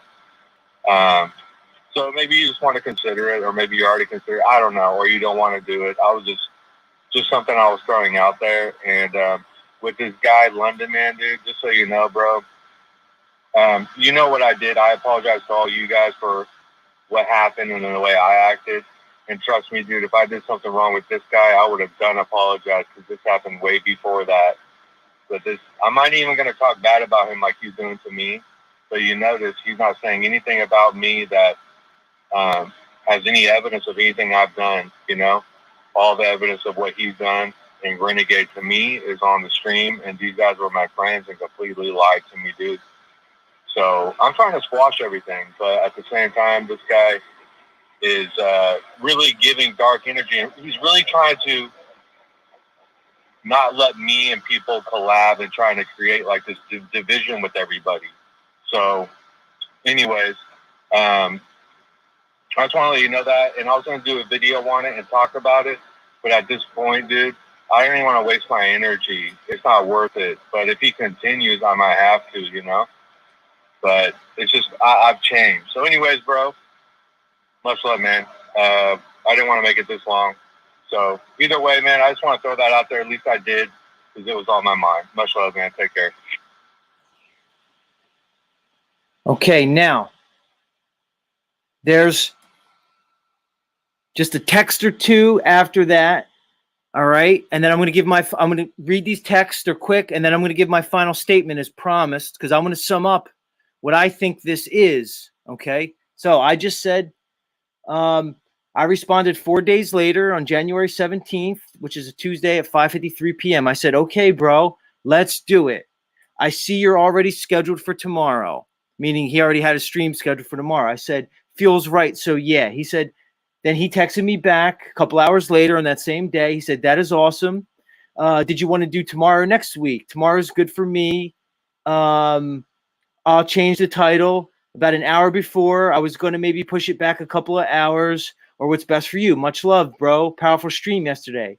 I said, let's do it tomorrow. 2 p.m. Western time is perfect. I'll notify my subs 1 hour before 2. I like what you said about me and you doing the one-on-one for however long you want, then open panel after. Glad we are doing this and going to be great. If you need to send me a link, here's my email. And then he, a few hours after that, in the same day, said, sounds wonderful, bro. I'll be in touch a few hours before and send the link via email. Much love, right? And then I said, cool, man. Looking forward to it. Peace and love, right? And then the day of the stream, he said, I'm feeling the vibes today. I'll send the link in a few, bro. And that's it, right? And then we did the stream. And then after the stream, I just said, epic, much love. And he said, beyond epic, bro. Okay? So now I'm going to give my final statement here. All right? Because a lot of bleeding hearts out there are going to think that Ian sounded so nice and so sweet, and he just wanted to help Z out.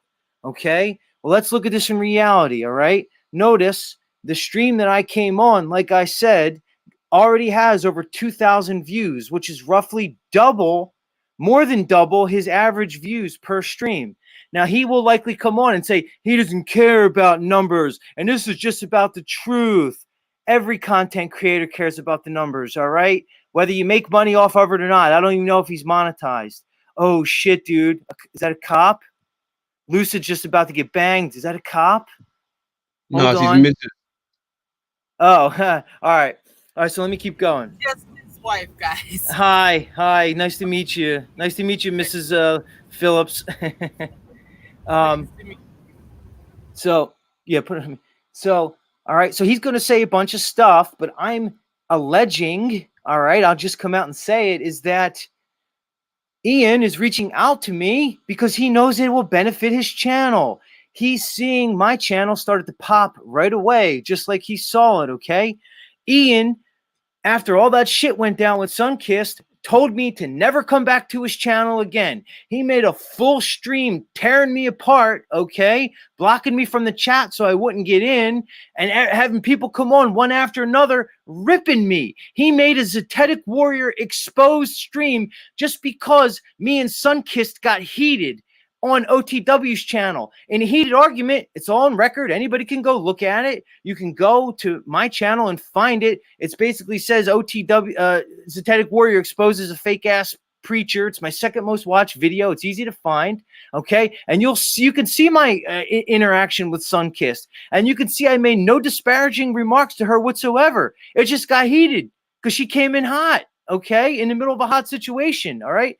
So in response to that, Ian made that debacle of a stream saying Zetetic Warrior exposed. And he left it up there for a while until he took it down when he was trying to get me back on his show, okay? So notice, okay? He sent me 3 text messages, 3 voice messages before I agreed to go back on. He went through great lengths to get me back involved with his channel. And he was right because, like I said, that stream got over 2,000 views, more than double his average. And as those numbers don't lie, okay? So that happens. We have a great stream and everything's good. We have an epic stream. Martin Liedtke comes on, okay? Martin Liedtke was there, obviously, because I was there, okay? He hadn't made his solid connection with OTW. That OTW stream just happened recently. Martin Liedtke was there because I was there, okay? So if you want to claim the 2,000 street things came from Martin, Martin wouldn't have been there if it wasn't for me. So it was because I was there, okay? Now, and then I'm going to wrap it, okay? All right. Then the next time I appear on We Are Awake TV after the Z dedicated stream was when I pop on, okay? Now, I get heated with Cage and Peniel, okay? These are men. Peniel's a 30-year-old man, and so is Cage. He's a man. We're getting heated, just like me and OTW got heated. People get heated on streams all the time, and we all know it. Everybody fucking knows it, okay? But for some reason, when Z gets heated with those guys, and then whoever else came on afterwards, and we had a heated stream, and then the stream's over, and I said, fuck all you people, I'm out of here, because I know Ian's going to try to use that and say that was to him, because the reality is, during that stream, when we were all getting heated, when me and Cage were getting heated, and me and Peniel, I was making no bad comments to Ian whatsoever. And if Ian had so much of a problem with that stream, why didn't he kick me off of it? He could have just kicked me off. And like he said on his text message, he said, next time, Z, if I have a problem with you, I should just text you. All he had to do was boot me. He can get me off his channel anytime he wanted. Just like you saw Christos get OTW off this channel when he was heated. Everybody knows that when a moderator is running a panel, they could just get whoever they want off. But we just know Ian likes the drama, okay? So that goes down. The very next stream, they all come on. Ian, it's recorded, okay? Ian comes on. All right, anybody could check the record, the stream after the heated stream, okay? The one where fucking me and Sunkissed popped off on each other again. Ian came on. He didn't say my name, but everybody watching it and everybody who was there who knows anything knows he was talking about me, calling me a bully, saying the bully in the schoolhouse comes and bullies the younger ones, and we can't tolerate it. So now Ian all of a sudden is bagging on me again after he made such great lengths to make me come back on his stream. And now it's all out there for everyone to see, Ian. So any of these bleeding hearts, because I know around these channels, we have all these bleeding hearts, and you might think Ian wanted to help Z, and he was giving me advice. Get with it, people. Ian wanted Z on his channel because Z's got heat right now. Z's on the rise, and everybody knows it. And Z and Ian wanted some of Z's smoke, okay? And everybody can see it, Ian. And this is going to be my final statement, Ian. I don't want to be on your channel anymore. And you probably don't want me on your channel anymore. So whatever's going to happen here, we could just have it out here. It's fine. Whatever you want to do with this, dude. But just know, I will never be on your channel again, dude. And Ian, you saw what happened the other night, man. So all you people saying, oh, all the bad stuff that Z and Paul Unslaved did to Ian's channel the other night, and Ian's on the attack. Ian, I left you alone. You told me after the original Sunkiss incident, after you made a Zetetic Word Exposed video, to never come back to your stream again. And I was willing to do it. I unsubbed you, Ian, but yet you seem to be following me. So how come after I hurt you and Sunkiss so bad that you made a Zetetic Warrior Exposed video in which you told me to just stay away from your stream, that just go do your thing, Z? I did exactly what you wanted, Ian. I just continued with my channel and I started doing great and getting a nice response with the community, okay? And then you reached out to me and it took 3 voicemails to get me back to your channel, and then you fucking snaked me because I got heated on your channel with pineal power and Cage, a drunk ass fucking Cage. And then you decided to come on your stream the next day and say I was a bully and this cannot be accepted from this bullying behavior and duh. So how does that make sense, Ian? I left you in the dust just like you wanted me to. I left you alone. You brought me back in, dude. Knowing how Z is, dude. So I don't know what you're going to say right now, Ian. I have no clue, but just know, everybody, I don't want anything to do with Ian. And the fucking deal is, and the deal is, all right, Ian, so whatever you're going to say from now, and Sovereign Soul, you're up here too. You said you didn't say all that Ziggy Stardust you said about me, Sovereign, unless you're going to say I I'm said sorry. that about you. I was putting it in general to a lot of people that I'm seeing. Everybody knows hey, you're talking to hey. me. Ask a question. Do you want to hear the fucking answer or not? You fucking cockbag. I never did a goddamn thing to you, you little son of a bitch. Okay, yeah, I'm putting order to this stuff right now because I've been letting you talk, bro, and I wanted Ian to come on. I really wanted to give you your time to say what you had to say, and you said you were finishing up there, man. And when I look at the guest, it shows that Ian's not here anymore. So I was really wanting to be fair and let Ian come in after you had made your points, but since Sovereign Soul is here, I'm gonna let him on. Much respect to you, Sovereign. I'm just gonna make it you and I here for a minute because I've had multiple people on and I've had plenty of energy coming from Z right now in regards to Ian and this whole situation. And I really didn't have a plan to bring it in this direction tonight with the stream, but it kind of just naturally happened. And right. I have people trying to call me and text me while I have the stream going, about other people that are on the stream, and it's just like, I'm at work right now. I can run the stream in the background with what I'm doing, but the last thing I need is to be getting pulled in multiple directions. So I really want Ian to come up here. Z, you said you were finishing up your point. I think you made your point, man. I just, respect that I had to throw you backstage because I was not about to let you have, it out with Sovereign Soul right now. Like, the last thing I need is no, any type of listen, shouting I match just or want to anything. I'm going to make it known. I ain't out to have it out with anybody. When I made I know you're not. I know you're not. Dave, I know you're not. I was saying that to Z, man. It's all love, bro. I'd say what you want to say for sure. I dig Respect. That was to Z. That what I just said there was to Z. I ain't out for any of that shit.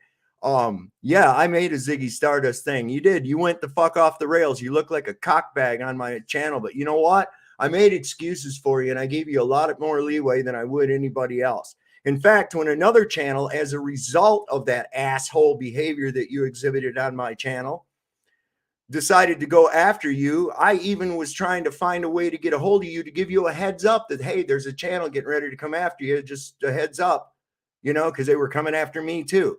All right, well, fuck you. I don't care. You were pretty cool. You used to have a good message and shit, but now you got caught up in the lunchroom of the fucking jailhouse, okay? And so what we got over there is a bunch of goddamn people that are nothing but bitching about the fucking problem. They're offering absolutely no solution while being a big part of the problem, while they go around stroking the fucking oversized clit that fucking Paul wants to call a dick. And it's fucking disgusting. It's goddamn disgusting. But you just wait, Z, because they'll turn on you next. And then where are you going to have to go? Because you burned all your fucking bridges. I went ahead and I unsubbed from you. I don't want nothing to do with you. I thought you had a good goddamn message. I wasn't aware of your history. I wasn't aware of the background. I didn't even know you and this other fella had a fucking problem. I was just talking to people that I thought were of like-minded thought. But no, that wasn't good. That wasn't good enough. You got to divide it up into motherfucking teams. You know, I wasn't talking about anybody in specific. I was talking about Paul. I watched it happen to him. He went from being somebody who had a good message to just being, it ain't no different than a fucking county jail day room as far as I can see. And you know what? Everybody that fits in are right over there with that shit. The only thing missing is the goddamn spades game. And so you want to go on and be like a bunch of cackling hens like the motherfucking View and restream my shit when I never did nothing to you or fucking Paul. But I'll tell you what, you and Paul and that monkey face motherfucker can go fuck each other with a rusty saw blade as far as I'm concerned. You burnt your bridge with me. I only have a minute, guys. So I don't see anything wrong with my message. I'm sorry I didn't let you in earlier, bro. I'm sorry I didn't let you in earlier if you're short on time, bro. No, it's cool. I understand. You're doing a good job. I want to let you know. I mean, I know I let Z and them talk for a minute, but I definitely wanted to give you ample time as well to respond, and that's why. I wish I had more time, but I'm gonna go as fast. I appreciate it. Yeah, I sent him the messages. He could turn into whatever he wants, but I think that my sincerity was clear, and it wasn't about my channel or anything. It was about the community and making an example the entire time. If he had a problem with me and he didn't like me all along, then why would he agree to do it? Why didn't he read the 2 text messages in between those first voice messages that he sent me that was all nice and cuddly? He didn't want to read those. He wanted to read, after we agreed to do the stream, he wanted to read those from him. But he didn't want me to read the other 2, right? But I can't read them because I'm on StreamYard. You know? So I was hoping that it would be a good thing. Obviously it wasn't, because what did he do? He went back to his old tricks. He's been bullying people around, going way out of line. And what he did with Pineal was completely out of line. All of you guys agreed with it. And if I did that to Pineal or anybody else on a stream just like that, you guys would all fucking have a problem with me. But Z, no big deal. Everybody's submissive to this guy. They bow down to him. They're starstruck by him, and I don't fucking get it. It's fucking ridiculous, guys. We need to fucking protect the community, protect the vibe, protect each other. He's not doing it. I don't see the real energy behind his words. I'm not starstruck by this guy. I'm not about the numbers. He says he's not about the numbers. Well, he does his brag about the numbers. Yeah. I even gave you credit. I even gave you credit for that entire stream. Whoop de fucking do. It's not a big deal to me. Oh, boo-hoo, boo-hoo, boo-hoo. My wife and shit left me because I became awake and she didn't. No, that's not what happened. It's because you're a drunk and you're an asshole. And when you drink, you become more of an asshole. I watched that on my stream. You came on and you were somewhat of an asshole. Then you left and said you were going to go have a few beers. You came back and you were fucking snookered, man. And you acted like the biggest goddamn dick the earth has ever seen. Right. One more thing, guys. I was embarrassed for you, Z. I was embarrassed for you. Just one more thing. I got to go, guys. I wish I could stay. But the thing is this, guys. You know, he can go up there and talk about people because they don't subscribe to the flat earth or globe, whatever, and fucking break them down personally. Talk about things that bring up things that have nothing to do with it and tear them down, right? But I can't respond to it. He can respond to all that in that way, but I can't respond to this negativity. Does that make any sense? Does that make any sense? And just like the other situation, people were mad at me and thought I was weird. The whole situation was weird. Why is it just me that calls it out, the problem? You know? I don't get it, guys. So I don't care. Don't ever come. I don't want you, whatever, dude. See, I still love all you guys. I don't have a problem like that. You know what I mean? I'm not trying to make it all that serious. But at the same time, dude, you're carrying on. You're up there talking about people, bashing them on Paul and all this stuff, doing all this childish shit. You're not going to catch me do that for a fucking second, bro. You'll never catch me doing childish shit. Because this is fucking real shit to me. I'm not fucking playing games here. It's not about numbers or nothing. I'll fucking take 10 badass real people more than fucking a million fucking fake ass motherfuckers just follow me because they're starstruck or whatever. Yeah, exactly. I want people around me that's going to stand up to this behavior, not fucking cower down, not act like a certain way towards me and then be in front of them and act different. Be you all the time. Step into your true self. Peace. Much love, y'all. Later, Ian. Some serious shit there. I'm serious about that too, man. I don't give a fuck about those numbers either, man. Yeah, I'm sorry I couldn't give you more time. You know, not bad about that. I just want to say this. I'm about to let Z back on. I'm going to let London, man. I'm going to let everyone back on here. I was hoping that Ian was going to be able to be more present. And, let me say this. I'm really aiming to show that I'm not biased here and that I know people have valid points on either end of the table. And I made it clear to people in multiple parties here within the past couple of weeks. Am I coming in clear? Am I chopping up at all? You're chopping just a little bit there, Christos. Sound like the traffic report. Mic check. What about now? It's still doing it, man. What the? Okay. My bad. Okay, what about now? Hey, 5 by, man. Sound good. Okay. Yeah, it's just man, a lot has happened here recently, and if people are gonna have their issues with each other, the best I can do is having about 30 people in here live watching, and let all the parties come on and say what they want to say and what they gotta say. Jack, I'm gonna let Jack on, and then here in like a minute or two, I'll let Z and everyone else on. If things get out of hand, I'll start putting people in the back and mute as I need necessary. What's up, Jack? I feel it's best that I add you before anyone else because not setting up like lines of division, but I know that maybe you have something to say in regards to any of the situation. But yeah, I just want to give equal time to all people and all parties and these different social dynamics that have been going on recently. So welcome back. Hey, brother, I have very limited experience, but I have experience with all of you. And honestly, if Z's in the back, I'd love to talk to him. That's kind of why I was coming up with hoping for an opportunity. Hey, Jack. Hey, brother. Hold on. Let me just say something real quick. Hold on. Let me turn my camera on. Hold on. Let me get my cam on. Look, guys, just to clear the record, Ian must have not heard it. I'm not saying he's lying, but he said I didn't play the two. He said I didn't read the 2 text messages.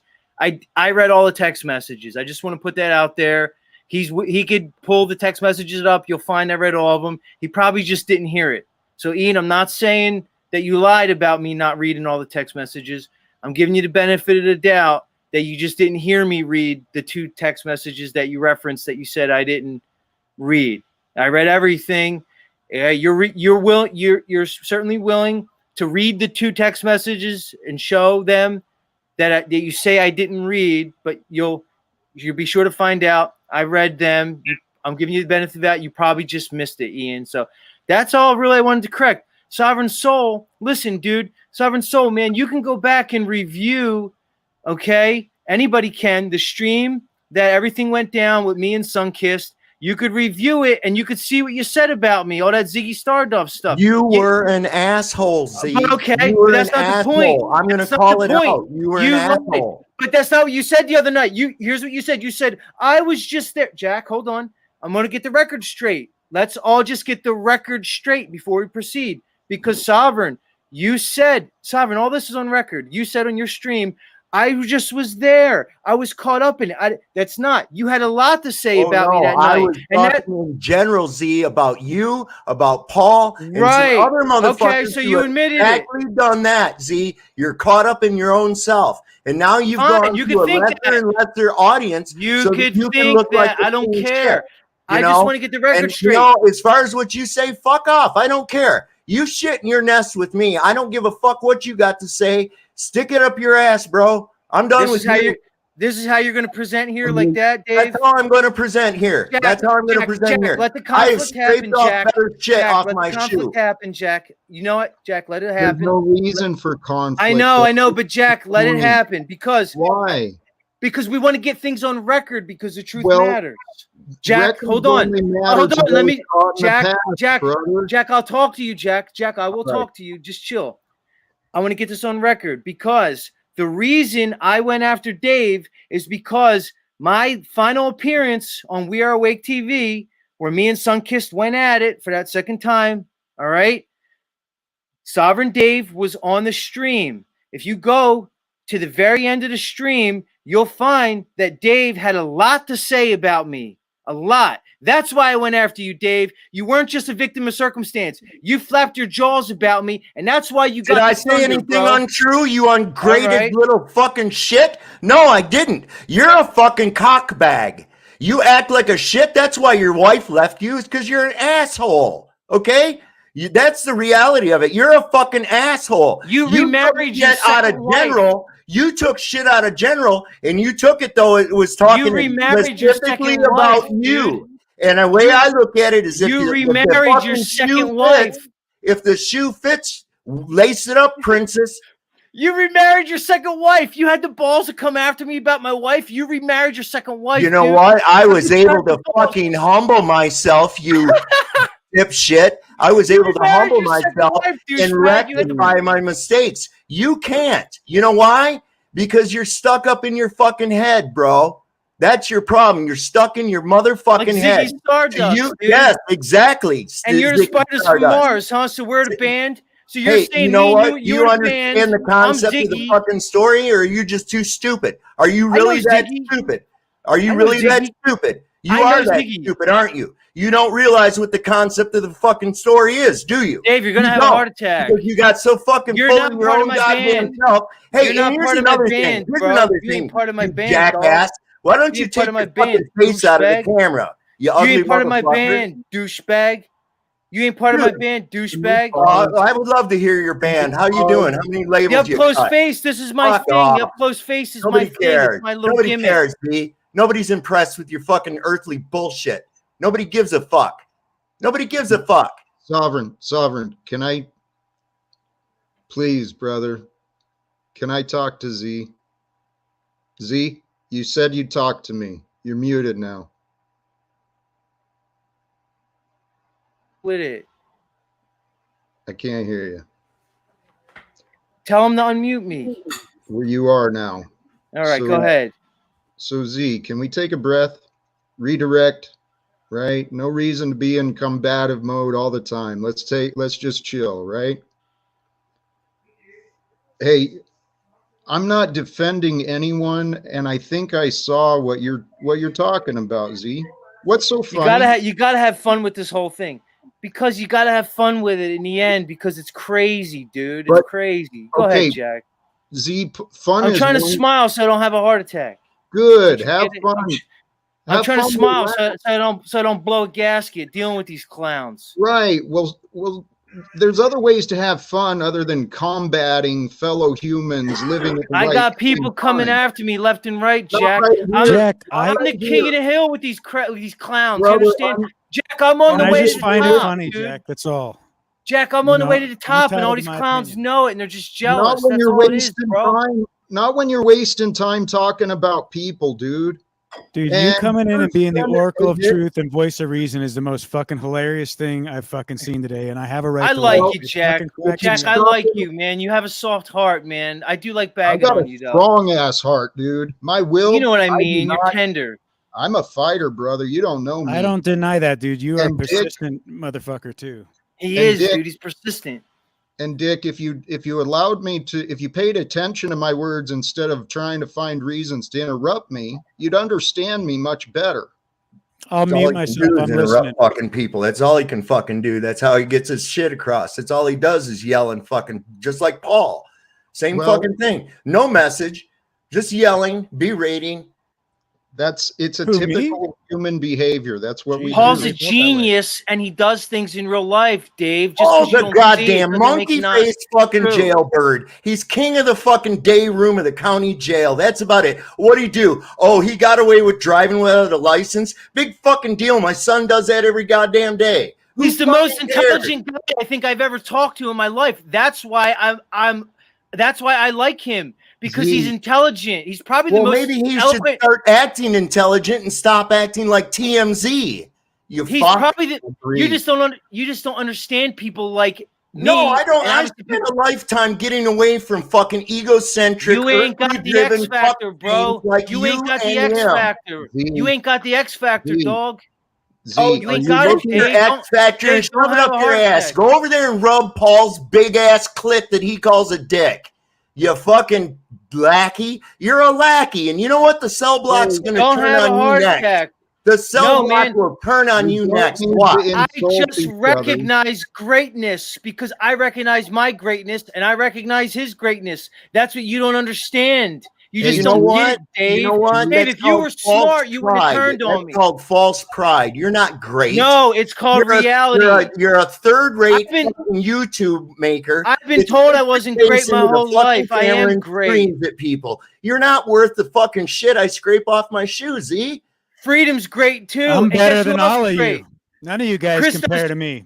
Christos is great too. I'm on the top of the soapbox. You guys should all look at Christos me. is great too. Very important, And by the Freedom's way. great. And that's why Freedom and I resonate with each other. And that's why me and Christos resonate. Because we're great, Dave. So And you ain't, bro. that's freedom. You and Paul for 12 fucking hours watching live streams and fucking around acting like a bunch of little girls in the beauty shop. That was fucking greatness. You looked like the goddamn View. You looked like the county jail version of the View. Greatness. That's what you were.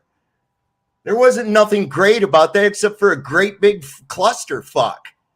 Hey Z, can I point out? It's called X Factor, man. To tell me I'm great. I already know exactly what I am. Hey, It let's is. look at. That was Let's a pretty look good at roast. that. You guys gotta admit that was kind of funny, the whole View thing. I didn't even see who was over there, but I mean. Hey, Christos. Hey, can I get some London man? Salute. Wait, London man, we like you. Feet, they'd have done what OTW did and streamed it back. Because London Man does deserve a voice in this because his name was brought up in this. Let us not forget. London Man's name came up in his voicemails, but let's pause on that.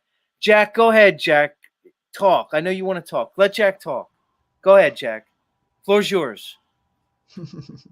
I lost my thought, but hey, Z, seriously though, man, the wisdom in Paul that you see is being distorted because I did the math yesterday, roughly 150 viewers for just 7 hours. Just 7 hours of 150 viewers comes out to 44 days worth of time that people were entertained instead of working towards solutions or improvement. Why do you think they were there, Jack? Because they were there for the entertainment, and then the education comes. It's There all was no part education of at the church. it's all Bring part your of the show, same team. thing. I don't have to explain Paul. Paul could speak for himself, dude. All right. You guys just don't get it, and that's your Apparently problem. not, Z. You don't get it because you don't have the X You factor. Look, You don't have the X factor. That's it. You don't have the X for factor. him? You don't have the X factor. That's all. And when you had the Z, X factor, fuck you your had the X factor. Your That's X it. factor. That's the taint. That's Brother, the taint factor. You're all up in people there in the fucking grunt and the taint. That's where you're at, man. Right in the fucking root chakra. That's all you got, bro. That's all the fuck you got. It's a Put it blend this of, way: when the shit it's a goes blend of down, I entertainment want and guys truth. like Paul with me. Put it that way. Here's why. The fuck's going on? He's doing the Paul music. Here's why. Here's why, dude. Because when the shit goes down, I want guys like Paul next to me, not you guys. Good. I don't want you near me either. You kidding me? I wouldn't want you around me. You're a fucking target. Imitation's Jesus the best Christ, form of dude. flattery, If you Christos. only Good had thinking. an ounce of the fucking training I have, bro, you wouldn't even fucking know. You don't Dave, even fucking know. What are you gonna do? What'd you do, motherfucker? You play some Call of Duty and think you know some fucking shit?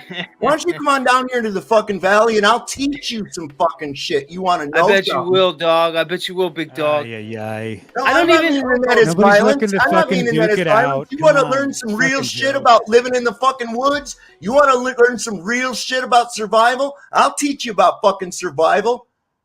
Motherfucker Yeah, 'cause like you're Paul such don't a know big, nothing tough about guy. You Time need out, some time out, Jones Freedom. Hold on. man. Time out. This is I bet between me the and Dave motherfucker here. still Yeah, eats you're with right. a fork. I'll bet. Yeah, you it's know? between me and Dave, Freedom. You know I love you. Listen, Dave, it's not like I don't even like you, Dave, but you could review the stream.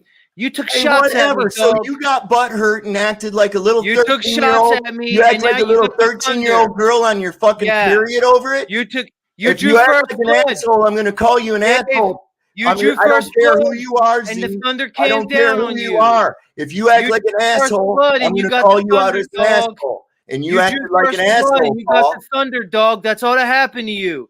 And you should just apologize to me, and it'll Hey, probably you know stop. what? No, hey, Paul. You know this ain't gonna stop, Dave. Dave, you know this ain't good Paul for you, dog. Jr.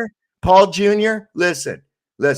Here's You the drew first reality blood, of it. Here's Dave. the reality of it. You got hurt because you're a little girl. Okay, you're a little I girl, got hurt and it because hurt you you and drew Paul, and your little pussy got hurt. That's what happened right there.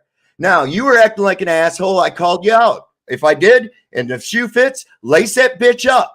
Okay, I would expect the same motherfucking thing. But for you to go on a retaliatory thing, oh, he hurt my feelings, I'm gonna go talk about him at the lunch table and shit. You're a little fucking girl, Z. You're not an X factor unless You an X did is it a to tampon. yourself, douchebag. You did it to yourself, and now you're reaping the Did consequences. what? Got the fucking jail block mad at me? Like I give a fuck. You drew first blood at me, and everybody knows it because it's all on well, record. you know what? You admitted Okay, it. so what? Now you're the butthurt one because No, I no, came no, no, down. no, no, no, no, Me and no. the enslaved one Get came back, with the thunder, bitch. Z, Me and the enslaved one came with the thunder, and you can't take there it. you go. Paul. There you go. Looking like the meme again. You should right just up in your fucking face. apologize. You should just apologize now All right, because it you ain't want me gonna to stop. apologize? I'll apologize. I apologize that you're such a fucking douche canoe that you can't recognize your own assholish behavior and then turn around and act like a little This ain't gonna fucking work out girl good when for you, somebody Dave. calls you out on it. Do you think goddamn- Paul's gonna you're a stop on pussy. you, dude? You're a little All right. pussy, Z. You You're did a it to little yourself. vagina, a little You did it to weeping yourself. vagina. You did it to Look, yourself. You're the Whoopi Goldberg of the jailhouse view. You did over it to there, yourself, baby. bitch. That's what You you did it are. to yourself. You're right. This is jailhouse rules, bitch, and you stepped up to me, man. Because me and you didn't have a problem. You drew No, I first never. on me. No, I don't have a problem with you. I have a problem with your behavior. Why'd you run your I have a mouth? problem with Ziggy your Stardust? behavior, Z. Your Right. behavior. It's Well, you should have reprehensible. addressed it with me, Your dude. You shouldn't have I am ran addressing it your with you, mouth you little on me. fucking Yeah, cockhead. now, dude. Hey, Now you acted like a bitch, dude. Now you're getting treated like a bitch, dude. Who's getting treated like a bitch, you didn't- little whelp? You didn't know how thick You're I a whelp. rolled, motherfucker. You're a little You didn't know how whelp. thick I rolled, Look bitch. at you. And now Look at you're you. getting the You're a thunder little down whelp, on you, Z. bitch. You're a You're little getting the thunder whelp. rolled down on your pussy ass because you didn't know how thick I rolled, bitch. How's that feel, bitch? Is there any resolve to this? You're getting the in thunder future? rolling down on your ass, dude. thunder? You wrote a check that your Who is fucking that? ass Wait. couldn't cash. What thunder? What thunder? You're not thunder. You're not thunder. What the You're fuck is shook, thunder? Dave. Who You're are shook, you? Dave. Dave, you Dude, know this ain't I gonna never stop, even bro. heard of you until like a week ago. Dave, you You noticed? know? Yeah, you showed up on my stream 4 weeks in a row, and I let you there if you didn't hear about me. Why were you at my stream 4 weeks in a row? Yeah, that's I when I gave you a first heard about platform, you. douchebag. That's about when I first heard about you. Right. So, Yeah. so as you're minimizing me, see, Well, Dick, I've been here's around another for a one, long Dick. time. I haven't had a tail for a long time. You've been around for a long time. I've been around You for a know? month, and I'm already smoking your ass. Oh, Fuck yeah, face. you're smoking, See how this all right. happens, Dick? Keep See how this smoking. happens? Keep smoking. I'm Hey. smoking you, douchebag. Okay.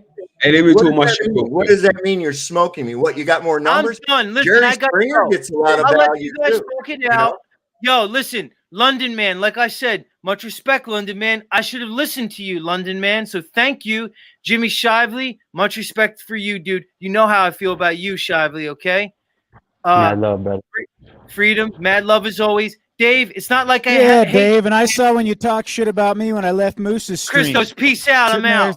Allegating that And I that's what I fucking wanted came to over say. there to Like, stir it Dave, you're up up here and Christos. cause a You're bunch doing of good, bro. drama. Whoa. What are you talking about, Dick? All the way I was back just to gonna one say- of Moose's last streams when I came over there and Paul was streaming it. You said, I just came over there to stir it up and talk shit. out I was there later. for genuine reasons, man. So you I make a lot wonder. of I assumptions, didn't know too. what you were doing. I kept seeing you go from one to you the made other. a bunch of assumptions and you started Yes, I making did. allegations about Yes, me. I So I saw did. your character right there, dude. Okay, well, there you go. So Yeah, and then now you're doing the same shit that you're calling out Z for doing. You're doing the same shit to Z now, and it's supposed to just go unnoticed or something. Like, I'm not trying to, cause no shit or nothing. I'm just here to call it out. Like, you're sitting here doing the same shit to Z that you're calling him out for. I just don't understand this shit. The same thing I get called a cheerleader and disgusting for standing in my opinion and trying to show you guys how I seen it from my perspective. That makes me disgusting and a cheerleader because, I love all you guys. I like seeing truth is what I like seeing and facts being spit, and I see that in Z. I see that in a lot of you creators. And when I'm down for that too. But when I see and Dick, I'm sorry if I made those assumptions. take some accountability, Dave. Like you gotta know. You gotta know you were coming at. Down a million times. I've seen it go down a million times where there'd be little people. And Dick, I didn't know you very well yet. So I didn't know if Dick, who Dick was. I've come to Nah, this find is Dick's little pretty kid cool. shit, bro. This is little Okay. kid shit. It's just like Yeah, Ian's it doing. All is. you guys It got to is, do is take a indeed. little bit of accountability. That's what you Indeed. guys are missing with Z's whole shtick, how he gets down. Like he'll call you guys out on your rough ride bullshit Dick and for a little belittle bit. these motherfuckers No, hey, so you Dick, guys I don't know learn if you something. heard that or not, And but I people was saying learn stuff when from that it. went down, You know what I mean? when And that that's went what down, I Dick, see. Dick, when that went down, I wasn't sure exactly who you were, but I've gotten to know you, and I think you're pretty cool.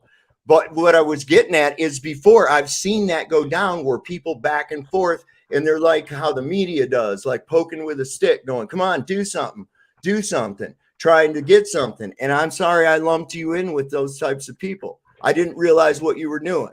Okay. And so I'm gonna jump out of here. I'm just gonna leave you guys with this. I apologize for something I did wrong, and then I craziness also and was madness. pointing out Oh, where my I bad. thought Moose was in error, which it's water under the bridge, I imagine. But I'm just saying I've seen that character from a lot of people in this community. They like to talk shit behind people's back instead of addressing people directly, and then they get all fucking bent out of shape and their feathers ruffled because people call them on it or do streams and restreams about it. You can call and that's, somebody when on you do something. that, it's starting There's the a drama different- train. there's a way So to do it, you though, could Dick. expect There's a that way to result. do that. And then if And you I don't let wasn't people picking finish their on- thought, they just talk over you, and then it becomes a fucking shit show. See, I wasn't picking it right at Z. I was going at, okay, there's an example of that. Okay. I've said it before about Paul's stream. I've said it before about other streams where I see that where the creator starts to get caught up in themselves. And rather than become an outlet of any kind of information, it starts to become a cult of personality. And the person who is the personality will start to let that become them. And they start becoming this persona that's not even likable anymore. And I'm seeing that with Z. Z come out with a passionate message, and it was good. But then he turned his anger into like attacks, and that totally detracts away from the fucking message. And when he was fighting with that woman on the stream the other night, Sunkissed, I was like, whoa. This is some fucking shit. This is what you did to the people on my panel the other night. I gave him more leeway than I would anybody. I let some shit slide where he was really getting nasty with people that regularly He gave a red flag and he left, right? Well, no, I said, listen, and he did on his own accord. Okay, I did so not he make left. him. So then you came over here to somebody else's channel and proceeded to be an asshole to him. No, right out of the gate. Oh, you don't think it was an asshole behavior to sit there and make a bunch of personal attacks about his wife and call him a whatever? No, because right after that fucking, stream, hold on, Dick, you missed some shit. Because like right after that people. stream, it's hard to have a conversation with people that talk over you. Well, listen, right after that stream, so you missed this. Right after that stream, there was another channel that went out and went after me. And in that thing, I was watching their thing and they said, oh, this is Esoteric Warrior. He's going to be a honeypot of shit. And I was like, oh, Lord, they're going to start going after him next. So immediately, the only person I have contact with outside of in here is Christos. So I texted Christos and I goes, do you know how to get a hold of Z? I said, there's a channel getting ready to go after him and I want to give him a heads up. So even after he was a dickwad on my stream and I let him go ahead and leave on his own accord, I still wanted to warn him about how they were going to go after him about his behavior on my stream, not me go after him. I wanted to give him a heads up. So I didn't immediately go on as an asshole. So you're altruistic and philanthropic, and you're the nice guy who was trying to help Z. Why is it okay for him? Why is it not okay for him to be a dickwad on your stream, but then for you to come over here and be a dickwad to him? Listen, why are your standards different for yourself versus him, dude? That's not my MO. I figured turnabout is fair play. I usually see your hypocrisy. I don't see that type of thing. Will you look in the mirror at your actions? I can tell already, Dick, you're already wanting to be adversarial with me. I'm just shining a light on your actions, dude. You want to call him out on his behavior, and then you do the same thing on Christos channels. If you didn't fucking want that to happen, you would address him directly, right? Or you would move on and you would stay away from it because it's not your fucking MO, right? That's not how you roll, dude. You're above that. You're better than that. But no, you come over here and exhibit the worst behavior from what I can tell, because I saw that stream with Z and it seemed like as soon as you let him know you were done, he left. or behavior that you apparently don't vibe with and don't get along with, but yet turn around and do the same thing. That's what I just came up for. It seems like there's a pattern in the community, you know, you guys doing this.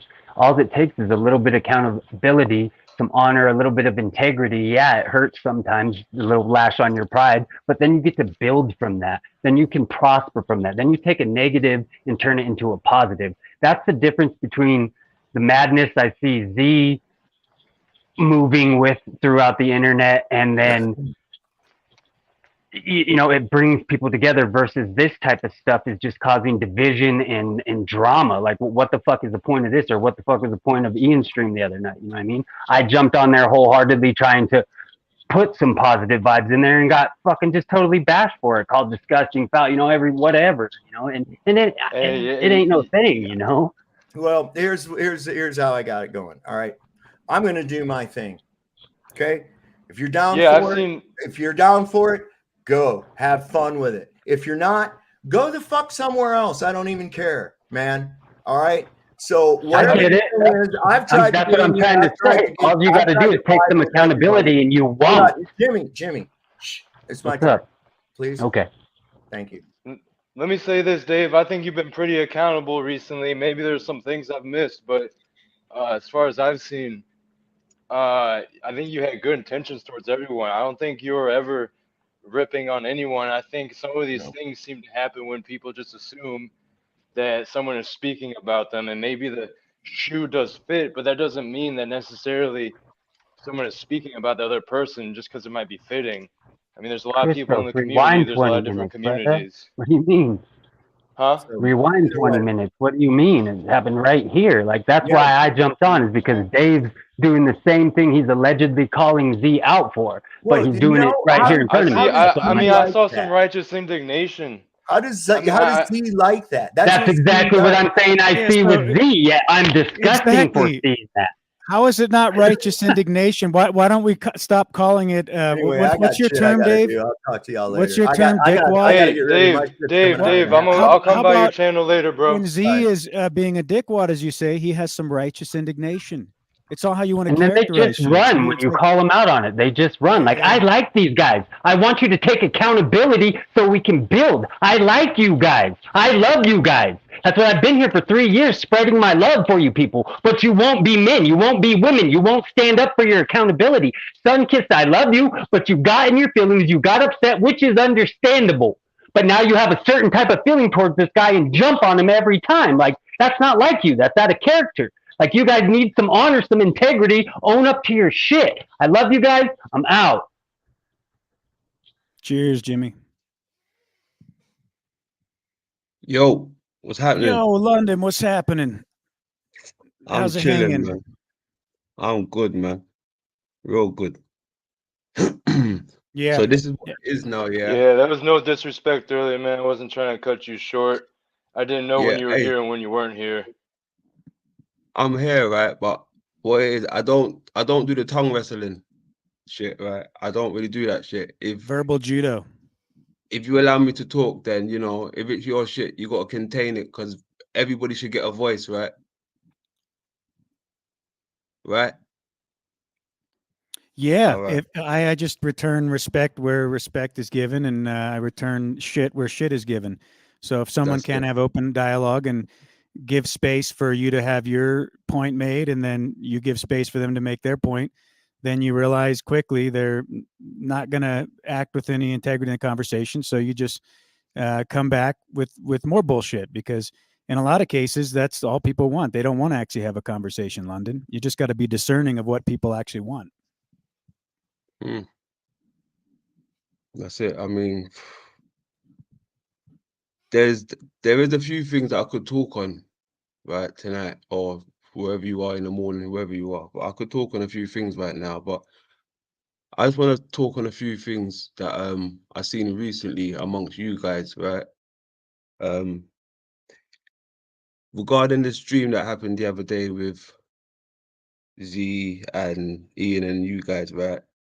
From what I've seen, I saw Z ripping into some people over there, right? As the guy normally does, you know, he does his thing. give it up for Z. He does his thing, right? He does his thing. So we all saw that happen in real time, right? We all saw that, including Ian, who was on the panel with him, hosting it, right? He let that shit happen. And he was just grinning and biting his teeth while that shit was happening. He was loving it, right? He was loving when Z was ripping into his whole community, right? If you see someone bullying your community right there and then, my friend, you're supposed to say something, right? You don't let shit slide there and then. Hold on, let me talk my shit. To what you're Let me saying. talk my shit, bro. Let me talk my shit. Oh, I thought you asked a question. No, yeah, all right, cool. Yeah, you're supposed to stop the bully right there and then, right? Because you got him in his actions, right? If he is a bully, Yeah, that's you the got him. question I wanted to answer. Okay. So if the bully is an ex-Fed agent globetard, could you also potentially say that the bullying could be recharacterized as righteous indignation? Ooh, my man. Because those are the facts. Shit. You a solicitor? What are you? Are you like a solicitor, like a lawyer? Dick? Yo, hey, I'm I just a love it. dick. Yeah, anyway, like we all saw that happen in real time, right? So I'm saying you stamp it out there and then, right? You don't wait for a day to go by and then speak up, act like you're doing justice, right? I don't do that shit where I'm from. I stop it right there and then, right? And then and then it goes left field from then, right? Shit don't make sense. If you can't stop the bully right there and then when it's happening, why do you want to speak on it the next day? That shit don't make sense. You can't stop the bully right there and then when it's happening. Yo, London man, hold up, London man, time out, London man. Dick. Oh shit. Hold on. You can't stop the bully right there and then when it's happening. Yo, London man, hold up, London man, time out. Hold on, sorry guys. Wait a second. Sorry. Can you guys hear me? With that JBL, Hear me. speaker, very nice. Nah, Hold on, sounds can you good hear now. me? Yeah, it's better. Yeah. Dick, you fucked up, Dick. You missed. He's talking about the incident at We Are Awake TV, Dick. You thought he was talking about the incident on Dave's. Yeah, because on his channel, he kicked you off there. He was talking about that. No, That's London man is talking about the incident on Ian's channel. You were mistaken. Oh, fair enough. That's fact. Yeah, when you said Fair the enough. Fed thing, it confused London man because you guys were talking about two different incidences, Dick. That's all I'm trying to tell you. You understand? Yeah, That's when I right. was talking to Dave, I was referencing the incident I saw on his channel. Yeah, go ahead. I'm out. I'm sorry, London man. Go ahead. It's all good. Cool. Thank you, Z. That was, I suppose that was needed, right? Thank you, Z. Yeah, facts matter. I was referencing something else, so my apology. Salute to Z. So yeah, like I was saying, I mean, that's weird, right? That's weird to me. Where I come from, we don't do that. I've noticed a lot though, over in that sector, like no one's got a problem with anybody other than Ian, right? But he likes to say we're under attack. You know, guys, he likes to call everybody a victim like him. He puts everybody in the same category that's in his camp with him. We. No one's attacking your camp. It's you they got the problem with. Because you say some weird shit, bro. You say some weird shit. I call it how it is. You said you got receipts of me, whoop-de-woo. I said some shit, you said some shit. We all got receipts. It's just funny that they heard your side of the story because you done that shit first, you know. You went behind the back and played private messages. So whoop-de-woo, yeah, you played private messages. I don't do that where I come from. It's private, right? So I leave it private. But you wanted to take it there and do all of that shit. You know, we all got receipts. Like I said, I got receipts as well, but I don't do that. You do that clearly. But what happened with you over on your channel? You had a chance to stop that right there and then. But, you know, you let it happen. I thought, you know, you stood on stamping out the bully shit, but you was loving it. You know, it was there. It was plain as daylight. We could all see it. You was loving it. You could have stopped it as the host, as the guy with, you know, the most, with the integrity and everything you claim. You could have stopped it. I would have stopped it. The same way how Christos was, you know, putting us in the back room and making us come out. You could have did that. We all got the power to do that. Clearly, Christos didn't like what was happening, so he took people out of the room. Clearly, you liked what was happening, so you left Z in the room. You see how that works out? You like it, man. Just admit it. You like it, clearly. I mean, with me, you dragged me about 3 times with a faggot, with a homo, with the enemies. I will say, remember?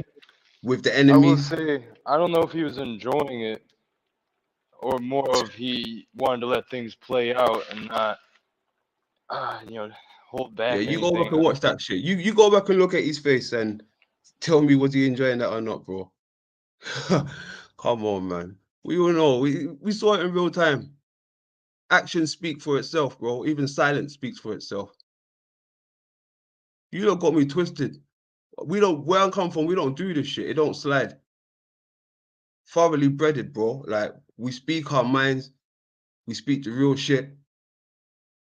It's just so happens that, you know, it's starting to move for me now. A bit of momentum's picking up. Because they recognize the realness. You see me, Christos. You see me creating stuff. You see the greatness, what I'm trying to do. I don't really do this. But my name's been tarnished. Right? It's get back season whenever I want it to be, bro. But I really like to build. But, you know, I come up here to build with you, Christos. Really, you came over to Chuck's, you dropped the link over. Well, you didn't drop the link, but you said, yo, slide over. I slid over. Shit's popping off over here. I'm in the mix. I didn't come over here for this, but I'm in the mix. My name got mentioned. You heard that shit in real time. I heard that shit in real time. Now, what am I supposed to do, Christos? I'm too much of a G, bro. I swear to God, you don't even know me, but you should know me, bro, by the way I move and the way I talk to you, Christos. These guys are underneath me. I think they really know that. Ian knows the only reason why most time his panel was popping off when I was coming there with that deep shit. It only got deep when I entered the room. It was the abyss when I was in there. You lot knew that for a fact. You can't do shit without me. You lot are whack. Whack. You say I destroy shit. You sat back there and let Z destroy your whole camp like Godzilla. Salute to Z. Godzilla. You know, you are whack, Ian. You say I destroy shit. You and Sunkiss. Man, oh man. Man, oh man. Don't get me started. No way. No way. Nah, bro. It ain't going out like that. No, you tried to drag me with a homo and with the enemies, them racist guys, right? Who clearly, we got them on record saying they don't fuck with white guys or white people. You went and dragged me with them, the people that don't like white people. Those faggots and those weirdos and those homos. You tried to drag me with them. And then you still got the shit up on your channel talking about you like to move forward. And you still got the shit up when you tried to drag me with the faggots and the homos. And you like to really move forward. But you make that make sense? Where they do that? Ian, you're fake, bro. I call it how I see it. I call it how I see it. I was kicking my shit up about Blue, right? I pull it up on my channel. I felt so hurt. I took it down because it's not me. You see the difference there? I take shit down. You leave shit up because you really want to drag people. You're not about building, bro. What the fuck do you build? What do you build? Other than these stupid little Mandela panels and come on, guys, we need to get together. We're victims. We're victims. You're a victim, bro. That's all you're ever going to be. You're a victim. You and that little bitch Sunkiss, victims. Tell her to go and look after her children when they're crying. Stop trying to stay on the panels and shit. Tell her to go and do some shit, clean the house or something, go fix a sandwich, go fix a plate. Tell her go do some womanly shit. We ain't got time for that manly Popeye shit. Keep Popeye over there. Let her go put on a skirt or something. But you're just a victim, Ian. That's who you are, bro. I swear to God. We are victim news. You're a victim, bro. I call it how I see it. The shit you've been doing is just victimizing. Like, you just, jeez. You victim, bro. I'm not lying. I think half of the panel and the chat knows that it's victim season over there. Every time you go over there, someone's always hurting them or pointing the fingers at, apparently they're being attacked. No one attacks you, bro. We got better things to do. You lot are small fry. You see the shit I'm doing. Ain't no one trying to touch you, bro. You see the shout out to Max Vision. He's featured in part 3 in my documentary, doing some great work, right? Great work. I'm out here doing great shit, bro. And you knew I was great, right? I know you know you fucked up, right? You know you fucked up, right? Yeah. You fucked up, right? Because you know I was great. You know I was great, bro. Like, you got it twisted. I saw the way how you let Z run through your camp like Godzilla, willingly. You let it happen. You loved it. Yeah. You know you tried to drag me 3 times, you know.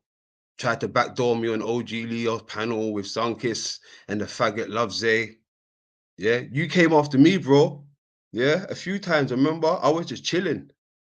You came after me with the faggot and Sunkiss. I was chilling, bro, doing my thing. Yeah, Max Vision. What's up, bro? Victims out here, bro.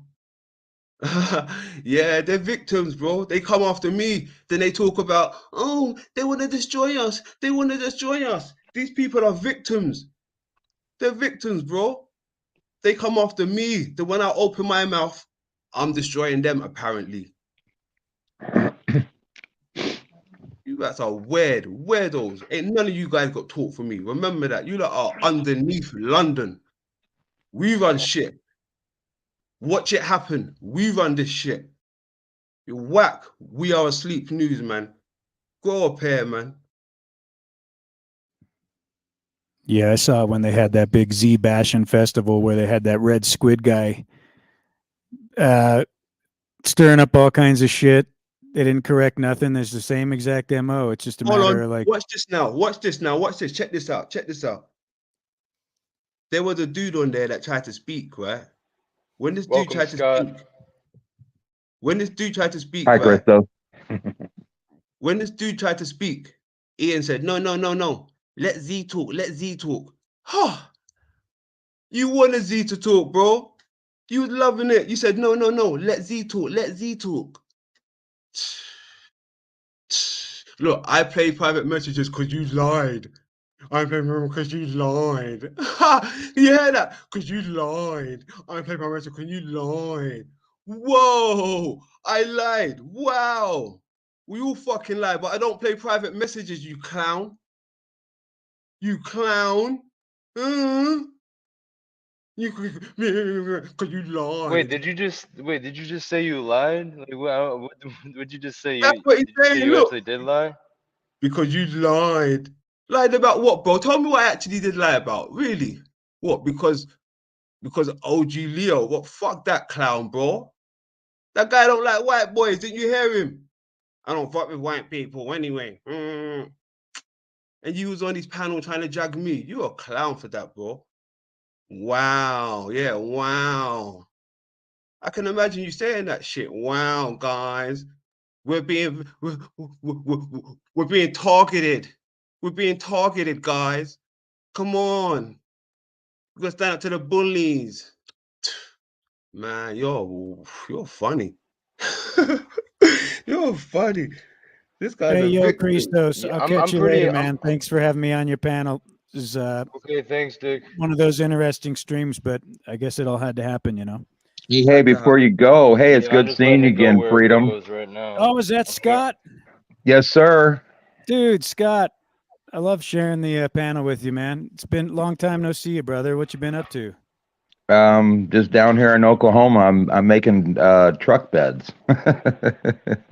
Oh shit, yeah, man. So you're custom making beds, or how's that working? No, I work for, actually, they're the #1 selling company of flat truck beds in America. It's called CM Truck Beds. And, you know, for 17 years out there in Missouri, I had my business fixing fiberglass boats. So it was, and I've worked on cars. So, you know, painting and building stuff is, you know, my repertoire. So out here, I'm basically prepping truck beds for paint 10 hours a day, 4 days a week. Oh well, cool. That's a good skill. Yeah. Bummer, I got to jump off right when you get on. But I got to go cook some dinner here and do No, some no, shit that's cool. around I the just house. made sure I wanted to catch you before you left. I just Yeah, got man. here. Holy crap. Although I am going to try and go live tomorrow afternoon. Oh, cool. I'll catch that. Hey, London, Yeah. I appreciate what you're saying, brother. You made some great points, and I know you're passionate about it. I don't know all about what the history there, so I'm not real, and I've already stuck my fucking foot in my mouth on the situation. I just, the main reason I stayed on was to address Dave because, I had my experience too. But love you guys. Have a great rest of your evening, and we'll catch you later. Hey, remember, Peace. you're not a victim, Peace, bro. Dick. Keep that in mind. You're not a victim.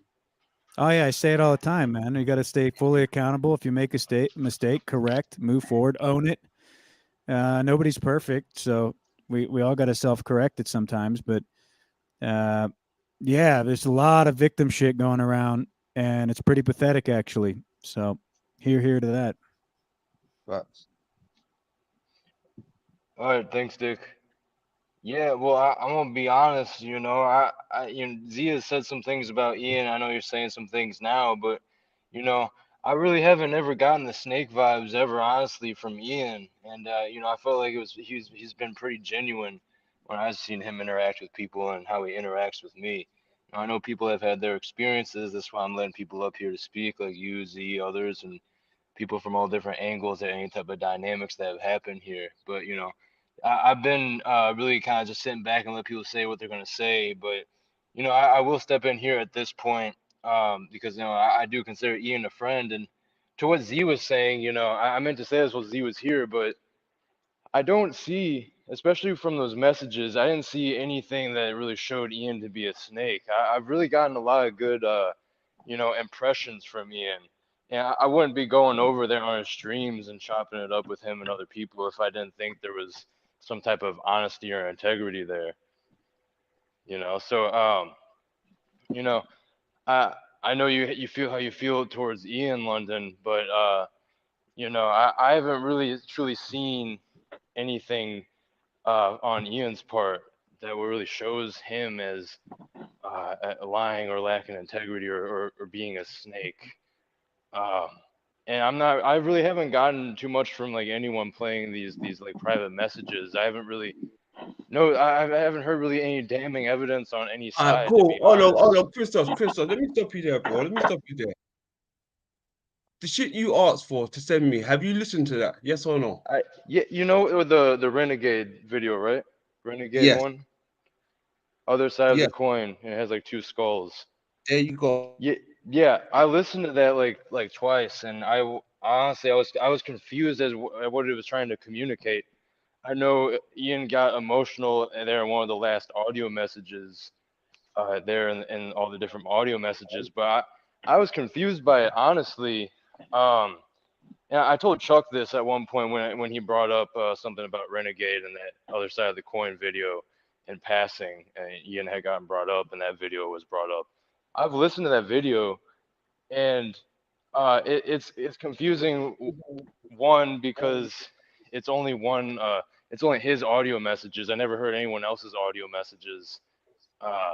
And then I didn't really see the only thing that I saw maybe that could have like looked bad was like him getting emotional in the last audio message or two. But Cool. even Christoph. then, I didn't see I didn't see something that like exposed him, And he is here backstage. I'm gonna let him on in a moment here. You can say what you're gonna say, but then I'm gonna let him on after.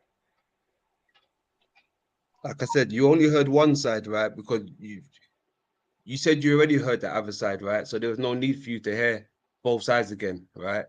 If you wanted to, you could have answered both sides, and you could have went and heard where you heard it Yeah. the first time, I right? listened to the other side of the coin, and then I heard some of some things from Ian's stream, but I can only guess that there's audio messages I hadn't heard. But the audio messages you had sent me like a month back or a couple of weeks back from Renegade One's channel. Yeah, I Listen, listened to those, but all right, I let me like I say said, this. I don't know. I'm not sure what I was missing there. The point I was trying to make, right, is did it sound like I was trying to be an aggressor in anything, right? That was the point I was trying to tell you. Did it sound like I was trying to initiate any type of war or I wanted to have a smoke with anybody? Well, I don't think you ever sent me any messages of you. It was just audio messages from Ian. That's what I'm saying. But I said, listen, does it sound like I'm in agreement with Ian, or does it sound like a person who's not in agreement with Ian? That was Okay, the you point I said was trying to enough. make. Let me jump in here real quick, and you can bash me all you want after I leave. Okay. First of all, no, my channel is a grassroots channel. I did it all by my fucking self. I didn't have all these big channels supporting me. All these people, I did it all by my fucking self. And you came around saying, Ian for the win, Ian, this is my home, all this stuff, right? We were all vibing. You guys lied about me, and I brought out the private messages. That's why I did it, because it was a serious topic. I brought the private message out because you guys left me no choice. You guys went public on a stream and were talking about me. You guys were being fake. So I had to make sure that you guys were implicated in it as well. You guys were right in the same boat as me. And you guys still lied. You guys continued the behavior after I stopped. I let it all go. You guys, to this day, all you guys do is talk shit and call me names, all this stuff. Okay? And we're talking about me joining the forces with some gay person. No, Zay went live showing my video. I got a notification. And then I joined saying, do you guys have any questions? Big Dog Philly joined. And it was a great conversation, and we squashed everything. And we got Renegade and another lie right in his fucking face, because you guys went and deleted comments and videos and comments on my videos and Big Dog Philly's videos and private messages on Telegram, so you guys could hide what you guys said. That's why I got like that with you guys, because you guys were lying. Tell me one fucking lie I told, dude. You can't. All you can do is call me names. Oh, Ian was only getting involved because I was going so deep. Come on, bro. Get up out of your fucking ass, dude. Get up out of your ass, bro. You know that's not the case. I have all the private messages. You didn't play one of yours. You played one of me and Renegade, me getting emotional with Renegade because I love Renegade, right? That's why I was emotional at that time. But all you can do is play that message out of context. Not all that other stuff was going on. Not the stream that I just watched you guys bashing me and lying about me. A so-called friend. But you couldn't come to me like a man behind the scenes. You want to call people out, you're not coming to people one-on-one to tell me the problem, but you couldn't do it with me either, dude, with this thing. You guys had to go live and say, oh, Ian's calling all them racist, trying to convince us we're this preacher in the whorehouse. Right, dude. I want to rehash the situation, but you're doing it because you want to be buddy-buddy with these guys and fucking, because I know your game, dude. See, I'm not trying to be buddy-buddy with nobody like that. I'm not playing any games. I'll stand alone in my fucking truth. I don't give a shit.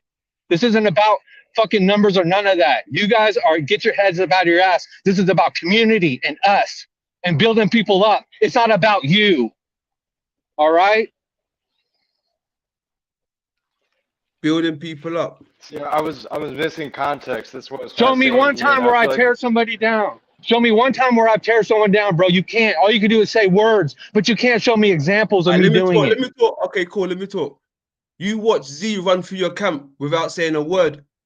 You let him tear down your Let me camp. respond to that because you were talking about that. Hold on. When people show you who they, hold on. When people show you who, I got 1 minute. Let me just talk. You've talked enough. You told enough lies.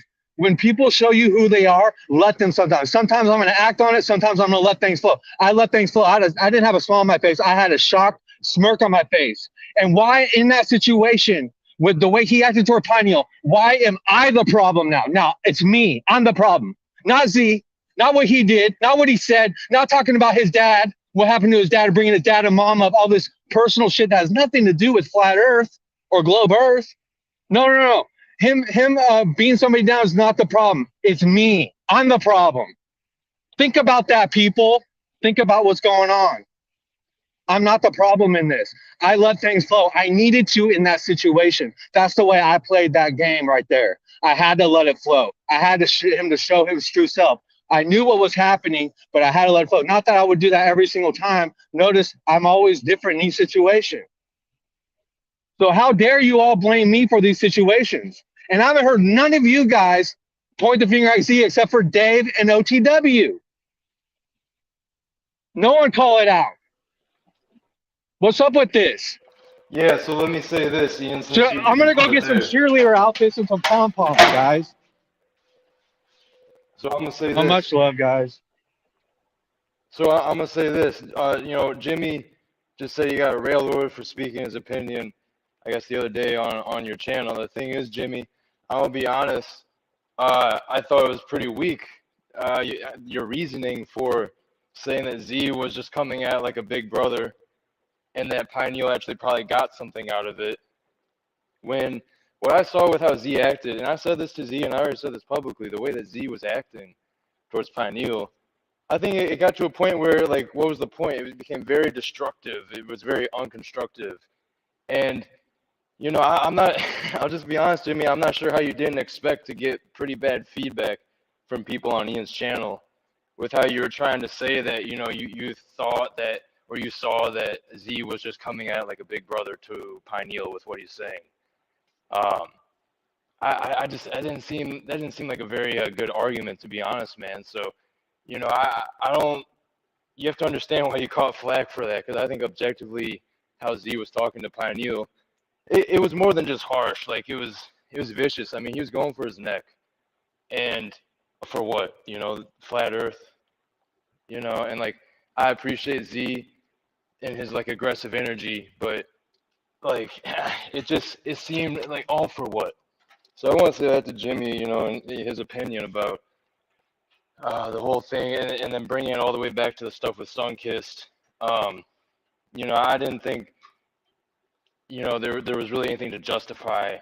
I think it crossed a point at a certain point with Z and Pineal. I don't think, it reached a point where there really wasn't a justification, I felt like, for some of the things that Z was saying. It really had nothing to do with debate or, constructive criticism. I mean, it really was, you can call it bullying or whatever, but it really was tearing someone down and, making sure that they know that, they're below you and really dragging someone. It's one thing to, tell someone that they don't have the truth or if they're wrong about something, or you can just straight up tell them that you don't like them. But when someone you feel is wrong, or you want to tell them that they're wrong, and you do that, but then that's not enough, and then you have to also drag them and tell them they're not profound, they're not smart, or they have daddy issues and they're looking for a dad through the community, and all this like crazy, just like really, really deep hitting low blows. It seems like you're psychoanalyzing someone and making assumptions, and it was vicious, and I told Z I didn't agree with a lot of what he was saying and how he went about it with Pineal. So I hear you, Ian, on people, I guess, like looking the other way and, backing someone or running with someone and feeling that, that person, Z in this example, going at someone like Pineal or who else is justified because, he's the correct truther or he has more of the truth. And, I am down with the flat earth stuff. And, I did, I actually agreed with what Z was saying to a certain degree. Is like, I don't like when people say, oh, I'm not a flat earther, I'm not a globe earther. And I always feel like sometimes it's a little bit of a cop out. But I also see, some legitimacy with that, with the whole holographic universe and whatnot. So I understood at first Z coming at Pineal, and I was actually vibing with some of it. But again, it got to a point where it's like, what are we doing here? Like, okay, someone is not all the way on board with flat earth, so we're going to tear them down to this regard. Like, I feel like we're going over the top with a lot of the shit, people. I mean, the lengths that we go to talk shit about people and tear them down and have these dramas and have these beefs, it's getting crazy, man. And, a lot of this energy tonight, it really has me wanting to actually start doing some of the next streams just solo and doing presentations and, really focusing on me and my content creation. And, I've enjoyed these open panels and these streams and meeting people. But I also feel like I'm starting to find myself caught in a web of a lot of things that originally don't have to do with me, but as I become cool with people and I start talking to people, you know, it gets to a point where it's like I can't help but find myself somehow involved now because I am hopping on these streams a lot. And so, you know, I try to stay neutral about, you know, try to hear people out from all sides. So ultimately, me doing this tonight is, you know, I have some of my own personal opinions that I haven't really totally put out there, but that's because I almost can't have fully formed opinions on some things. I have to keep soaking in what's going on in situations, letting people come up here and speak with each other, say their piece. So, I know a lot of people got issues with Ian, and I'm gonna say this: I don't see snake energy with him. I see integrity. I see a good dude. And you know, I had my issues with him in the past during the initial Z situation and Sunkissed, and we've talked about that since, and we've worked it out behind the scenes. And this is the last thing I'll say, then I'll hand it off to whoever. You know, I'm letting people come up here and speak their piece, but you know, recently there's someone that I've wanted to talk to, and I actually decided to do it behind the scenes and get their email, and not make a scene out of it, and not jump to assumptions and jump to conclusions and get combative or aggressive with it. And you know, I think some of this stuff we should kind of take that route with at times. Some things are going to be live, and that's just what it is, and that's fine. We don't have to do everything behind closed doors. You know, we're adults. We should be able to talk through things and not let it become too much of a shit show. I know that can be hard sometimes with the internet. But yeah, you know, I think we should just be open to taking the route of, okay, let's email the person. Let's call them on the phone outside of a stream. Because what I've noticed right now, people, and now I'm about to land it, it seems there's a ripple effect that's happening, and it seems to accelerate very quickly. If there's conflict between two people, next thing I know, there's people by proxy involved. And you know, it's hard not to form these cliques or some type of tribal mentality. And you know, we're all connected through a web, and we're gonna find we don't always have cohesive, you know, I guess, dynamics. But right now, it seems like we're really struggling here. A lot of people really seem to be having issues with each other right now, and you know, I'm not sure really what to think of this at this point. But I do know that after this stream, I'm definitely gonna do the next one. Maybe not open up the panel and just try to, like, you know, offer some stuff from me personally and establish some type of energy that's just me and my content creation. And then, you know, next couple streams, I'll open it up and build with others. Anyway, I think Max just joined. Welcome, Max. Anyone else? Hey, how you doing? Hey, Max. Peace. Hey, Christos, how you doing, brother? Peace, Hey, Max. Scott, I'm glad you're still here, Scott.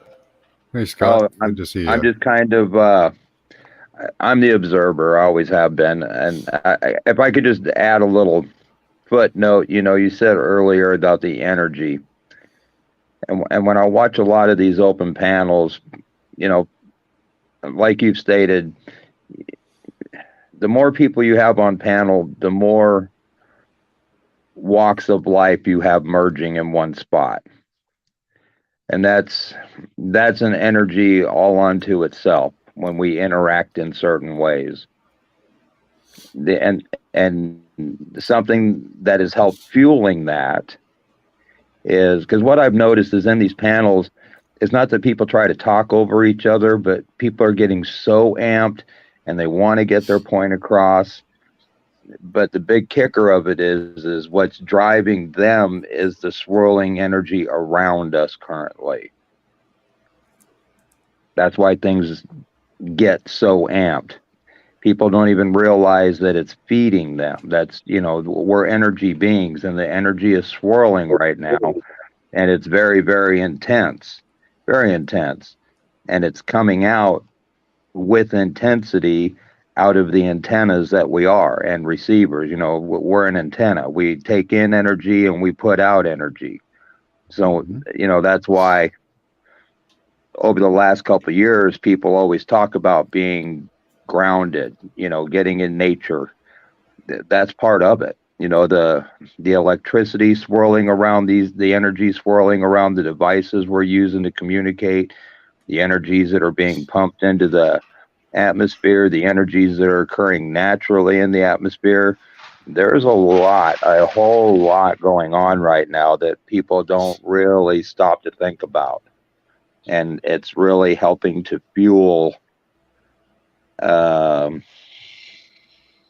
conversation, if you will. That's what I see happening. Yep. Now on the flat Earth thing, I think the last time you and I talked, Christos, I was discussing two merging black holes, correct? Yeah. Yeah.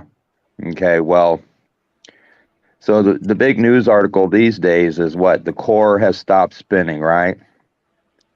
So now it's not the core that has stopped spinning. See, everything's inverted. The messages they give us are inverted. Some of them are truthful. It's almost like putting together a jigsaw puzzle with like 5 million pieces, right? So when they talk about the core of the Earth, they're not actually talking about inner Earth. They're talking about what's going on around the Earth. Okay, you just kind of have to invert it a little bit. And so if what's going on around the Earth has stopped, okay, that means that we are in the eye of the storm. That's kind of like being in a hurricane or a tornado, right? You get all the winds, you've got the rain, the hail, whatever's coming with it, and all of a sudden everything just kind of stops because you're in the center of it. Now, the other way to look at it is, a lot of people talk about the Bible, and there's a lot of truth in that book, but I use it more as a reference material rather than some holy religion. But the Bible talks about birthing pains because we are going to be birthed. The Hopi prophecies of Ascension are in full swing right now, and that's part of what's driving all this energy. When those two black holes line up and there's just a stream of energy going straight through them, and we're now in the center of it, we're taking it full on. So, and things work differently for different people. Some people are okay with meditation. Some people require a little more sleep. Some people find themselves fasting with all the energy coming in. Some people find themselves eating more. Everybody is going to handle the energies in their own way, provided they know what they're handling. Does that make sense? So they don't know what's coming in at them though. Yeah. So if we've gone from the birthing pains to being in the dead zone, that means to me we're actually in the birth canal. That's just how I see. That's how I see it playing out right now. We have a lot of things converging right now. One other thing that is happening is they came out with a blanket frequency, a carrier wave for 5G about 3 weeks to a month ago. That's going to affect people in a huge way. Oh yeah, and they're trying to, and I don't. A lot of it, I think there again is misperception. Everybody perceives them as trying to kill us. They're trying to stop what's trying to happen. I don't think that's the case at all. I think when they do something, everything is symbolic. Okay, for example, let's look at the status of women in this realm. For years they've been trodden on, treated like second-class citizens. There's rapes.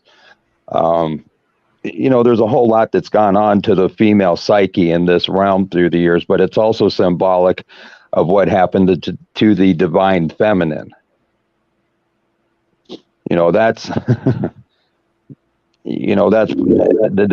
and the divine feminine, everybody keeps talking about the return of the divine feminine.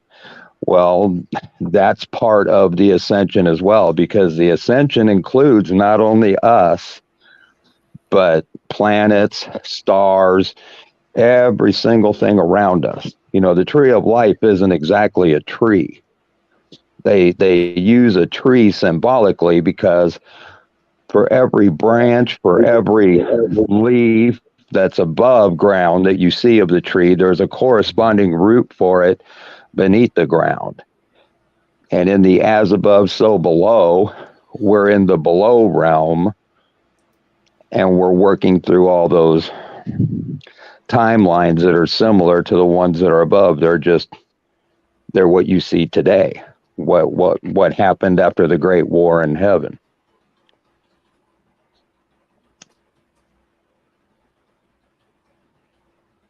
So actually, the timeline, one of the timelines, because and we're probably in more timelines than this. This is just what I've been able to pick out. You know, we're obviously in the Artemis, Orion, Apollo timeline because they've been in the news. We're in the timeline of the Exodus of Egypt because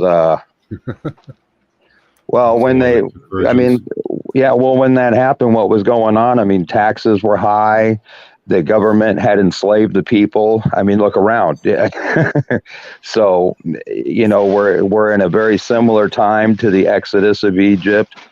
In my opinion, we're also walking through the Garden of Eden. Back when they made, we've discussed this one before. You don't think they want to kill off a large majority of us? No, I think what it is they want you to think that because that puts fear in your mind. And if we're antennas and we take in energy, and Christos and I have talked about this before, as an antenna, just think about a radio receiver in your car. You know, low vibration. What about the jabs? Isn't that kind of a method of offering I think it's symbolic again. You know, everybody's waiting for this big alien invasion, and the alien invasion occurred with the COVID mandates. Yeah, but they're still hiding that from the general public. Like, we know it because we're in the know, but the general public doesn't know that. No, and I don't think that's what's causing all the sudden deaths either. We're in the rapture. People are leaving this realm. Okay, Scott, that's an interesting perception. Yeah. Yes, sir. Thank you guys for coming up. You as well, Max. But Scott, I'm glad you hopped up here because I really feel the energy shift as you started speaking and really different direction going here with our train of thought. Thank you. I try to keep things on the smooth. You know, me personally. I feel like we're building again. For the past couple of hours, you know, I had no problem with it. I wanted things to go how they were going to go naturally, and people had their things to say about situations or other people. And I wanted to let them say it, but I definitely think it may have started here within the past 30 minutes or so to maybe go on for a little. Well, I appreciate that, and I appreciate the things that you. When you did. I appreciate the kind words you always say to me. You always refer to me as a sage, and you know, in my normal walk of life, when I talk to people, I definitely do not get that response. I'm the crazy guy, and I'm the old crazy guy that lives like a hermit under a rock. Yeah, I'm just the old. But I kind of fancy myself. I kind of fancy myself kind of like Obi-Wan, though. You know, just living in a cave. Because you figure for 5 months over the summertime, I voluntarily made myself homeless. I gave up all my bills, all my property, sold everything off, and I lived in my van in the woods at the lake for the next 6 months. I'd be Yoda. Did you see that dude move? Well, in this, Yoda's so fast, man. See him spinning in the air and shit. What? I'd be Yoda instead of Obi-Wan. Oh, instead of Obi-Wan, you're saying? Yeah. You would be, Max. Yoda's so cool. You see that little dude spinning in the air with his lightsaber? Right, yeah, and then living in that little swamp. Yoda, Yoda's definitely one of those characters, dope. man. He's dope. Yeah. And he's cute as hell, right? All the chicks like Yoda. Especially that smaller version of him from the Mandalorian, Grogu. Oh yeah. Baby Yeah, Yoda, let me ask as you. everyone calls him. Okay, so speaking of Yoda, Star Wars, let's throw some Star Trek in there, and let me ask you guys: have you ever only Star seen Wars. Star? No, I'm Okay, so joking. you haven't Yeah, seen go like ahead. Star Go Trek ahead. New Generation? Yeah, I actually mentioned that earlier when someone, I think Jack or whoever Oh, was yeah. bringing up Star Trek. Yeah, Star Trek Generation was the one that I saw the most New of and New liked the most. Generation. Okay, so there's a character that shows up from time to time in that series called Q. Yep. Yep. Okay, Everybody loves that and guy. he represents who we are. Okay, they show you everywhere who we are. I mean, okay, so Barbara Eden, I Dream of Jeannie. Okay, what did she do? She did some little motion crossing her arms, and she bobbed her head, and she could move from one room into another. She could move, just appear clear downtown. She could make things appear out of nowhere. That's who we are. We have the ability to not manipulate, but work with energy. And that's why, and I tell everybody, this is why all these particular timelines are being erased. Because if we have the ability to see and work within different timelines of space-time and dimensions, these particular timelines are never going to be in the book for option to go to again. Interesting. I like how you said that. I'm always interested in the timelines talk. You know, Right, and again, quite it's like one of honestly, those that's where, things. yeah, in my opinion, that's where all your Mandela effects come from. As we cruise backwards through time and eliminate a major timeline, something we don't even know about, going to start cropping up.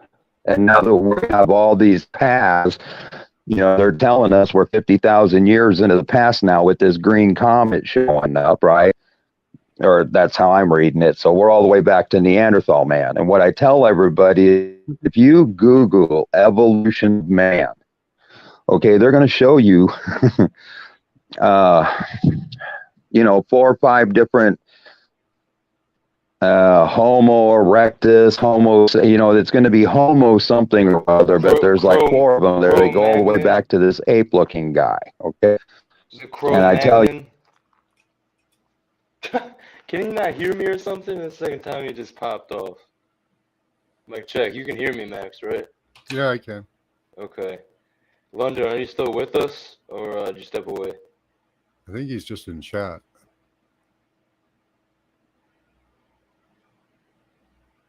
I don't know about timelines.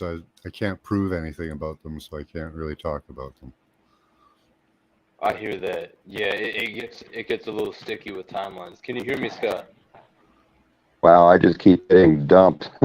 My YouTube just keeps shutting down all the time for some reason. Yeah, your voice keeps but that's part of the cracking up. energies that are swirling around too, I do believe. Yeah, keep going. If you remember where you're at, or I'll pick it up.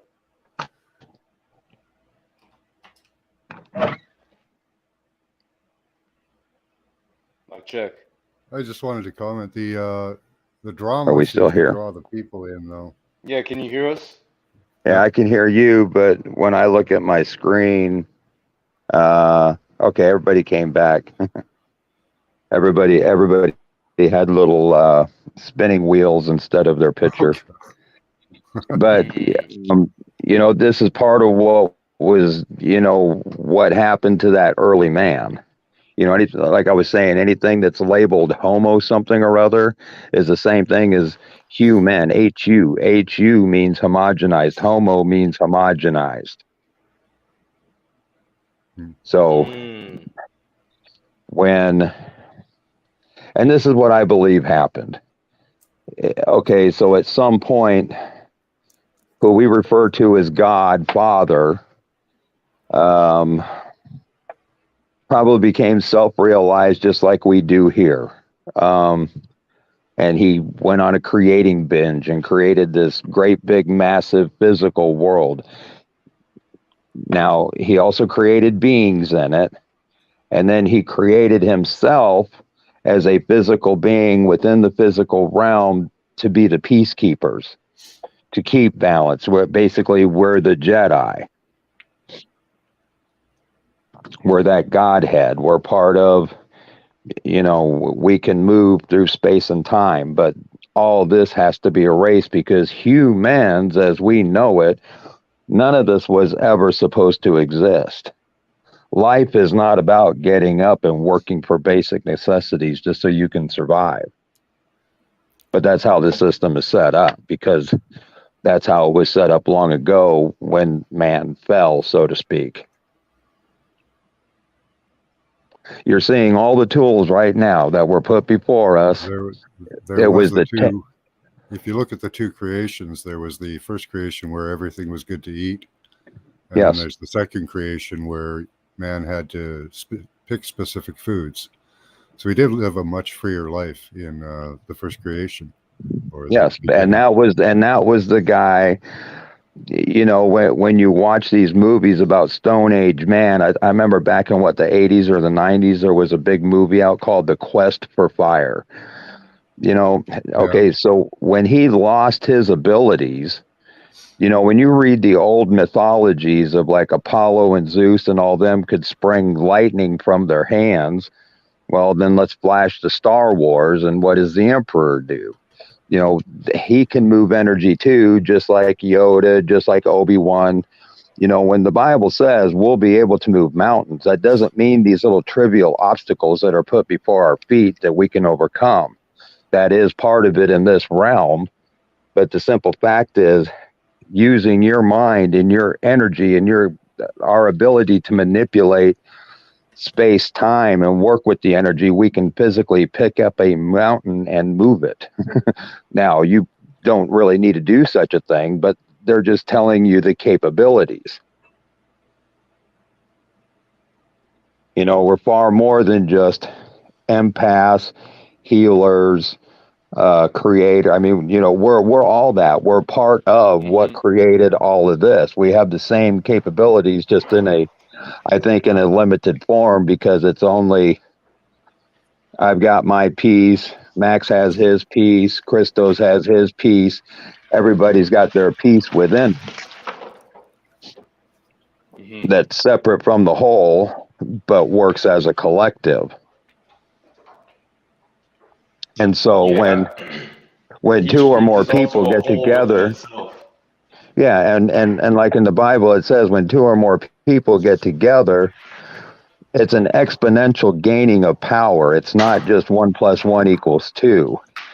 It does it exponentially. So there again, when you see these panels going and people are putting energy back and forth like that, they are creating at that moment in time. And at that particular moment in time, if it's an argument going on, all they are creating is a mess. A ripple. This is what I was saying earlier. I see a lot of ripples happening. Yes. And like you said it. So what do you think it is? A bunch of people talking smack and a bunch of people taking offense, or is that, I think that's part of it. And I also think it's people not being honest and not being able to have humility and sticking in their ego and writing stories in their head and sticking with it. And I think it's a combination of hearsay. It's a combination of people not being honest and construing. Well, and it's a combination of people not having done the inner work and letting it go. Yes. Right. Yeah, I mean, believe me, when I was living, gaslighting. Oh yeah, exactly. Yeah, when I was living in the woods for those 5 or 6 months, all I had to do for some of the days, most days, was just sit in silence and meditate for 5, 6, sometimes 8 hours straight. Yeah. But this is actually good for them if they can learn to overcome these feelings and emotions and urges. Yes. While interacting, that is really. But it's kind of like being an addict too. Yeah. Because if you don't recognize it and you don't want to fix yourself, only you can fix yourself. I mean, no one can sit here and fix me or Max or Christos or any of these people involved. That's something we do ourselves. And like you said, yes, we either have to recognize it right when it's going on and draw back, and as they say, calmer heads prevail, and just everybody apologize, and sometimes you're just going to have to say, well, we're just going to have to agree not to disagree. I love you, but I just don't see it that way, and you move on. There's no sense in beating a dead horse. The past is always going to be the past. Right. And it needs to stay there. You can't bring it forward with us. It's hard to hammer your beliefs into somebody else's head, Right. And it's not really anybody's job to do that. Some people, their path in this realm, they're not going to wake up. Some people are waking up, some aren't. It's my belief that when we all came into this realm, we were of different conscious levels to begin with. So we're going to be different conscious levels when we leave. Now, you can gain conscious levels while you're here if you can fight through all the ego and the stuff that you see going on, like we talked about, and get it worked out. You can always improve yourself, always, Yeah. I believe in an energetic existence where that's pretty much the goal, improvement of yourself and your energy field as you live through life, from life to life. Yeah, but see, some people don't get that. They see life and the world as it is right in front of their eyes, and they're knee deep in the programming. I see it happening all around me, but at the same time, I also see people getting glimpses of something else all around me as well. So I'm encouraged by that, and that's all we're really here for, is to plant seeds to get them to look somewhere else other than what's right in front of their face. I like to point out the moon these days because it's doing some neat cartwheels across the sky. And if they can't see the shadows in the moon, if they can't see the shadows in the moon are completely in the wrong place, then they're probably not going to see anything else. I have noticed that before, that the moon switched positions, like the orientation was different from one day to the next. And the shadows are all wrong too. You can go out at my time here, I can go out at like 10, 11, 12 o'clock at night, and the shadow last night was clear up at the 12 o'clock position on the moon. If you Google lunar phases, you will never see that position in the map of what's supposed to be on the moon. The shadow should never be at the 12 o'clock position. No, that's what I understand too, yeah. And even, there's a big crater, and I can't remember the name of it, but as you stare at the moon, it's usually right on the horizon, down at the bottom around the 6:30, 7 o'clock position. Big crater there. And I've seen it clear over in the 3 o'clock position before. Yeah, I've seen it move like that, about 90 degrees. It's ridiculous. Well, there's a reason.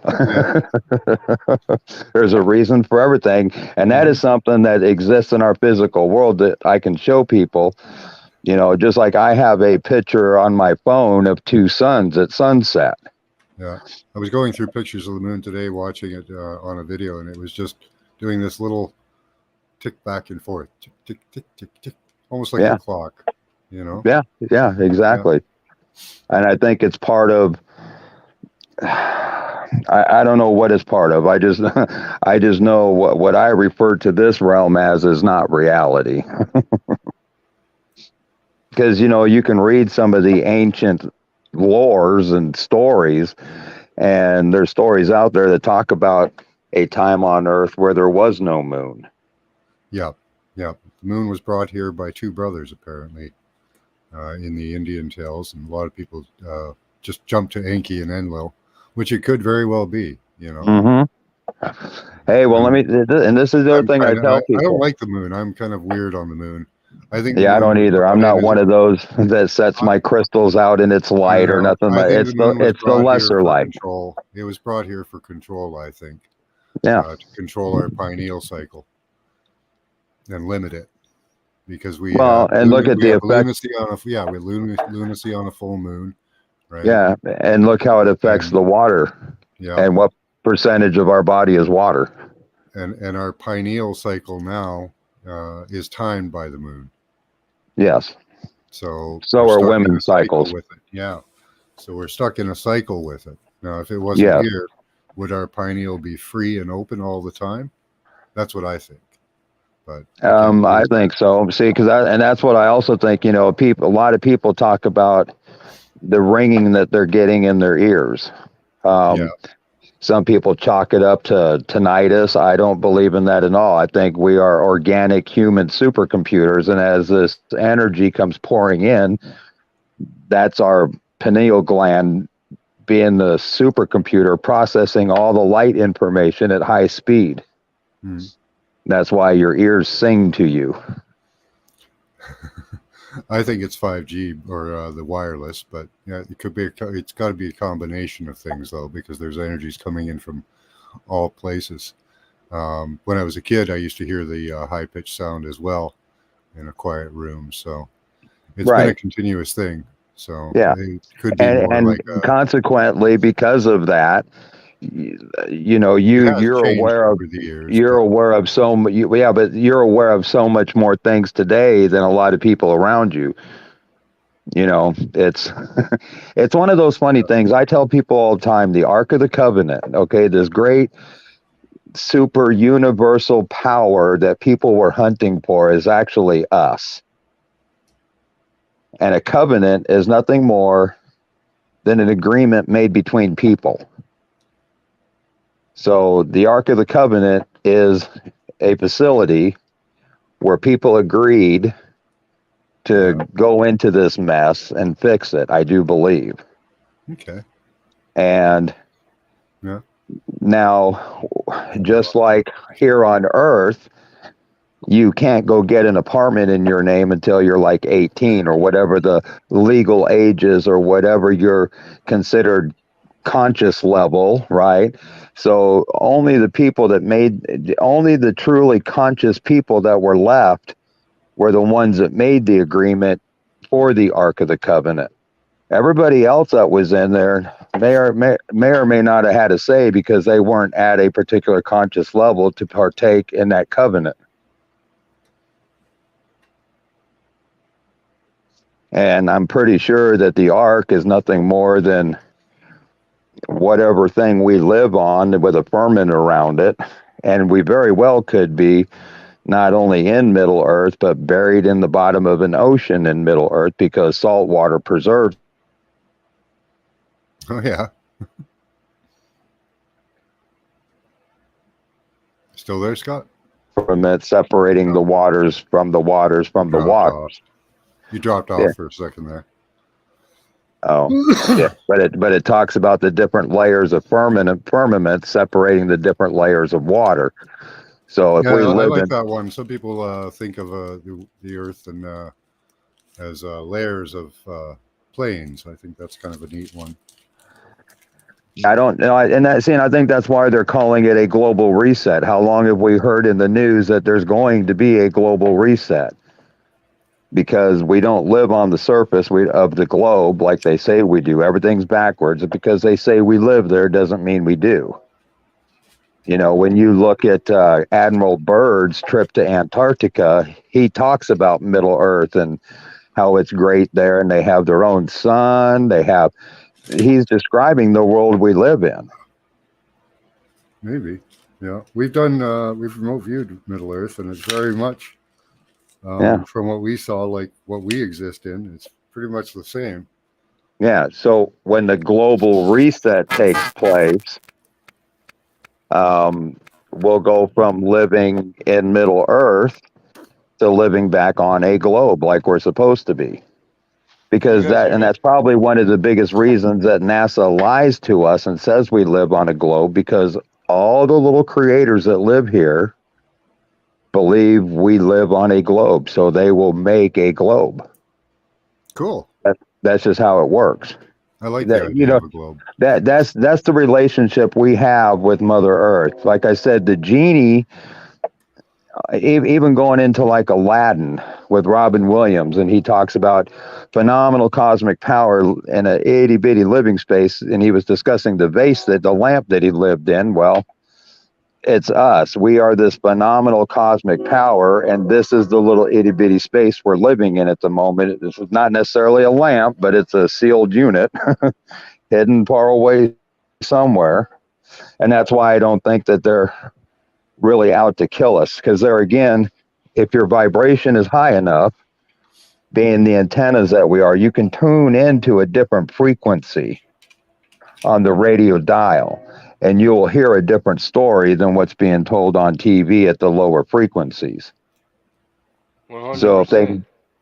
So if they keep people in fear, you will never hear that higher frequency radio station.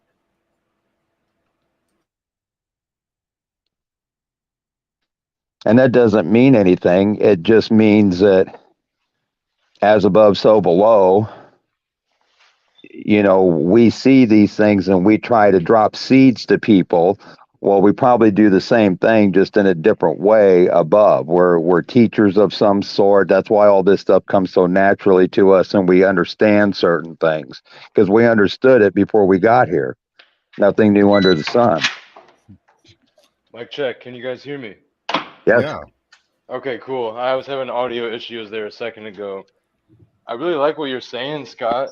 You know, it's you know, like what you were saying here with like the dial on a transmitter or a radio station with frequency. Like, this is why I call you a sage. I mean, you understand reality to a certain degree that a lot of other people don't. Now, maybe that's not the case here within like the conscious or spiritual community. I think a lot of people understand what you're saying here in these communities, but in general, it's not even that complex of knowledge. It's quite simple, but a lot of people seem to not be privy to it when it comes to frequency and how much of a role it plays within our existence. And I can attest to what you're saying about like that high-pitched ringing noise, because I've experienced DMT a couple weeks ago, and it had been a couple years since I last done it. And one of the first things that happens, and I've heard other people describe this as well, is a high-pitched ringing noise. That it's like more intense and more profound than just having like a ringing in your ear that comes and goes. Like it's almost overbearing. Right. And it's like a high pitch. It's almost like a dog whistle. Like you can literally tell that your bandwidth of frequency is getting widened, and that you're picking up on the light spectrum and like the sound spectrum or frequency spectrum at levels that normally you can't comprehend just during normal sober waking life. But when you tap into those levels, it's so like you can feel it in your body and like your energy, like your subtle body. Like you can feel it in your body and your soul. Like it's a recognizable feeling. Yes. In fact, if you tune into it hard enough, and I experimented with this when I was in the woods, you can raise your vibration, or I could at will, to a point where it would bring goosebumps over 90% of my body. Yeah. I know what you're talking about. Like it reminds me of like consciously like trying to create goosebumps and like shivers up my spine or my neck based off of certain thoughts that I was having. Like it was that's your frequency rising. So whatever you were keying into there energetically, if you can get locked into that and hold it, that's what I try to do, is just hold that energy. And it's not holding it, it's because it's still passing through you, you're still admitting it. But you got to remember, we are an abundant source. So, you know, and this is what kind of kills me about people talking about giving away their energy. You know, there's these energy vampires out there. Well, yes, they are energy vampires, but you know, if you maintain your energy and you have your vibration right, It's an unending supply, and they're not going to vamp enough off of you to even bother you. You just recognize that's what they're doing, and you walk away, just like everything else. Yeah, it's becoming immune to them, really. You become immune to them. Yeah. When I talk about dimensions and that, I like to describe it with the rainbow. It's a great teaching tool because it's got what people would call hell. It starts with every rainbow is a double rainbow, so there's a space in between them where the reds end, and we can't see those colors underneath that. And people call that the underworld. And then there's the spaces on the outside of the rainbow, and those are the higher dimensions, and they go on almost infinitely. Yeah. Yes. So, now, the sad thing about those are the dimensions to me, just different vibrations, different frequencies. That, yes, exactly. That's why the Bible says that the kingdom has many rooms. Well, every room has a door, and what's a doorway? It's just a entrance from one space into another. So the kingdom and there again, that goes pardon me, that goes back to who we really are. When everything gets restored and set straight again, and we have this universal power, we'll be able to do that. We'll be able to slide right through space and time. We won't need vehicles. I mean, I could snap my finger and appear at your doorstep. I mean, what do I need a car for that for? And I think that's part of how this all happened. I think somebody got careless with their power, because somewhere in the Bible it discusses, cursing the snake, the liar, right, to forever crawl on his belly. And you also see Walt Disney. A lot of people want to escape this realm. I don't. I think it's fine. Well, it's inescapable. Yeah.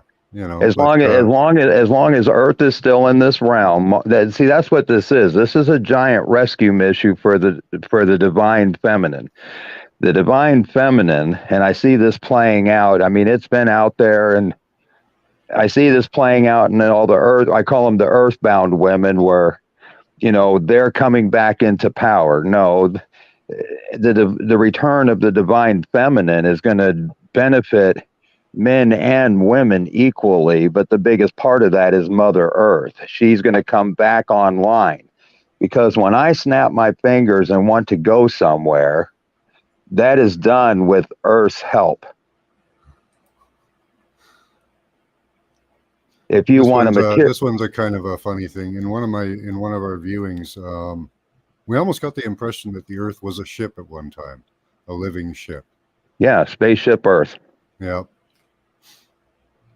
And it's because it is, just, okay, the Father who art in heaven, in my opinion, is nothing more than the divine masculine. It's just a cloud of energy that is self-aware and knows every single thing, because it created every single thing. That's who our daddy is. And I that's often who refer to the feminine as Sophia, the knowledge, Yes. the gnosis, the knowing. Yeah, and they talk about that in the Nag Hammadi, and there's also in the Nag Hammadi the discussion of Sophia's correction. Okay, Yeah, where it does make sense, because you have the male aspect being the physical, and the female aspect being the spiritual, and it's the same in our brains. Yes, that's where we get the carbon from. That's where we get the carbon from, is from the sun. We're carbon based. Mm-hmm.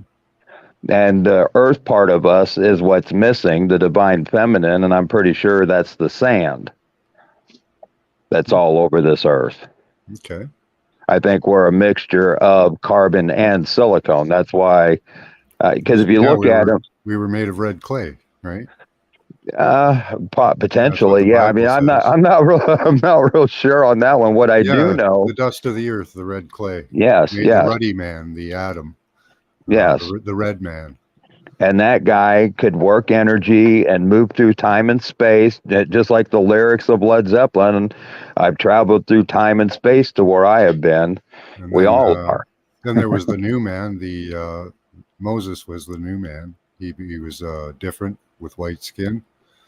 Yes, and that's, you know, and anybody who has a name, because there again, the Bible says God doesn't have a name. So from then on, if you read that book, if they've got a name, they're already part of the inversion. What happened? Some books say he has 72 names. That's scary. Yeah. Because the Bible says that there's always two, that there's always two that walk with us, and I think the two that walk with us. There's more than one God in the Bible. If you look at how it's written, you'll have Lord God, you'll have God big G, God small g. You know, it's different gods, and a lot like these 72 gods. I was talking about them today. The story goes that there were 72 gods, 72 regions on the earth, and that each god made an iteration of themselves, their own little man, their own Adam. Yeah. So that's why we have all these creation stories all over. Yeah, I think when God breathed into the earth and created man and woman, it was nothing more than a big like CME event.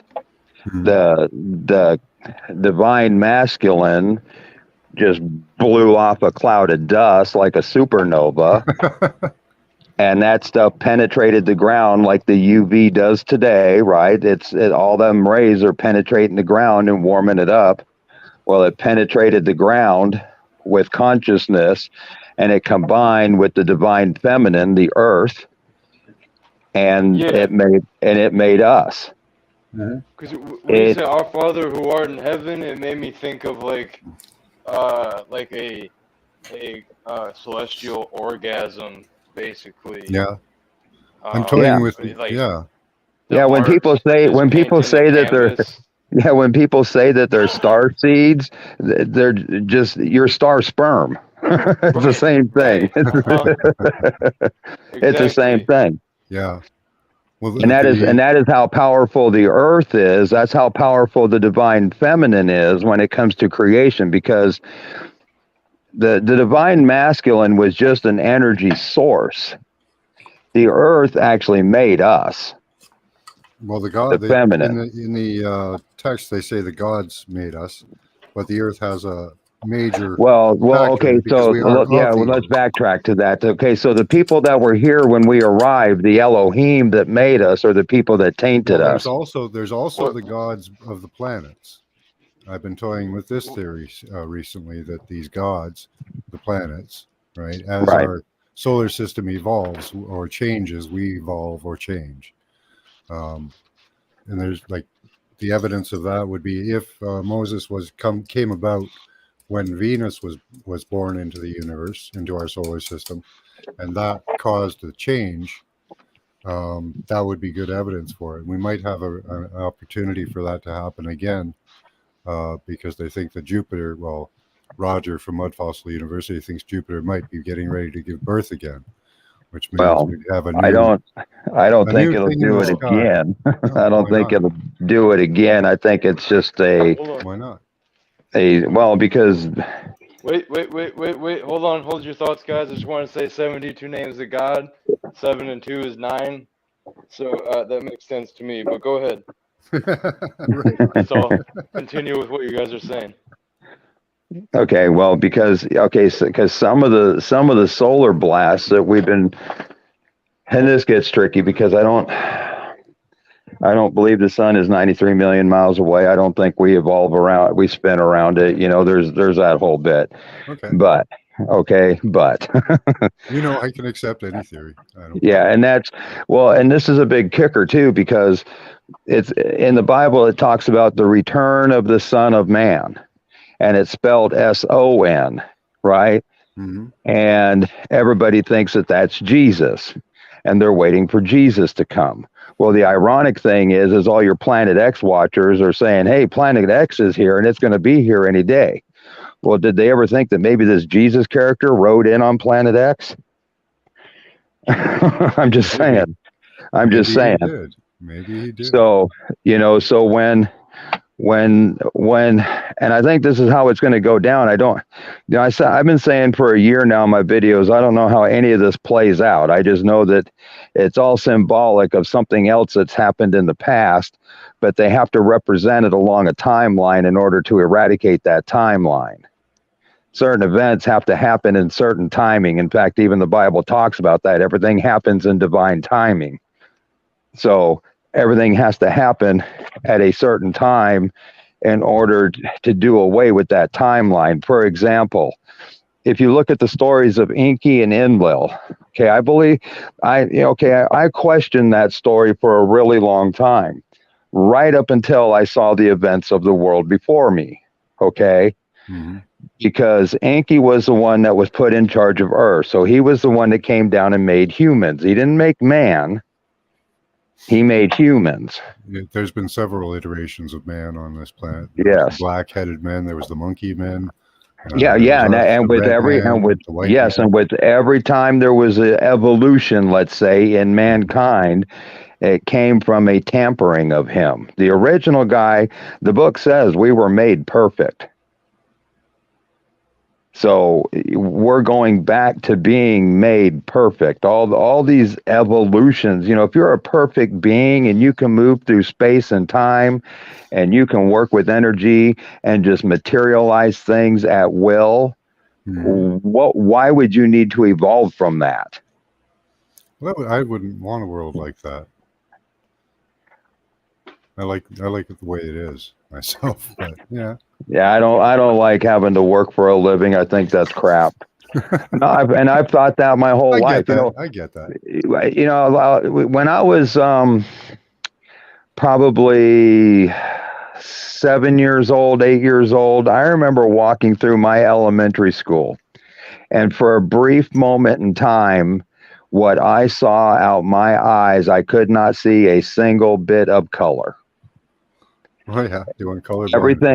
Everything. No, it wasn't that I was colorblind. I was just, for some reason, I was looking through a different fractal, a different something, and all I saw, quite honestly, was shades of gray.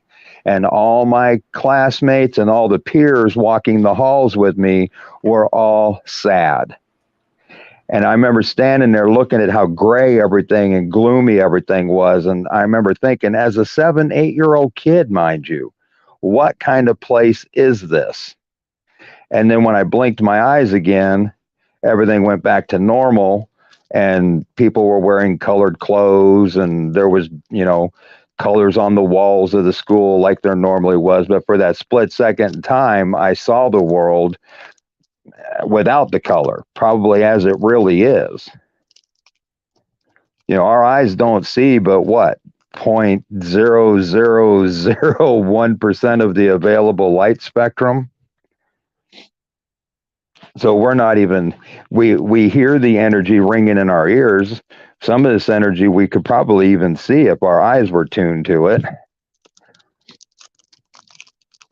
And some of these bodiless entities that they talk about that are out there, there's still energy. We'd probably be able to see them as well. Which is probably why everything that was done to us to put us into this shape. That's just how I see it all. And I know people think I'm crazy, but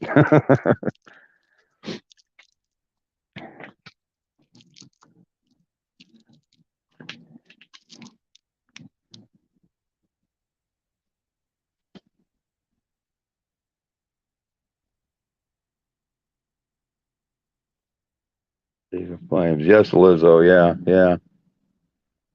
Black and white like an old photo album. That's exactly how everything looked. Yep. And sad. Everybody was sad. It was amazing. Everybody walking by me had their head down, their arms crossed in front of them, holding their books. And then as soon as I blinked my eyes back and everything went to normal, it went back to the normal, kids laughing. It was really weird. I've had some really weird experiences in my life that have kind of come through that way. That real like the movie They Live. You put on the glasses. Yes, and I'm telling you, there's some truth to that movie too. Yeah, I think so. When it talks about a third of the stars being thrown to the earth, I'm a firm believer in the fact that all those gaseous planets out there, because they're again the same the same books that talk about Earth with no moon also discuss there was a time where Jupiter was a sun, not necessarily our sun, but a sun. So Jupiter and all its planets, Saturn and all its planets, Uranus and all its planets, Neptune and all its planets. Yeah, what's becoming popular now is Velikovsky's theory that we started off in Saturn's glow, and then Jupiter became our sun, and then after that we have the new sun, the one we have now. Yeah, and those aren't the one. None of those suns mentioned there, I think, are the ones that created us. They're their own. You know, we weren't the only being, civilization, whatever you want to call it, that were caught up in this war. The war destroyed a lot. That's why there's an asteroid belt out there. Yep, there was a war, definitely. We have remote viewed the asteroid belt, and there was a huge battle. Huge. It destroyed many planets, and so all the planets that we see with us in our solar system are all here for the same reason. They're all having their timeline restored. And they say that this is the 6th catastrophic event, supposedly, that we're going to go through. Well, 6 is the number of man. So the previous 5 resets and stories and lifetimes here in this realm were all done correcting other beings' timelines. The Vedas say we've had 4 cataclysms. But yeah. Right. Even that Jesus character told his disciples, you know, it's time for you to go. I have to stay. So some people, and I don't think they ever went anywhere, because if you're familiar with, there's a movie out there called The Never Ending. I don't think we really go anywhere at any time, like after we die or anything. No, I think we just shift from one body to the next. Yeah. I think it all happens in the blink of an eye, just like when this global reset happens that we're closing in on. Just 1 minute, you could be doing your normal day-to-day routine, and in the blink of an eye, just everything's going to change, and you'll be doing exactly what you were doing before all this started. Mic check. Mic check. You guys can hear me again? Yep, you're good, brother. Okay, cool. So I really like how you said that, man. That's pretty powerful. The blink of an eye, and like before we even know it, snap of the finger. Because like I brought up DMT earlier, and you know, shamelessly, I'm going to tie a lot of things back into my DMT experiences, because I think that has a lot to do with these things when it comes to like other realms, the afterlife, our consciousness, and just, you know, general perception and understanding of our reality and ourselves. You know, when you smoke DMT, within a matter of seconds, you know, you're basically catapulted and rocketed into a different world, and you know, you haven't moved your body at all, but all of a sudden you're in a completely different place in the blink of an eye. And I've heard so many people say that reality deconstructs, or all of a sudden they're in a white space or a black space or a wormhole, and all these different things I hear. It's like within a matter of seconds, all of a sudden it just happens before you even know it. It's going to be like seamlessly transferring over to what is next. Yeah, and I think, excuse me, and I think the only thing that we will feel out of all of it, you know, the Bible talks about how every man, every Gentile, everybody's going to take a knee, and I think all that is as who we are leaves this body, it's going to make the body weak, and the body's probably going to drop to the ground. It's going to be like an ascension symptom. That's what all these ascension symptoms are preparing us for. Is one, it's clearing energy out of this vessel, probably to help us receive the transmissions. But just like Mandela effects. Okay, I'm hearing so much about Mandela effects that it's almost ready to make me puke. They just can't get over it. The people actually, I actually was in a troll. I wasn't trolling, but I wasn't actively participating.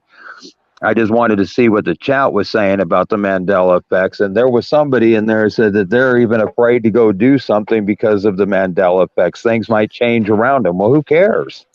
I mean, I have to back out. I got a show in 20 minutes, so and I got. Yeah, because right now, The only Thanks thing for that having me up here. the only What'd you say, Max?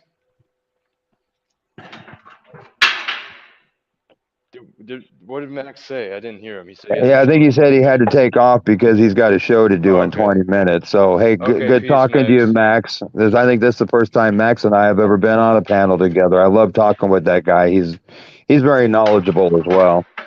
Yeah, he's very relaxing. Yes. I need to check out one of his remote viewing classes still.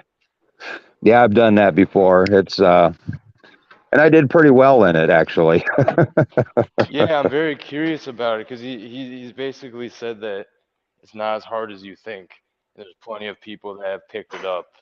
Yeah, but and quite honestly, it's just like any other muscle that you exercise. If you're working on your clairvoyancy, you can only get stronger at it.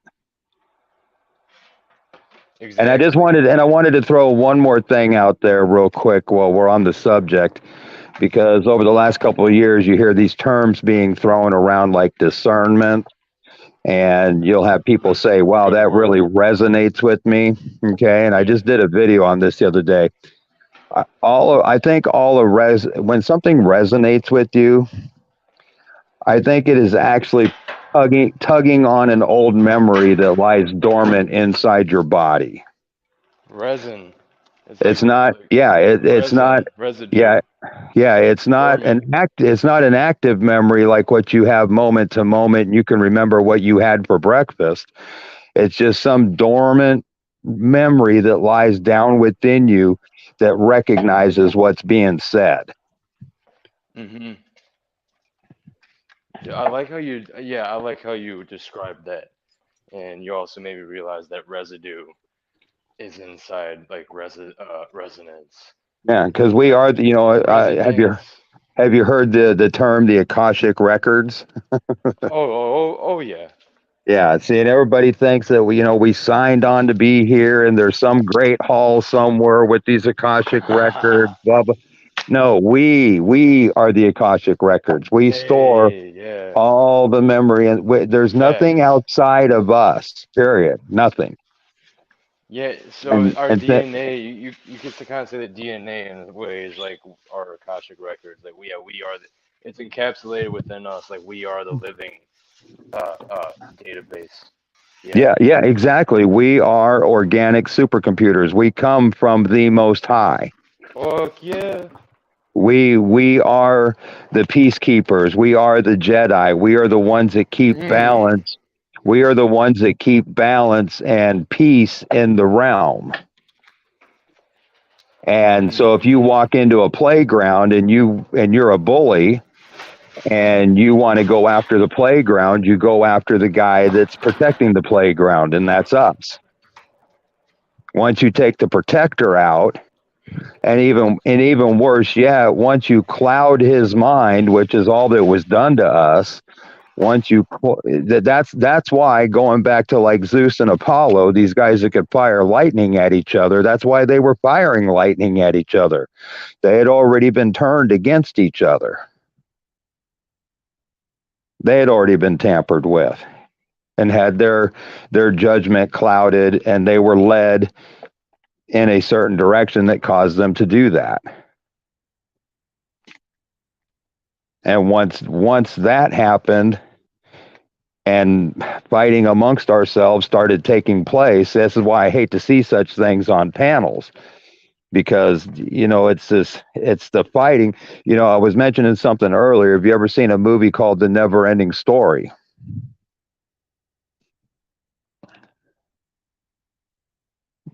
It's a movie that came out like I think in the 80s. Never Ending Story. I've heard a lot of people talk about it. I know about it. Yeah. Okay, and in that movie, this kid is reading a book, and in the book, as he's reading it, he can visualize these things. It's like almost the book is coming to life in his realm. And the problem that's happening in the book is that all the children lost their imagination, and so the great nothingness was taking over their world. Well, when we were removed from the equation, the great nothingness, because we are the children of God, we lost our imagination. instead of, okay, what does a kid do? You know, a kid at home says, hey, I want to grow up and be a firefighter, or I want to grow up and be a policeman. I want to grow up and do all these things. Does that happen for everybody? No. Life gets in the way. So that's where the term, it's not the life you choose, but how you live the life, right? So it's once we were messed with, that tainted everything we ever did and thought about and created. So the great nothingness took over. That's, in my opinion, that's why we keep reincarnating here on earth, because one, this is our mom, this is where we're from, and two, there's nowhere else out there to go. In one of my last videos, I talked about the Blue Virgin rocket ride that William Shatner took. Now, whether he went up there or not is beside the point. It's what he said at the press conference when he came down. He said when he looked out the window, it was nothing but just empty, a black nothingness, just so vast. There's nothing like it here on earth, and it really made him appreciate what we did have on earth. Okay, so the nothingness is out there. There's nothing. That's why there's nowhere to go until Mother Earth and all these timelines get restored and we leave here. There's nowhere else to go. Now, once we leave here, we'll have the whole multiverse at our fingertips. But until then, we need to turn on the generators again, or else we're not going to be able to get the portals working. Well, see, and that's why, you know, going back to Enki and Enlil is the one that made humans, and then Enki, as Enlil took over, because he was the older half brother, and he didn't do it fairly or whatever. They had him taking over actually caused a big divide within their two camps within the family. And Enlil is the one that was credited with destroying Mother Nature, attacking Mother Nature. So I tell everybody, well, who was in office when, you know, the whole COVID thing started? That was Donald Trump. So he's playing the part of Enki. He's the one that had Operation Warp Speed and let's get all this out there. And then Biden's playing the part of Enlil. He's the one that took over from Enki and caused a great big turmoil in the camps. You see that playing out, right? And that's why one of the first things he did was shut down gas and oil production, because that is raping Mother Earth, and he was credited with starting that. So he has to end it. So he shut it down. He's playing his part, so to speak. And that's what I think a lot of people don't realize is, you know, we look at the prison that we live in and say, you know, there's got to be a way out of here, blah, blah, blah, blah, blah. Now, me personally, I've enjoyed every minute of my life. I haven't thought being in hell here has been that damn bad. My perspective has always been good. But at the same time, you know, you don't want to continue to live in hell. That's why, you know, people like that's why people like Nikola Tesla aren't allowed to put up free energy, because, you know, if everybody really truly enjoyed living in hell, we'd never get out. They'd want to stay here. Wow. Uh-huh. And some people do, right? Yeah. And I think you know, Max is one of those people, even though he was saying something like that. right.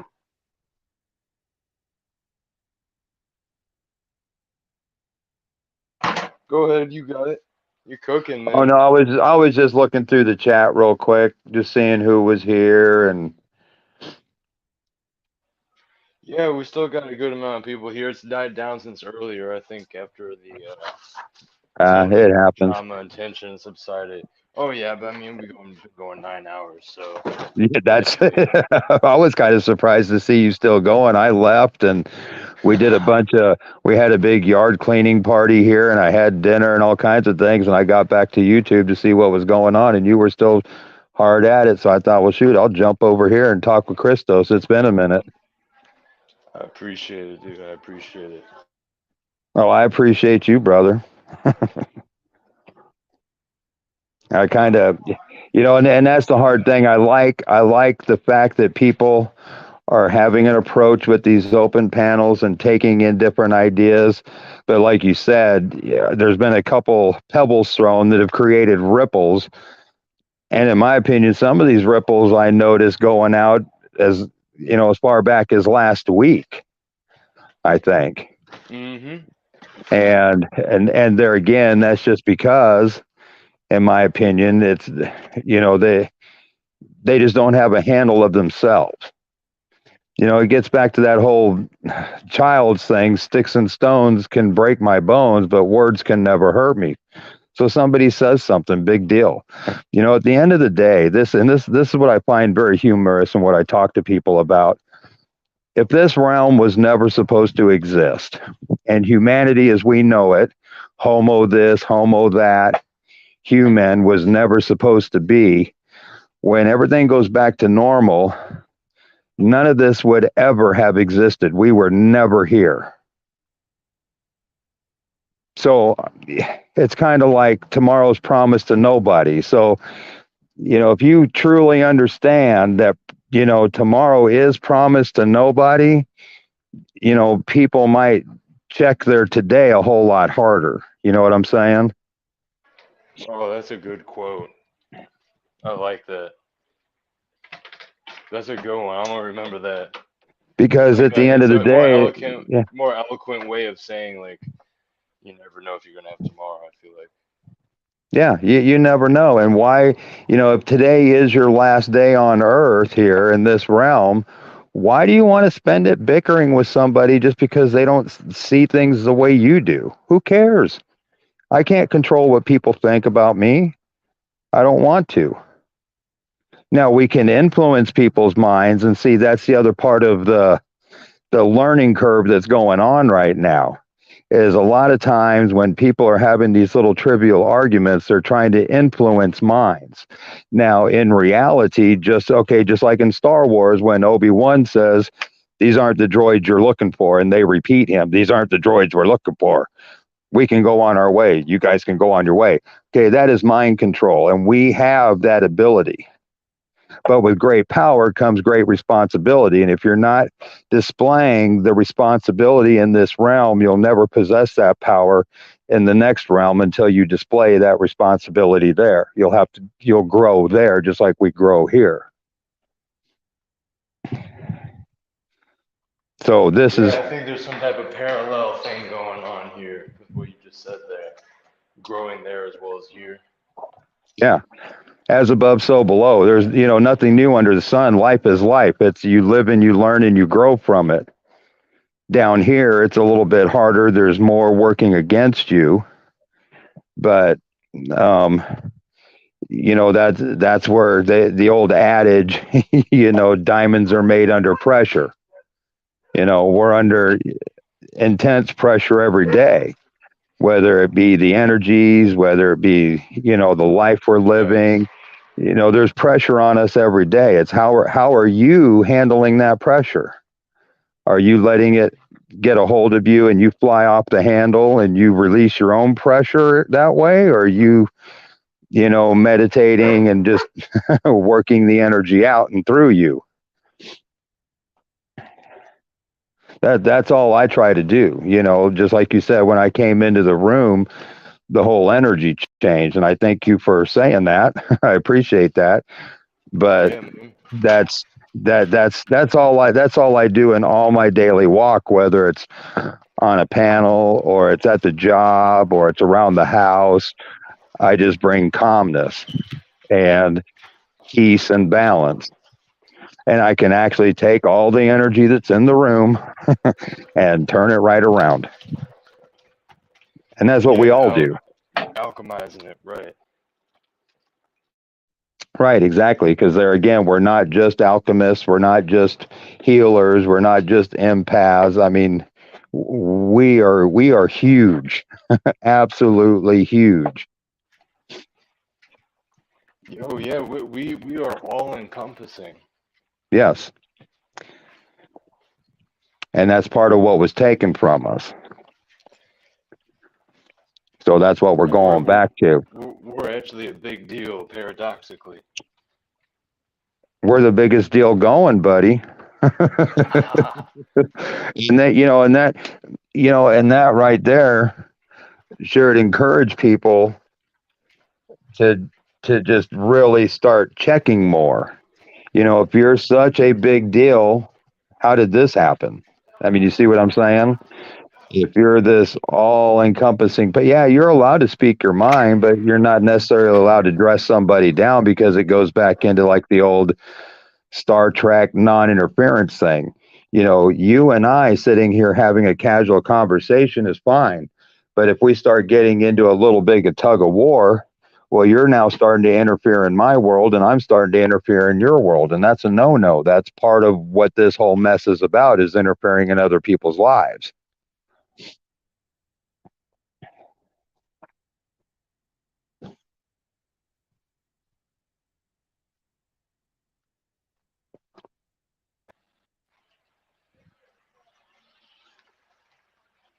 You said part of this mess is interfering with other people's lives. Is that what you said?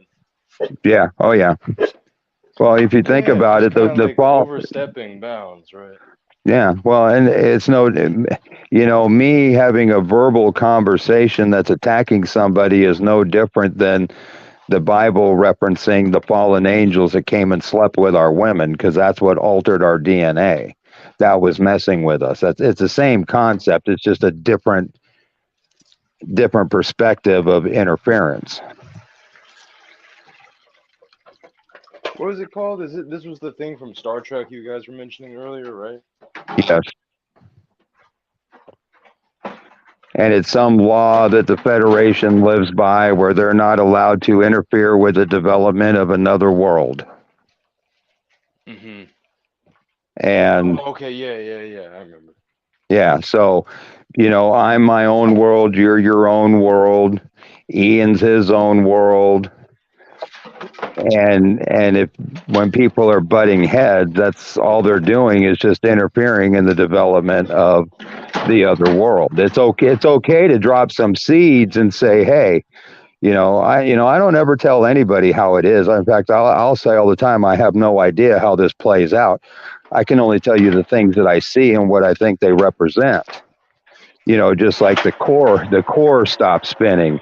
I don't think that's the case at all. I think it represents something, though, and I think it represents that we've moved into the center, or the birthing canal, or whatever.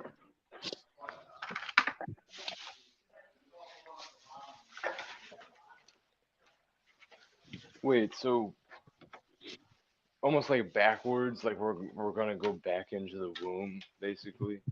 That's what we're moving towards. Is that what you just said? No. We're kind of in a womb. We're going to be birthed out. Oh. Back to what we were.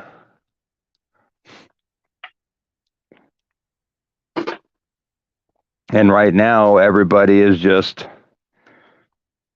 picking how they're going to leave here, is all I see it.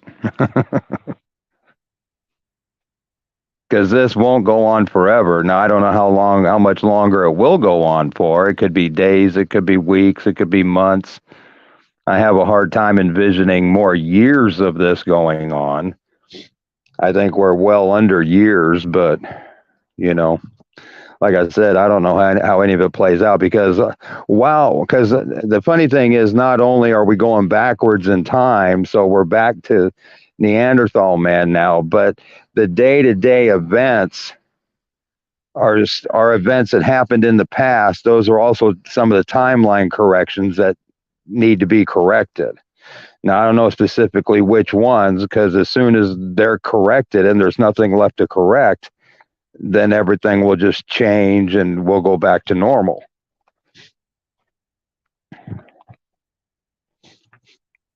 That's the problem with not knowing everything.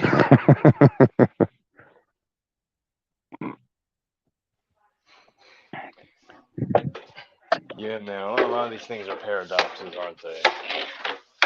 Oh, most definitely. Bottom of them.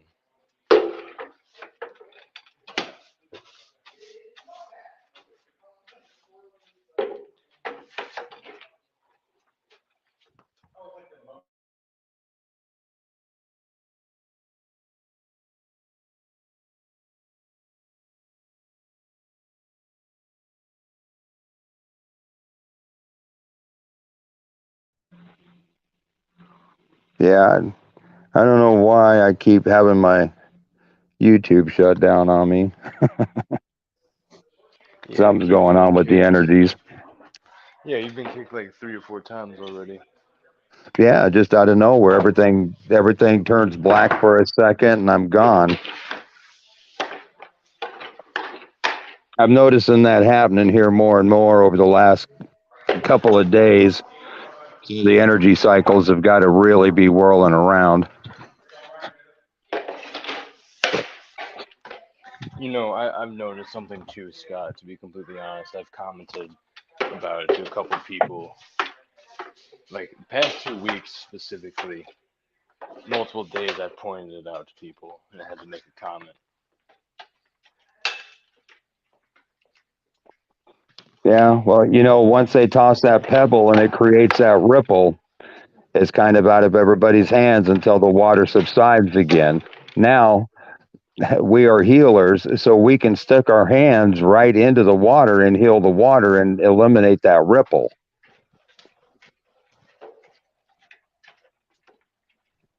Almost like snuffing out a flame. Yes. Yes. We can stop it in its tracks. Now, mainly, if you and I didn't cause the ripple, we can help stop it, but ultimately the one who threw the stone that caused the ripple has the best chance of stopping the ripple. That's deep. I definitely feel that. I feel like there's another saying that's similar to that, I think. You started it, now you need to put a stop to it type thinking. Yes, exactly. Exactly. And it goes back to, forgiveness and correcting the things that you can. Not every, and here's the biggest kicker of it that I see out of all of it, the arguing, is from everybody's perspective, their own individual perspective is their right. And so they're going to stand their ground, which to a certain extent, standing one's ground, yeah, you have to stand your ground if someone's coming at you, but it's how you choose. You can deflect. You can, like I said, we're energy workers, I'm a firm believer in, we were given 2 eyes and 2 ears and only 1 mouth for a reason. We should be listening and seeing twice as much as we speak. There's a reason that monks take vows of silence and they don't ever say a word. Right.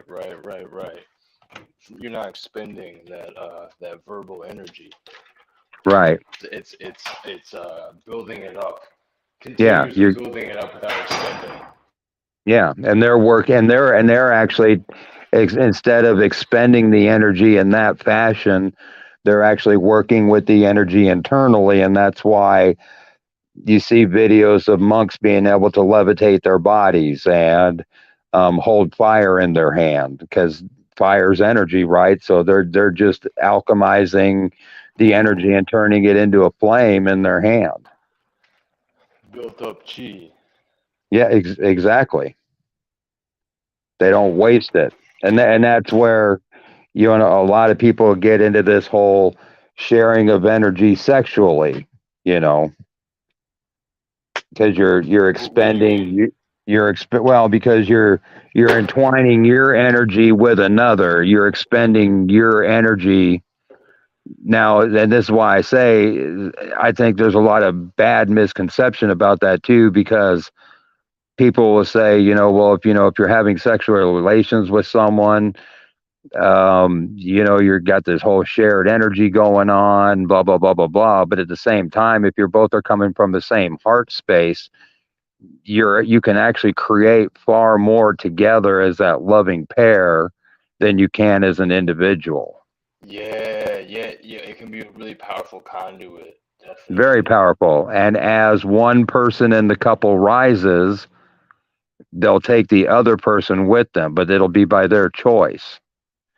That's where a lot of people are being separated right now, couples included, during this whole awakening process. Is a lot of them are realizing that their energy is being wasted on a bad cause, and so they're getting out of it. Because most people on this planet don't get together for the right reasons, women and men. They get together for all the programmed reasons of, and I call it Walt Disney programming. All the Walt Disney movies have, the women that are damsels in distress, and we're supposed to be the knights in shining armor. They go rescue them. So as a male, everybody, all the males think that they've got to save somebody. That's why typically on these panels you won't really see two women go at it. It's mainly the guys. Yeah. Right.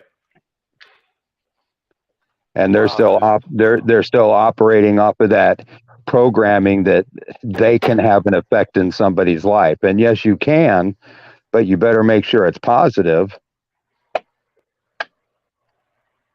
Because that goes back to that whole karma thing, or G, or whatever you want to call it. I mean, it's all words, right? It's just a word salad. There's lots of names for the same damn thing.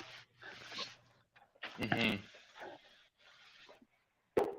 Yeah, there's a lot of worldly programming, and the obsession with physicality and being stuck in our lower chakras through the culture they program us with. Yes. We see a lot of couples that they get together because they're physically attracted to each other, but which is okay because but it's not okay when it's toxic. There's no sense in staying with something toxic just because it's cute. Yeah, exactly.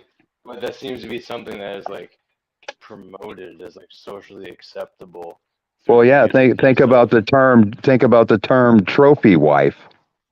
Yeah, right. Yeah. Exactly. It's in these little phrases and terminology that we have everywhere like that. Yeah. Yeah, and we got bombarded with it ever since we were kids. So yes, it's part of the programming. And when people start waking up, and they don't have to wake up very much. I mean, It takes a little bit, right? Yeah. Yeah. What is that called? Tipping? No, not tipping point, but like critical mass. Yeah, something like that. Yeah. It's related. Those things are related to what I'm trying to say. I can't think of it exactly. No, I hear you. I know what you're saying. Yes, exactly. The thing that really gets the ball moving in the direction where eventually it will reach critical mass or tips the tide, whatever the phrase was I just said. Right. And that's just like me. I've been telling people for a long time that, becoming voluntarily homeless and living out of my van and selling everything off is because I saw certain things happening in the world and I know what's going on. There's going to be an event take place and we're going to have a global reset and things are going back to normal. And I can't wait. I'm like a little kid sitting at the Christmas tree waiting for Christmas. You know what I'm saying? And it's not that I'm just sitting there doing nothing. I'm still doing my life, working my job, blah, blah, blah, blah, blah, because as long as we're here, we got to live. But I always tell everybody, had I known the exact date, I probably wouldn't have done half the stuff that I did. But I will say one thing, that being completely separated from the matrix and living in the woods and being in touch with nature and being, there's when you get down to it and you're in your deep meditation and you're feeling that energy, there is no greater feeling of love than you will feel when you connect with the earth and the universe, period. That love feeling comes over you and you just want to wrap yourself up in it and stay there. Now you can't, but it is the best feeling that I have ever felt. And I learned so much, not only about myself, but I already knew who I was at this point, but about the signs that are out there that I'm keying into. You know, when I look back through my videos, this whole bit about Neanderthal man, I did a video on him over a year ago. Okay. So a year ago, I was keyed into something that involved early man and the fallen ones and blah, blah, blah. Now, had I known everything that I know today, I would have put it in that video, but I didn't. All my videos read just as they came to me. What came to me 2 months ago, I put on video 2 months ago. What came to me a year ago, I put on video a year ago. You see what I'm saying? So I can look back at my own videos and even see what I learned along the way, that because this isn't stuff that they teach you in school, right? I mean, they don't come up and tell you you're an energy worker and you're part of the Godhead, and you're not told none of that. Right. You're told go get an education so you can get a good job, so you can pay your bills and not struggle. Well, half the learning you're going to get in life is through the struggle. Facts. So it's that paradox again. Yeah, you don't wish it on your kids, but they're going to have to go through it. So and then that's part of the letting go. You can't save. The only people that we can save is ourselves. The only people we can wake up to the truth is ourselves, because it lies within us. Well said, dude. In fact, I'll do you one better. I've often talked about the grains of sand as being part of our body. Okay, so if that's true, that means it's part of us, the cosmic power. So that is exactly how an oyster can make a pearl out of a single grain of sand down in the dark where there's no light, and for that photosynthesis to take place. But there is light in that grain of sand. That's all the light that oyster needs to turn that grain of sand into a pearl. All it takes is that small amount. Yeah, but it's very powerful. We are very, very powerful. Even in the form we possess today. I mean, our body has how many billions of cells, and each one of our cells puts out 1.4 volts of electricity. Yeah, we gotta give ourselves a little more credit. Mm-hmm. At least a little bit. Yeah. Oh, exactly. And there again, the people who want to argue, they're not only realizing the waste of energy that it is over something that isn't going to matter in the end, and excuse me, and it could be used in such a more constructive way if they only understood the power that they possessed and what they were doing with it at that moment in time. But a lot of people aren't. People say that. I heard Ian was here, saw him earlier. I specifically watched him on one of his panels say, we're coming into our power. We've had this power all along. We're just now recognizing it. That's the big difference. Yeah, which is the equivalent of coming into it. Yeah. Because you might as well not be in it if you don't even know about it. It doesn't exist. There you go. Exactly. Even though it does technically, but it doesn't. Yeah. Because we don't acknowledge it. And so there again, like I said, with great power, which we possess, comes great responsibility. So you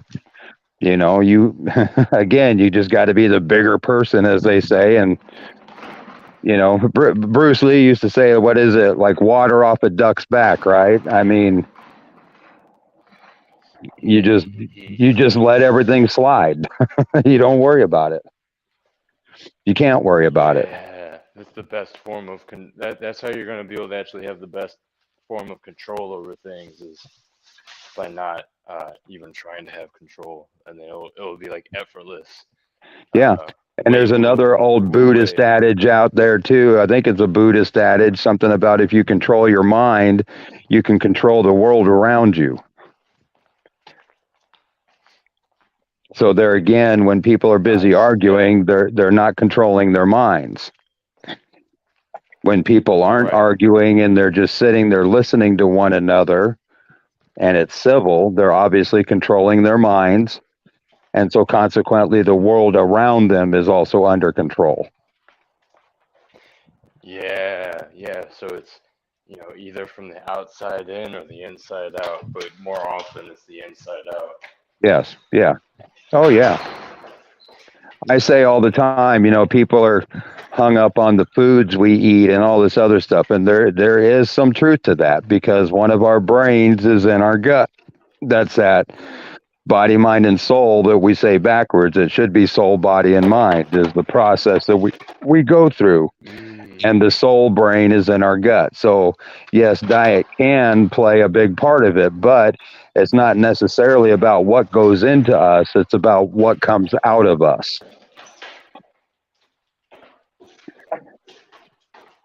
Really?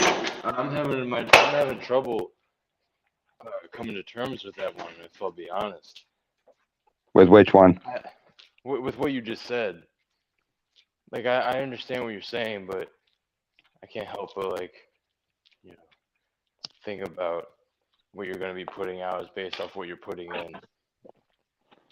Right. Well, you are what you eat, they say, right? So, but it's not that you went down and had a McDonald's cheeseburger because it's bad for you that all of a sudden now you're bad. You're going to be bad based more or less off, what's coming out of you in the form of your energy.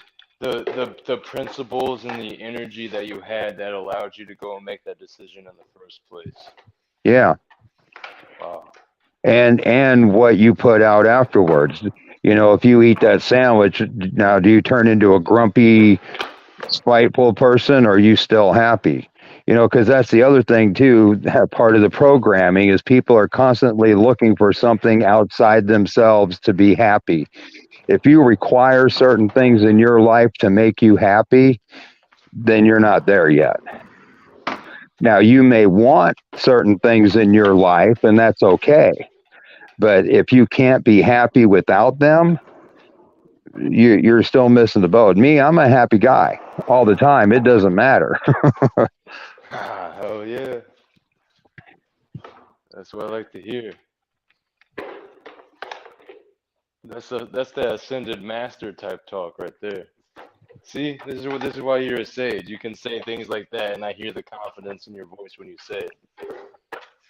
Well, thank you. Well, it's because I have become very, very, very sure of my walk in life. We'll just put it that way.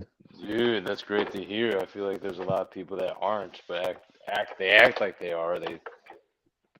Well, right. They want to put off that persona, right? I mean, I'm all this, and they know that. They know that they're all that, but it's all in how we channel it.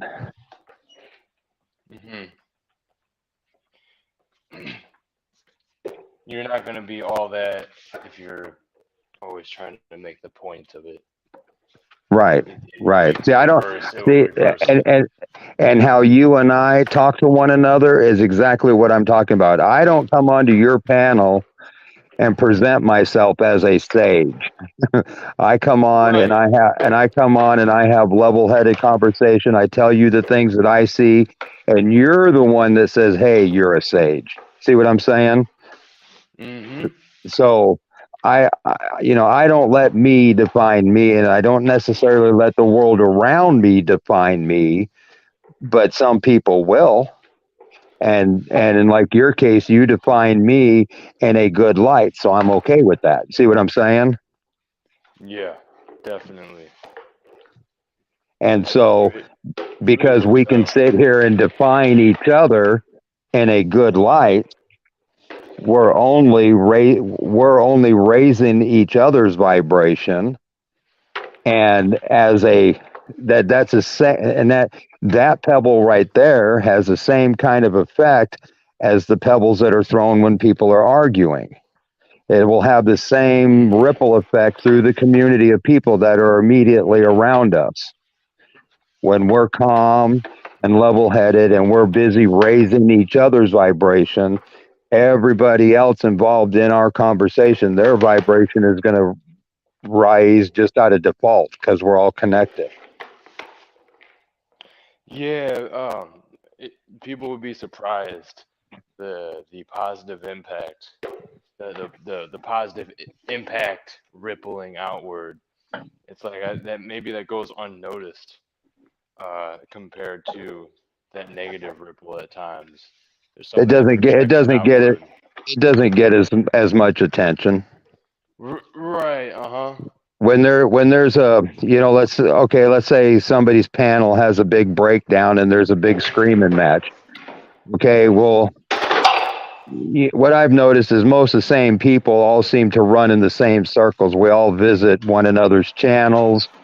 We all know who each other are. So if we witness that, and I can't say we and include me in it, but if that is witnessed by a bunch of people, then that's going to be the topic of conversation. It's not going to be, hey, Christos and Scott had this really awesome conversation last. Bad news always spreads like wildfire, right? That's rumors, innuendo. It is what it is. So the drama, but that's part of the programming too, right? The drama brings more attention. So some of those people that are helping to create the drama or living in the drama and not breaking free of it, they potentially could have an issue with, being paid attention to. Oh, wow. Yeah, good point. Me personally, I don't need anybody to pay attention to me personally. I'm not that, I've always stayed and have been a pretty humble guy. I mean, when people, it's a funny line too to walk because, I've had people in my past say, well, you're awful sure of yourself, aren't you? Almost like an arrogance. And I have been perceived as arrogant before, but I'll tell you, there's not an arrogant bone in my body, but what there is a ton of knowing and self-assuredness. So if I say that I can do something, I'm not saying that just to be arrogant. I'm saying it because I can do that, period. Yeah, it's just true knowing. Yeah. Which is healthy confidence. Yes. Just being real. Not any type of grandeur. Right. Because I aim to be a real good guy, not a real trouble starter or a real pain in the neck. You know what I'm saying? Some people just want to be that real pain in the neck to make somebody think about them. I don't know. Wow. Yeah. Well, you see that happen in relationships with men and women. It's a tit for tat thing. If my man did this, so I'm going to do this to him, right? I mean, or my woman did this, so I've got to do. No, nobody's saying you got to do anything just because what they did is what they did. If you don't like it, walk away. Right. Don't be so reactive. Yeah, don't take yourself so seriously. I say that all the time. I don't take myself seriously at all. And that's the thing, like with some of the stuff that was being said earlier, is it seems like some of these people here on the internet like take themselves too seriously, and like there's people that have a pretty large following and have been doing this for a while that I can tell take themselves less seriously than some of these people that are either just starting up or right. What have you. It's interesting. Yeah, the dynamics that I see here with some people, there's definitely some people out here that take themselves too seriously. Yeah, And well, I think think, what part of the problem is when people, let's say, go into YouTube, right? As soon as you turn on YouTube, and let's say you're one of these truthers or whatever the label is, okay? So you already have your community out there on YouTube that you're following, that you get along with. So you one have a certain expectation of something when you turn on YouTube. And one of the things I think most people have the expectation of is that this is a safe spot with like-minded people. And you got to get over that, because every time you turn on YouTube, you may as well be walking into a Walmart. There's all there's all different types of people on YouTube. You've got energy vampires. You've got people that need the validation, that they want to be heard. You know, whatever. projecting. Yeah, whatever it is. You know, so you got to kind of sort through that mess, just like you do the people at Walmart. It's just a small synopsis of the greater world, the micro and the macro. For sure, man. Dang, it's too bad. I mean, I want someone to hit the link and come up here and chop it up with us, man. But I'm enjoying our conversation nonetheless, dude. Oh, and most definitely, I think this is the most you. I think this is the most you and I have been able to chat with one another in a couple weeks. And we've been on several panels together now, haven't we? Yeah, I think we were on OTW together and Ian's panel together at one time. Yeah, no, I've definitely talked to you on OTW and Ian, and then maybe Voy. I don't know. Oh, Voynich, yeah. Yeah. I don't think I've been on one of his panels yet. I've been in his chat room when you've been on his panel, but I don't think I've been on Voy's panel yet. Oh, okay. Yeah. Okay, that was a good one. I remember with OTW. Yeah, that shit was fun. Yeah. Okay, oh, I'm so glad I just checked here after saying something about someone hitting the link. Yes, here we go. Who do we got? Hey, buddy. Crawling. Hey, Scott. Skyler. I don't know who's talking on panel. Who just joined us here? I can't read the names. It's AK Crawling or Skyler. Oh, AK. Hey, what's up, brother? Pretty good. I was checking up and seeing kind of what your stream was about today, Chris. I've been sleeping and shit. And I was on Charles' stream this morning. Dude, it catching up. I seen a few bits and I was like, it was a shit show. And great, okay. Yeah, well, I'll let it happen how it happened. It got pretty chaotic at a couple points, but I just wanted. I don't want to rehash all that. I'm here to say hi.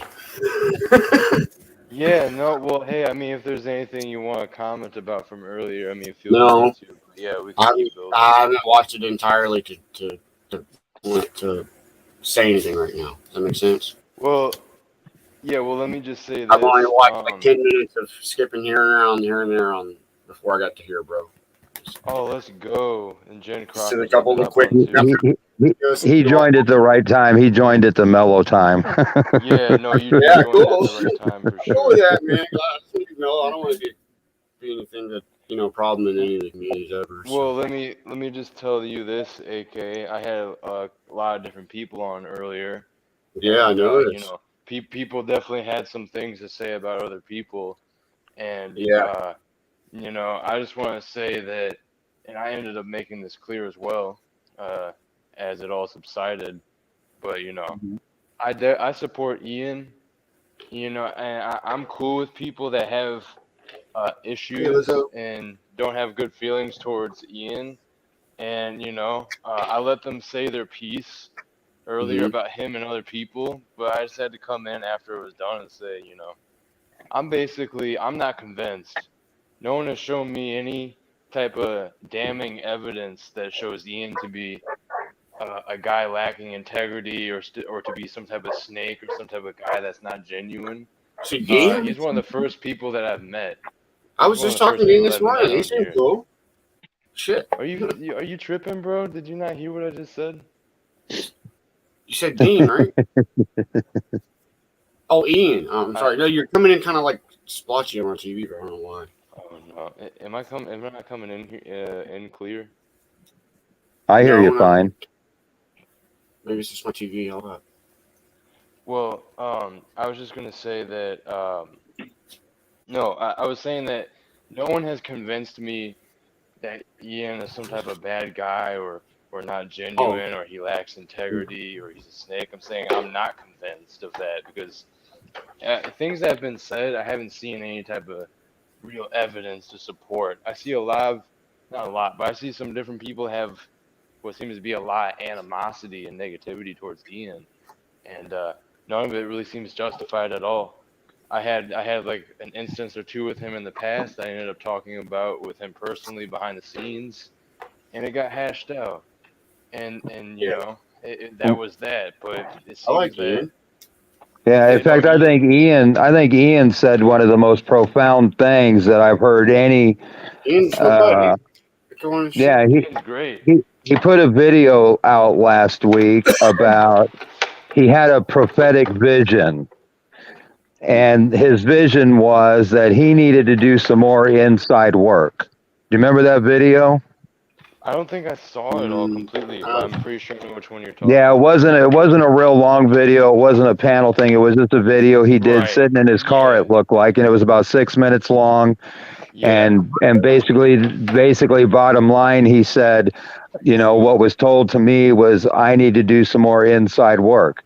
And that is, you know, I listen to a lot of different channels just to hear what they're talking about and see what the news is. But I have never heard a content provider sit there and say, hey, I need to do some more inner work. Yeah, for real.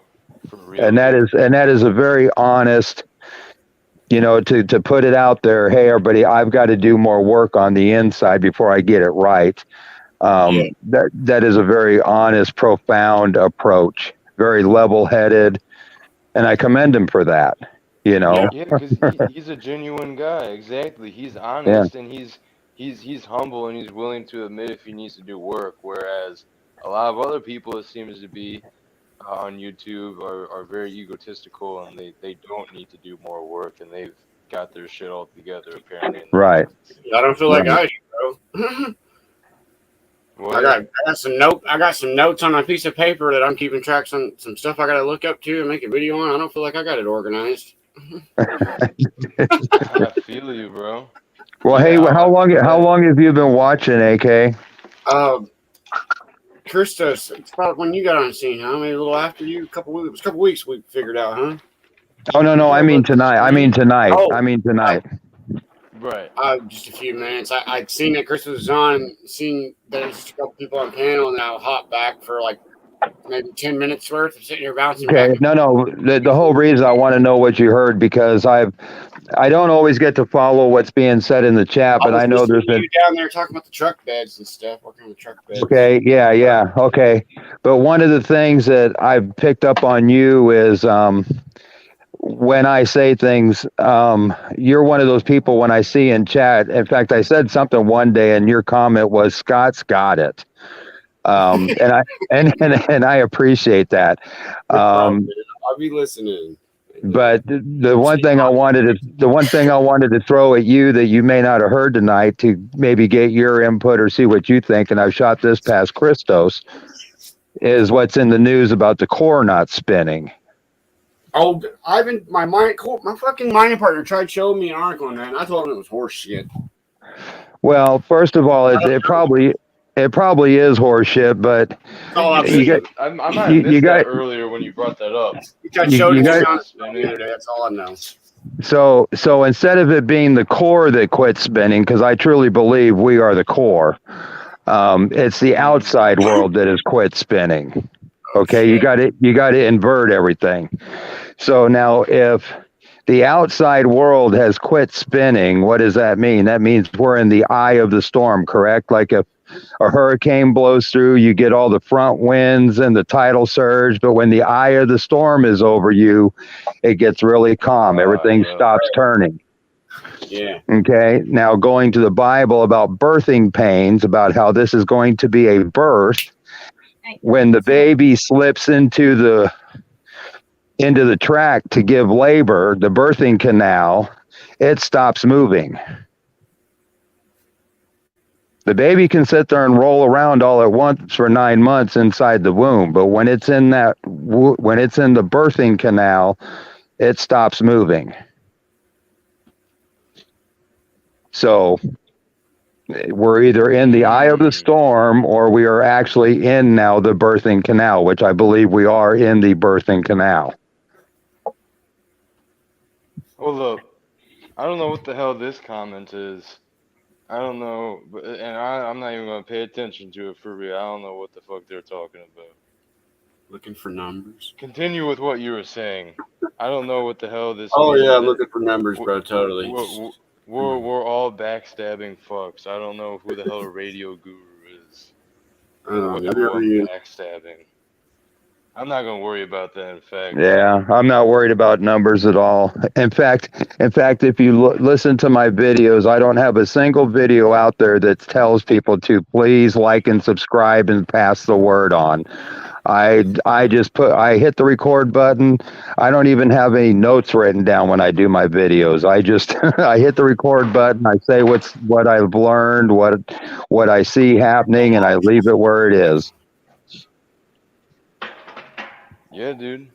Love your dogs, man. Most of us are genuine. I'd say most of us are pretty genuine here in these communities, man. Scott's one of those people. He's not coming with animosity. He's not coming with drama. He's just dropping knowledge to the people every time. I try. And then AK is always bringing a positive energy as well, you know? I love AK. Yeah. I love AK. I love everybody. I just try to be positive because, I mean, I've seen so much evil in the world, you know, I'm tired of all that. Feeling that vibration. Sucks. Yeah, making a change. Yeah, dude. Can I say something real quick, Oh, Christo? thank you. Yeah, please. Yeah, Gene, hi. Thru. I almost forgot you were up here. Hey, AK. Hey, Scott. Nice to meet you. That little comment by that I just seen flash. He was in chat last night, and With who? I removed him on ends. I removed him, so he's trolling right now. So I just go ahead. Yeah, go ahead and block him because I did last night. Yeah. Yeah, but I just want to say something real quick, and this is my whole point of even getting on. I watched this shit show unfold, and it's not even my battle because I don't know anything about what happened before I came back to YouTube. Ian and I had reached out privately to one another, and Ian has always been a friend of mine, and I've stated I've been with Ian from the very beginning of his channel. Mm-hmm. A lot of people don't know that. I remember you guys talking about that on the stream. Yep. I have. And here's the thing. Ian can tell you, and so can Sunkissed, I have never always watched what I say to other people.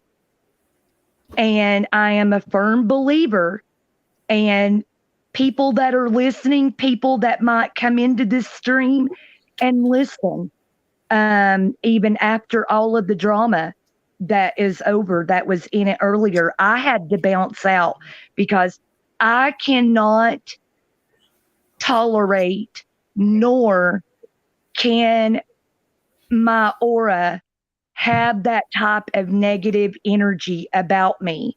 I even sent Ian a personal text. And this is what I am going to say, going back to, I know what it's like to use words. This is something we all need to be mindful of. And as a former content creator on YouTube myself, and I'm recently just thinking about starting back my channel again. But anyways, you have to be careful with your words. What you say can absolutely be damaging to someone else.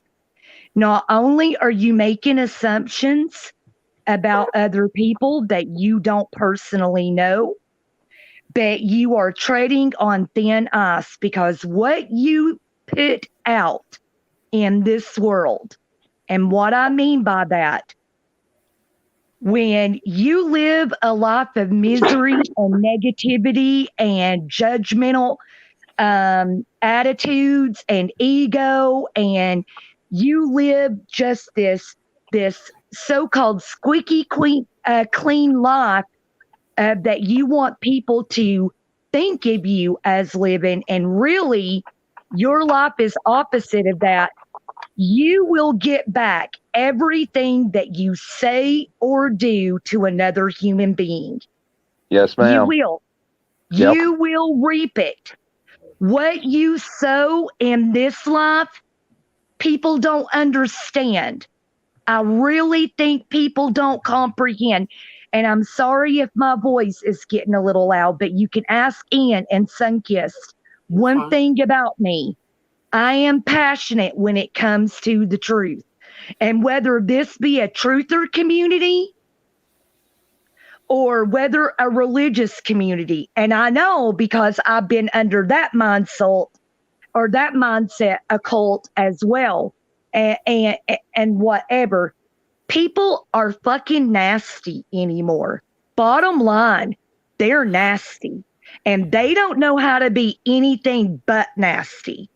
They don't know how to give a compliment. They don't know how to say hello anymore. How are you? Whatever. Look, we are not these people that are always playing the victim. You're not the only one going through life with the shitty dealt hand. There's lots of us out there that are struggling. This world is bad enough.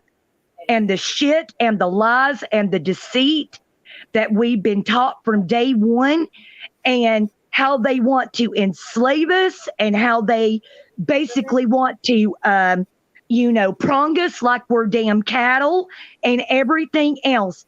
This world is bad enough without someone else breathing down your damn back, trying to tell you how they think you should live, what you should be, what kind of content you should be, put out there. But most importantly, the child ass bickering, it's disgusting.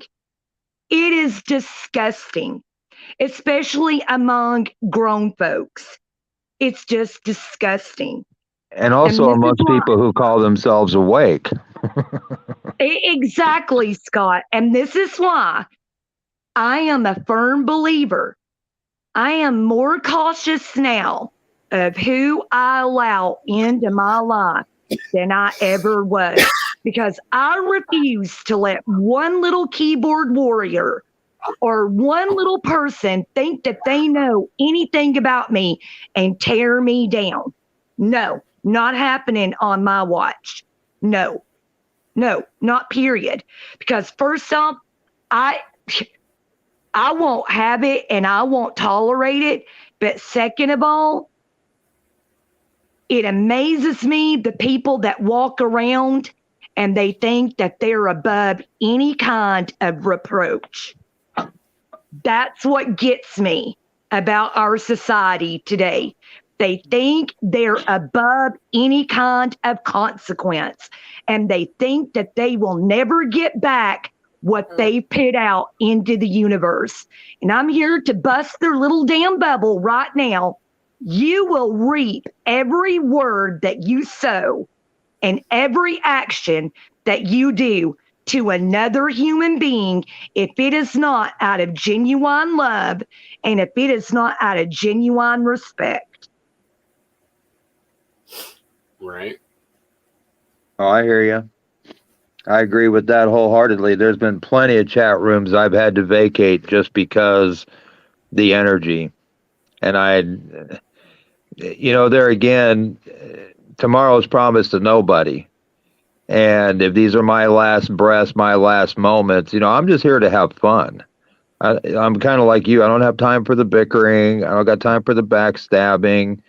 That's that's been in my whole life, right? I mean, we've all grown up with that. And that's the whole point of supposedly people waking up. You know what really gets me is after a long break of having YouTube remove my content and remove almost my channel, and I stayed away from YouTube for a long time.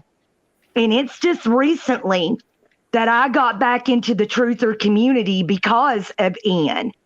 And it amazes me when I come back, not shit has changed. You see a few new faces around YouTube that are gaining subs.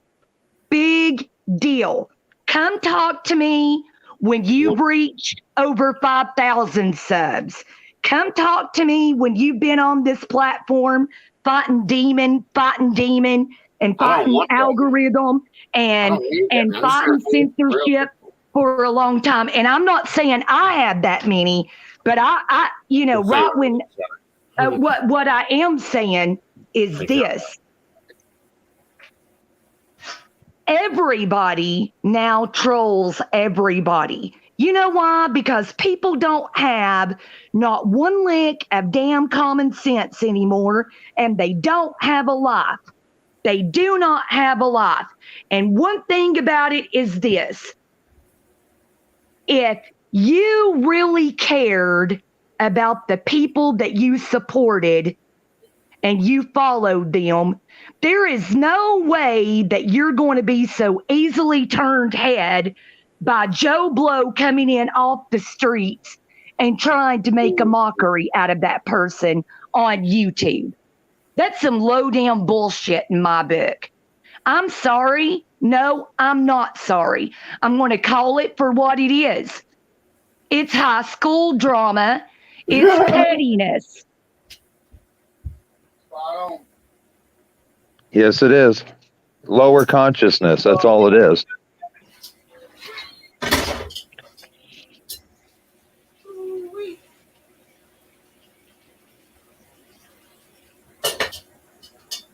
People need to mind their own damn business and tend to their own gardens instead of worrying about what somebody else is doing.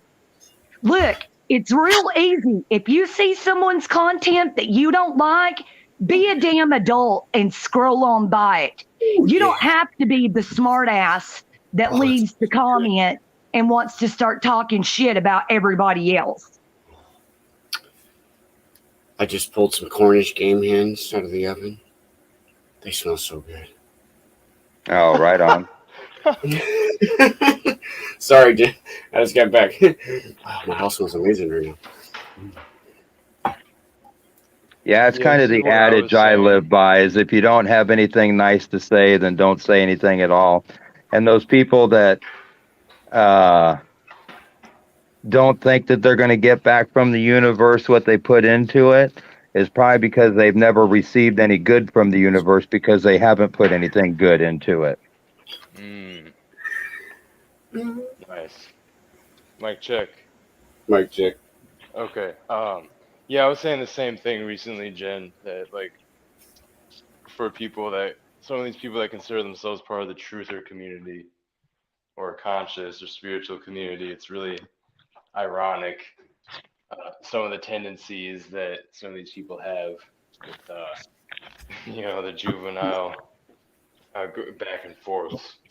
Yeah, it's ironic. It's really ironic. Yep. Crazy. It's not a good look. Yeah, like I said, it's kind of like walking into Walmart. You know what's the old saying? You'll catch more bees with honey, or whatever that old saying is, old wives' tale, whatever. I guess nobody really believes that no more.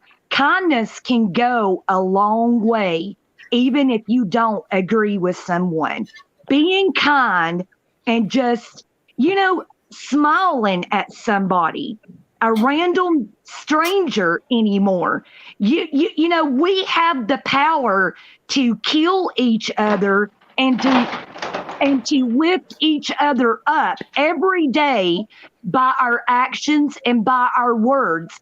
And you get so many people on YouTube anymore that want to say they're in it for the greater good. Well, if you're in it for the greater good, then practice what you damn preach and don't talk out both sides of your freaking mouth, because that's exactly what I seen in this chat tonight. There were mods that were for Ian that totally turned their back on him, and I am deeply disgusted by it. Look, if you say you're ride or die with someone, then you ride or die with that person. Don't be some lame ass hypocrite like most Christian people are that go to church on Sunday and then they go out and they go prostituting, or they do whatever sin they feel like doing that very night. It amazes me how many people live by multifaceted personalities anymore. When they say mental health is at an all-time high in this country, they're not joking. People are losing their ever-loving minds. They can't handle the energy. Like you were saying earlier, right? Yeah. They haven't learned how to process it. It's like we were talking earlier, a lot of this stuff, meditation, the power we possess, who we really are. This isn't stuff that's taught to you in school. It's stuff that you have to find out through channels like this, or talking to people, or, this isn't your normal school book curriculum. So most people don't even have a clue. I can go to work Monday and say, wow, did you guys feel the energies perpetrating the earth this weekend? And they'll have no idea what I'm talking about. Now, other people, we can sit here and people in chat will say, oh, yeah, it's been a crazy weekend. My ears were buzzing, this, that, and the other. So those people are more in tune, but the average person, probably not so much. Is that why our ears do that weird buzz and stuff every now and then? It feels like we're different pressure.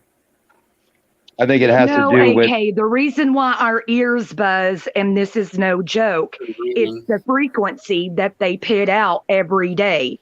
It comes through our electronics, it comes through our homes, and if you're really, really sensitive to it like I am, it can make you extremely ill. You know what's funny, Jen? When I'm out at the mine, I don't get that weird shit going on. That's because you're underground and you're grounded to the earth. It's so far out there in the middle of nowhere, there's no RF. I can't pick up nothing on my radios. Nothing, either AM or FM. I know the energies that I hear buzzing in my ear come from the universe. A dial on the radio and it's all static. Y'all ever been that far out? It's hard to do, I imagine, down there. Right. Else in the world. Yeah, there's different ringings and buzzings for sure that we can differentiate. But that shit was going away out there. Remember Christos? I was telling you I was getting sick when I come back to town last season. Oh yeah. And then I go back out to the mine, and within 3 days I'm back to being feeling strong as an ox, good to go. Had the best appetite I've ever had in years out there too. I was fucking eating. Trippy. I was on everything. I was fucking voracious. I haven't had an appetite like that in years. See, the other thing you have to remember too is they're depressing our hunger to different states, like where they're going to make us eat different foods and shit. With us being antennas, and we put off energy and we receive energy. When we went through these timelines before, we put down an energy print that's still here from the past. That's also being picked up on by our bodies. Do you guys ground? I run around barefoot a lot in my house. Oh yeah, I like to catch no carpet where it's concrete. So I spend hours daily I outside in ground the trees. every day. Yep. Yeah, Well, I right now my ground feet are in every the day. concrete, and it's got to do that so I can cool them off. Plus, I had some materials from my hobby spill right here, and I had to get rid of this piece of paper. It ruined it, but I ground daily and I watch my diet. because I ground on it and Good. I took my feet down, so I just got a little patch of carpet that I also use for like a rug, and I just slide it around. But yeah, it's kind of ghetto, but I like it. And I'll tell you another thing. Most amount of neurons. Second I most amount think of that neurons in our when gut you next to our brain. That's all. Right. No, I was going to say another thing that's really helped me getting back my dreams and my energy is before I go to bed at night, I listen to certain things that put me in a hypnotical state of mind. Meaning when I'm in bed, I turn on certain sounds that will transfer my conscious and my current state of mind, and I get almost into a hypnosis state of mind to where I am freely opening up my mind and I'm opening up my emotions, my energy to receive whatever dreams or thoughts come in. And then when I wake up in the morning, I go over it in my mind, what it was that I felt or what I dreamed or what I seen. I think that's a great thing to do because it helps you keep track of, That's pretty cool. I like of that. what, right. It helps you keep track of whatever it is that I would say divinely is trying to tell you in your gut. Right. I like that. I should start doing that. Well, what I am kind of listening, I'll put on that stress-free, relaxing music that plays live on YouTube. I'll put that shit on because it don't turn off when it's live. It just stays playing through my laptop and my TV, and I put it down low. Yeah. Yeah, it sounds a lot like what I do. When I go to bed at night, I don't lay down to go to sleep. I never sleep. Sleep is a state that's closest to death that we'll ever experience until we actually die. So now some people will say that sleep is our free time, but if you, in my opinion, if you go to bed, like Jen was just saying, when I go to bed at night, I do the same thing. I put myself into a meditative state. Yeah. And I meditate myself to the point of blacking out, and then I just wake up at whatever predetermined time I need to get up. I don't use an alarm. If I've got to be up by 4 o'clock in the morning, I'll just wake up about 3:30. I don't use an alarm. Haven't used one for probably 20 years. Yeah, I haven't used it in a long time. Yeah, so I can kind of control my quote-unquote sleep cycle that way. You get an internal alarm clock, what we call that. Yeah. And the other thing about, 3 of the biggest tools we possess are love, gratitude, and forgiveness. Those are the 3 most powerful tools we possess. And so I greet and exit every single day by first being thankful for that day. Yeah. I don't even have to look outside and see what the weather is yet. I don't care. When I rise in the morning, I give love, I give thanks, and I give forgiveness. Period. And then I go look at the rest of the world and see what's been put on my plate for today. Because there again, we can have all the plans that we want, but the universe has a bigger plan for us at times. So, you may think, hey, I'm going to go do this with the fellas or da-da-da-da-da-da-da-da. Yeah, if something comes sideways at you, but yeah, you never know. It's going to be a great adventure, and that's the thing is everybody puts another powerful tool that doesn't get mentioned a lot, and I failed to mention it just then. I only listed 3. A very powerful tool is lack of expectation. You can't go into any circumstance, whether meeting somebody, getting on a panel, going to bed, waking up. You can't put any expectation on the day. When you expect something from the day, you're going to be disappointed. You can put Scott, I don't mean to interrupt, but you know what? I am so glad that you said that, because I was just talking to a friend, and Christos, you helped me find her, Malibu. I am so glad that you said that, Scott. You are reaffirmating something in me that I felt that I needed to tell her. And that is, I've been talking to her the last couple of days. She and I have started a great friendship. Yeah, we've been talking. And here's the thing.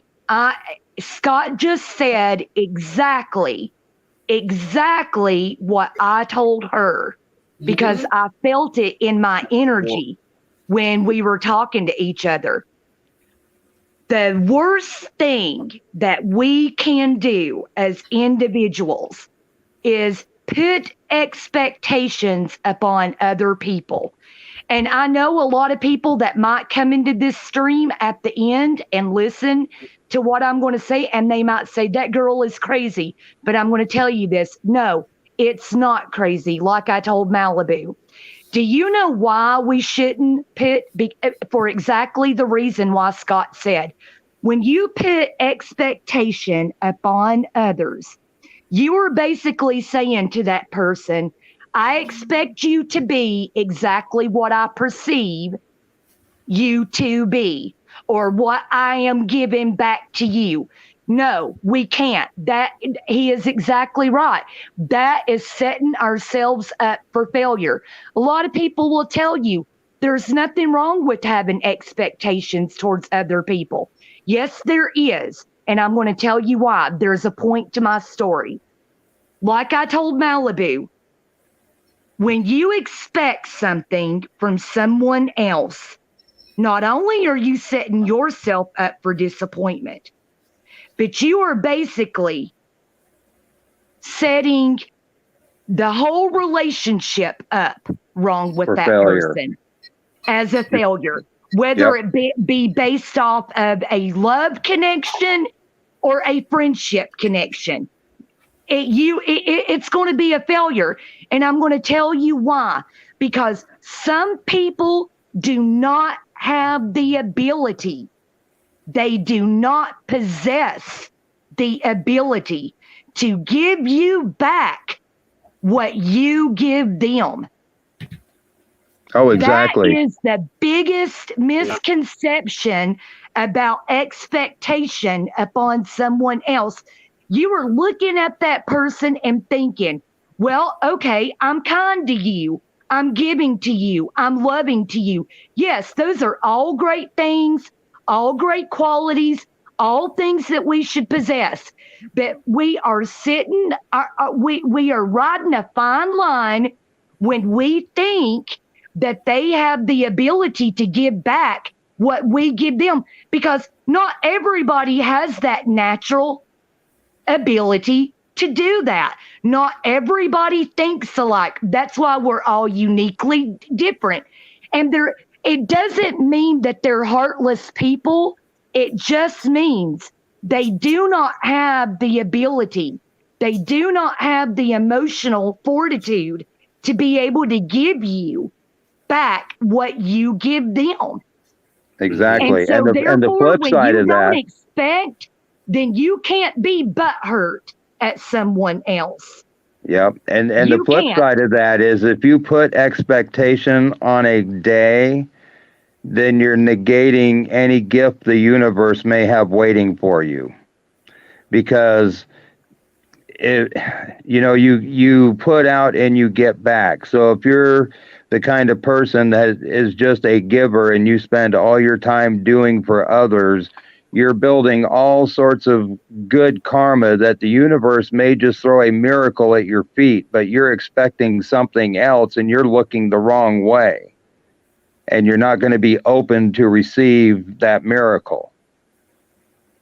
So not only are you setting your current situation up for failure by having expectations. You're denying yourself any potential miracle. Deep. I agree with you, Scott. I totally agree with you. I used to be the person that would think, because I wear my heart out on my sleeve, that I think everybody else should. And do you know what I got? I got back a boatload of heartache and a boatload of shit. And I was angry and I was bitter and I carried it. I carried it for a long time, Scott. You're exactly right. But you know, it was what I want to call a divine entity that came into my life after I came back to YouTube. And you know what? I was a different Jennifer. I was a different mindset. I didn't have expectations on people anymore. I didn't care no longer what people had to say about me. I didn't care no longer about these YouTube channels, these Christian hypocrite channels, these truther channels, because you know what? In the end, everybody is full of shit to some degree. Right. Everybody And it's funny that you mentioned the I don't care part, because that's another funny twist about all this. When you tell somebody that you do not care about a given circumstance, they often misconstrue that as you not loving. And loving somebody and not caring about the world they're trying to drag you into are two different things. But they get them mixed up as the same thing, that if you don't care about this over here like I do, then you don't love me. I see a lot of that going on. Oh, you're exactly right. They automatically perceive you to be heartless. And no, it's like, bro, I'm not heartless. It's I am now cautious. Well, it's just I don't care. I mean, because half the time they want to talk about inconsequential stuff. Well, you know? yes, that's so true. But you know what amazes me, Scott? And this is, you speak a lot of truth, brother. And I'm so glad Thank that you. I joined because, again, you affirmated something that I firmly have felt for the last couple of days about expectations of others. But here is the thing. I am not heartless because I am now protective of my inner peace. I am not heartless because I am now protective of Jennifer. I am not heartless because I choose to surround myself with people that are like-minded and that people that are adults and share my same energy. When they say that people can't change, That's that wrong. is true to a degree. A lot can't. Oh, it is. And Yeah, I'll tell yeah. you why they can't. And I learned this during my YouTube break. The reason why most people refuse to change is because we get real comfortable in the misery that we are living in, that it's so easy to suck in and suck down others into our own path of destruction than it is to change. Because when you change, that means you've got to do some real self-reflection. And that means looking into the mirror and seeing what kind of soul and what kind of individual you really are. And if you really want truth and discernment, the way a lot of people throw that word around, just like they do the I love you word, then you know the first thing that you have to do is you've got to do a self-examination of who you are as a person in the mirror. If you don't love your own damn self, if you don't respect your own damn self, if you're not protective of your peace, if you're not protective of who you are, how in God's name can you be anything to anybody else, especially if you're not willing to change whatever it is that is fundamentally wrong with you to begin with. Change starts within a person. Yep, and it usually starts, quite honestly, with a confession that you were wrong, and most people don't ever want to admit that they were wrong. Exactly. Everybody wants to be right and nobody wants to be wrong. And that's the reason why we live in such a judgmental, fucked up society the way that we do. And that's the reason why it's real easy to go around and tear down others and assume others.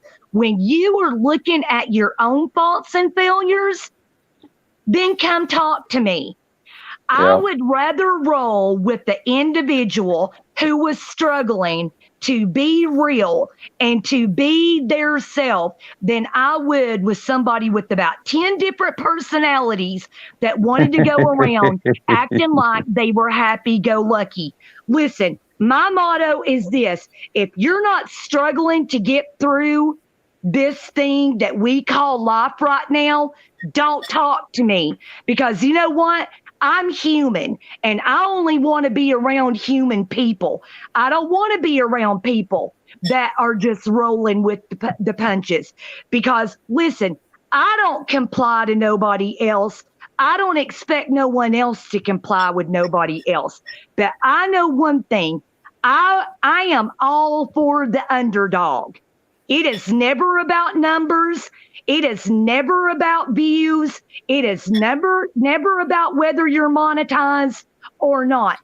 It's about truth. Quantity is nothing without quality. Yeah. Oh, exactly. In fact, I mentioned that in my video I did just the other day. I noticed there wasn't as much wildlife in this part of the country as the part of the country I left a couple months ago. But there again, nature's nature. It's not the quantity, it's the quality.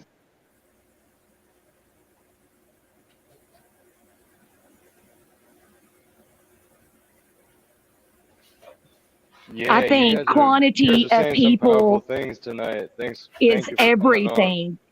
It's everything. Who you are as a person is everything. Well, Christos and I were actually talking about that earlier tonight, because as little kids, we can say, oh, when I grow up, I want to be a doctor. I want to be this. I want to be that. And how many people are really what they wanted to be when they were children? Now, because of that, do you let life get you down, or are you dealing with what was laid before you? And it's like I told Christos, it doesn't matter. There's people who look at me. When I lived in Missouri, I ran my own business for 17 years. And it was a very, very, very good business. And it's just like YouTube. I don't have to promote my channel. On none of my videos will you ever hear me say, you have to now like this and subscribe and hit the bell and spread it out. All I do is I say what I got to say and I get off. And to me, the message is going to find the people that it's supposed to find. Just like my business found the people without any advertising. It was all word of mouth. And it was a very, very, very, very successful business. And it paved the way for a lot of stuff for almost 20 years. And then my gut and I had a talk one day, and I shut it all down. Now people look at me and say, you had this really lucrative business, you were doing so well, and now you're living out of your van. And they would look at that as being a struggle. And I tell them the only thing that I lost was my enslavement. Okay, the struggle, you made a comment a minute ago, if you're not struggling in this world that we live in currently, people would look at me and say I'm struggling, but I don't consider it a struggle at all. It amazes me anymore, Scott, when people, they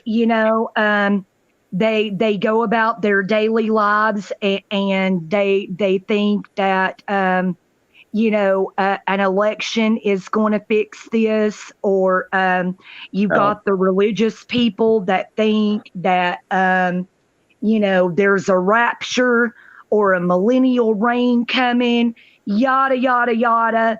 and all of this. And don't get me wrong, I'm not knocking the Bible at all, but I am now free of the religious aspect of things. It's like I told Christos, I am down for Jesus. Do not get me wrong. And I am down for anybody that wants to believe him. But I think that is an individual walk that anybody should want to take on their own without it being shoved down their throats. Everybody has an experience with Jesus, with God, the way that he chooses for them to have that experience. I don't, here's the thing. What really gets me is you have humanity here. This world is fucking falling apart at the seam.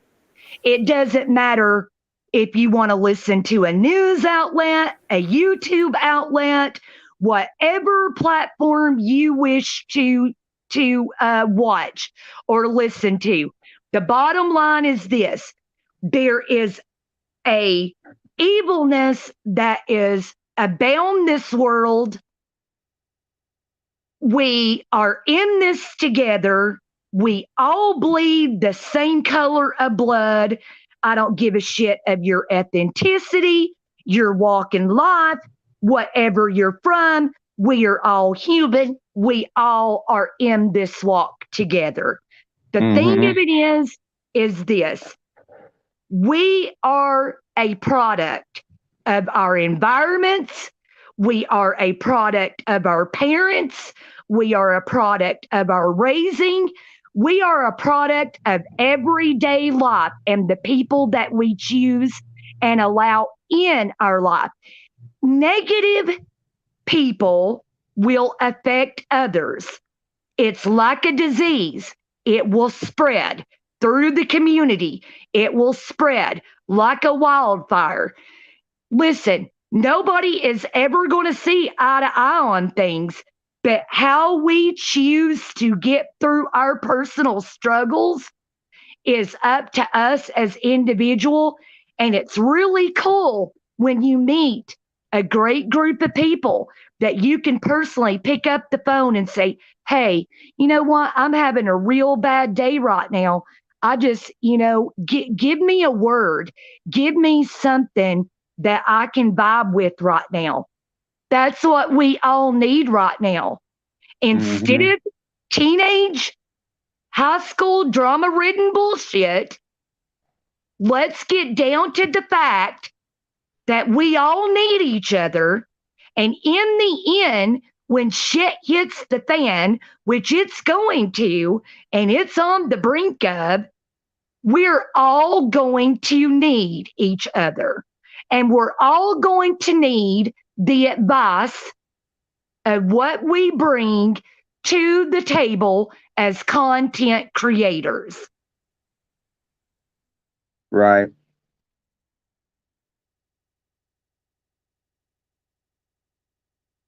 Not only do we all need each other, well, we don't necessarily need each other, but we are all connected. We're all in the same boat, so to speak. Now, I personally, looking around at what I see, I think we're exactly in the rapture time. That's why so many people are dying. Shit has been hitting the fan here for the last 4 years now. I think those two. Because the evil's been here the whole time. Nothing new under the sun. The only difference is in this awakening period, people are starting to recognize it more. Christos and I talked about this one night about the zombie apocalypse. All these events have already taken place. The zombie apocalypse to me was before the awakening, when people just did what they did without thinking about it at all. They just got up, went to work, shit on their neighbor, da-da-da-da-da-da-da-da-da-da-da. That was the zombie apocalypse. But what if I told you, brother, there is no rapture? Not for us. I'm even talking about what there's an ascension for us. There is no rapture. I wish even the Christian people have this problem of understanding. And this was brought to my education as once under that whole occult mindset. I believe there was a rapture as well. But after reading scripture and after meditating and asking God to give me some kind of a what I don't know what the word would be called, maybe an awakening to where there was a rapture. There is no rapture. There's an is ascension.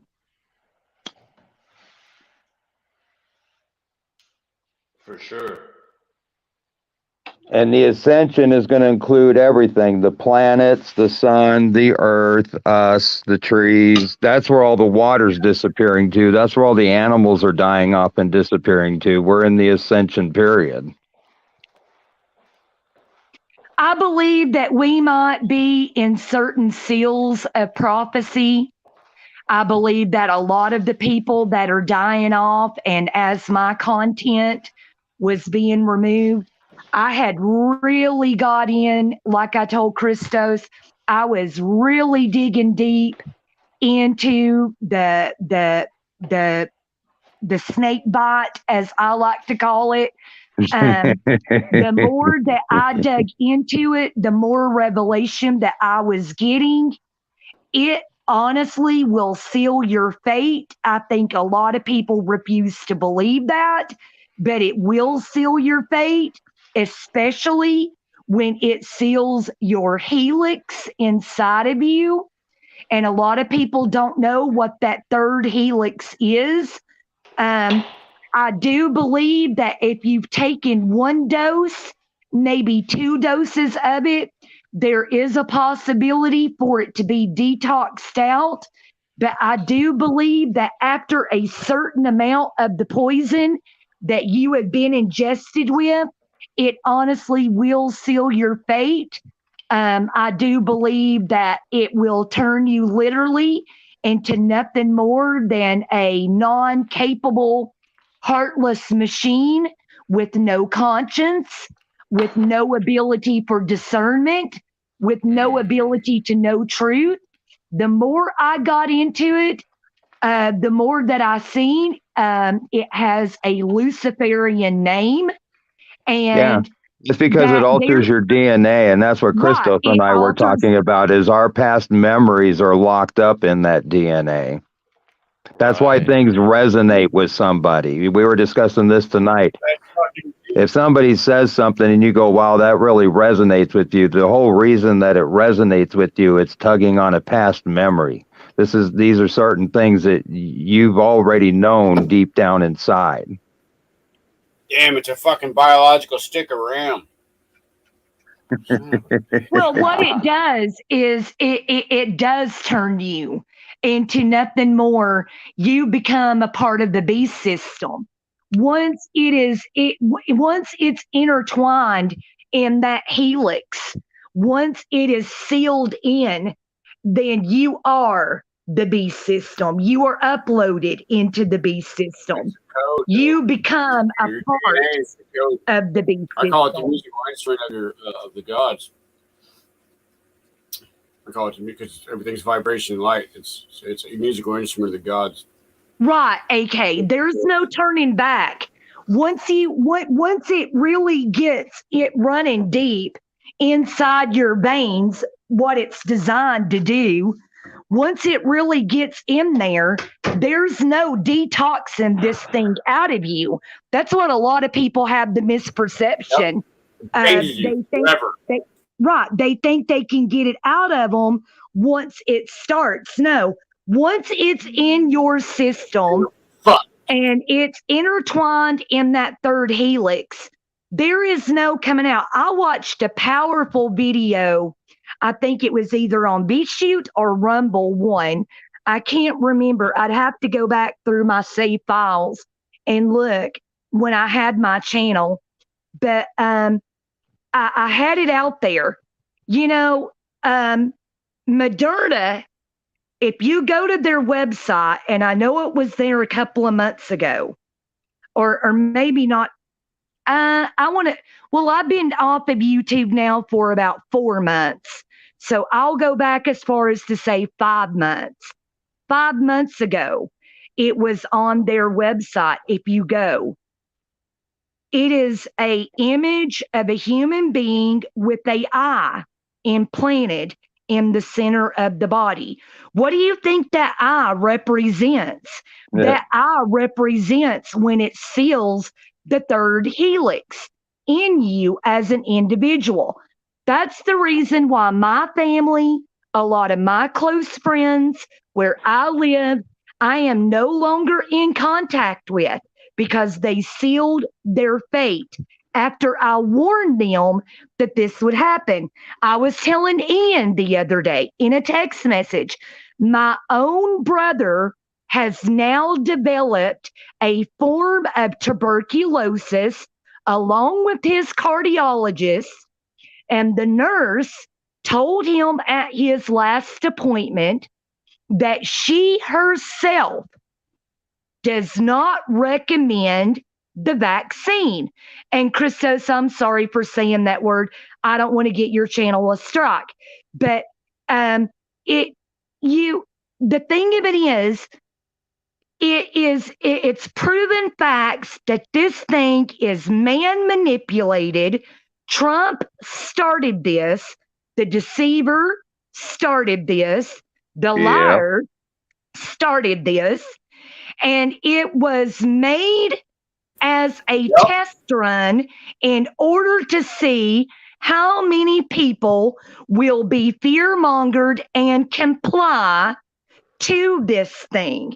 That's the reason why Tony Blair at the WEF just recently announced, and I sent the links to Ian as well, that they are calling for a digital poison. And that digital poison is going to have the number of the beast on it. That is the reason why Israel is the most vaxxed country in the world as we sit tonight. They are the most vaxxed country. They were the first to put out digital passports. They were the first to start running as far as you can't participate in anything without showing proof that you were vaxxed. If people don't believe that the United States is headed for the same debacle, evil shit, then they are totally out of loop, because that's exactly where we're headed for. We are Israel's bitch. We are their puppet.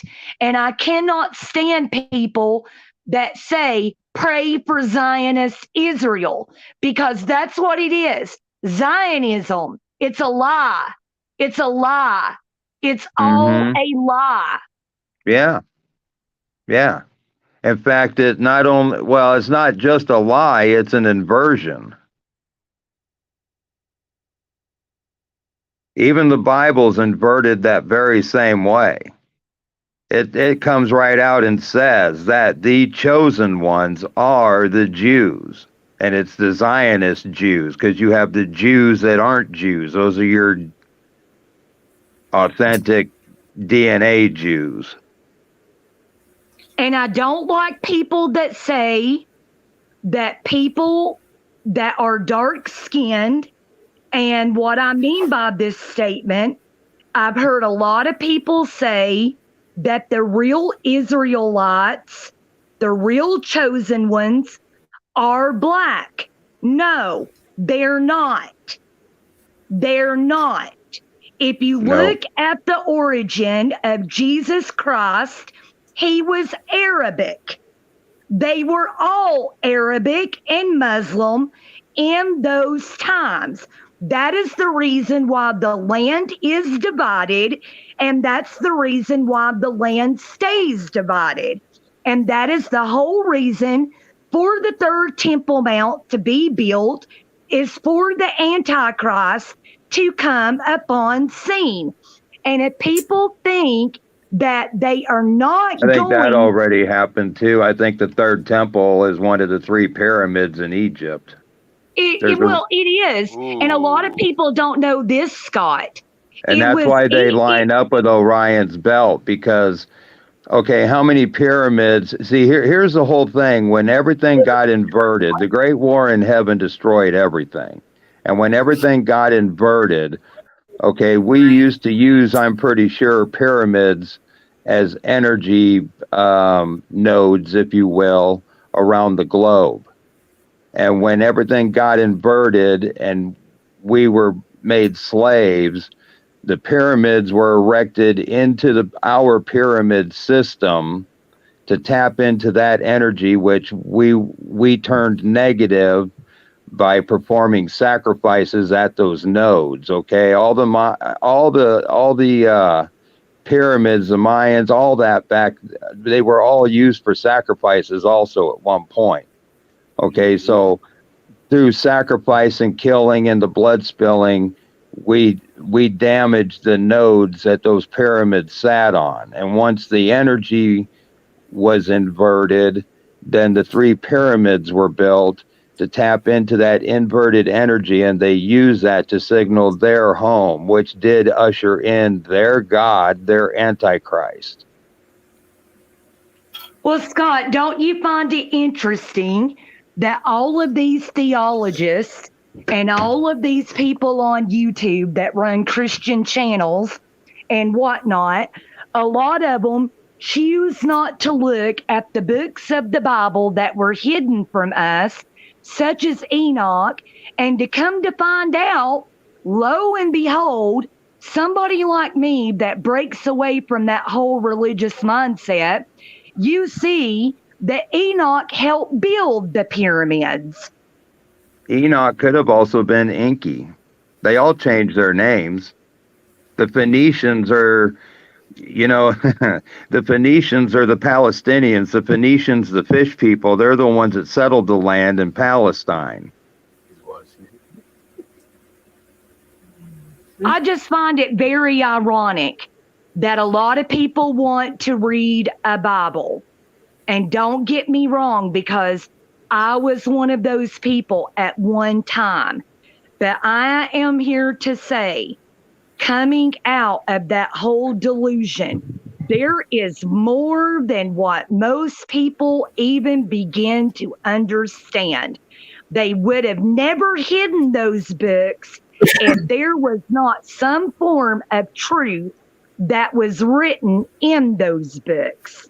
Well, there's even books in the truth in the Bible that they give you to read today. The problem is it's written in English, and English is a spellcasting language.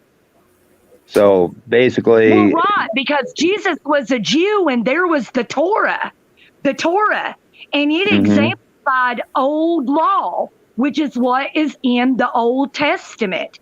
And then you've got Christians that will say, well, Jesus come to abolish the old law and to rewrite a New Testament. Well, listen, here's the thing. Nobody really knows anything other than what they freaking wrote in these damn books and what they hid. That's no different from our shady ass school system that's taught us from the very beginning that man walked on a freaking moon. Give me a break. Yeah. Well, they also tell them all that they live on a globe.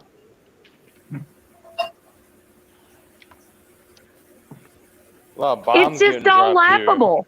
It's all laughable. Right, but see, here's the big trick that'll put a kink in your side.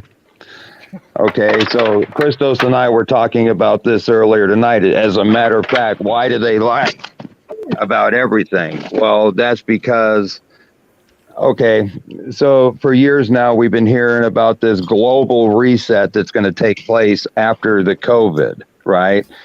Okay, so when the reset happens, it will be reset back into a globe. because all the little co-creators down here in this realm believe that they live on a globe, so it will be a globe again. That's why they lie to us. Yeah, but don't you find it funny, Hey, Scott, nothing happens in the as we've universe. gotten older?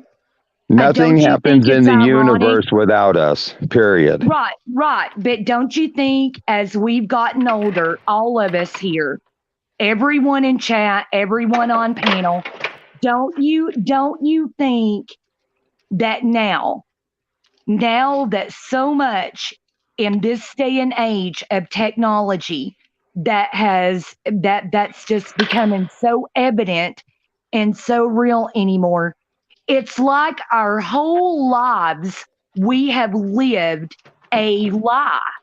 And if we're going to talk religion, let's go back to what he said in the book of Thessalonians. And I forgot what chapter, because I obviously, I would have to go back and look.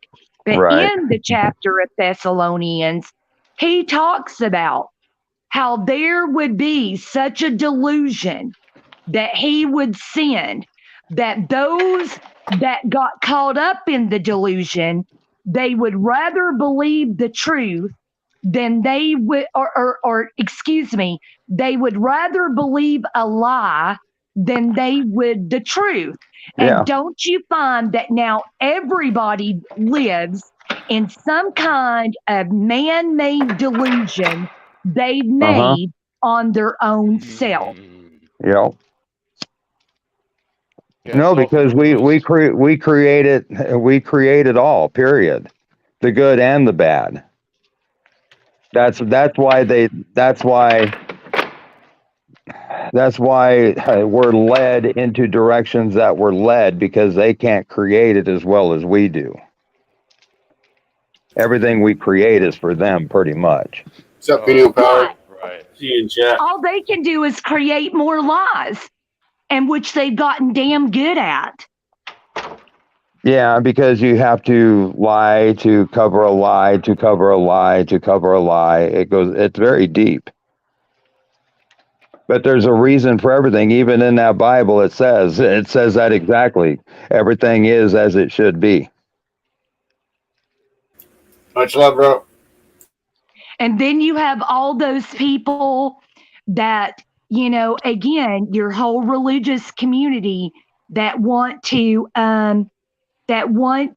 preach about this salvation and about this healing. Everybody have a good one. I have no problem with salvation. I have no problem with healing. But you know what? I heal my own damn self. Exactly. And I'm saving my own damn self. In fact, And that's when what I'm Jesus saving was my telling own damn everybody. self, and I'm healing my own damn self, it's coming because I'm walking to the beat of my drum and not somebody else's that's Yep. In preaching fact, that's down what my fucking back. that's what Jesus was telling people about healing. Exactly. One thing I don't like is a self-righteous hypocrite. Don't piss down my back and tell me it's not raining when I feel the water running. It's too warm to be rain. Exactly. I make my destiny. When I go to bed at night, if I'm feeling negative about somebody, I'm going to do the adult thing. I'm going to reach out and I'm going to let that person know if they upset me, whatever. If they want to reciprocate those feelings back to me, that's great. If they don't, big deal. Kick rocks and move the fuck on. Shake the dust off your feet for people that don't give a damn or respect you. There is a time that we all have to come in our lives when we no longer care about man's opinions or anything else. We make what we are every single day. If I got up in a badass mood every day, which I have, I'm a woman. I'll be the first to admit women are freaking We are emotionally all over the board. We can be some of the most unstable creatures that was ever created on this earth. We're hormonal. We are this. We are that. We are not rational at all times. We can be pissed off at anything at any given time. But you have to set emotions aside. And that's something that I have learned in my own walk and in my own change. You have to mirror yourself. You have to mirror yourself, and you have to come to grips with your own life and with your own self. And if you are in misery, you don't have nobody to blame but yourself, in my opinion. Exactly. Because nothing in this world can make your day. Either you do or it doesn't happen. I tell that to everybody. I'm not on this plane to be anybody's friend per se. I get along with everybody, and I love everybody. And if we can be friends, that's great. But that's not my purpose here. And nothing in this world can make me happy outside of myself. No, because people pleasing is what gets us all in trouble. Yeah, it's not supposed to be people pleasing. It's people helping. People helping other people, not necessarily pleasing them. Because what people really need and what they want are often two different things. Hey, Christos, OTW is backstage, and I noticed that Sean is going live. I don't know if you want to invite them over here since we're all up. Pineal was mirroring this, is what he said. So he's Yeah, hi, Pineal. Good to see you. Is he on? Is he up here? I know OTW is backstage. Sweet. He was the first channel I ever went on live with. Hey, buddy. You know, I have mad respect for OTW today. I seen a warrior come out in that guy I just today. wanted to say something. I don't want to interrupt you, young lady, or I don't know what your name. I can't see your name. I don't know who you are. Gene. Who am I speaking to? Mic check.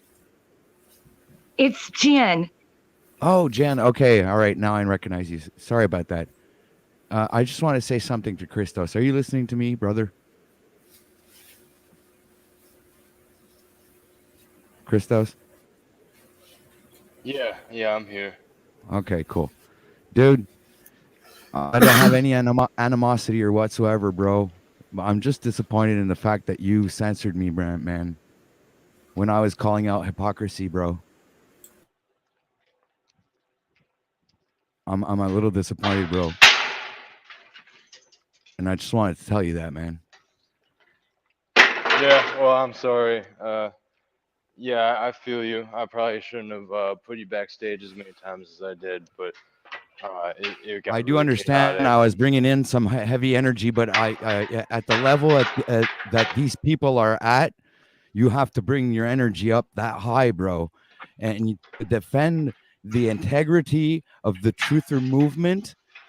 I will fucking defend it all the fucking way. No holds barred, brother. You understand? No matter who it is that decides to put himself up against the truth, I will be there, man. A knight in shining armor, and I don't care what people think. You understand? And I was so, dude. I didn't understand the action that was taken, but anyway, I had time to calm down, so I came up, and I just wanted to mention that to you, because I thought that I don't want to keep that on my chest. Here. OTW, can I say something to you? I'll definitely hear you out on that, OTW. Probably some more things I could say, but I'll let Jen go for now. You know, I am so favoritism proud being of played out, him. Christos. What? I said I saw favoritism being played out, and injustice. And OTW News is the one's gonna fucking bring the truth out, man. You understand? I'm gonna call out the injustice. I'm gonna call out the hypocrisy. I am gonna call out all the fucking devastating things that make this world this fucking disgusting place that we fucking live in, man. All because of these people, man. Sorry for the background noise. I'm gonna I'm redirect my listening. channel to fucking calling out all these people are destroying this. No, man, I'm not gonna tolerate it anymore, man. Respect. These guys, they think they're all fucking tough, man. Well, they don't understand that I come from the same fucking place they came from. But the difference is that my intelligence isn't from a fucking dumb fucking book that you read by heart and you learned it by heart, and now you're spewing out the same fucking shit that you learned at school, you dumb motherfucker. My intelligence comes from the soul and the heart, you guys. I have God by my side. You got it? You don't understand what the fuck you're messing with here. You guys are so fucking stupid. It's not even fucking funny anymore. OTW, I seen your comments earlier, and I just recently started following you from Ian, and I have to say this, and you're my brother in another country, but I think, and I'm just going with my energy right now, and I'm going by what I seen, and I'm going to let my energy work through me right now. But from what I've seen from you, you are fire. And when I tell people that they're fire, I mean that literally, because not too many people have that spirit about them, but you do. You are loyal. You are just like what I was talking about earlier. You are one of those ride or die individuals. And the way that you are with Ian, it speaks volumes to me. And it speaks volumes to me as your character. And I think that you are Ian. fire, brother. I fucking love him like he was my little brother. And I'll fucking crush anybody who tries to hurt my friends, man. You get that? That's my fucking loyalty. And I'll fucking stand and die on that fucking hill. Does everybody fucking hear me out there? I hear you, bro. I told him I on ain't the no chat fucking just playing yesterday. I'll games be there. anymore, man. He's the second channel had me up. You were the first. Yeah, he's. You know where my loyalty lies, bro. You guys need a leader? Here Yeah. I fucking am, man. I'll fucking show you guys the way, man. I'll fucking show you guys I'll show the way to victory, because I fucking know that the truth and love will fucking prevail, and none of this shit will fucking go on anymore, man, because I'm gonna fight against it. That is, I had enough. I had it up to here. I've been going through injustice all my fucking life, and I will not fucking stand for it. No, I will not stand seeing other people fucking being wrongfully fucking abused live in front of people. I will not stand for that shit. I admire that. I do. Christos, I do admire his passion. You know what? Ian has a heart, and so does OTW, and so does Sean, and so do you. And I mean, I love everybody up here on this panel, and I love Sunkissed. And I'm like OTW. Listen, there is nothing that can upset me more than seeing people try to tear down other people at their own damn expense. And for that man to come on here and to say what he said earlier, and I seen it, and for his true friendship and loyalty to Ian, that speaks volumes to me. And OTW, like I said, I don't give this many compliments to a lot of people, and you can ask Sunkissed and Ian about me. You don't know me yet, neither does Christos. A lot of you don't know me yet. You're just now seeing me back on YouTube. Your spirit is absolutely animalistic, and it's fire. And you, sir, have a great heart. And it is evident. It is evident to me. And I don't know shit about shit and really could care less. But one thing I do know about you, you're a man of integrity. Nice. Thank you. Yeah, I agree with you on that. Yeah, and you know, I understand some people might have some assertions to make about me today after the stream, but I'm not really dwelling on it for the time being because I know that I did some strategic things today, and I think some, just like Ian said the other day, you know, let people expose themselves for who they are. That's in part what I was doing today. I don't think I didn't handle things in the best way at times, for sure. You know, OTW as an example, but ultimately, I think a lot of people that were viewing earlier, even when it was a quote unquote shit show or whatever people want to call it, I think it was revealed to people in the community the intentions and the true energy of some people that I let on the panel today. Yeah, there are some very disingenuous people that lurk in these communities, and I've been kind of biting my tongue on it. But I hope that today, you know, could kind of speak for itself with how some of the people are speaking about others in the community. So dastardly, I guess. There's a couple different words I could use. Yeah, I land my plane there. You know what, I got a few more things to say before the night's over, but I don't believe in the system, right? Okay. So if let's bring common law into the subject, common law is a part of the system. It's just another level of the construct. It's the spoon in the matrix, man. You understand? Mm-hmm. So this is a bunch of bullshit, and you understand? He uses, no, man, that's enough. I had enough, man. No, man. And it's just another mechanism of fucking brainwashing, and I could see through that fucking manipulation. You understand? I ain't stupid, man. I come from a place, man, where you fucking got to learn to survive.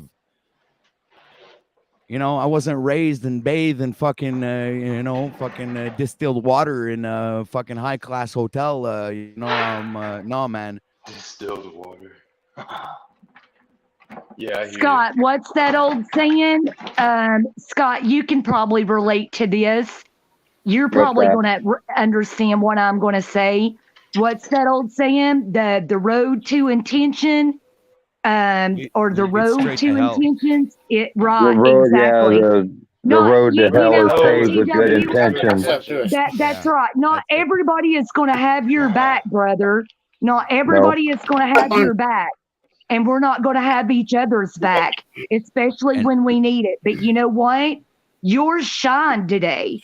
Yours absolutely shined today. Dude, I came on here to defend I'm Christos, sorry that disappointed you. I'm sorry that disappointed you, OTW. I understand. Dude, we're all about we're anti-censors, and you censored me, man. What the fuck? I'm gonna be honest, bro. You're allowed. It's your channel, bro. But come on, man. I was actually coming up here defending truth, and you were like, "Fuck truth." Boom. It wasn't full truth. Dude, yeah, but you let the serpent tongue. The way in which you were, you let the serpent tongue take over and fucking brain everybody with his fucking lies, man. I trust people have discernment. You know. Hey, I do have to jump in here for a second and say it was wonderful being here with all you guys. It was awesome meeting you, Jen. But my phone's about to die, so I got a jet and get it put on a charger. Hey, it was really fun talking with you, Scott. Man, I really enjoyed talking with you. Sorry we had to meet again in these unfortunate circumstances, but I'm always happy to see you. Hey, everything happens for a reason. I don't sweat nothing. Peace. Well, have a good night, Love you all. It was really fun talking to you, buddy. You too, AK brother. Have a good night, man. Peace. Thanks, Scott.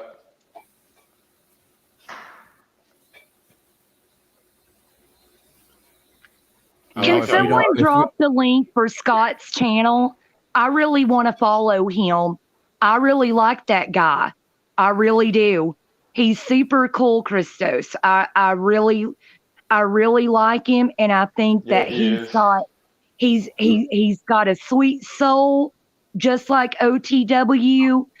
I really feel a good connection with him. So if someone can drop his link, I'd really like to follow his channel as well. I can give you OTW, that what's that painting you got there behind you, right directly behind you? Is that what I think it is?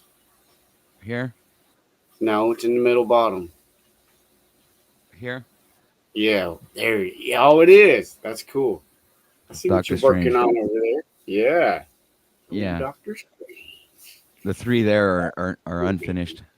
I know. I'm waiting for you to finish them. I've been watching. It could take weeks, months. I don't know. I'm an artist, man. It I takes see you time got to to- rearrange. It looks good, man. It looks good over there. I like that. Yeah. You showed them off to me. I remember. I don't think I've seen that one there in the top left, though. That's tight. No, this one is actually when I started drawing again, because it was something I had, put aside for like 20 years, and then when I started drawing again, this was my first one, right there. Dude, that was your first one? What? No, not from That's like from. No, I know. Like when you start back though, like, Yeah, dang, that's yeah. really good. Oh man, you came out with a good one. OTW, where are you from in Canada, if you don't mind me asking? I'm like right on the outskirts of Montreal. In Quebec. My ex-fiance was originally born outside of Ontario, but he died in Manitoba. Wow. We're talking with you, Pat. I have some family. I have some family up in Alberta and in New Brunswick, but I never see them. My brother and sisters live out in Alberta. Well, step brothers and sisters, and I haven't seen them since I was 18. So that's like friggin' 27 years ago.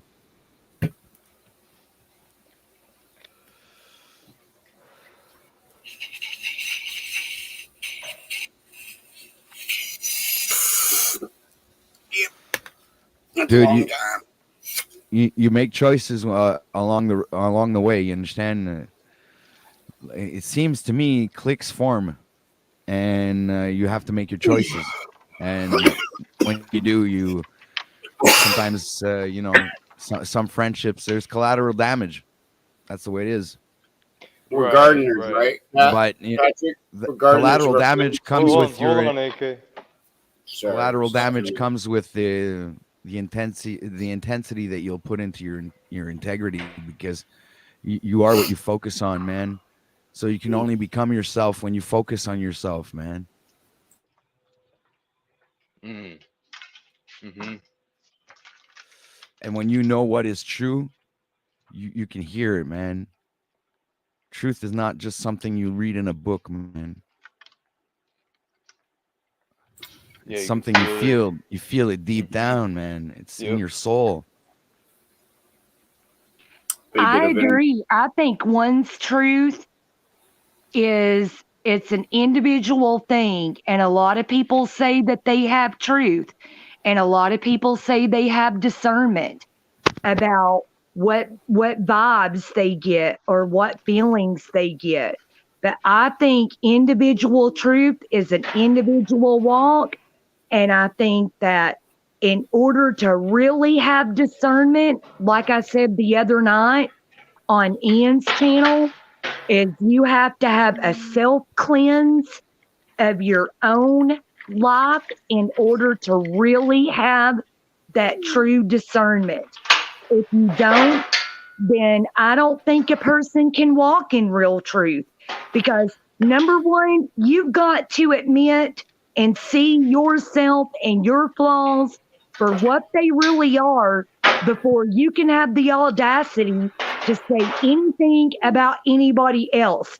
But I'm like OTW. It doesn't take a rocket scientist to see when people jump on YouTube and they start running that damn mouth, because that's all they can do is run their mouth. You know, my rule of thumb is this: don't say something that you can't willingly get up and say to that individual face to face. Do you know why most people operate like that? It's because they're 100% cowards and they know they get the shit knocked right out of them. Right. So who are we talking about right now? Who are we talking about here? Like the past hour or past 10 minutes? Oh, I wasn't talking about anybody. I'm talking about anybody that gets on YouTube and anybody that jumps on a panel or in the comment section of another person's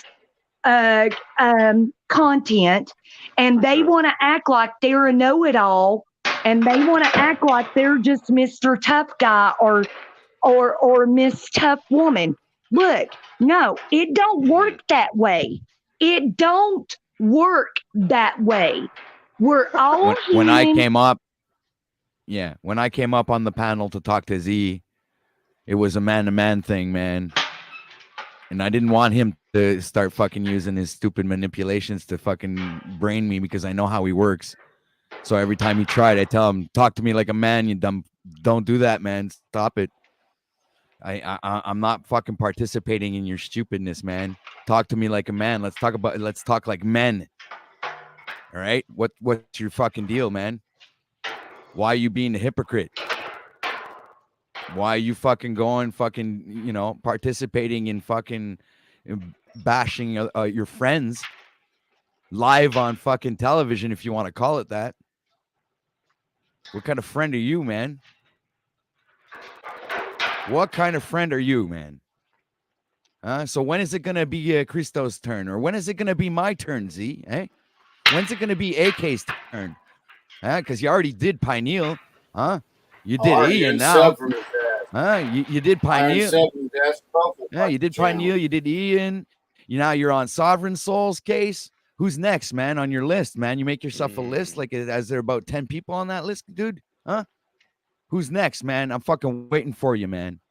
Because you're you're fucking brain dead motherfucking mumbo jumbo fucking book fucking Bible fucking thumper shit. I don't give a fuck what the fuck you studied, man. You're no match, man. You're absolutely no match, man. You're far from having the fucking brain skills to fucking beat. No, man. I don't care if I'm being I'm just so pissed off and so mad, man. So I hear you, Pat, and I'm glad you came back on, man. I meant to say this. I doubt that Z is gonna see this or listen or whatever, but I don't know. But I don't even care. Yeah, right. So, but the thing is, I was just going to say, I was going to tell him earlier when he was still on. I was going to tell him earlier when he was still on that I was just going to tell him straight up that this headstrong attitude I'm seeing from him, I think is ultimately going to kneecap him from really actually going places as he was there telling us this is not good for you, Pat. This ain't gonna be good for your channel. No, man, ain't gonna be good for your channel. You're the one who's making your fucking fool of yourself, you dumb fuck. Going on other panels and fucking bashing other people. Dude, your credibility is gonna go fucking down the fucking drain. You're destroying yourself and you don't even realize it, man. People are watching you. I represented him on my channel. I fucking did decode. No, man. Dude, you know what? People run from other negative people. They do not want to get on any kind of social media platform and listen to that egotistical bullshit. And and I might catch a lot of shit for this, but I'm going to go ahead and say it because Ian and Sunkiss know me. And Christos, you're just now learning me. And OTW and AK, you are too. And here's the thing, Jack is a problem for me. Now, Jack wasn't at first, but here's what my energy. Now, I am only basing this off of the energy that I felt during this whole shit show. Jack, I just want to say before you say that, I just want to say I called it out.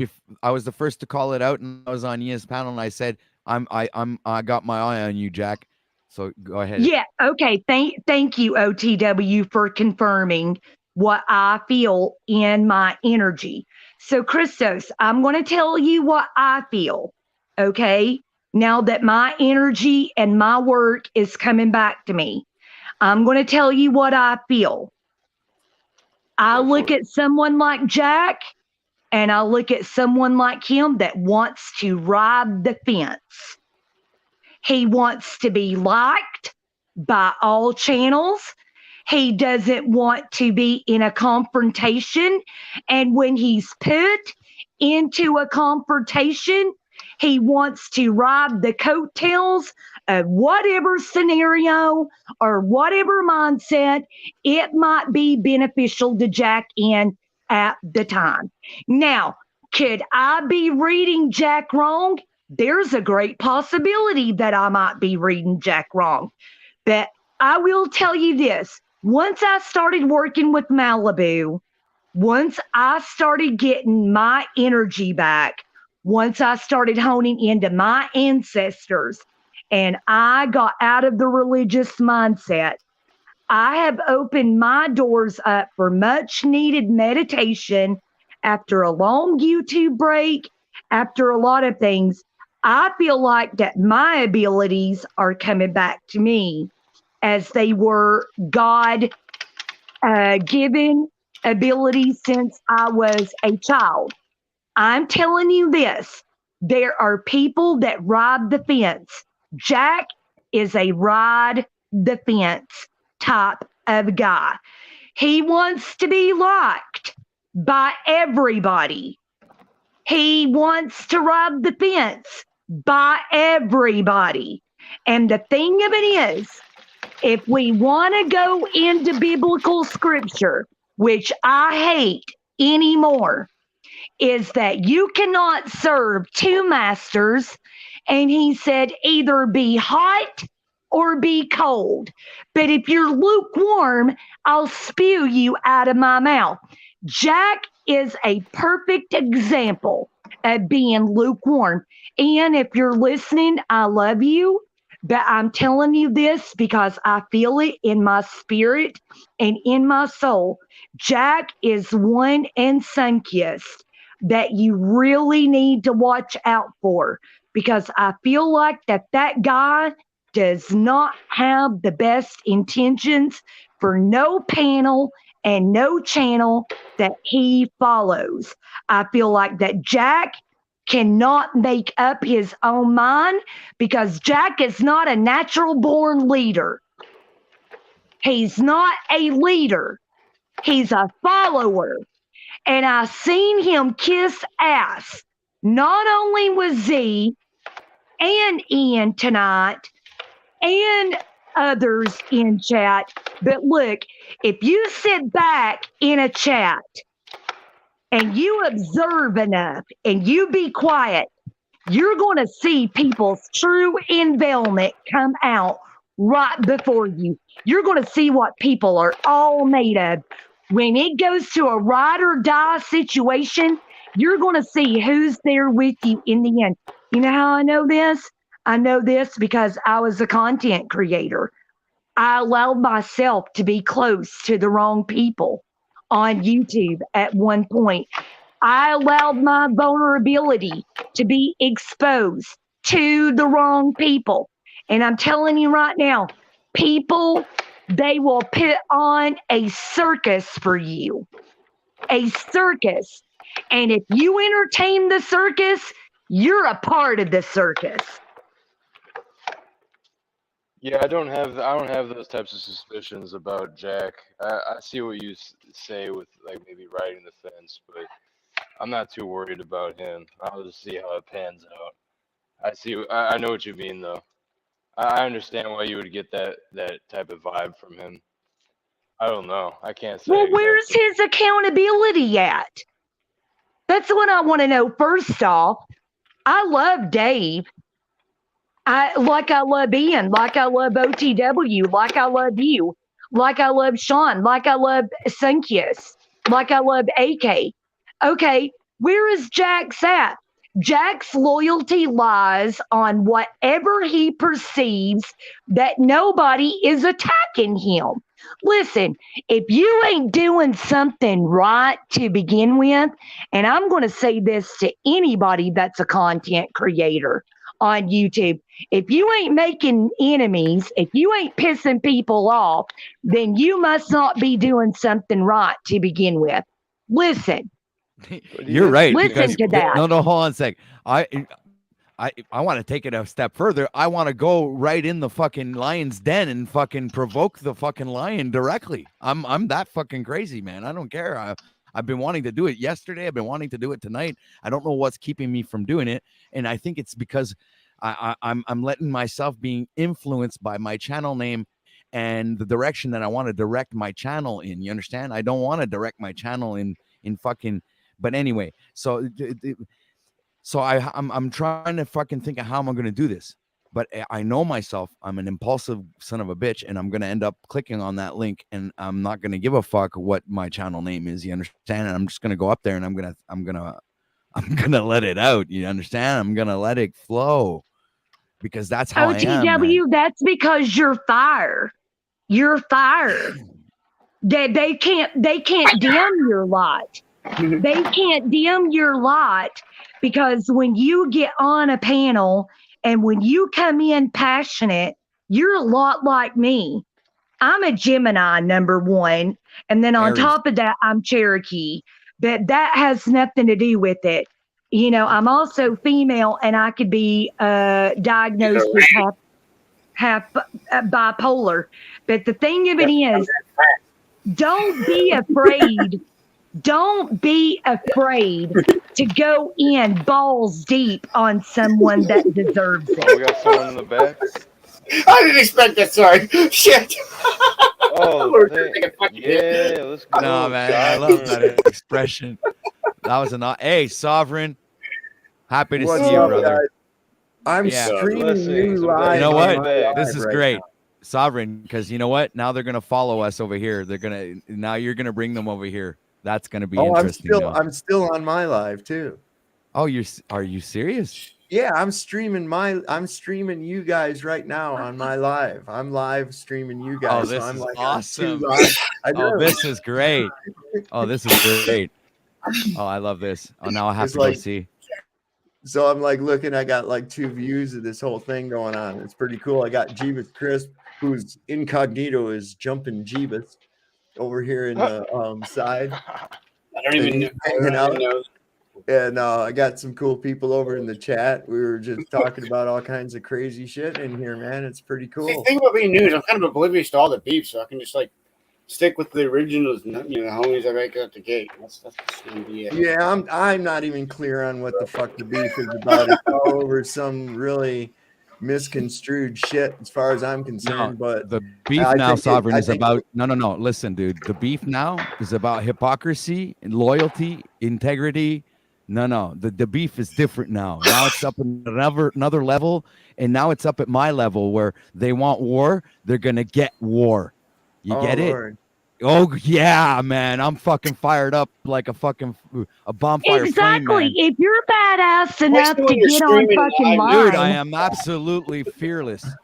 There is nothing bro, that text me will before you stream live next time, please. I want to be there. my thing of it is, if you're badass enough to get online and go after different content creators, and if you're badass enough to get online and to start making idle threats, then you're badass enough to pay the consequences for your fucking actions. I don't roll with shady motherfuckers. And what I've seen in the last couple of days is nothing more than a bunch of high school bullshit drama. And you know what? The sad part of it is they can't bring the fire that really resonates and that their innate abilities really have from the divine entities. Look, I don't have time for that shit. I don't know anybody that's got time for that shit. If that's the way you want to roll, good for you. Good riddance. Count me out, kick fucking rocks. But if you're going to come at me sideways, you better be prepared to say it to my damn face.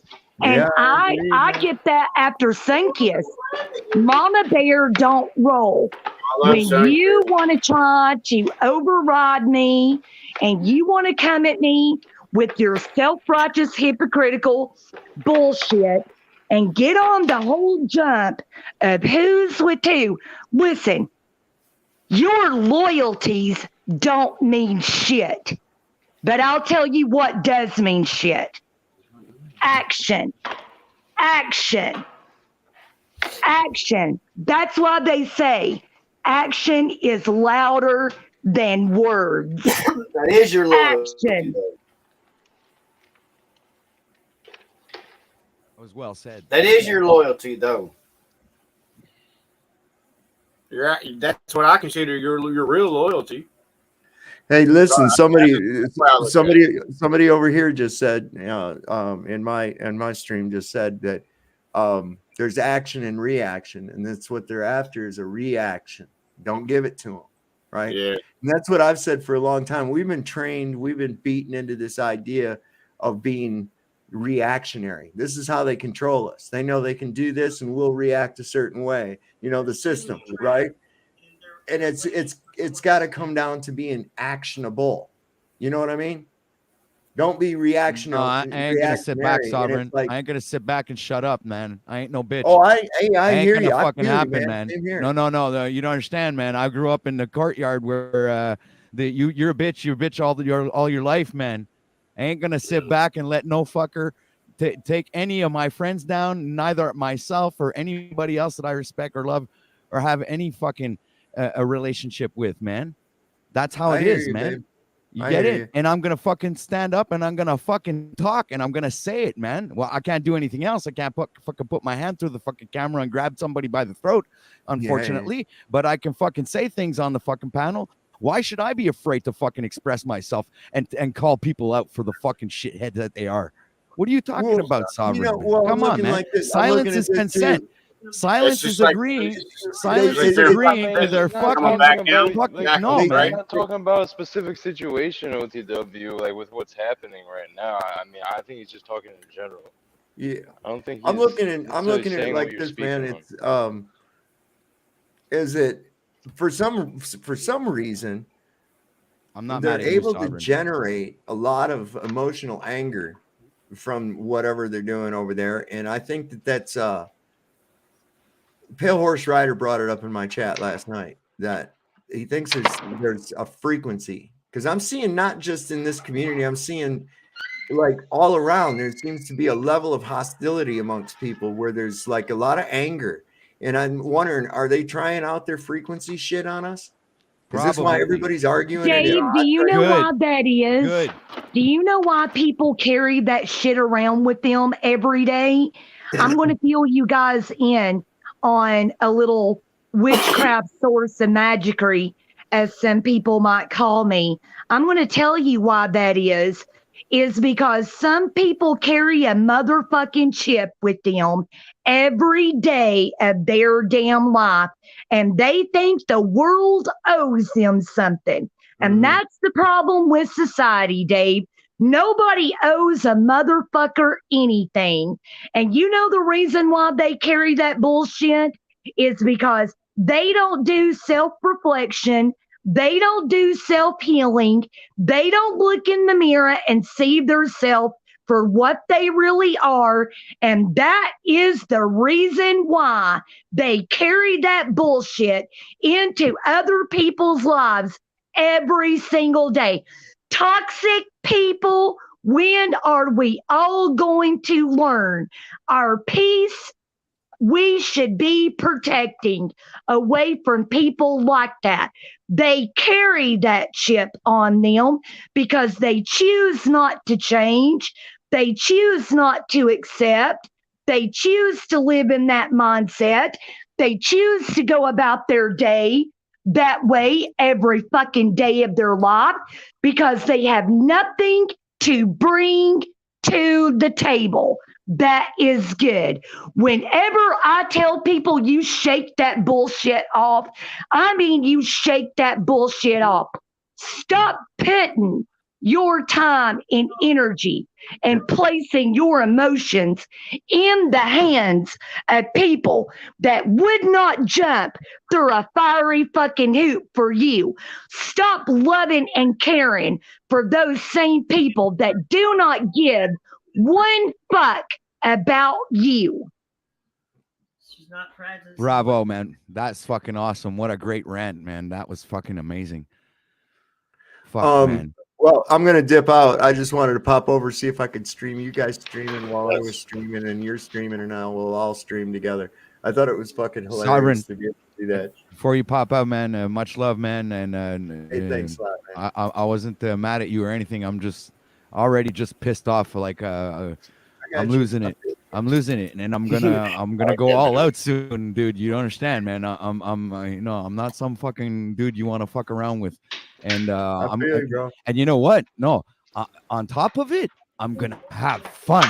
You get it? That's what's gonna be the worst part of it is I'm gonna take pleasure out of this. Well, you know, So the thing that gets me when they're I was bringing me to the next level, and fine, if you want to upgrade me, man, go ahead, man. You don't fucking know what level 2 Pokemon can do, man. Well, the thing that got me was the fact that they listened it in my son last night too. You know, they elicited in my son last night too, and you know, to where it's like it almost evokes you to the point of where you want to get physical, you know, and that's a dangerous place to be going, you know. I was like, I was like fighting hard to calm that shit down there last night, and I was like, well, I just can't have it. Dude, the only thing that you always have to keep in mind when you're fucking around on these things is that you're recorded. Second of all, any threat is recorded. So there's absolutely one golden rule: no threats. All right. That's one thing, okay? And that's something I'm very conscious of. Even when I'm so fucking pissed off, my eyeballs want to come out of my eye sockets, okay? Yeah, man. So I'm a fucking straight thinker, man. You don't understand. When shit breaks loose, dude, I can stay utterly calm, even though I'm fucking in terror and going out of my mind. Yeah. I'm still fucking in here, calm as hell. No, man. They want to play mind games. This is going to be a fucking great battle. They have no idea who they're up against. I don't give a fuck if they're 10,000 of them. Right. Take them down one after the other. I don't care, man. This is war, man. They want war. War amongst truthers. These people, they think they're truthers. Hold on a second, man. You guys, I said it before. I'll say it again. You guys need a leader? I'll fucking lead the pack, guys. Don't worry, man. You can fucking count on me, man. Don't fucking worry about it. You guys need a leader. I'll fucking take the fucking job, man. I'm fucking putting myself out there just for that, man. I don't care, man. If this is what the movement needs. Listen, guys, I got to dip out. I got my own little stream going on over here, and this is getting too much. I can't handle doing both at the same time. I'm just not as ambidextrous or as multitasking capable as I thought I might be. But I'll catch you cats all on the backside. Thanks a lot, everybody, for your support, man. Peace. Peace. Right, peace, man. Bye. Yep. Yeah, well, I'm gonna be honest. I don't think I'm really gonna join in on any type of campaign on the internet and go into war with anyone. I respect that energy nonetheless. OTW. I feel you. Yeah, I feel. I don't want to do that. Dude, I'm gonna start a channel just for that. I'm not ready to go to war against anyone right now. You know, the thing of it is, that's why chess is such a strategic sport. Sorry, I accidentally changed my camera. I'm cleaning up. But you know, the thing of it is, that is the reason why that you never show your hand to other people because they prey on that, Christos, they do. And I think that you got put in a very vulnerable position tonight. And it's sad that you did, because it really, really was just a sad situation to watch. The thing of I'm it sure what is, you're talking about. well, I think with the whole thing with, with OTW feeling that he got, put on the backbone, backstage and whatnot. I think that there's a lot of good people that are in this community, and that there's a lot of good-hearted people that are in this community.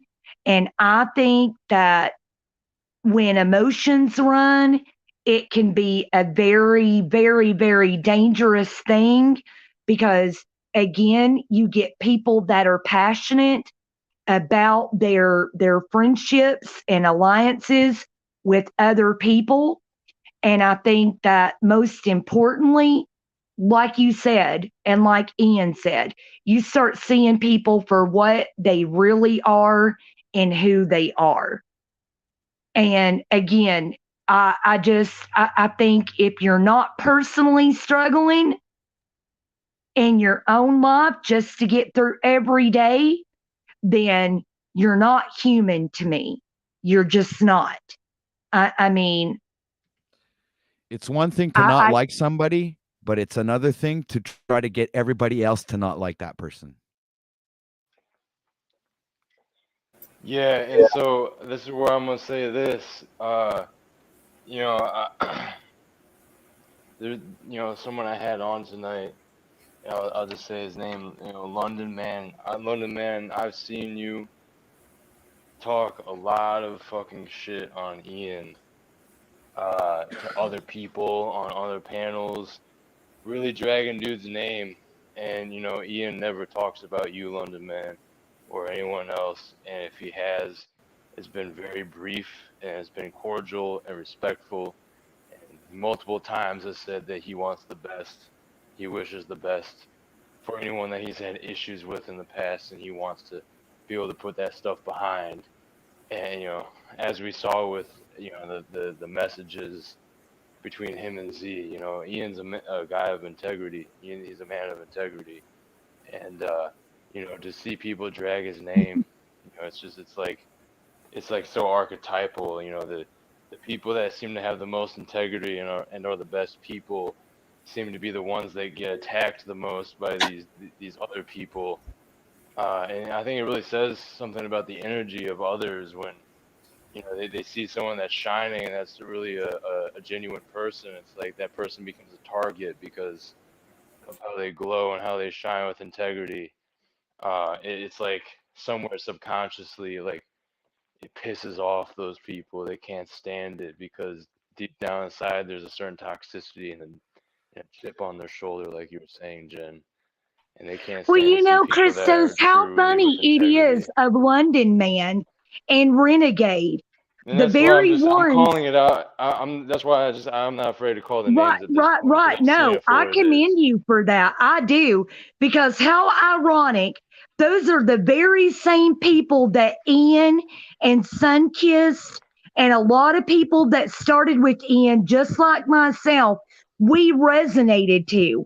And then all of a sudden, it's those very same people that become nasty and two-faced and whatever.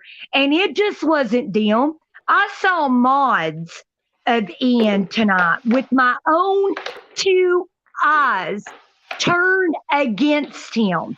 How sick is that? How Jimmy Shively. disgusting. Oh, you know what? I never knew. No, wait. I want to get this out. I Yeah, go never ahead. personally knew Jimmy, but I knew of him because I started with Ian. But I'll tell you this. He is one, and London Man is one that I seen along with a couple of others and I don't care to name your names because I don't have a motherfucking thing to lose anyways. Ian and I, we've made amends. We've gotten back in touch with each other. We've gotten back into a great place of each other and understanding. Just like Sunkissed and I, when we originally started out. But I'm talking about all these mods that had been with Ian to begin with, and then you're going to turn around and you're going to stab him in the back up on your live stream tonight. Listen to me and listen to me clearly, and I hope this really, really, really gets to you if you come back and listen to this. Don't say you roll for Ian or that you ever have rolled for Ian when it's real easy for you to turn your back on Ian. Listen, if you love somebody and respect somebody and you're down for them, ride or die, you are down for them for the end. You don't go based on what some newcomer comes along on YouTube and thinks he's a demigod or what the fuck ever. I'm done with that fake ass bullshit, and I don't give a motherfuck. It was never my battle. Christos, it was we have never a smart my woman problem on the panel right now. to begin with. You do not roll over on somebody that you love to begin with. Somebody like Ian. And I will sit here, I'm like OTW and Sunkissed. I will sit here and defend him to the end. Look, if you didn't want to roll with him, why even reach out to him? Why even reach out to him? You can sit here on this damn panel. You can sit in the damn chat. You can sit and make your comments. You can jump on his panel because Ian puts it out there and gives everybody a chance. But don't say you fucking roll with somebody and then you do the opposite. That's some two-faced motherfucking bullshit. And I don't roll with nasty fucking people. And OTW don't roll with nasty fucking people. And you can come at me all you want, Z, Paul, anybody that's a mod, whatever. I roll with the truth. And the truth will set your motherfucking spirit free. And if you don't have it, kick rocks. Go on down the road. I've got better things to do. When you entertain clowns, you're a part of the damn circus. You.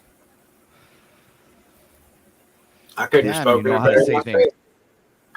Yeah. I couldn't have said it better myself. It's because she's Southern. It's okay. It's in the blood. I get it.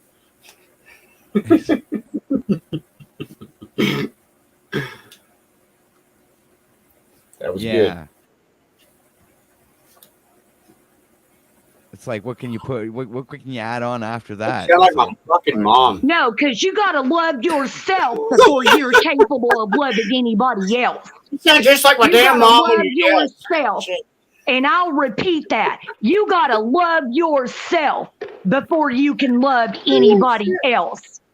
You have no idea. You got to recognize your own damn flaws before you can recognize anybody else. You better know yourself in check before you try to check somebody else. Yeah. My mom talks exactly like you do when she's fired up. And the fucking word magic, that you're fucking, hypnotizing word magic there that you think your brain, some people will fall for your bullshit, but some of us don't give a fuck about your fancy words. Some of us can see right through you, you motherfuckers. That's what you don't get, man. We don't need all that fucking words, man. We just fucking feel you, and we fucking know, man. We can feel your energy. We know what you're all about. We don't even have to fucking hear just all the words that come out of your mouth fucking reveal everything about you. We don't even need to. It's so easy. Real people with a heart, real people with real discernment, real people who have a real spiritual awakening can fucking, it's even written in scripture. You will see them by their fruit. you will recognize them by their fruits. Well, fucking what kind of fruit is Zetetic putting out there? What kind of fruit is Paul putting out? I don't find that any good fruit. Nowhere. I don't see any. Exactly, OTW. Didn't he say in the word? Didn't he say, if we want to go to biblical scripture, didn't he say that I am the true vine? That's what he said. I am the true vine, and you are a branch, and what fruit you bear, others will see. That's exactly right. What kind of fucking fruit have I seen tonight? I've seen rotten ass, two-faced, hypocritical, bullshit fruit that came out of a lot of people that claim to love Ian, that don't give a shit about Ian. Only a few that came to battle for Ian. That's right. When he said, I am the true vine, that is right. He is the true vine. We are the branches. What I said. I really unsub. Go look at my fucking channel. You know? Start cleaning out the closet, guys. I'm there, bro. I'm there in chat. I meant what I said in chat. I'm unsubscribing. That's right. Start cleaning out the poison. Start cleaning out the poison. That's right, I don't AK. even understand how people can let themselves get fucking abused like that. So I just don't get it. I would never tolerate it. I'd see that in my face. You wouldn't. I didn't, bro. My channel speaks it. I look at both my fucking channels. They both fucking he's going up there. AK, think about it, man. I sometimes I go through this kind of fucking dumb shit at work where I work, man, and I have to fucking put these people in their place. I couldn't imagine working a normal job. You think I haven't dealt with dumb fucks like that before? This is like my everyday life, man, dealing with shit. I mean, you vibe on the same frequency. We already know this. That's I didn't want to get on there and argue and do the argue fest. And Sunkist, I'm on Sunkist's side. That's my homegirl. I love Sunkist. You know, the thing of it is, real love will cover a multitude of sins. Let me repeat that. Real love will cover a multitude of sins. A multitude. A multitude. This is true. This is very true. It will cover a multitude of sins with people. Take a real self-examination in the mirror and ask yourself, is your life so damn perfect? Are you without any kind of sin? You can get on YouTube and you can preach a fucking sermon for all I care. But if you ain't bearing that fruit, and if you ain't doing what you need to be doing and practicing what you preach, you are talking out of your mouth, in my opinion. You're talking out of your mouth, and your mouth don't mean motherfucking shit.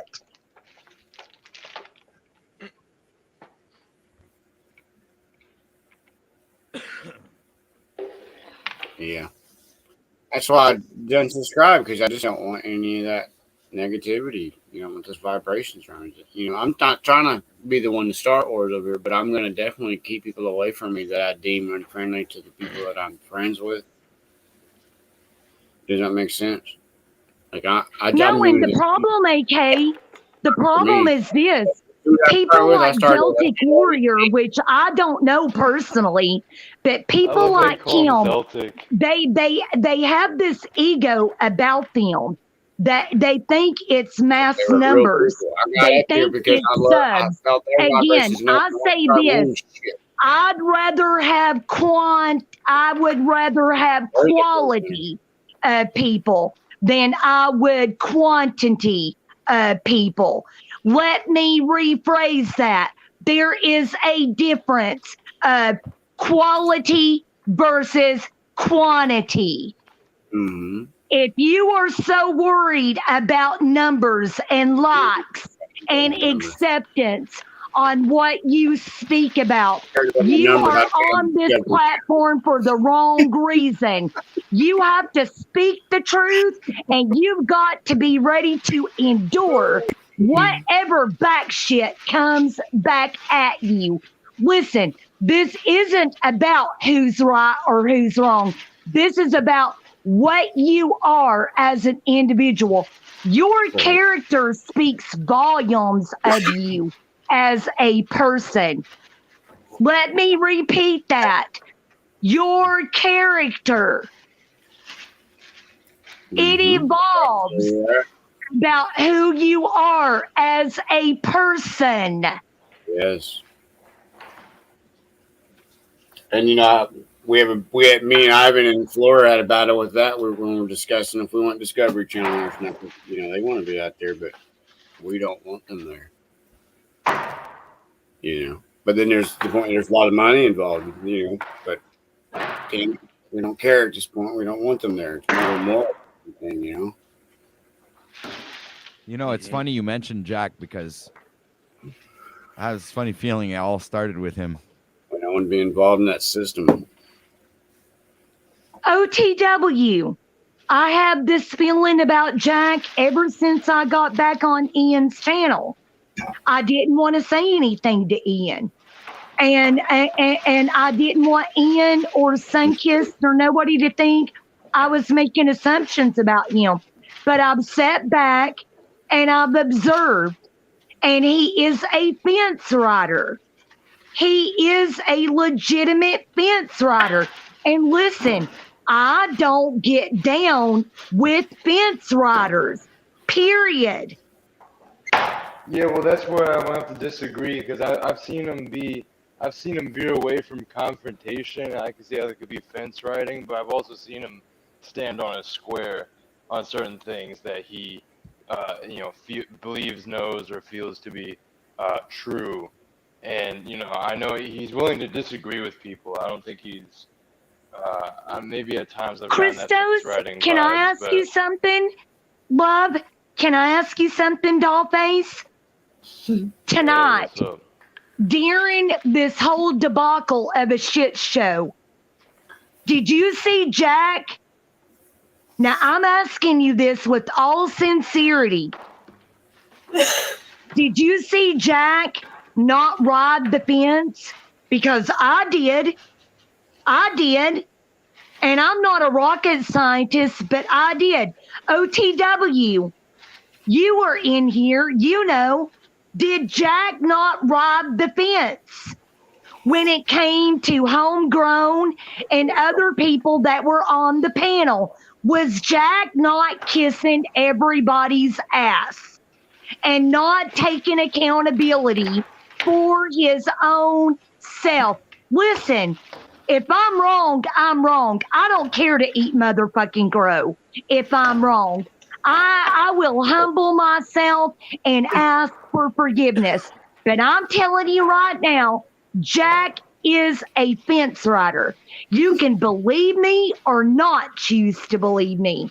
But I'm telling you, the energy, and for what I've seen from Jack, Jack is no different from the rest. Is it me too, Dave? That's what we're doing, man. We're calling you guys out. That's right. I am going to call bullshit.